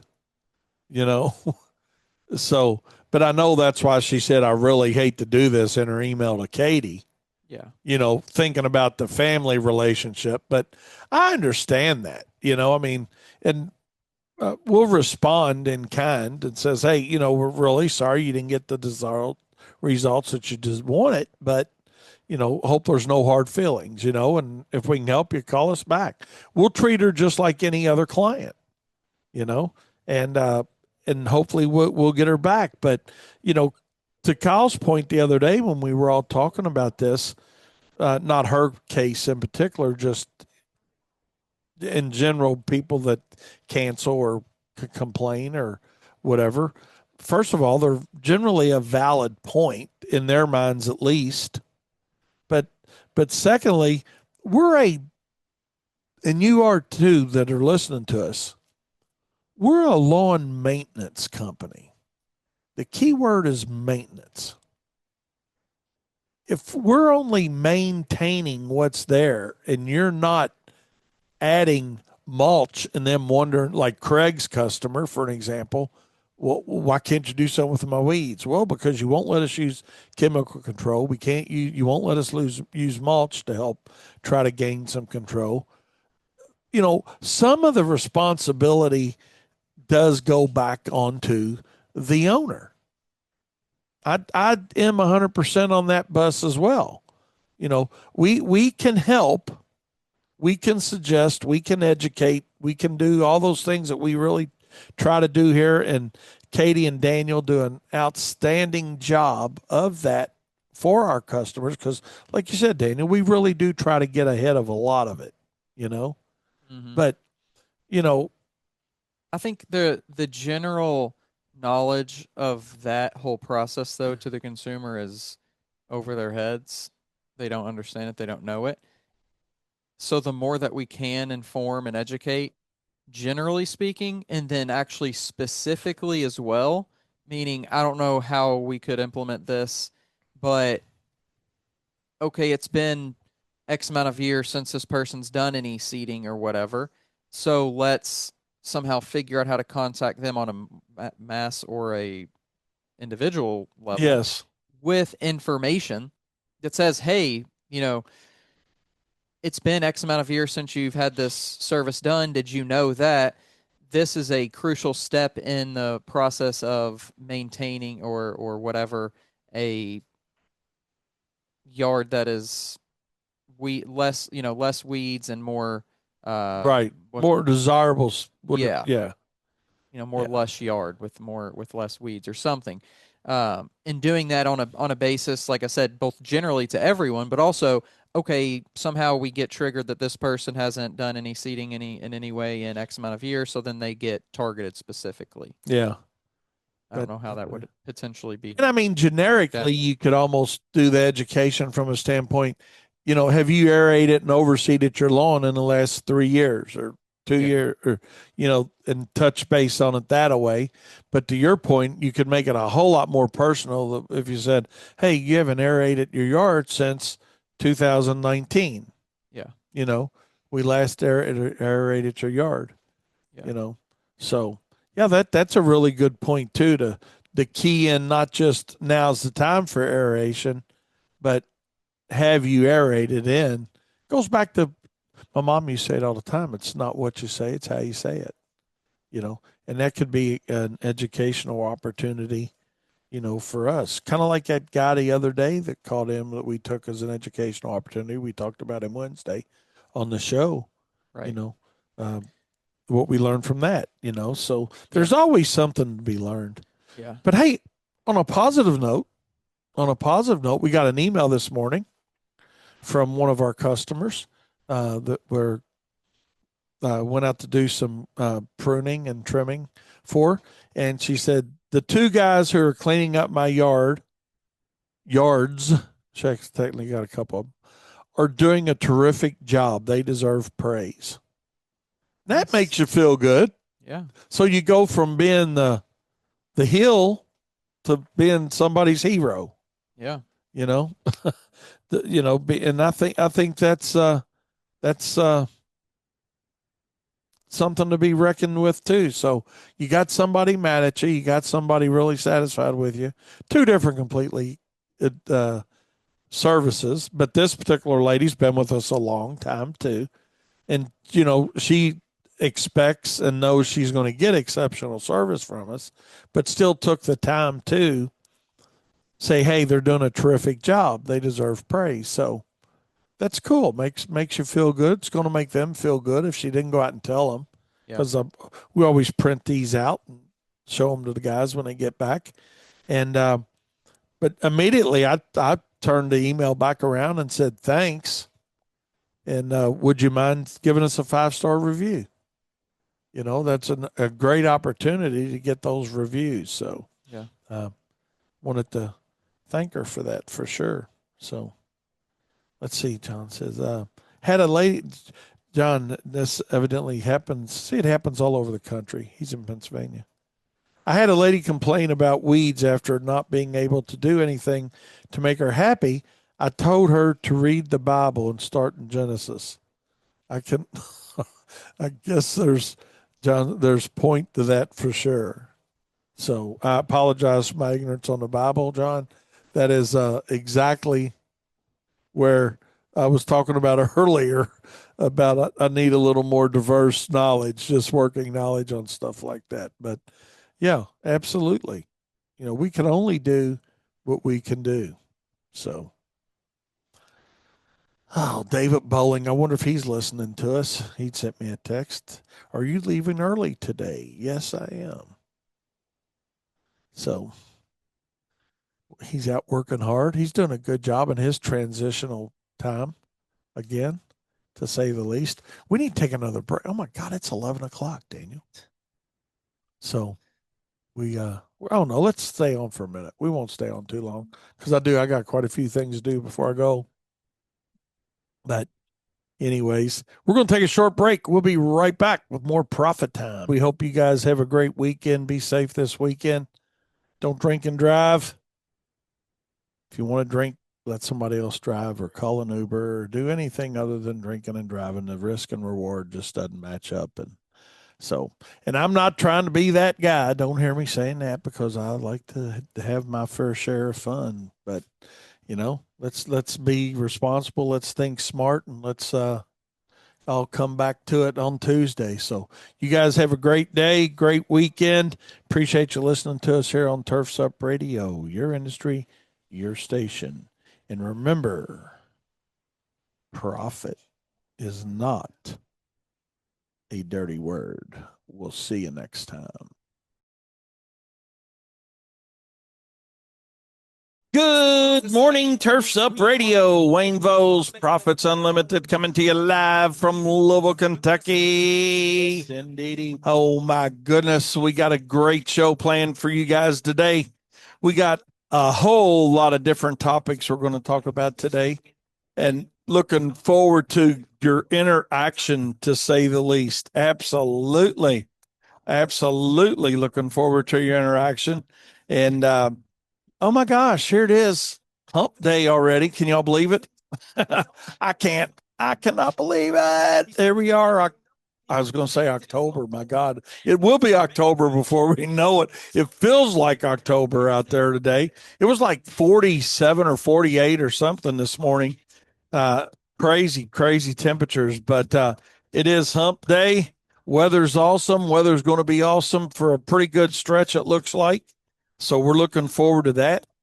Hope your week's going as great as it can go, And man, I tell you what, this weather makes it easy on all of us, doesn't it? I mean, just having the ability to schedule what you want to schedule and know that weather's not going to interfere. And, here we go, rocking and roll, right? So if you had one chance, one opportunity, would you take it, or would you let it slip away? I don't know, but none of you guys are going to let anything slip away. You're too good for that.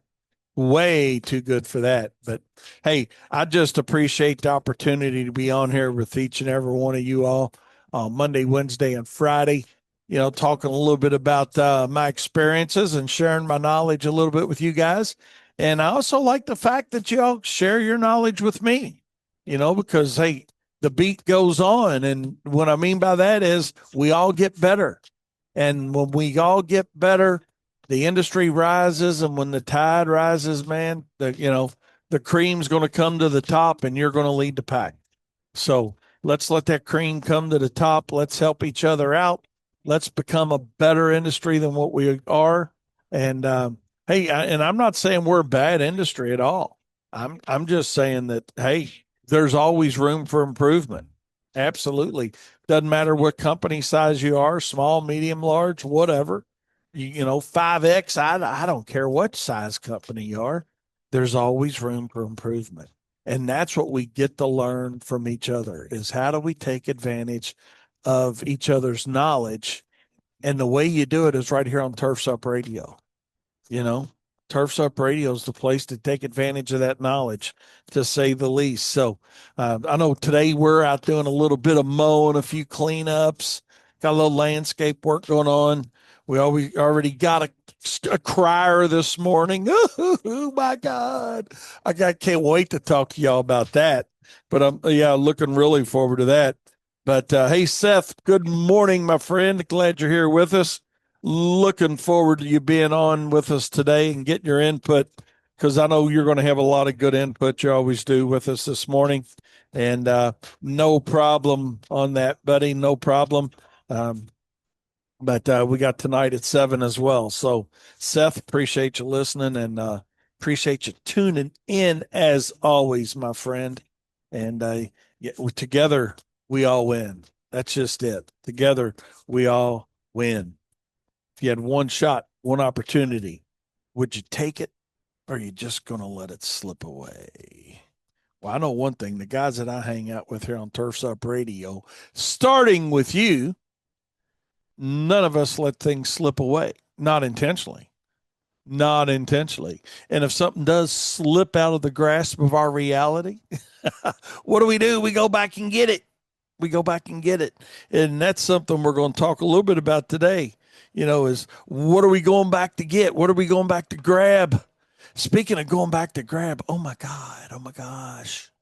Hard to believe, like I said, we're doing a little bit of everything today. Got some kill outs going on today, some weed control applications going today. This is going to be great weed killing weather. We're talking about temperatures in the 70s. These plants are just going to suck this herbicide up and just die, so it's what we're looking forward to. Yes, indeedy. So, but speaking of an opportunity, and I don't know how you guys feel about this, to each their own. I'm not trying to push anything on anybody, but the Powerball, I think, is up to like 815 million or something. Don't quote me on that. And I'm not suggesting that you go out and buy a ticket. I'm just saying that, we all think a lot of ways to try to go out and make some money and work hard and do all those things. And a lottery ticket is probably, you might as well set it on fire and throw it away, the money that you spend on it. But it's 292 million to 1. Is that the chances? Oh my God.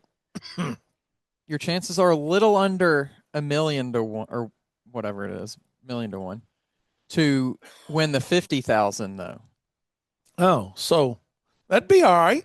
Yeah. 50 grand go a long way. Yeah. Heck yeah, I'd take that 50. Yeah. Heck yeah.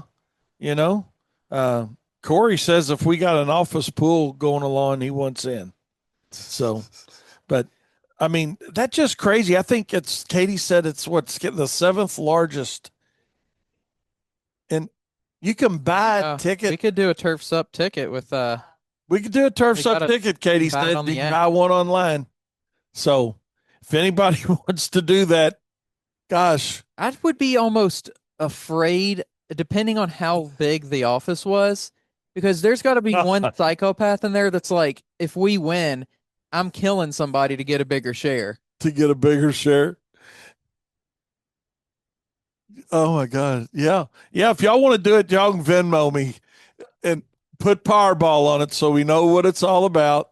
Yep. And we'll get us a ticket and we'll have us a Profit Time Turfs Up Radio ticket option here because no matter how many people get involved, there's going to be plenty plenty of money to go around. John says, if I win the Powerball, I'm buying a hot dog cart. Hell yeah, we're all going to franchise into the hot dog cart business. That's awesome. I would. Oh That my would be one of the coolest things about winning so much money is that you could just do things like that and have no worry and care about it. You know, you could just be like, oh, I might set up a hot dog cart, next week and just hire somebody to go do all the permits and the this and the that. And then you go do it and you might have fun, you might not. But then you're just like, all right, I'm done with that. Yeah, You know? yeah. You could have a whole lot of easy exits with that kind of money. Whew. It's crazy how many people win something like that though and end up with nothing. But Oh, yeah. I want the chance to I show everybody I'd be different. I don't know though how many people win the big one though Yeah. and end up with that, because to me it's like you have skill if you can blow. Let's just cut it in half and say you're taking the cash of, let's say, 400 million. You have skill if you can blow $400 million Yeah. in 40 years even. It'd be like that movie Brewster's Millions. I don't know Yeah. how many of you guys have seen that or not, but where he inherits all that money from his grandpa or will, but he gets him to where he hates money. Yeah. He gives him so much and he's got to spend it. I can't remember how much it is. And Can not you? have any assets. I can't remember how much it was, but The amount that he has to blow. yeah, He can either not do it and take like $1 million or something. 30 million and $1 30. a day. So he's got to spend 30 million in 30 days with no assets. And then he gets 300 million. So I'd be like this, because I think the cash payout on this thing they said was like, Corey said, yeah, 30 million. Thanks, Corey. That's crazy. That's just, or just 1 million. Or 1 million and go home. And this is what, in the 80s maybe? Yeah, it's an old movie. 70s or 80s. You could have taken the million back then and been good. Yeah. But the American greed took over, Oh my God. Seth said, Daniel, you're getting wrote up for that stat. I'm not sure which one it was. 292 million to 1 or whatever. Oh, yeah. Yeah. Given the bad stat. Yeah. Yeah. Somebody's going to win it, though. Somebody eventually is going to have the ticket. But as I always say, and as me and Kyle were talking about, somebody doesn't have to win it. And that to me is false advertising. Yeah. Where they say somebody's going to win, might as well be you, yes, whatever. Somebody's got to win. Yeah. Somebody doesn't got to win. Yeah. It's not a, what'd y'all call it? It's not a raffle. So I don't know. Again, I'm not suggesting you guys spend 10 cents on a ticket, but if you would like to, we will be happy to buy a ticket and post it up on our website for you. Feel free to Venmo me. What's a ticket run? I mean, what do we want people to spend? Send us $1, $2? How does it work? How do the pots work? You can buy any volume you want. Yeah. But they're $2 increments. I thought the idea of the office pool thing was that everybody buys their own ticket, but then it's like we're all in it together. Whoever wins, we all split it. We're getting some 10 $20 for $20. So if anybody wants in, just text me and let me know. Yeah. And we'll figure it out. But it'd be fun. I mean, the only problem's going to be if we win like $4 because we hit the Powerball going 20 ways. Yeah.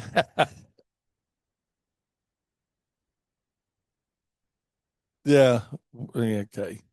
Katie says if we win less than 10, we'll just reinvest. The odds of the double win have to be astronomical. Yeah. Oh my God. But anyways, if anybody wants to play, let us know. We were talking about this as well on the ride home yesterday, me and Kyle, about Corey, you said you're right, Daniel. Whatever. Oh, for the office pool thing, maybe. Yeah. There was a guy that recently sold a bunch of Bitcoin for like $2 billion. He sold like 200 and something coins or something like that. I can't remember how much it was. And for like $2 billion. And we were trying to figure out why does somebody all of a sudden need $2 billion? That's one thing we thought of. And then we were thinking, or I started thinking, imagine having that much money that isn't really money and then just like living your life. You know, this guy must already be very, very wealthy Yeah, in order to have, because he had like another probably. $17 billion worth of this coin that he didn't sell or whatever it was, something even bigger.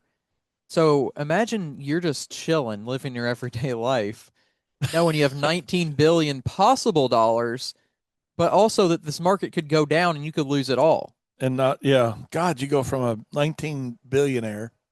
So, like, once again, how does someone even if you're just like the average Joe go into your 9 to 5? There's no way that you could function in your life knowing you're also a possible billionaire. Like It's pretty crazy. you're not putting up with anything if you know you have $19 billion. No, you're right. You're right. So, all right. Well, man, we certainly appreciate all the input on that. And again, if anybody wants to play with us, let us know, man. We'll be happy to. Katie, get a ticket. We'll put a picture of the ticket out there so you guys know we're not cheating. In case another ticket that we individually buy, would win. But we could do it. We could do it. God, that'd be so cool. I'm just here to How tell about you this for the next, until the next drawing or whatever, however we want to do it. If we win the Powerball, everybody in the profit circle gets $1 million. We win the big one. On what now? On what now? On the Said if we win the big grand prize, everybody that is in the profit circle gets $1 million. Oh, so that's go join the profit circle. yeah, that's fair. That'll be awesome. Yeah, and you can't join after the No, drawing. you have to. Yeah, You must be, tell them how to join. go if you want to be a millionaire with us.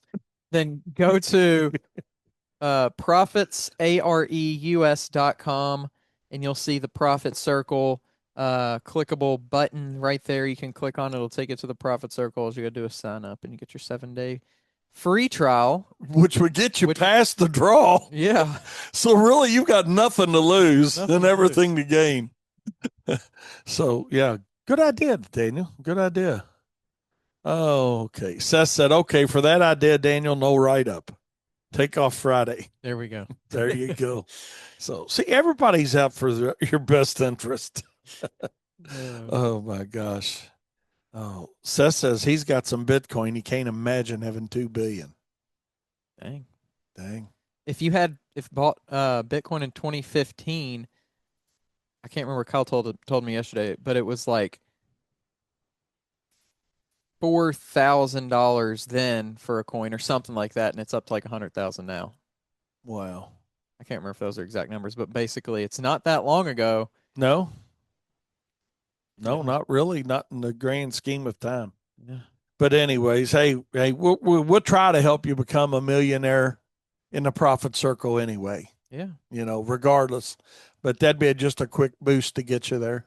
Talk about a get rich quick. Get rich quick scheme. Damn, dog. All right.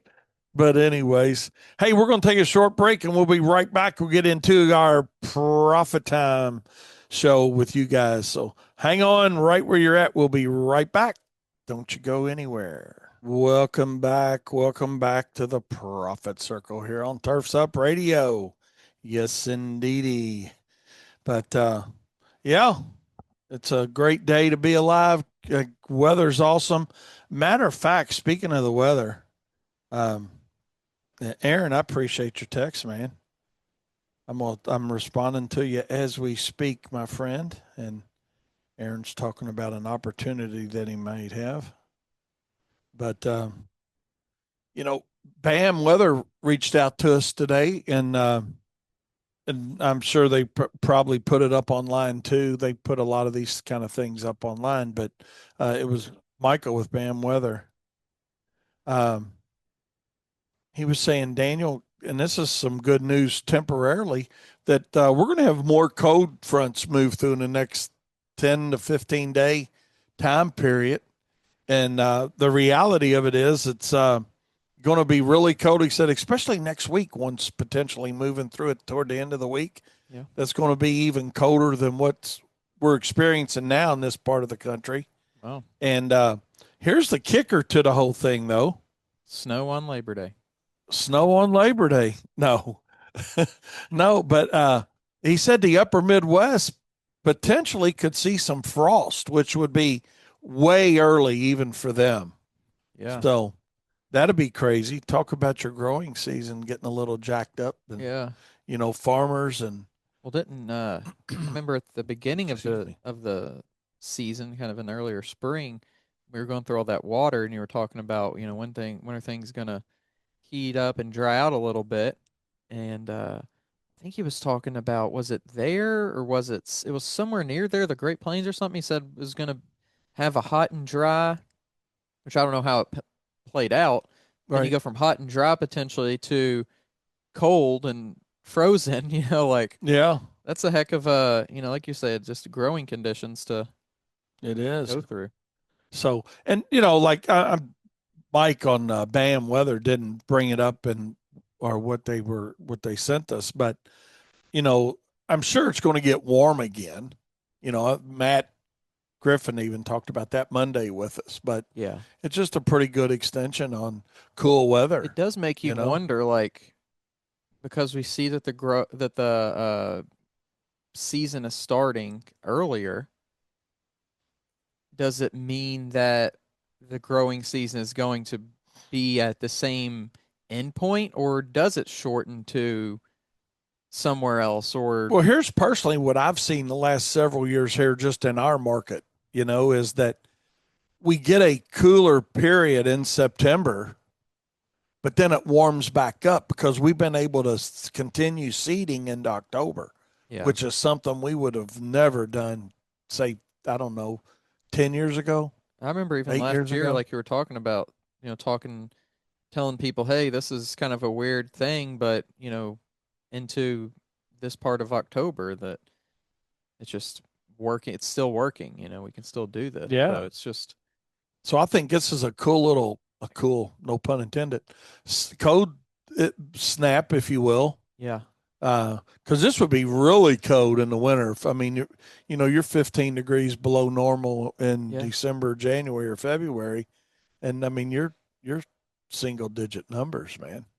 So or close to it, and that's going to change wherever guys are listening to us, but I don't know. We'll see. So you guys count on some cool, dry weather. Not that you're not going to have any type of precipitation, but he did say the precipitation is going to be very limited, in this region of the country from, like Minnesota on east and south, for next 15 days or so. So There you go. Now, we'll see. that's good to know, but it's also good to know for, what do you think, how do you think you should play out, your marketing for the next couple of weeks? What services are you going to start promoting, because potentially the weather patterns are going to be like this, which leads to these conditions, and so then you can start to promote those services a certain way. I'll be glad, to get seed in the ground because it's going to be perfect grass growing weather, other than dry. But, consumers are going to have to water or turn their irrigation on or Yeah, which we recommend whatever. anyway, We give most of them the times those, anyway. yeah, So we give them those directions anyway. But a little less stressful if it's 70 versus 90. 90, trying to make it happen. Our aerator may actually be able to get into the ground without having to drive up the hydraulic down pressure, which is always fun when you can pull a nice plug for somebody. But I will say our aerator with that down pressure that we've had that thing now a long time.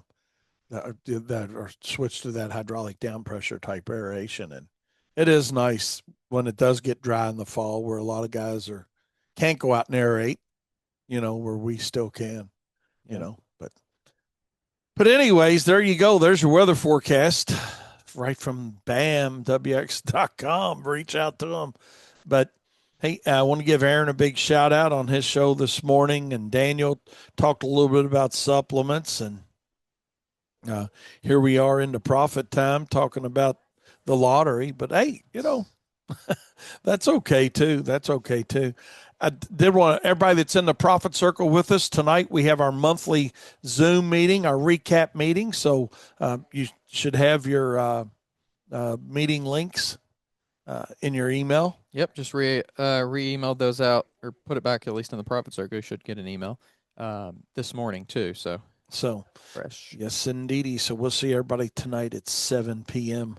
on that, and look forward to that. We got some really fun things we're going to talk about tonight, as well as recap, our month like we always do, and would love to have you in there with us. So check it out. But I wanted to share a story with you guys. And Daniel, I don't know if you heard Kyle tell this story yesterday or not, but I think you did. But I had something happen for the first time in 46 years we've been in business.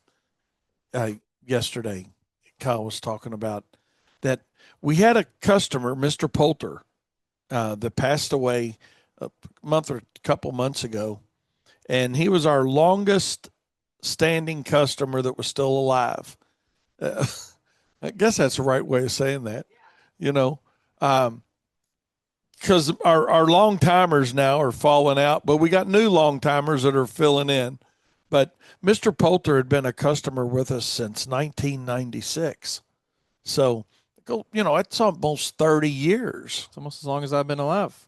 Yeah, isn't that crazy? Oh my God, Daniel, that's crazy. That's crazy. Uh, that's something. That's something. But yeah, Mike, we'll talk about that in just a second. But anyway, so we've been maintaining the yard for, his estate, until they sell it. And Kyle got a call the other day from one of our past customers that actually moved out of our service area, that was moving back into Jefferson County. And he said, Kyle, he said, hey, he said, I just bought a house, or I'm getting ready to buy a house. And he said, I was over there the other day looking at some things. We're going to do some renovations and whatnot. And he said, your all's crew pulled up to mow the yard. He said, he said, I told my wife that, hey, when we get that, we'll give Kyle and them a call back at Wayne's Lawn Service to mow the yard. And he says, there y'all were already mowing it for this guy. And I just, we've all been through that transition of customers dying or moving or whatever happens. And, a lot of times they don't turn into the new owner doesn't turn into an account. Sometimes they do. But this was pretty cool that the guy that's buying or I thought it was, the guy that was buying the house was actually a past customer. So I don't know. What do y'all think of that? That's like what are the odds kind of thing, 1 in 292 million. What? Katie's got a thought on that. She's going to borrow Daniel's headset. Okay, so one thing that we do specifically to try to get that new homeowner is we send a new homeowner letter explaining that we were providing service. Here's all the services that we provide, with also a mention of a special like pricing, discount, etc., to try to encourage them to continue on using our service. Yeah, call of action. Give them a reason to holler at us. So absolutely. So that's a great point to make, Katie, too. So we do attempt and we do get some, but this is the first one that kind of just fell in our lap, if you will. So we're looking forward to having Chuck back with us. So absolutely. Sad to see Mr. Poulter go, but he was always a good customer, always a prepay customer, always had us, full service kind of customer, man. Mow, spray, mulch, trim twice a year, fall leaves. I mean, it was a good account to have. And yeah, so we're going to miss Mr. Poulter for sure. And God, I remember even when I was out running a crew doing Mr. Poulter's yard, he'd always have Coke or Diet Coke, sitting out there waiting for you, whatever you wanted. It's nice. Yeah, he was really cool. And Mr. and Miss Shola right down the street, they were always awesome too. I never will forget going to see them, and they both have since passed away, and now their son's in the house. We're taking care of the house for him, but man, they were always really nice too. So I know you guys have customers like that. I don't want to get too sentimental and start crying on y'all, but anyways, Mike said it's definitely dried out down there where he's at. It's also funny how quick customers forget about levelized service agreement billing. Said he had 2 calls this week from mow only customers asking, can you trim my bushes with the 30 minutes you usually mow since I'm still being charged for it? Absolutely not, man. Oh gosh. What do you think of that, Daniel? That's a good one. I mean, that's a good one. Yeah. that's very, creative thought process.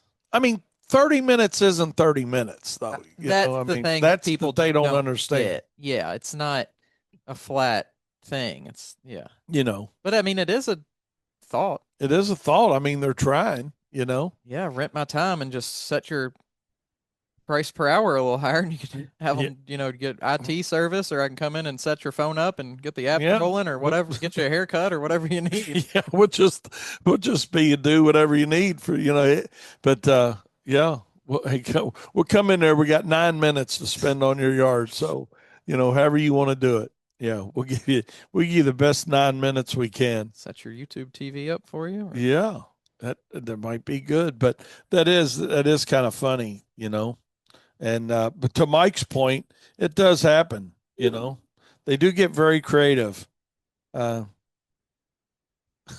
Mike says they may have won a trip to the off list for next season, but no, I don't know that it have to be that extreme. I mean, they might quit, because you don't do that, but I don't know that it's I don't know. They just don't know what they don't know. Yeah. And Mike's right. Maybe she wants a handyman instead of a professional mowing and landscape contractor. Yeah. My mom told my aunt that one time. And there's room for both, I mean, absolutely. You can have both. That lady can have you and them. Let's see. Stephen West, our buddy from Sigma Organics, you guys know him. He's been on here quite a bit. He said, I always appreciate when customers have something for me or Mike when we deliver. Those relationships are the ones that tend to be better accounts. Damn, I feel bad for not giving Mike something this morning. He delivered our seed for us. Katie said, does an air high five count, Stephen? Because she just gave you one out the window. So we'll have to do that. Bluetooth high five. A Bluetooth high five. Yeah. But no, I think that's right, Stephen. It does make you feel good when the customers show you a little love. We do always offer Stephen and them something to drink or anything out of the refrigerator, though. Yeah. Here in the office. So, yeah, we do that. So he said, hell yeah, 5-5s count. Da-da, she just gave you another one. Daniel just gave you one. So, yeah, you're getting love from the team here. So, and as always, Mike did a great job delivering for us. He came in here, grabbed a forklift, unloaded our pallet grass seed for us, and it's in the shop. So I appreciate him, unloading our material. It's always cool. He comes in, just hops right on the forklift and says, hey, man, where you want your stuff? And great company to work with. If you need somebody good, I give them a holler. Sigma Organics, Stephen West. You guys have heard him on here many, many times. But let's see. What we got here? Craig said, customers wanting to make changes to their service agreements. Why does that sound familiar? Craig shared a story, and we're actually going to talk about that, so we might as well get to it. We'll talk about it now, Craig. But Craig reached out to us and just asked our opinion in the profit circle about he's got a customer that the reality of it has unrealistic expectations, and basically as a summary on it. And I was going to also talk about this a little bit tonight in the profit circle, but we spend a few minutes with it today for sure too. But he's been maintaining this customer's property, got their lawn looking really nice, but there's an issue. And here goes the wife husband battle, if you will, in play. The wife doesn't like herbicides, but she likes a spectacular landscape bed. Yeah. And the husband's like, man, can you just please help me? And Craig's trying to help, but they won't accept help. And what I mean by that is they don't want herbicides. They won't put any mulch down. They won't put any fabric down. They won't do anything to help keep weeds out. Craig's contract states that their regular maintenance doesn't include hand labor, and they don't want to pay for any extra hand labor service or hand labor service. So they just, I guess, assume that it's supposed to be taken care of with the mowing side of it. And, Yeah. he just got our opinion on that. Well, that goes back to what you just talked about 30 minutes isn't 30 minutes. Yeah. I mean, yeah, maybe in their head, well, we know it doesn't take 11 minutes to mow our lawn this time of year, so why don't you just spend an extra 6 minutes pulling the weeds or whatever, so, but it goes back to what we're just talking about. So now something like that, in all honesty, and I wouldn't mind doing little bed pulling for 5, 6, 7, 8 minutes. Right. But it does go back to your point of, hey, we did this double cut during the spring, so during this time of year we can make up for it too. That's right. So there's got to be balance in those contracts, but they forget all the time and effort that you put into it in the spring and summer, especially a year like this year, for God's sakes. It's always harder in the spring, but this year with all the rain, we were all most of us were trying to work around, and now they want to figure out, loopholes, if you will. But yeah, so I don't know. So long story short, with Craig's situation, his biggest problem with them, he said, was whenever they would reach out questioning and wanting help, he would try to reach out to them, but they would never respond. So there it goes back to what communication being a problem. They want to complain, but they won't let him solve their problem. Yeah. And the crazy thing is, it seems like, and I know you guys have all had this happen. Yeah, and it seems like this problem is it's in a pretty affordable fix too, right? Like, yeah, it might be additional charge, but it's not that the additional charge is going to be thousands of dollars, it's right. It's the way that you want it, as the customer want it done. And it's not that big of a deal per se. So why not just do it? Yeah. It's just crazy. And when you got a problem, why would you not respond to the contractor when they're trying to reach out to you to solve the problem? I just don't understand that whole mindset,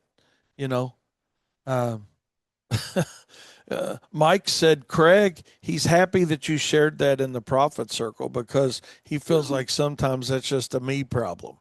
And it is. I think, like I said, I think it's something that affects us all to some extent. I mean, Mike said he hates it that it happened to you. But and like I said, we'll talk more about it tonight in our Zoom meeting. But it's nice to know that you're not out there in the water alone with the alligators. Yeah. I mean, there's somebody else out there and maybe what I don't know.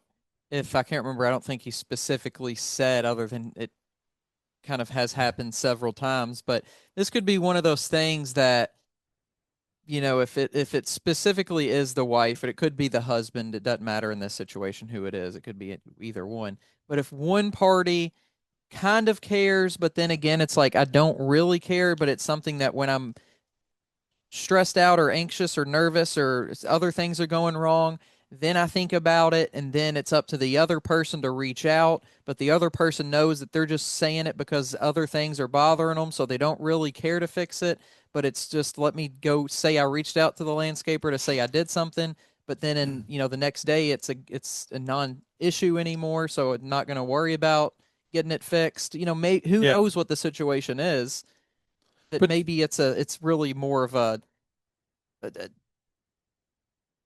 what is it called when it's not the main problem, but it's just this kind of a side effect problem of just their life as a whole. Well, and I think this morning, Craig actually tried reaching out again, to them, and finally the guy said, well, hey, it's probably just best that we cancel service, and that was kind of the way I looked at it too, as sometimes the best thing is a separation.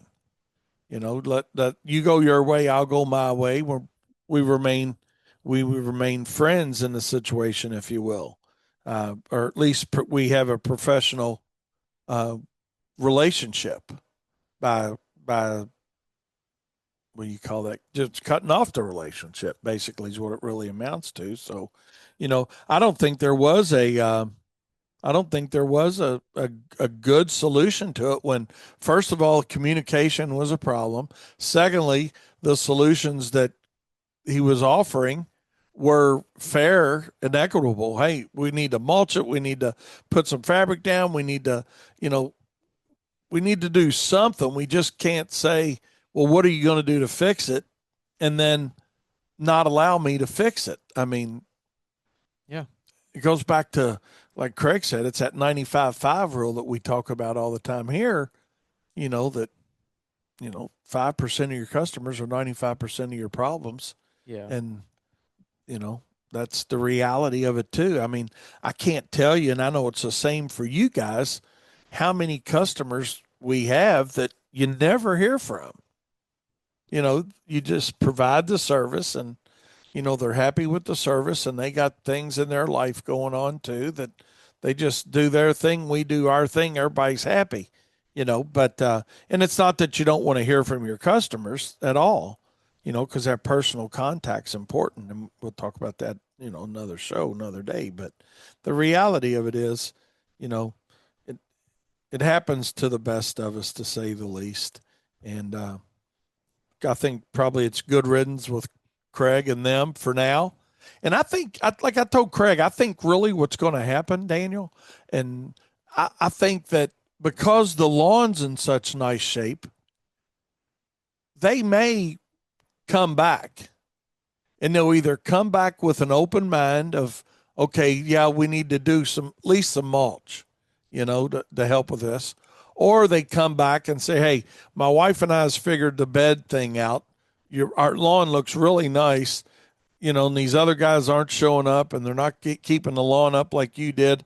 Would you take us back? So that's one of those customers that kind of hits the bubble, if you will, of, okay, do we retarget them with our marketing or do we not? That's only a decision Craig can make. It's, each of us individually decide who do we want and who do we want with changes and who do we want back, or maybe no, I'm just tired of dealing with it and now I can breathe and my chest don't hurt and I can sleep at night because I'm not worried about Miss Smith calling anymore. So, and sometimes people, to Seth made a good point. Sometimes customers just like to complain to hear themselves talk. And that was a really good point Katie made the Monday night in our webinar in the Profit Circle, is the importance of listening, to get you through situations. But sometimes backflips on the front porch aren't enough too. So that's the reality of that. But, so I wish you the best of luck with that, Craig. Even though they've canceled now, I get it. I understand it. But they might come back with a different mindset, a different idea, a different opinion on, what's important to them. And, you're generally not going to change the mindset of, I don't want Roundup sprayed in my yard, or I don't want to use Preen or Crew or Snapshot, whatever type of, product you may be using. But we have decided maybe to go ahead and pay for a little hand maintenance, monthly or however they want to do it. So Stephen West makes a good point. He says, realistically, he thinks the couple needs to figure out how to solve the problem between themselves and then let Craig solve the problem, and I think that's it. When the contractor's the middleman, the contractor's the bad guy. It's almost like good cop, bad cop kind of thing, is the way I look at it. So, and I appreciate all y'all's input on that, Craig said he's got 2 yards across the street from him, so they're going to see us every week out there. So, keep them on the the front of your, or they keep him on a front burner. you on the front of their mind. Yeah, that's right. They're seeing you, and they're seeing the result. Now, the best thing that Craig hopes for is the next guy they hire does a half-assed job. You know, and then they get to come back, and they come back at a fair rate. And I don't mean take advantage of them, but you know, a lot of times when a customer's been with you long enough time to get their yard in pretty good shape, they may be on a different pricing level than new clients coming in. Yeah. And then you can also set up if hopefully you have some notes on this person when they come back. Oh, I remember this. They had this issue. Hey, let's talk about setting up a little bit different of a plan this time to where weed pulling is built into the regular maintenance or whatever for a little bit more, but then it's spread out over the whole year instead of X amount 1 or 2 times per year, however you want to set it up, but just making that note. So when the next time, if it does happen, that you can kind of, attack it that way. But, Daniel and I were talking about it the other day before we did the video response to that question for Craig. Asphalt's an option. No, won't we just fill in the landscape beds with there you go. concrete or asphalt? If you don't want weeds, here we go. This is a good way to eliminate a whole lot of them. But sometimes we do have to resort to thinking sarcastically, but we just can't act it out. Yeah. So I don't know how much we've ever even used it, but what about not in this particular situation, but maybe think about it as like an alternative to even rock, but like people that use shell in their landscaping. How much of a like weed preventer or more weeds or whatever a problem do you have? Yeah. I don't know if we've never used it. I'd be curious for you contractors maybe listening to us in a market where you do see some shell. Is that a pretty good weed barrier?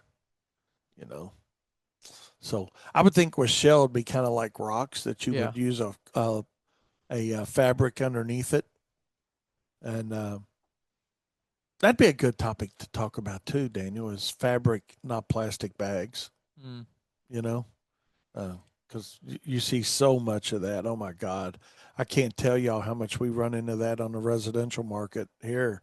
We'll go clean something up, and the previous contractor used plastic bags, for God's sakes. And I mean it works fine. It works fine, but it's very detrimental to the plants potentially. So, but that's another story for another day. But we had a problematic customer too. I mean, just this guy this morning. I got a video or a thing I'm gonna play for y'all. This was a message from a guy yesterday, so we edited it down a little bit, his name and address, just to kind of protect him. I mean, we don't care, but just to kind of protect him. But this was the message that he left yesterday for. So I want you guys to hear it. And it's got nothing about work we've done. It was like getting the work done, and then we'll go from there. Here we go. I'm still waiting on someone to contact me to schedule a time for weed removal, weed cleanup. I've paid the deposit, and the estimate was 7 to 10 days, and now it's been about 8 in Claremore Drive. I'm still waiting on someone to contact. So here we go. I've paid my deposit. The estimate said 7 to 10 days. Now we're on day 8. Here, and did you guys hear the little laugh in there? Here, let me play it one more time. Just I want to be sure to get that. Just listen to the little laugh in there, and then I got a question. The estimate was 7 to 10 days, and now it's been about 8 in Claremore Drive. So what do you think about that little laugh? Was it sarcasm laugh? Or Kyle had a good point on that this morning when I asked him. I said, "Do you think it's a sarcasm laugh?"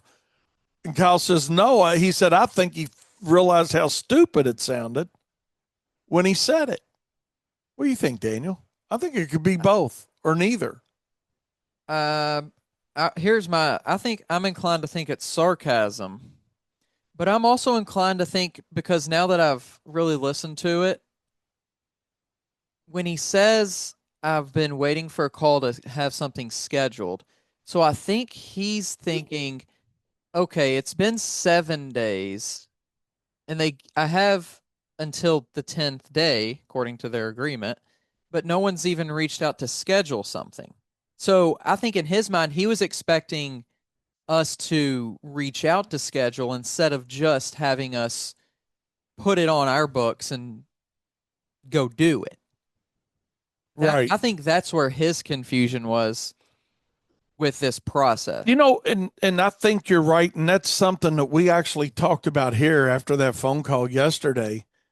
That may be something that we learned from that phone call.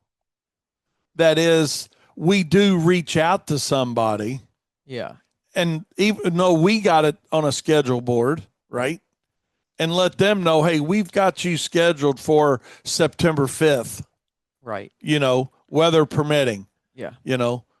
Now, this may or may not even made this guy feel any better because, who knows? But I think we always do look for how can we make our company better, right? I mean, and maybe that's something our takeaway from this is.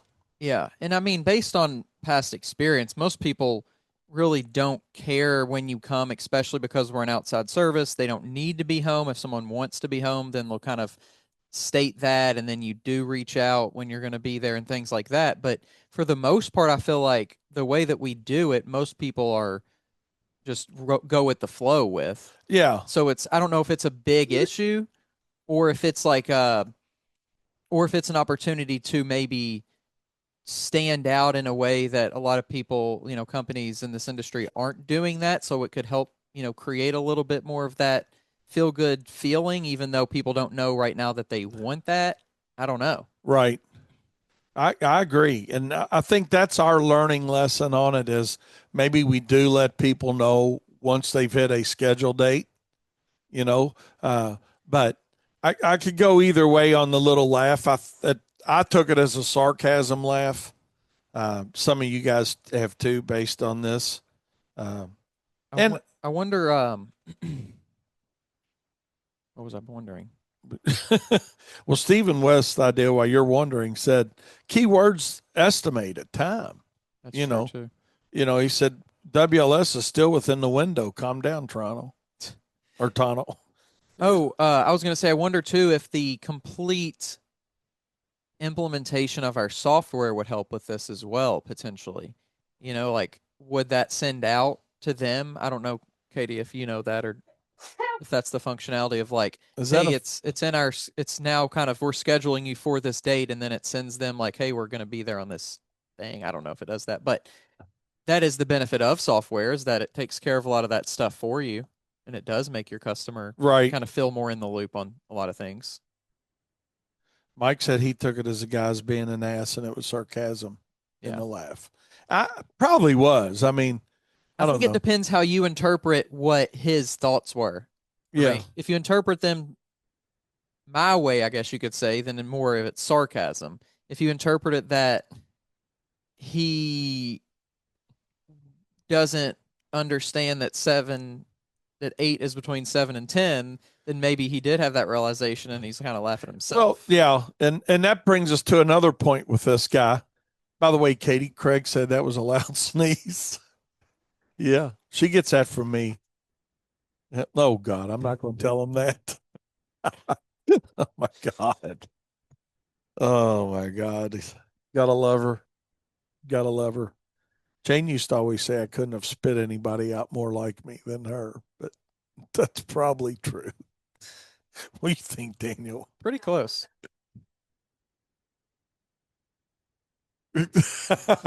Katie said, was that a sarcastic laugh on my side, or I ain't gonna tell you the rest.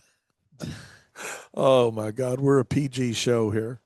But anyways, profit guided. Let's see. God, you got me so messed up. I forgot what I was going to talk about. Oh, for God, we're running out of time already. Can you believe it?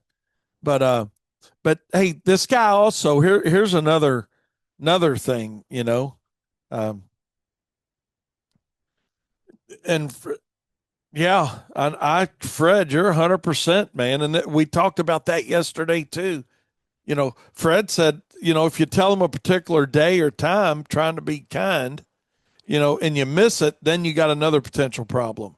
Yeah. Now it's, well, what happened? Because they don't read the part that even with our proposals, it says whatever time frame we change it based on where our backlog's at for that type of work, 7 to 10 days, 14 to 21, whatever. But it does say weather permitting. Now, and right now, weather's not an issue, but that's something that some people forget to read there too, is the weather permitting side of that. So, but no, that's absolutely a great point, Fred, to say the least. Being a consumer of certain services, I will say that transparency and communication is always going to win out, though. It's always going to make you feel better as a consumer. Yeah. And Stephen makes a point here that's important, but the customer doesn't care. He said, customers forget to remember that WLS is dealing with hundreds of accounts. Right. But to them, and we want them to feel like they're the only account. Right. Because that's all that matters. Yeah. One-on-one. Yeah. I think there's going to be a certain percentage of your clients that just know that because of their business experience or their position in a given business or whatever. But they're business owners or managers or self. Yeah. A lot of them just, okay, that's, I'm number one kind of deal. Yeah. But no, that's exactly right, Stephen, because hell, we've even had them tell us that before that, well, I don't care how much business you got on your books. So, I need my work done now, but, let's see what Mike's got to say on that.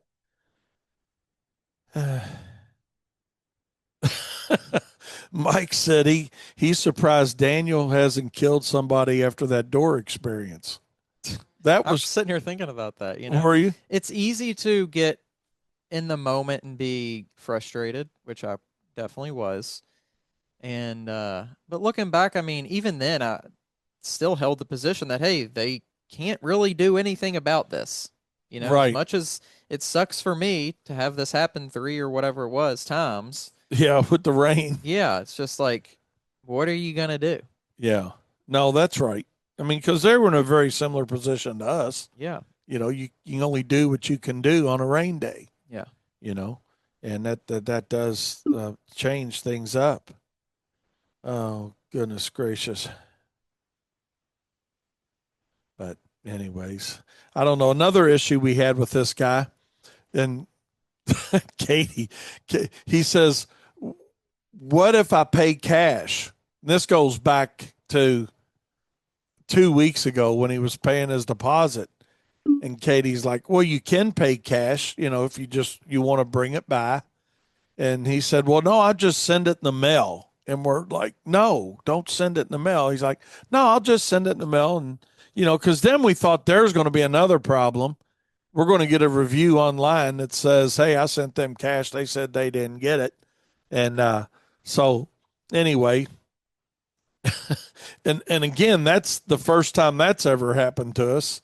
That somebody wanted to pay cash, but then the problem was going to be, hey, or okay, fine, run it by, or we'll pick it up, or whatever, Yeah. That's even problematic depending on your situation, whether they drop it by or not. You could easily always make that claim, oh, well, I dropped it by their business, and they said that they didn't, whatever. So anyway, after he said he was going to mail us the cash in, about 3 or 4 days later, we get an envelope that he mailed. We open it up, and it's a check. Maybe. And second thoughts like on it. He didn't. Yeah, but then we're thinking, okay, the guy got smart, and realized, hey, man, I'm not going to put cash in the mail. So today, this guy's story just keeps going, y'all. Just keeps getting better. Yeah. So today, we'll save the today we go out to do the work side of this, but and the job got completed this morning, because he really was on our schedule board for today. Him crying didn't get him moved up. He was scheduled for today because that was within that 7 to 10 day time frame, and had not requested a call ahead. That's the other side of it, because y'all know how that works, right? People want to call ahead. Fine, you'll call them, let them know when you get them scheduled. But he hadn't requested a call ahead. But and we're not going to suggest that to people. Hey, do you want that? Because that y'all know what the call aheads are a pain in the butt. They really are. But anyways, he calls after the fact and he said, hey, your guys were here, your guys left. I was planning on paying them, but they're already gone. I need a revised invoice. I never got a revised invoice for what my cash amount was going to be. And we're like, so you didn't pay cash. I mean, a check made to Wayne's Lawn Service. Was his? We don't know yet. We hadn't talked to him. We're scared to Okay. call him. No, not literally, but Yeah. It's like probably not going to be a fun thing. It's going to be a conversation. A check's not cash. If you want to pay cash, hey, you've paid your deposit. We'll subtract the deposit, and you can pay the balance in cash and save your 6% or whatever, 5%, 3%, whatever the discount was for doing cash. But I'm sure that's going to be its own conversation. Well, I did pay cash. No, a check's not cash. So another thing he didn't understand was on the cleanup. And here we go again. We're going to just touch on this. No, I'll tell you, no, we're not, because we're already over time. But you guys in a profit circle join us tonight for the other part of the conversation. The rest of the story. With the rest of the story, we'll have the Paul Harvey part of the story, as somebody that listens to us told me one time that, I didn't know the whole story, so shut the hell up. But I think I did have a pretty good handle on the story. So, but anyways, that's nor here nor there. But it's been quite the adventure. So we all work with customers like that. Sometimes we feel like killing them, right? I mean, not this guy particularly. He ain't got that bad yet, but Shirley, how about you guys? How many of you guys have had situations like this? I want to feel like, Craig right now, know that we're not out in the water alone. How many of you guys have had these weird situations like this? I know we can't be the only ones. No way it's only. And Mike said he probably expects 50% off. Absolutely. It was like one time, speaking of discounts, oh my God. Oh Lord, I just got a neat text from it says, hi. They sent a hell of a text out here. I'm Evelyn from the Indeed's hiring team. We have an exciting remote job opening tonight. Do you need candidates? Oh my God. No, thank you, Evelyn. We'll have to figure out how to get rid of Evelyn. But God, I lost my train of thought. What was I talking about? Discount. Discount. Yeah. Said he probably wants 50%. What about people that want to pay you with gift cards? I'm like, that could be a fun topic. That we're going to write Especially that when it's down. to your own service. Yeah. Yeah. I told a guy one time it was fast food. I hate working with fast food. I just do. Matter of fact, that we don't very much. I mean, if we do, it's only by accident. Matter of fact, we're trying to do a little business with Chick-fil-A, but they got a really good understanding of business and business models. So but they're not fast food. But they're not fast food. They're food fast. That's true. That was a nice little shout out for them, Daniel. But I had these guys. It was Taco Bell. That's who it was. It was Taco Bell, and this goes back many years. But they're like, "Hey, can we pay you 50% in food coupons? What the hell? Gift cards, food cards?" And I'm like, "No, absolutely not." I said, "I appreciate the offer, but we want to be paid with cash, and we'll buy what we want to with it." Basically, I don't even remember how I said it, but that was the gist of it, And I don't know why people want to get creative with lawn and landscaping businesses or service businesses in general. and think, number one, we're starving to death, so you're gonna work us down on pricing because of that, and or make us do some things that aren't ethical. And I'm not saying taking a food coupon is not ethical, but I mean, you guys know what I'm talking about. They get very creative with some of this sometimes. So, anyways, good Lord. See, Mike says, can you imagine being paid with $300 worth of hot sauce pouches? True that, man.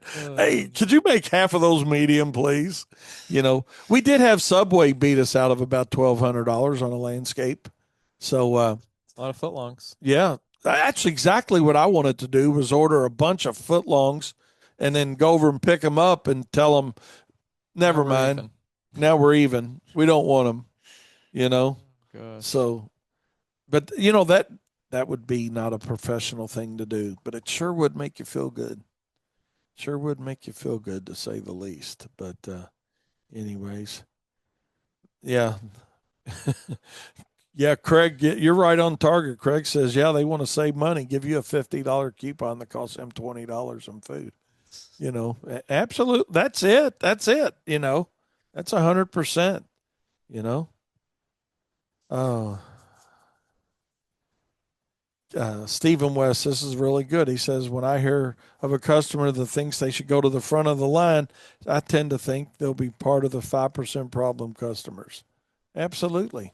So to wrap that up, is there anything that you would not, of course, every time, but as a one-off, is there anything that you would accept besides money, let's call it?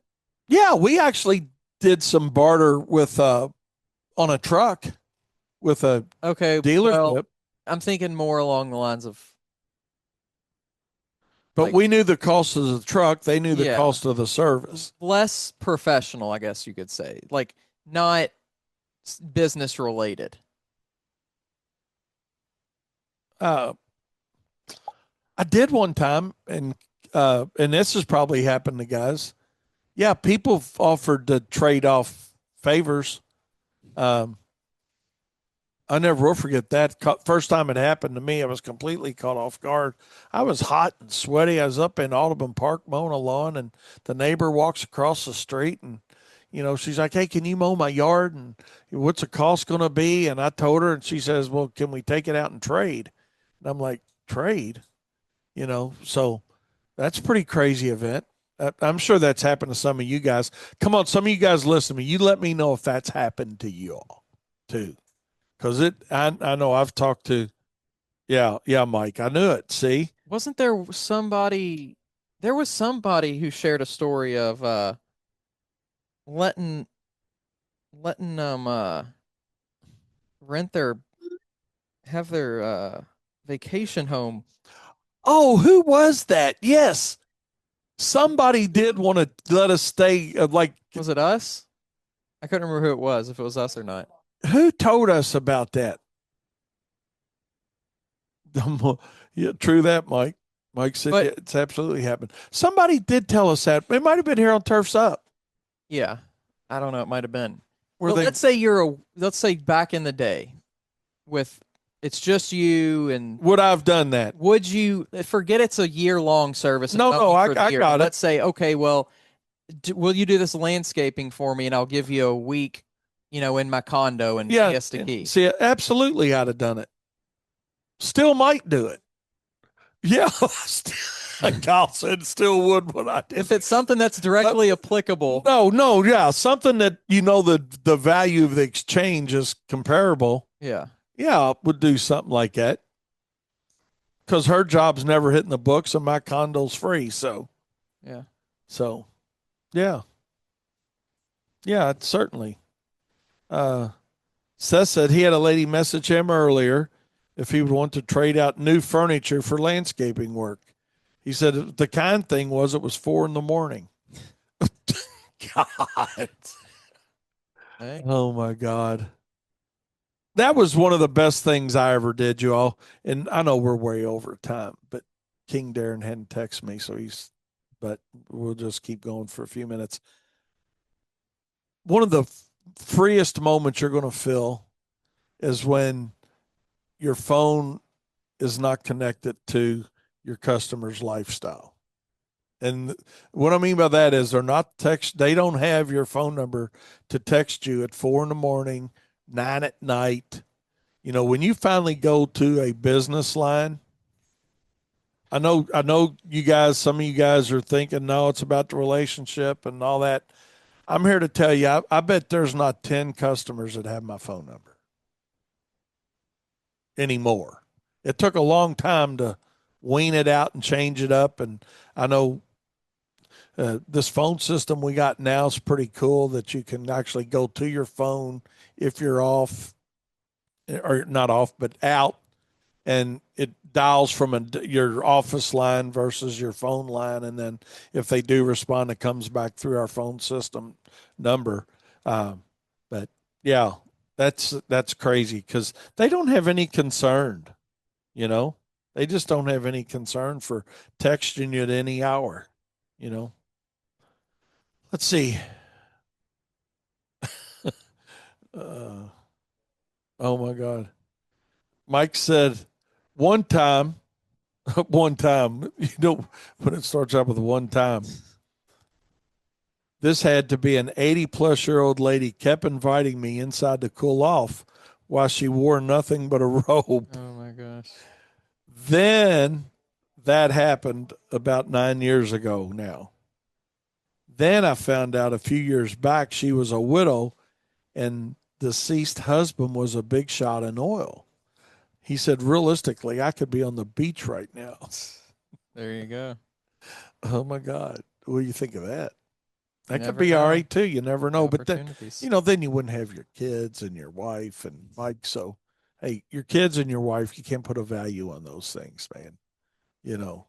Although sometimes we try, but Insurance can.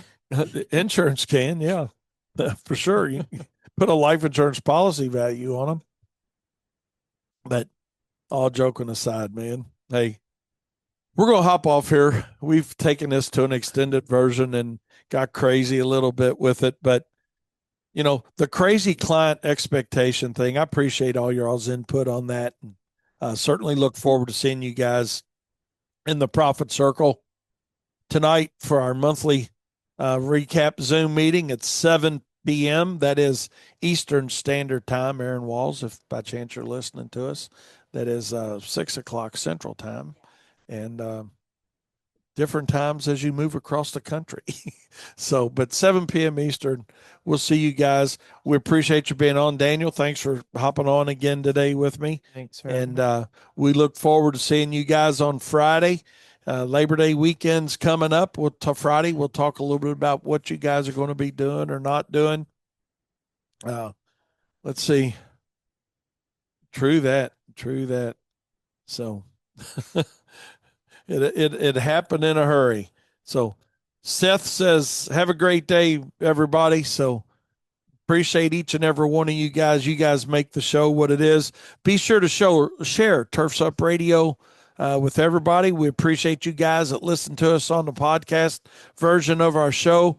All we ask is that, if you don't mind, next time you're on the podcast or wherever you listen to it, leave us a rating and a review. We'd certainly appreciate it. And also on our Profits Unlimited podcast, we'd appreciate that. So with that being said, hope you guys have a great rest of your day. Look forward to seeing everybody tonight.